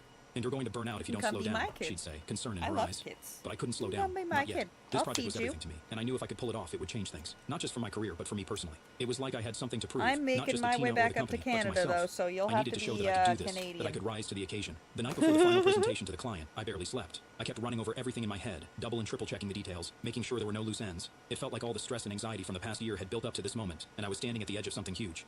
The next morning, I walked into the boardroom, my heart pounding in my chest. The clients were all there, suits and ties, serious faces. I set up my presentation, trying to calm my nerves, but it felt like my whole career was riding on this one meeting. Tina was there too, sitting at the head of the table, watching me closely. I took a deep breath, reminded myself that I'd prepared for this, and started the presentation. I can It do wasn't what I perfect. want. I fumbled a couple of slides, stumbled over a few words, but I kept going. I answered their questions, explained the plan, and showed them exactly why this upgrade was what they needed. When it was all over, I stood there, waiting for their Better than reaction, the my palms US. sweating like crazy. For what felt like an eternity, no one said anything. They just sat there, flipping through the documents, whispering to each other. My stomach was doing backflips, and I was half expecting them to tear everything apart. But then, the head of their IT department spoke up. "This looks good," he said, nodding. "We'll move forward with the plan." I couldn't believe it. I actually did it. I wanted to jump up and fist pump the air like a complete idiot, but I kept it together, nodding professionally like this was just another day at the office. But inside, I was screaming with excitement. After the meeting, Tina pulled me aside. "Oh, great work," she said, that rare smile back on her face. "Oh, you've earned this." I don't know what hit me harder, her praise or the fact that I just pulled off the biggest project of my life. Either way, it felt like I'd crossed some kind of invisible finish line. All the crap I'd been through, the fights with my parents, getting kicked out, dropping out of college, working 2 jobs just to survive, it all led to this moment. That night, I walked out of the office, the weight of the past few months finally lifting off my shoulders. I didn't even care that I'd probably be back there first thing in the morning, working on the next thing. For the first time in a long time, I felt like I was exactly where I was supposed to be. I called Ashley on my way home, my voice full of excitement. "Babe, we did it. They love the presentation. We're moving forward with everything." She laughed, and I could hear the pride in her voice. "Son, you knew you would. I'm so proud of you, Jake." Hearing that made it all feel even more real. It wasn't just about the job anymore. It was about everything I'd fought for, everything I'd sacrificed to get to this point. I wasn't the same guy who'd been kicked out of his parents' house, lost and scared. I was building something for myself, on my own terms. The future didn't seem so uncertain anymore. I wasn't just surviving, I was thriving, and that feeling, that was worth everything. A few years after that big project at work, my life had changed in ways I never imagined. I'd gone from barely scraping by to climbing the ladder in the IT world, and eventually, I made a decision that surprised even me. I started my own company. It wasn't an overnight thing, of course. I'd been working for a while, building up a solid reputation, saving up some money, and making connections. Eventually, I felt ready to take the leap. Starting my own business wasn't easy at first. There were sleepless nights, endless paperwork, and the constant fear that everything could crash and burn. But I had this feeling deep down that this was what I was meant to do, so I stuck with it, grinding day in and day out. Before long, things started to click. I started landing contracts, building a small but solid team, and the company began to take off. After a couple of years, we were pulling in more money than I ever thought possible. I wasn't just making it anymore. I was actually doing really well. I wasn't flipping burgers or guarding empty buildings. I was running my own company and watching it grow bigger every month. It felt surreal at times, like I was living in someone else's life, but it was mine. I'd built this. Around the time my company really started to take off, Ashley and I began talking about buying a house. We'd been renting for years, and it felt like the right time to find something permanent, something we could call our own. We started looking at listings, visiting open houses on weekends, and dreaming about the kind of place we wanted to settle down in. One day I was scrolling through some real estate sites, and I saw something that made me stop in my tracks. The house where I grew up, the one my parents still lived in, was listed for sale. I couldn't believe it. I hadn't spoken to them in years, and honestly, I didn't keep up with what was going on in their lives, but seeing that house for sale, it hit me in a weird way. I clicked on the listing and checked out the details. Apparently, their landlord had decided to sell the property, and it was being listed at a price that was honestly a steal compared to other houses in the area. And then, like a light bulb going off in my head, I had this wild idea. I could buy the house. At first, it felt a little petty. I mean, who does that? Who buys their parents' house after they kick them out? But the more I thought about it, the more it made sense.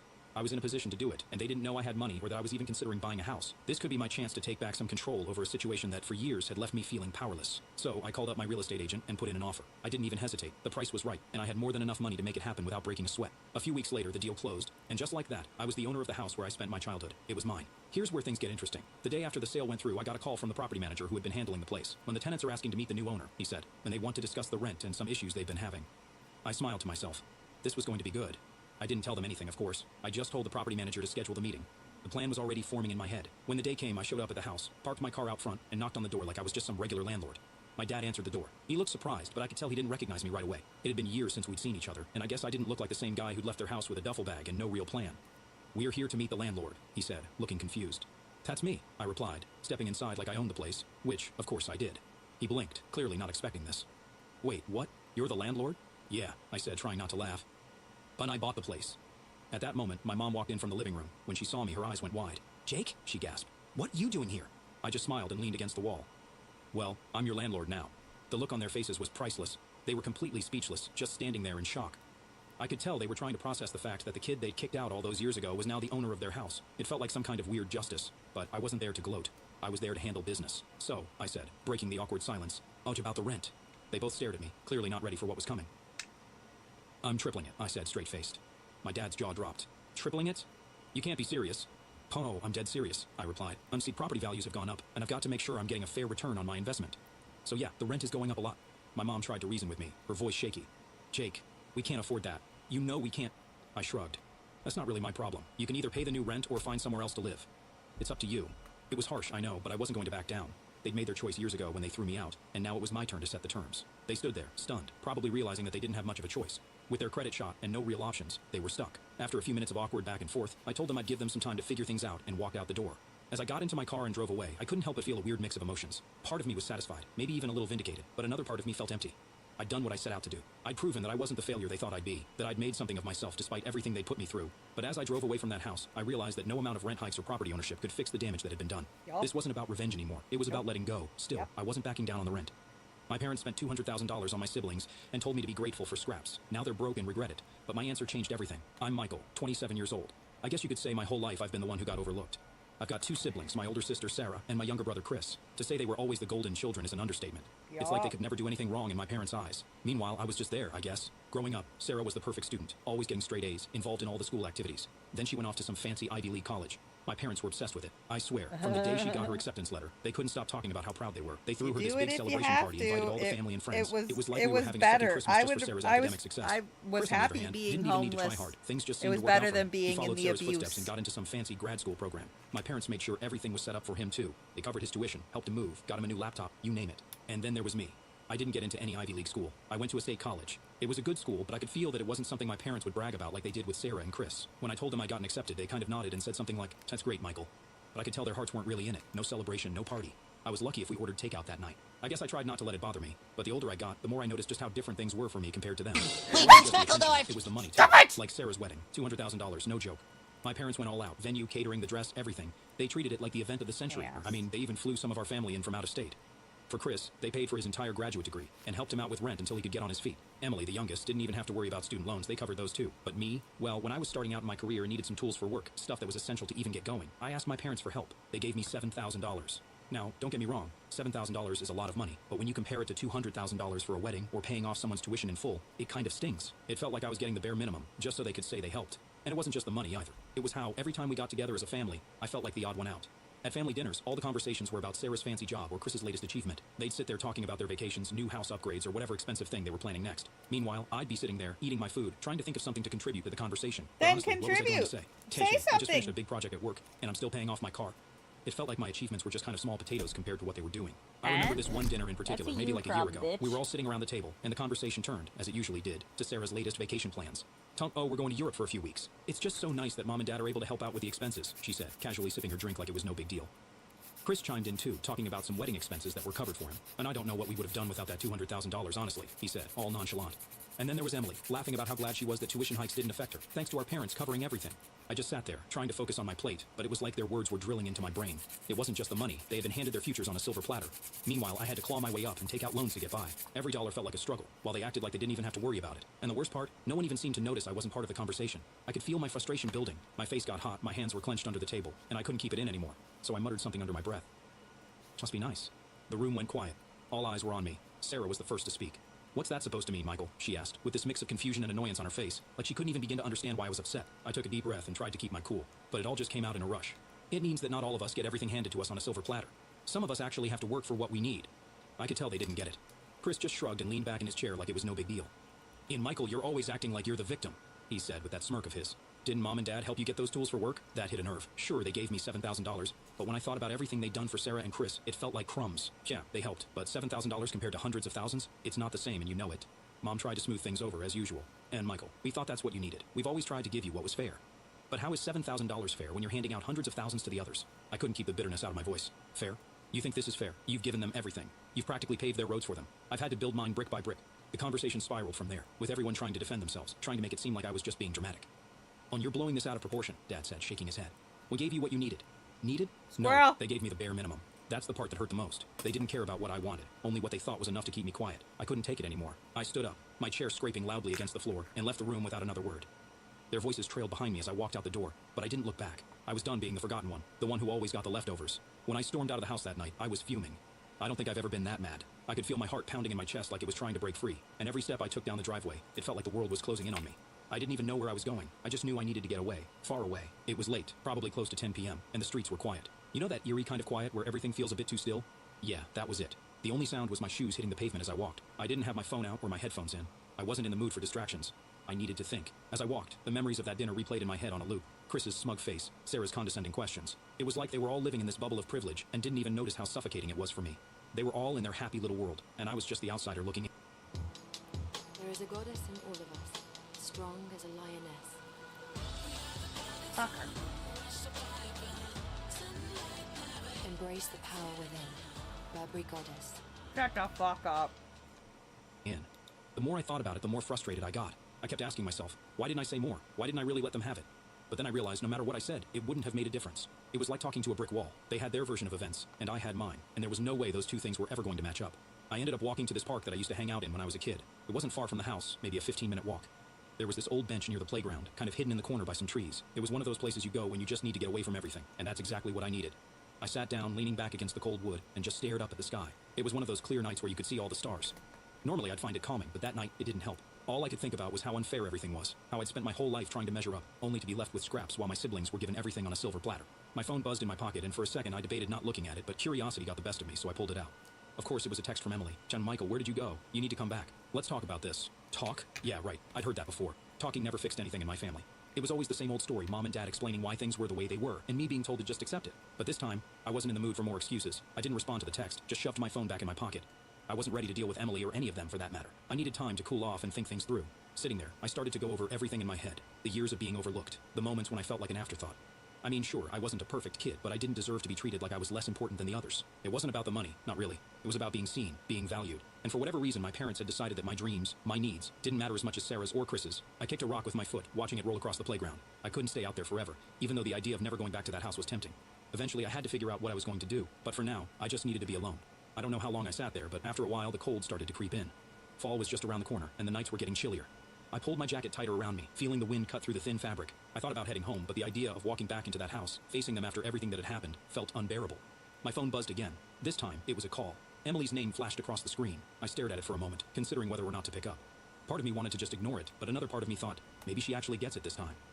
I hesitated for a few more seconds before finally swiping to answer. Michael, where are you? Emily's voice came through, calm, but with that usual hint of superiority that always grated on my nerves. Doesn't matter, I replied, my voice flat. I'm not coming back tonight. Come on, you're being ridiculous. We're family. We need to talk this out, she said, like it was that simple. Talk? I let out a bitter laugh. You mean like we always do, where I get told why I should be grateful for what little I get, and you all pat yourselves on the back for being such great siblings? That's not fair, she shot back. We didn't know you felt like this. Chu, how could you not know? I said, my frustration rising again. Every time we sit down as a family, it's all about you, Sarah, and Chris. You get the trips, the houses, the weddings, and I get left with whatever's left over. I'm sick of pretending it doesn't bother me. There was silence on the other end. I could almost hear her trying to come up with something to say, something that would make everything better, but nothing came. Look, maybe we haven't seen things from your perspective, Emily finally said, her voice softer, but running away like this isn't going to solve anything. This isn't about tonight, Emily, I said, rubbing my temples. This is about every time I've been left out, every time you guys got to live your best lives while I was stuck trying to make ends meet. I needed help too, and all I got was a toolbox. She didn't say anything for a while, and I could hear the faint sounds of the house in the background, laughter, dishes clinking, like nothing had even happened, like I didn't matter. Just come back, she said eventually. We'll figure it out, okay? But I wasn't ready to figure anything out. Not with them, not yet. I need time, I said before hanging up and shoving my phone back in my pocket. I leaned back on the bench and stared at the stars again.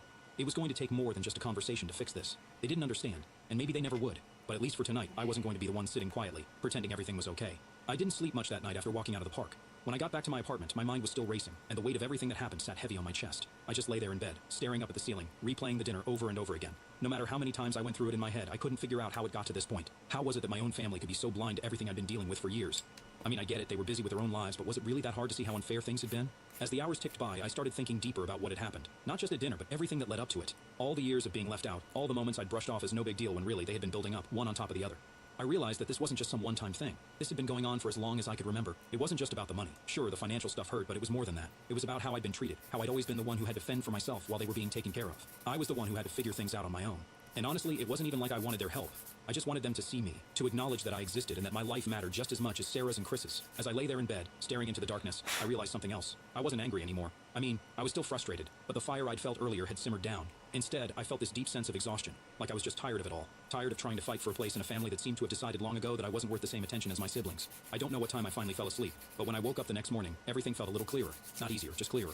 I knew that nothing was going to change unless I made it change. They weren't going to suddenly wake up one day and realize how unfair they'd been. It was up to me to make them see it. The problem was, how? I wasn't even sure where to start. Part of me wanted to just cut ties completely and go on with my life, but deep down, I knew that wasn't the answer. As messed up as things were, they were still my family. I didn't want to walk away from them, not entirely. I just wanted things to be different. I sat on the edge of my bed for a long time that morning, staring out the window at the empty street below. It was early, barely past 7 a.m., and everything was still and quiet. I couldn't stop thinking about all the times I'd tried to bring up these issues before, how I'd hinted at the unfairness only to be brushed off or told I was overreacting. But I wasn't overreacting. I just never had the chance to really lay it all out for them. That's when it hit me. The only way they were going to understand was if I showed them, plain and simple. I needed to spell it out in a way they couldn't ignore or argue against. Numbers don't lie, right? I wasn't sure if they'd listen, but at least they wouldn't be able to dismiss me as dramatic or jealous like they had so many times before. I spent the rest of the morning digging through old files, emails, bank statements, anything that could help me make my point. I had receipts for the tools my parents helped me buy, but I also knew they'd helped Sarah and Chris with so much more over the years. I started putting everything together, organizing it all into neat little piles that told the story I'd been trying to tell for years. It wasn't easy. Going through all those old documents was like ripping open old wounds. I found emails where my parents had promised Sarah money for a down payment on her house, and then I found texts from my dad saying they couldn't really help me out with rent because they had already given a lot to Sarah that year. It stung. It really stung. But it also motivated me. This wasn't just in my head. I had the proof right in front of me. As I worked, my phone buzzed a few times. More text from Emily, probably still trying to get me to talk it out. I didn't respond. I wasn't ready to talk. I needed to be prepared first, and I wasn't there yet. I ended up working all day. By the time I finished putting everything together, it was late afternoon, and I was drained, mentally and emotionally. But I had something solid now, something I could take to them and say, look, this is what I've been dealing with. This is why I'm upset.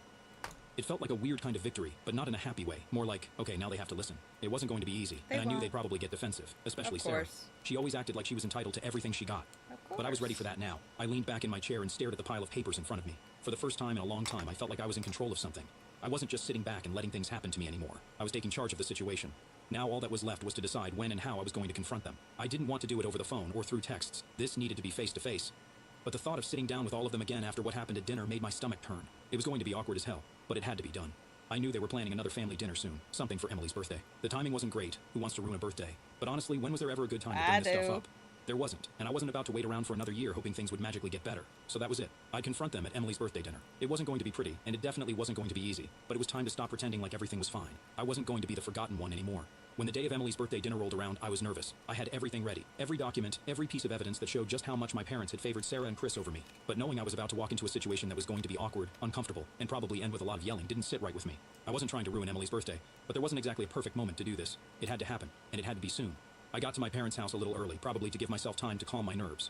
When I walked in, everything seemed normal, like nothing had happened a few nights ago at that disaster of a family dinner. Mom was bustling around the kitchen, putting the finishing touches on dinner, and Dad was out back grilling something on the barbecue, like he always did when the weather was nice. Emily was sitting on the couch, scrolling through her phone, completely oblivious to what was about to go down. She looked up when she saw me and gave me a smile. "Hey, Michael, you good?" she asked, like everything was fine between us. "Yeah, I'm fine," I said, trying to keep my voice steady. I wasn't fine, though.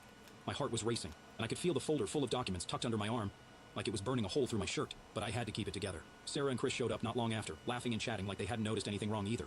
It was amazing how easily they just moved on from things. Meanwhile, I'd been carrying the weight of all this crap for years, and it was finally about to explode. We sat down to eat, and for the first 20 minutes or so, it was the same as always. Mom asked about work. Sarah talked about some upcoming vacation with her husband. Chris made a joke about how he still couldn't believe how expensive weddings were.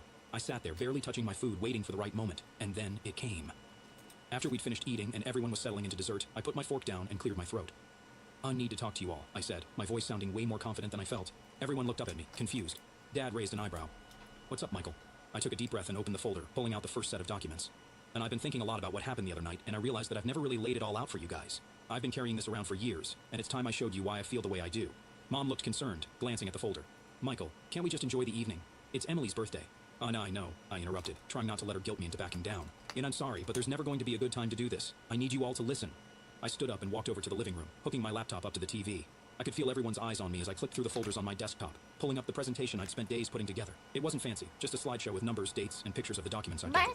The first slide was simple, a chart comparing how much my parents had spent on each of us for education. Sarah's name was at the top, followed by Chris, then Emily. My name sat at the bottom with a number that was embarrassingly low compared to the rest. "What's this?" Chris asked, leaning forward on the couch. "This is what I've been dealing with," I said, keeping my voice calm, even though my hands were shaking.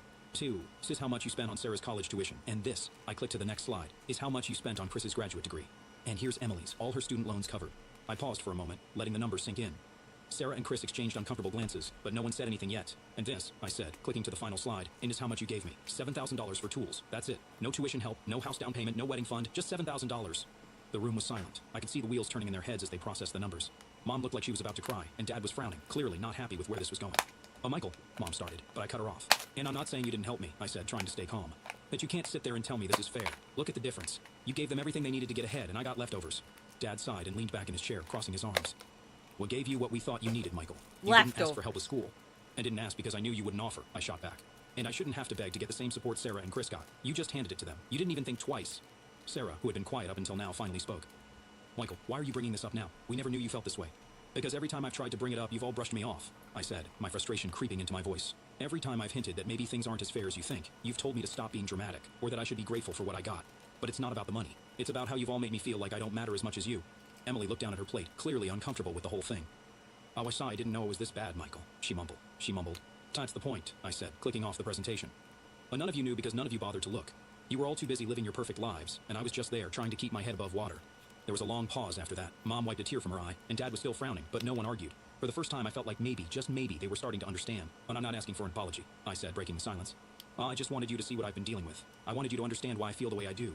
The room stayed quiet, and I could feel the tension in the air. No one knew what to say, and honestly, that was fine with me. I didn't need them to say anything. I just needed them to see. After my presentation, I could tell no one really knew what to say.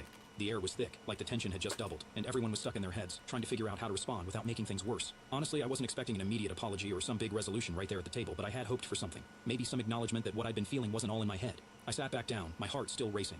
I could see my mom fidgeting with her napkin, her eyes darting from one of my siblings to the next, trying to gauge what everyone was thinking. Dad hadn't said much since the presentation started, but I could tell he wasn't happy. His arms were crossed, and his jaw was clenched, like he was trying to keep himself from saying the wrong thing. Classic dad move, hold it in until he explodes later. Sarah finally broke the silence. I didn't realize it was that bad, she said softly, her voice sounding more serious than I was used to. She didn't look at me, though, just kind of stared down at the table, poking at the remains of her cake.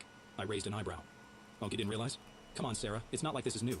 I've been dropping hints for years, and every time I brought something up, it got brushed aside. She glanced at me for a split second before going back to her cake. So I don't know. I don't know. It wasn't much of an answer, but at least she was saying something. Chris, on the other hand, still looked annoyed, like I just ruined a perfectly good evening with all my drama. And Michael, I get that you feel like you've been left out or whatever, but we all got what we needed, he said, leaning back in his chair. I mean, I worked hard too. Just because Mom and Dad helped me out doesn't mean I didn't put in the effort. That hit a nerve. An effort? Are you serious, Chris? I'm not saying you didn't work hard, but you didn't have to struggle the way I did, I snapped. When you always had a safety net. Mom and Dad were there for you every step of the way, making sure you had everything you needed, while I was scraping by, trying to figure things out on my own. It's not the same, and you know it. Chris shrugged, like he still didn't get it or didn't care to. It's not about effort, I continued, trying to keep my voice steady. It's about how you guys got handed opportunities I never had. It's about the difference between me having to hustle just to get by while you had the luxury of focusing on your dreams without worrying about rent or bills. Emily, who'd been quiet this whole time, finally spoke up. Michael, I'm sorry, I really didn't know you felt this way. I didn't even think about the money side of things. I sighed. Oh, that's the thing. No one thought about it because it wasn't affecting you. It's easy to ignore something when it doesn't directly impact your life. She nodded, looking a little guilty, and for a moment I thought maybe she actually got it. Maybe they all did, at least a little, but I still wasn't convinced.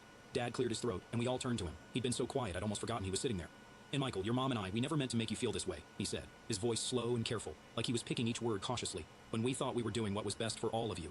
I could feel the frustration bubbling up again, but I bit my tongue. I needed to hear him out. Penny gave Sarah and Chris what they needed for school because that's what they asked for. You, on the other hand, you never really asked for much. You always seemed so independent, like you didn't want our help. I blinked at him, not sure if he was being serious or if he just didn't get it. Dad, I didn't ask for help because every time I tried, I was told there wasn't any money left, or that you'd already done enough for me. What was the point of asking if I knew what the answer was going to be? Mom jumped in at that point, her voice softer, almost pleading. Michael, we did what we thought was fair based on what each of you needed at the time. Maybe we didn't realize the gap was so big, but we were trying to do our best. I shook my head, rubbing my temples. It's not just about the money, Mom. It's about how I've been made to feel like the odd one out my entire life. You guys were so wrapped up in making sure Sarah and Chris were taken care of that you didn't even notice I was struggling. I wasn't asking for a handout. I was just asking to be...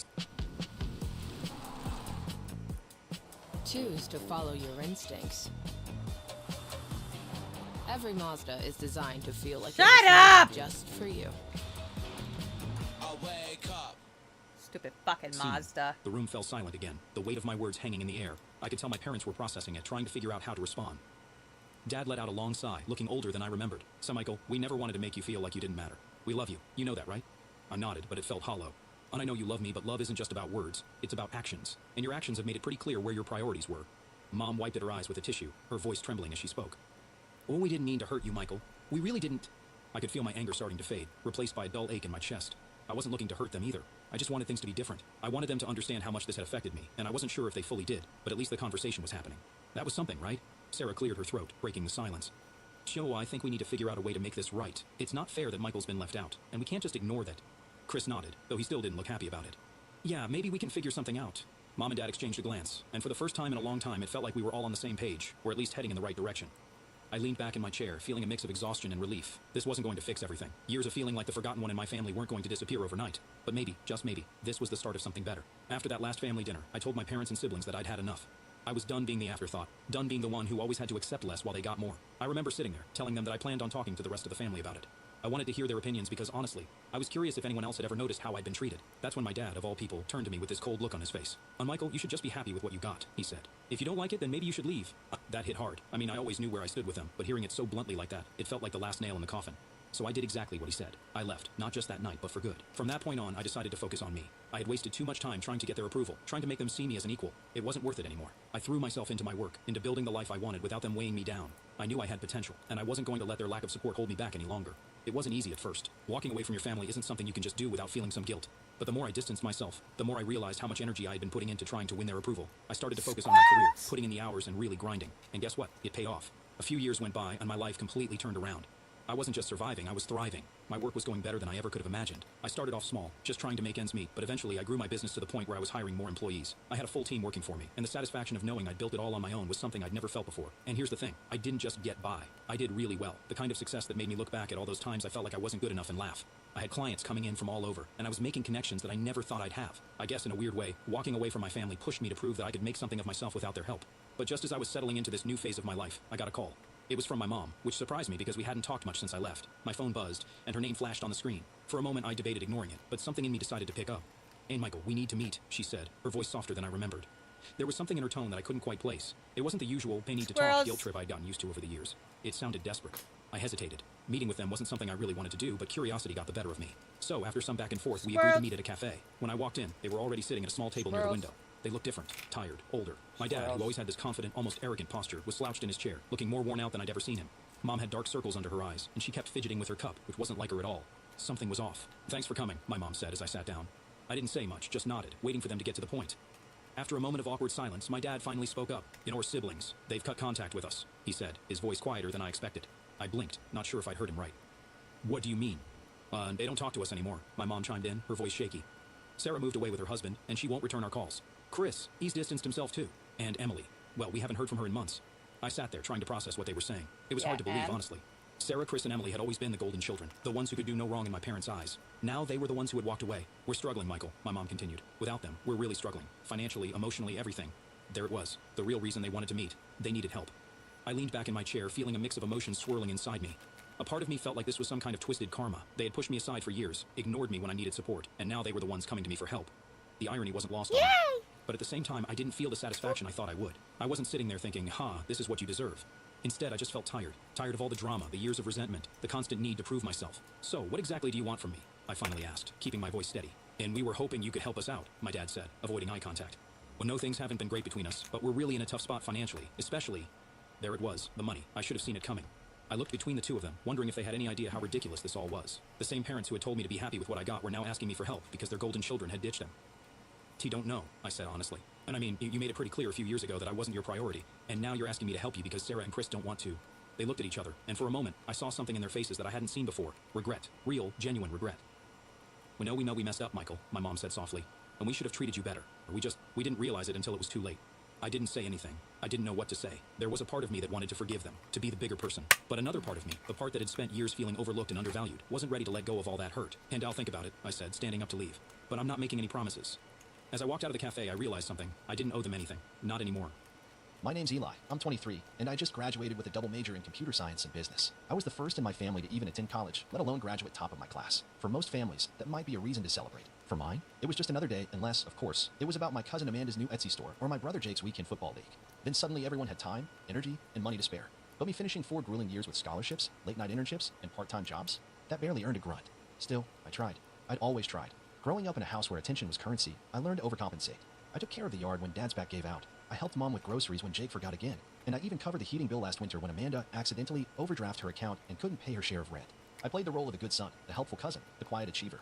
But after my graduation ceremony came and went with zero family in the stands, no call, no text, not even a late night congrats, I decided to take one last swing at believing I mattered. I spent the little savings I had left booking a rooftop venue downtown. It wasn't 5-star, but it had string lights, a view of the skyline, and a built-in speaker system. I ordered everyone's favorite food, Jake's teriyaki wings, Amanda's vegan flatbread, even Grandma's weird obsession with coconut shrimp. I didn't want gifts or speeches, just a night. One single night where I got to feel seen. I even made digital invites, complete with a Google Calendar reminder. I triple confirmed with everyone a week before, then again the night before. Every can't wait, and you deserve this. Message gave me a flicker of hope I wish I'd snuffed out sooner. The night of the party, I got there an hour early. I wanted to make sure the food was set, the drinks were chilled, and the playlist I'd obsessed over was running smooth. I wore the one nice suit I owned, black, slim fit, barely clinging to the shoulders I'd been stress shrinking under for months. I stood by the entrance, smiling at every elevator ding like a Labrador hearing car keys. And then, nothing. 5 minutes turned into 30. 30 into an hour. The catering staff gave me polite nods, unsure if they should start cleaning up or wait. I kept glancing at my phone, refreshing messages, checking traffic reports, even convincing myself that maybe, just maybe, they had planned something bigger and this was all a setup. At exactly 8:47 p.m., when I was 3 Sprite cans deep and wondering if I should just take a cab home, my phone buzzed. It was a photo. Amanda had tagged everyone in it. Jake, Mom, Dad, Uncle Ron, even Grandma. They were all in matching pajamas, lounging on my parents' living room couch with pizza boxes stacked high and blankets thrown everywhere. The caption? Family movie night. We needed this. My fingers froze on the screen. I zoomed in. My grad photo, the one I had mailed to every relative weeks earlier, was crooked on the wall behind them, half covered by a balloon bouquet left over from Amanda's last soft launch party. My mouth went dry. There was no mistake. They weren't late. They weren't stuck in traffic. They were never coming. I didn't rage. I didn't cry. I just sat down on one of the rented folding chairs and let the quiet hum of the city drown out the silence in my chest. I scrolled back through every message, every empty promise, every half-hearted, "We're so proud of you," that led to this moment. The food went cold. The venue manager gave me a sad little nod and said he'd waive the overtime charge. I didn't answer. I just nodded back. When I got home, my own apartment, paid for by the freelance gigs I juggled while still acing my finals, I sat on the edge of my bed, staring at the ceiling. The same ceiling I used to imagine big things under. Things like promotions, trips, and celebrations where my name wasn't forgotten halfway through a toast. And then it hit me, hard, that I can like a switch make flipping in a into dark a room. They needed me more than I ever needed them. That's when I pulled out my laptop. I logged into every shared utility account, electricity, internet, even that little streaming bundle I'd added Amanda to last year because Hulu was too expensive for her right now. I had set it all up in my name. Every bill, every convenience. All because it made me feel like I was part of something. I paused for a moment. It wasn't about revenge, not exactly. It was about clarity. About realizing that no matter how many pizza nights I covered or errands I ran, I would never be more than a background character in a movie they cast themselves in. I sent a single group text. Good luck covering next month's bills without me. Then I blocked every number. Every single one. But that wasn't the end. Not even close. Because 3 days later, the silence cracked. And when it did, it came with screams. It started with a Facebook status from my mom. One of those dramatic, cryptic rants she thinks makes her look like a stoic martyr, but just reeks of self-pity and guilt-tripping.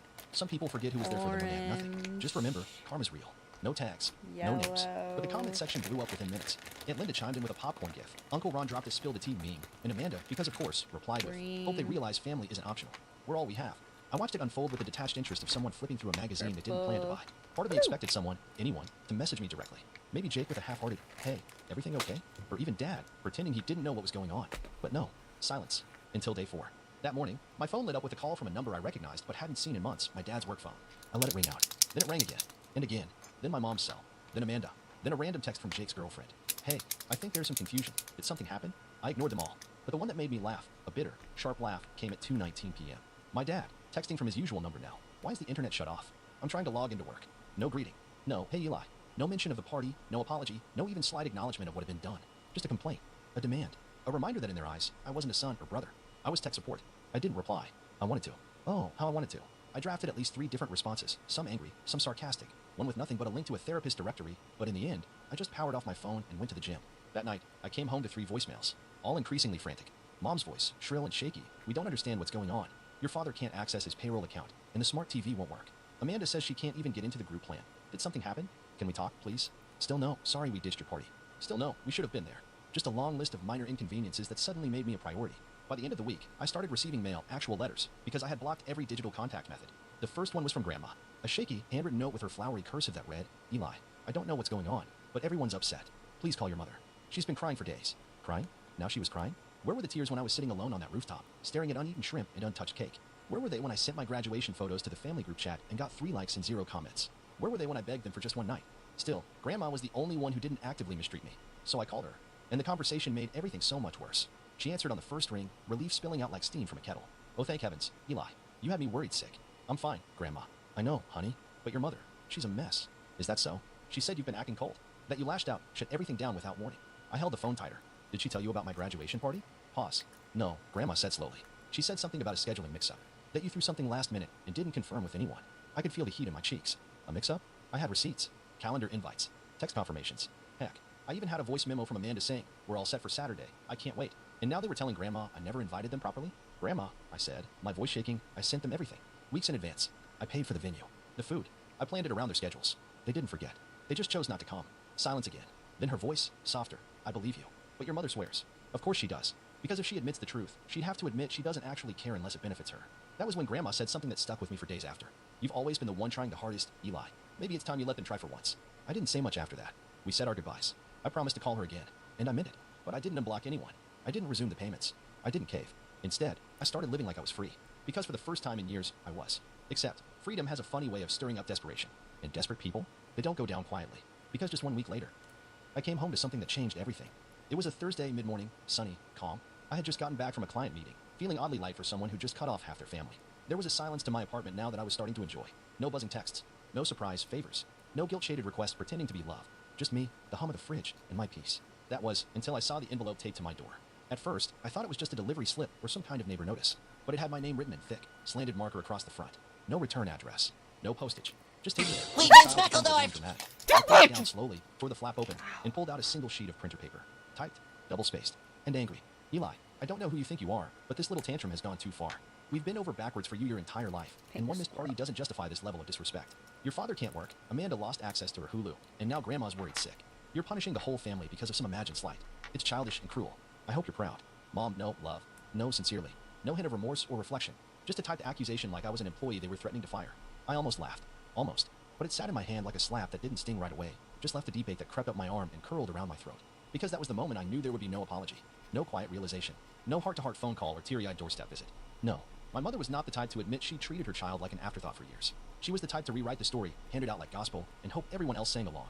And maybe they would have. Maybe Grandma and Jake and the rest would have swallowed it like every other half-truth she'd served them over the years. But this time, I wasn't staying quiet. That night, I took out my old graduation slides, the ones I had put together for the party no one came to. I opened a free website builder, dropped the photos in, added screenshots of every text message confirming the invites, the receipts for the rooftop venue, even the playlist I never got to play. Then I wrote a single caption at the top. Here's the graduation party you all missed. Not because you forgot, but because I never mattered enough to show up for. I posted it to my social media. Locked comments. No tagging. Just a quiet, permanent record of what happened. Of how I celebrated alone. And it exploded. Friends from college I hadn't spoken to in months sent messages like, "This broke me," and "I can't believe they did this." Even people I barely knew shared it, calling it gut-wrenching and the most honest thing I've ever read. By morning, I had 3 missed calls from Amanda, 2 from Dad, and 1 voicemail from Mom, voice trembling now, but still not quite apologetic. Eli, this is too far. You're humiliating us. Why are you doing this? Why? Because for once, they were feeling what I had felt all my life. Unseen, unheard, unimportant. That weekend, the fallout reached new levels. Amanda showed up at my apartment. I didn't let her in. She banged on the door for 5 full minutes before shouting through the wood. You're not the only one who's been through stuff. You know, we all have our issues. I stood on the other side, arms crossed, silent.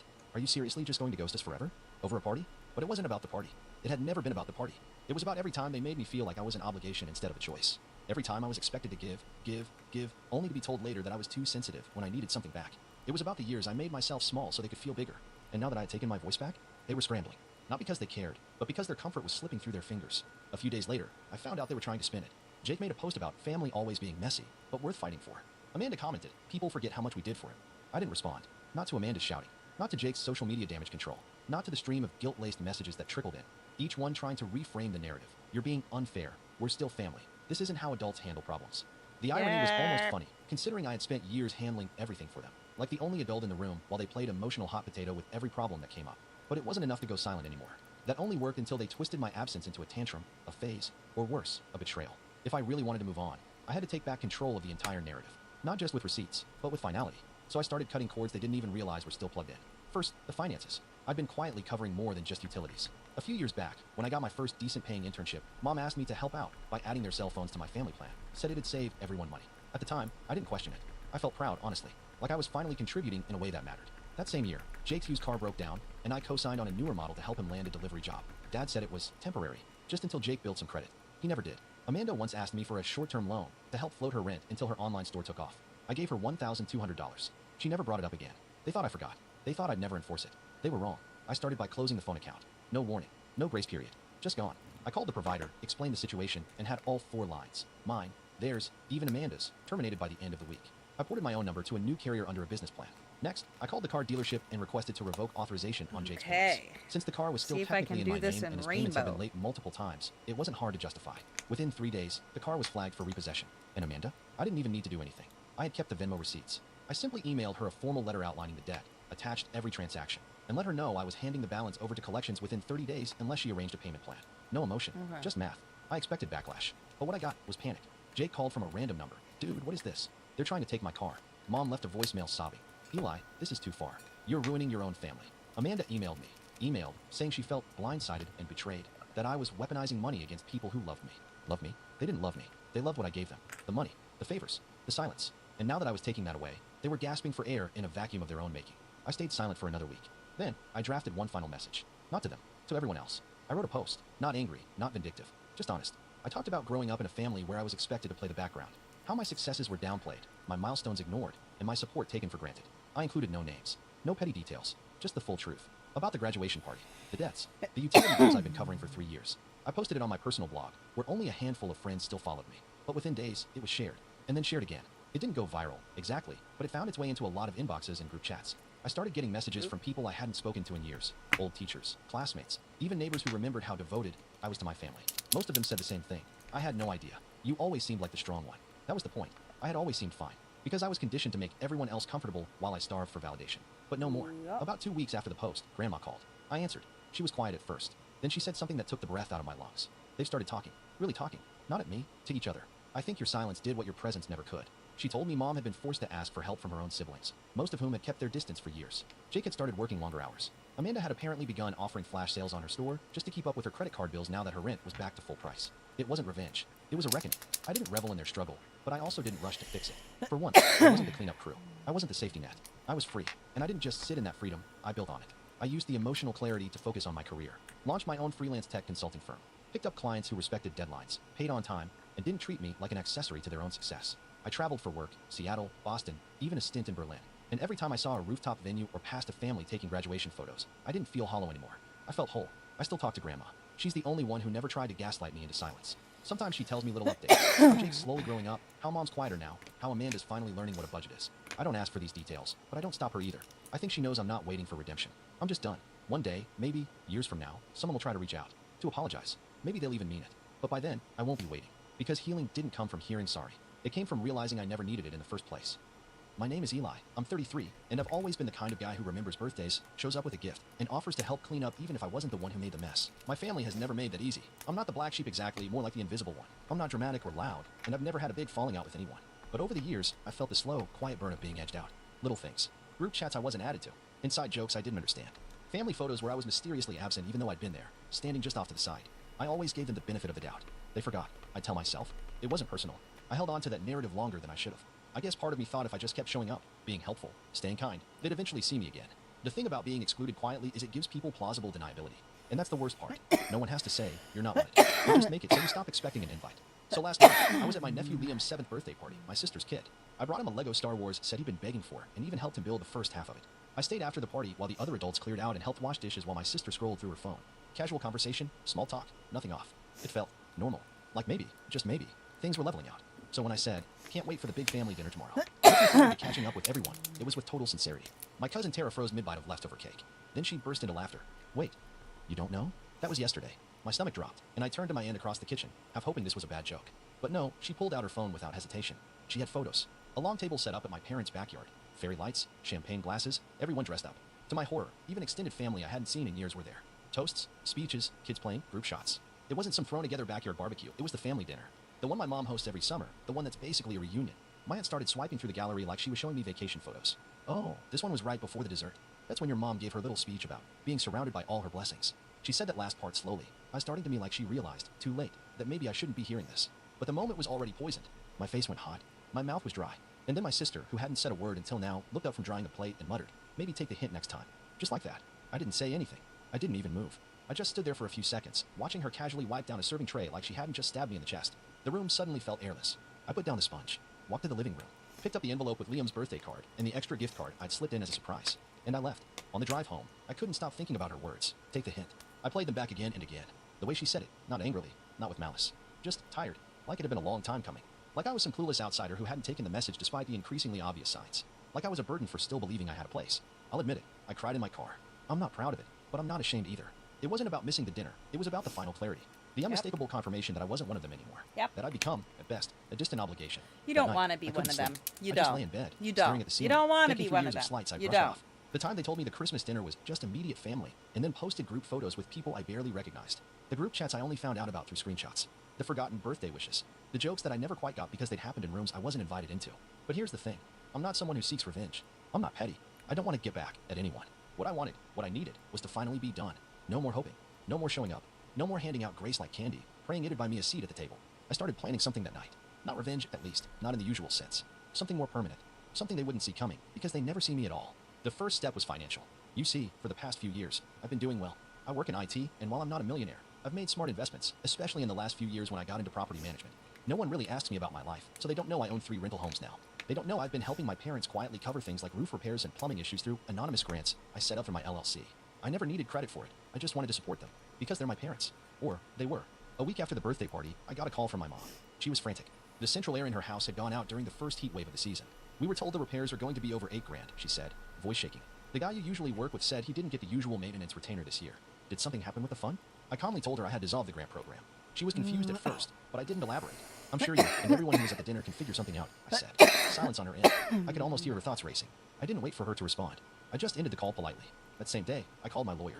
There were other things I'd funded over the years, college savings for my niece, emergency dental work for my uncle, a part-time assistant my sister used to help with her Etsy business. I had receipts for all of it. None of them knew I'd tied those funds to clauses and agreements, and none of them knew those clauses could be canceled with a single signature. I signed, sent the letters, froze the accounts. It took about 2 weeks for the ripple to hit. My inbox flooded. Calls, messages, missed FaceTimes. One from my cousin that just said, "What is going on?" But I didn't respond. And then came the family group chat. Not the one I'd been excluded from, the old one. The one I had created 5 years ago when Grandpa passed and everyone wanted to coordinate funeral logistics. I still had admin rights. I renamed the chat to maybe take the hint, and then, one by one, removed every single member. I didn't say a word, just silence. But that was only the beginning, because there was still one thing I hadn't taken back. And once I did, it changed everything. The thing I hadn't taken back yet, the one thread still tethering me to them, was the lake house. It wasn't technically mine. Not fully. It belonged to my grandparents, then passed down jointly to my mom and her sister, my Aunt Val. After Val passed, her half went to my cousin Tara, the same cousin who laughed at me about missing the family dinner. Years ago, when my mom fell behind on some payments, I quietly bought out her share. Legally, I owned 50%. But no one ever updated the family's mental scorecard. They still treated it like grandma's place. Everyone used it freely, weekends, holidays, even full summers. And I let them. For years. I never booked it for myself. Never once said no when someone wanted to use it. I even paid for the new dock last summer. Quietly. Without credit. But now the lake house was a stage. And I had the script. I waited for Memorial Day weekend, when the whole family usually flooded in. It had been tradition for over a decade. Barbecues. Bonfires. The kids fishing off the pier while the adults got tipsy on cheap drinks and louder as the sun set. I used to love it. But I hadn't been invited the last 3 years. This time, though, I didn't need an invite. I just needed to show up. 3 days before the weekend, I filed the paperwork to restrict shared access to my half of the property, thanks to a little-known clause in the deed that allowed either owner to petition use if conflict arose. My lawyer made it airtight. I wasn't blocking them from using the house. I was just requiring a co-owner agreement to do so. Tara, of course, hadn't been paying attention to any of the legal mail. Too used to me being nice Eli. Friday morning, I drove up early, unlocked the house, parked my truck sideways in the driveway so no one could pull in behind me. Then I waited. It didn't take long. Around noon, 3 cars rolled up. My sister, Tara, and my mom, plus the kids and spouses. They were laughing until they saw me. Tara stepped out first. "You're here?" she said, voice tight. I smiled. "It's Memorial Day. Thought I'd enjoy the lake." She walked right up to me, arms crossed. "Well, we plan to stay the weekend." I told Mom she could have the master. "That's going to be a problem," I said, not unkindly. "The house is locked for co-owner review. You would have seen the notice if you opened your mail." She blinked, confused. "What notice?" My sister chimed in, already irritated. "Eli, don't be dramatic. We've been coming here forever. Just because you weren't invited to one dinner." I held up a hand. Calm. It wasn't one dinner. And it wasn't about the dinner. It's about respect. Something this family stopped giving a long time ago. My mom finally approached, her voice quiet. "Eli, honey, we didn't mean to hurt you. It was just, things got busy. You know how it is." I looked at her, and for a second, I almost softened. Almost. But then I remembered every time she defended my sister's cruelty, laughed off exclusion like it was a misunderstanding, or played peacemaker by asking me to be the bigger person. Again, and again. "I know exactly how it is," I said. "Which is why I'm here now. This house isn't a shared vacation spot anymore. If you want access, we draft a new agreement. We split maintenance. We rotate usage. Or," I shrugged, "we sell." "You wouldn't dare," Tara said, voice rising. "You destroy the family tradition over what? Hurt feelings?" I met her gaze, steady. "No, you already destroyed the family part. I'm just handling the paperwork." They tried yelling, pleading, guilt-tripping. My mom teared up. My sister called me selfish. Tara threatened to sue. But it didn't matter. I had everything documented. The messages, the receipts, the clause in the deed. In the silence I'd been drowning in for years, that was finally gone. In its place was clarity. Cold, clear, and necessary. Eventually, they left. Not without a few final words thrown at my back. But I didn't flinch. I stood on that porch until the cars disappeared down the gravel road. I went inside, opened a beer, and sat in the old rocking chair Grandma used to use. That night, I lit a fire in the pit out back.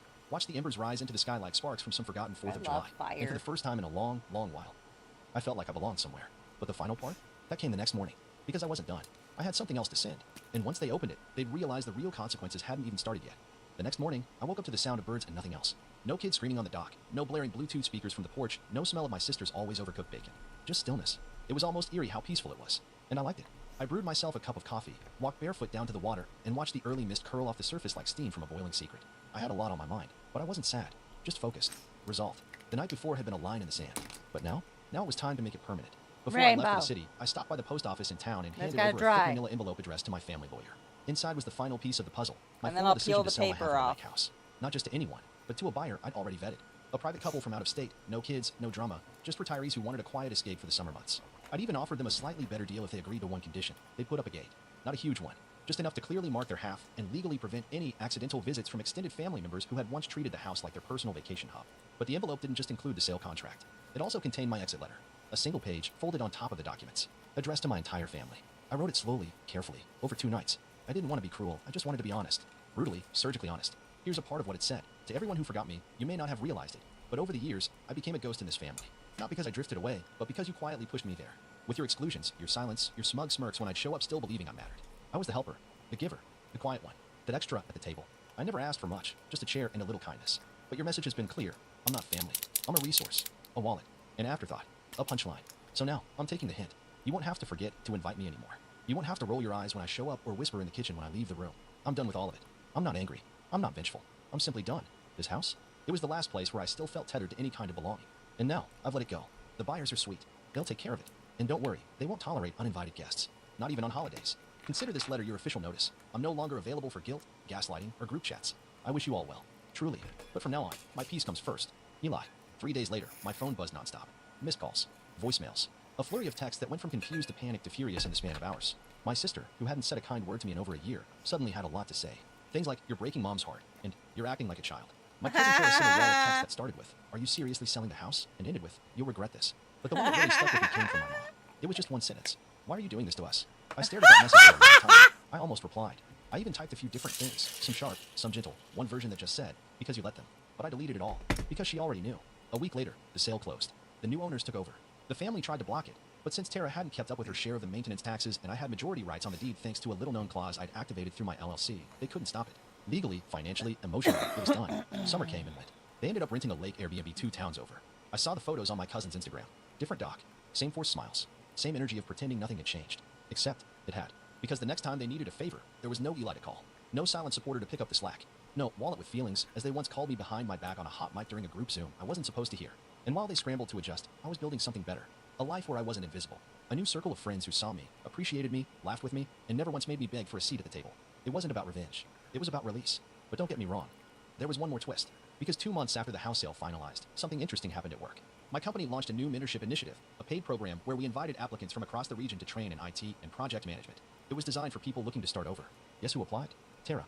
She didn't realize the application would land directly on my desk. And she definitely didn't expect the little note I stapled to her rejection letter. Just 6 words. Maybe take the hint next time. The weeks that followed were quieter than I expected. No more calls. No more texts. It was as if, after years of silent dismissals, the silence had finally become mutual. And for once, I didn't feel like I had to fix it.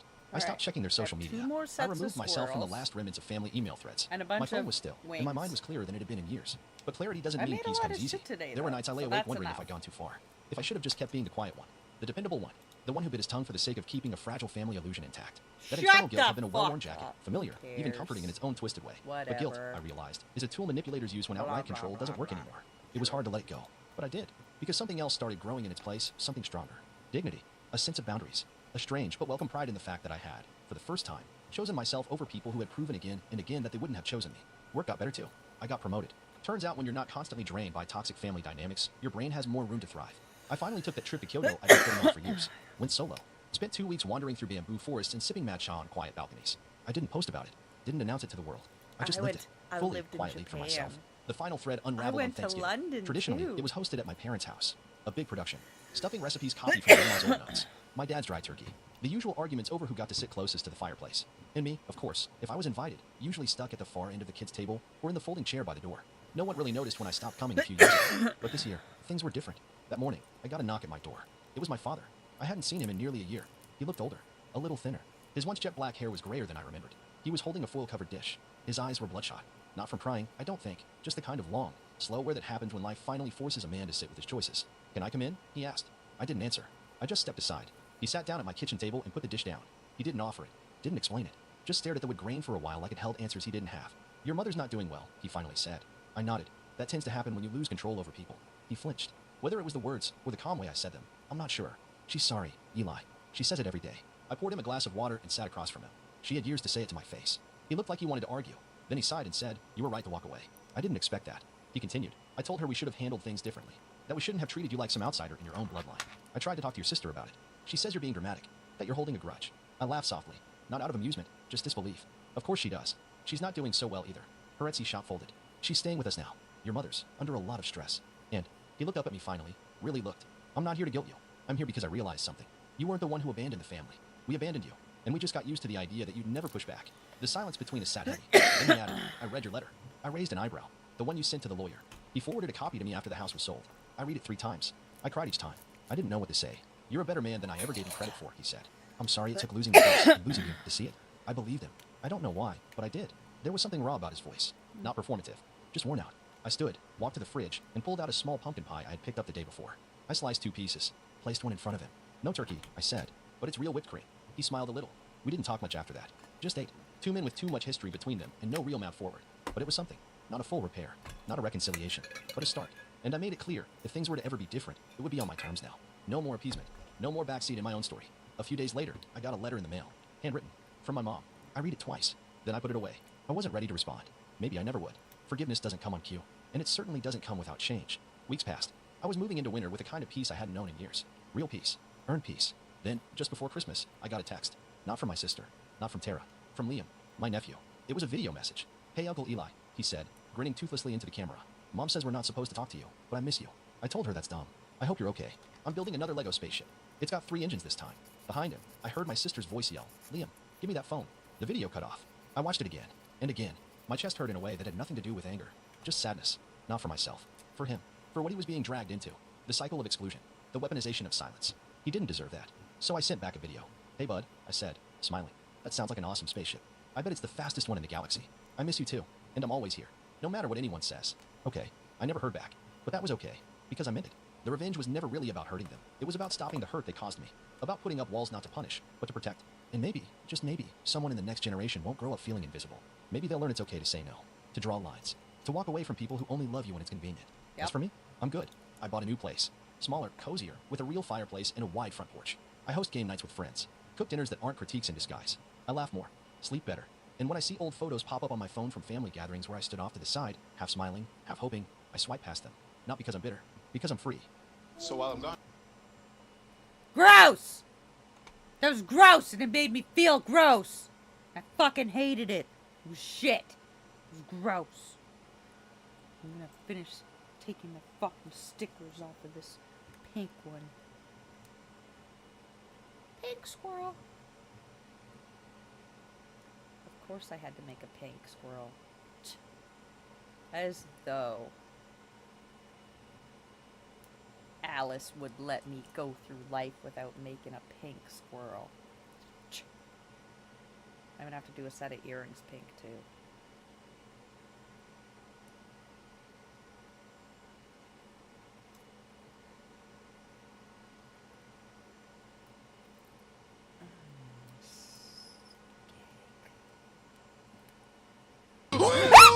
Sparks_chaos raided your channel with 1 viewers. Fucker. I hate you so much. Ass. You ass. Fucking ass. It's 2 o'clock in the morning, you fucking ass. Jesus Christ. You guys are a bunch of bastards. Go fuck yourself. Thanks for the raid. I'm jumpy every night. Shut the fuck up. I just turned all the sound of everything else off. And I was trying to quickly peel the pink skeleton squirrel keychain that I just finished painting. And I was watching Cakes. And I'm cutting raccoons.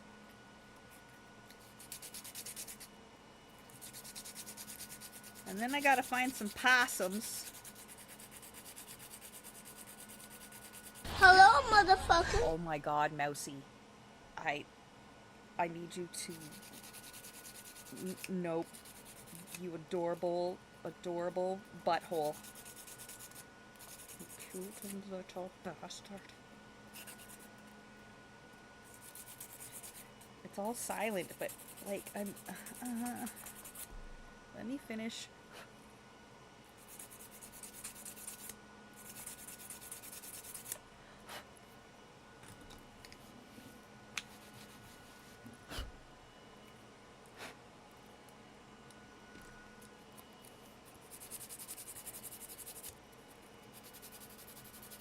a party! Alright! RIP cheer 50.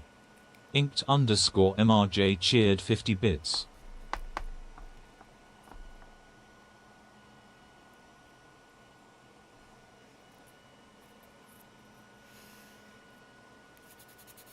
Would you like to see what all I made today?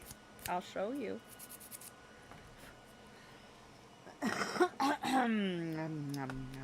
Okay. Pink skeleton squirrel keychain. I need to finish smoothing it out. Alright. Purple squirrel earrings. Purple teddy bears.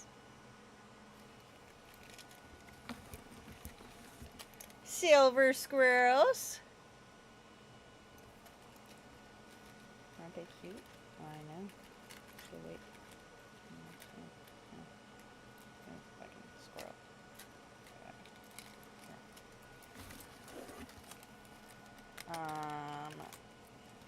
Bisexual pride.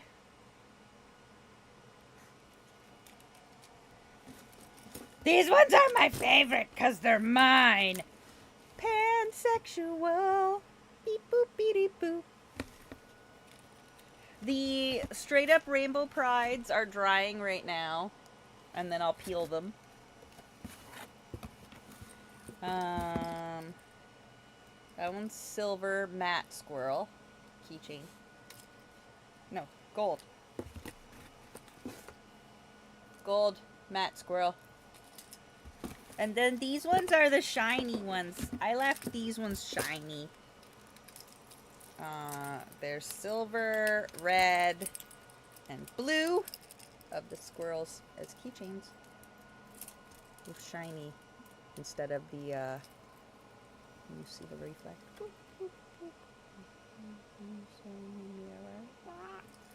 Squirrels, red, silver, and blue. This one's got the metal key loop with a clippy on it. And I gave them all a little leaf because it's a fucking squirrel. Because it's a squirrel. And it makes sense. The red one's got a little green one because it was funny. Red squirrel! And then I made this one. I don't know why. I only made one. It's gold. I don't know. I had a space on the acrylic that was this big. So I made one. And now I have one. It's in the box. It's in the box. And I fill it with stuff.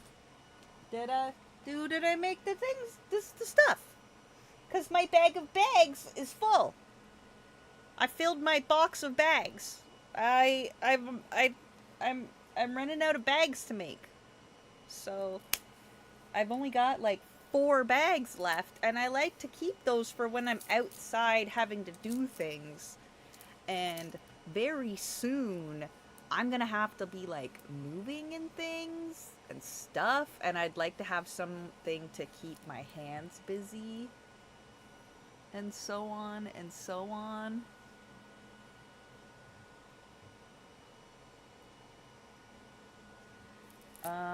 But there's 2 more sets of, wait, I also made these little wizard guys. There's 2 of these. They're earrings.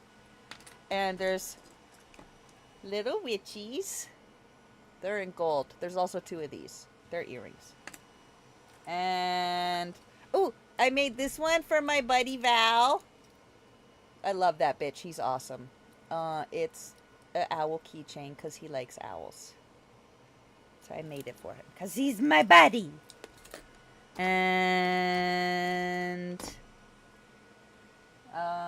what else? Ooh, I cut a whole bag. Of those, and I'm gonna send them to Elsabeth, and then they'll be her problem. Boop. Yeah, keep the chunks of acrylic so that I can, like, do more shit with them. Where the fuck did that bag of little dudes go? Did I steal my bag of dudes? God damn it. Listen, if anybody ever offers you an Alice, you should take it. It's awesome. You want one. You want one at your house to steal your things. I mean, she would never do that. She does not steal things. She does not. She would never. How dare you? Pliers! Oh, there they are. They're a whole bag of them. See? There's fairies and bears and glasses and things. These are going to Elsabeth's house, and she's going to paint them. Maybe. Or maybe she won't. Who knows? I don't know. Look, snakes. I imagine I was trying to do something with these snake ones, but they just did not turn out. But meh, I mean, yeah, they didn't work. Like, they didn't work. They needed to be a thinner acrylic, like a half of that thickness, for sure, because they ended up being. You see how it melted it because it wanted too much detail? You see what I'm saying? Do you get me? Do you catch my flow? You understand what I'm saying to you? So, that's... My acrylic is way too thick for the snicks. So, I'm going to take out a bunch of the teddy bears. I'm sure that's not what you were expecting. But I was also thinking, hey, you bunch of fucking nerds.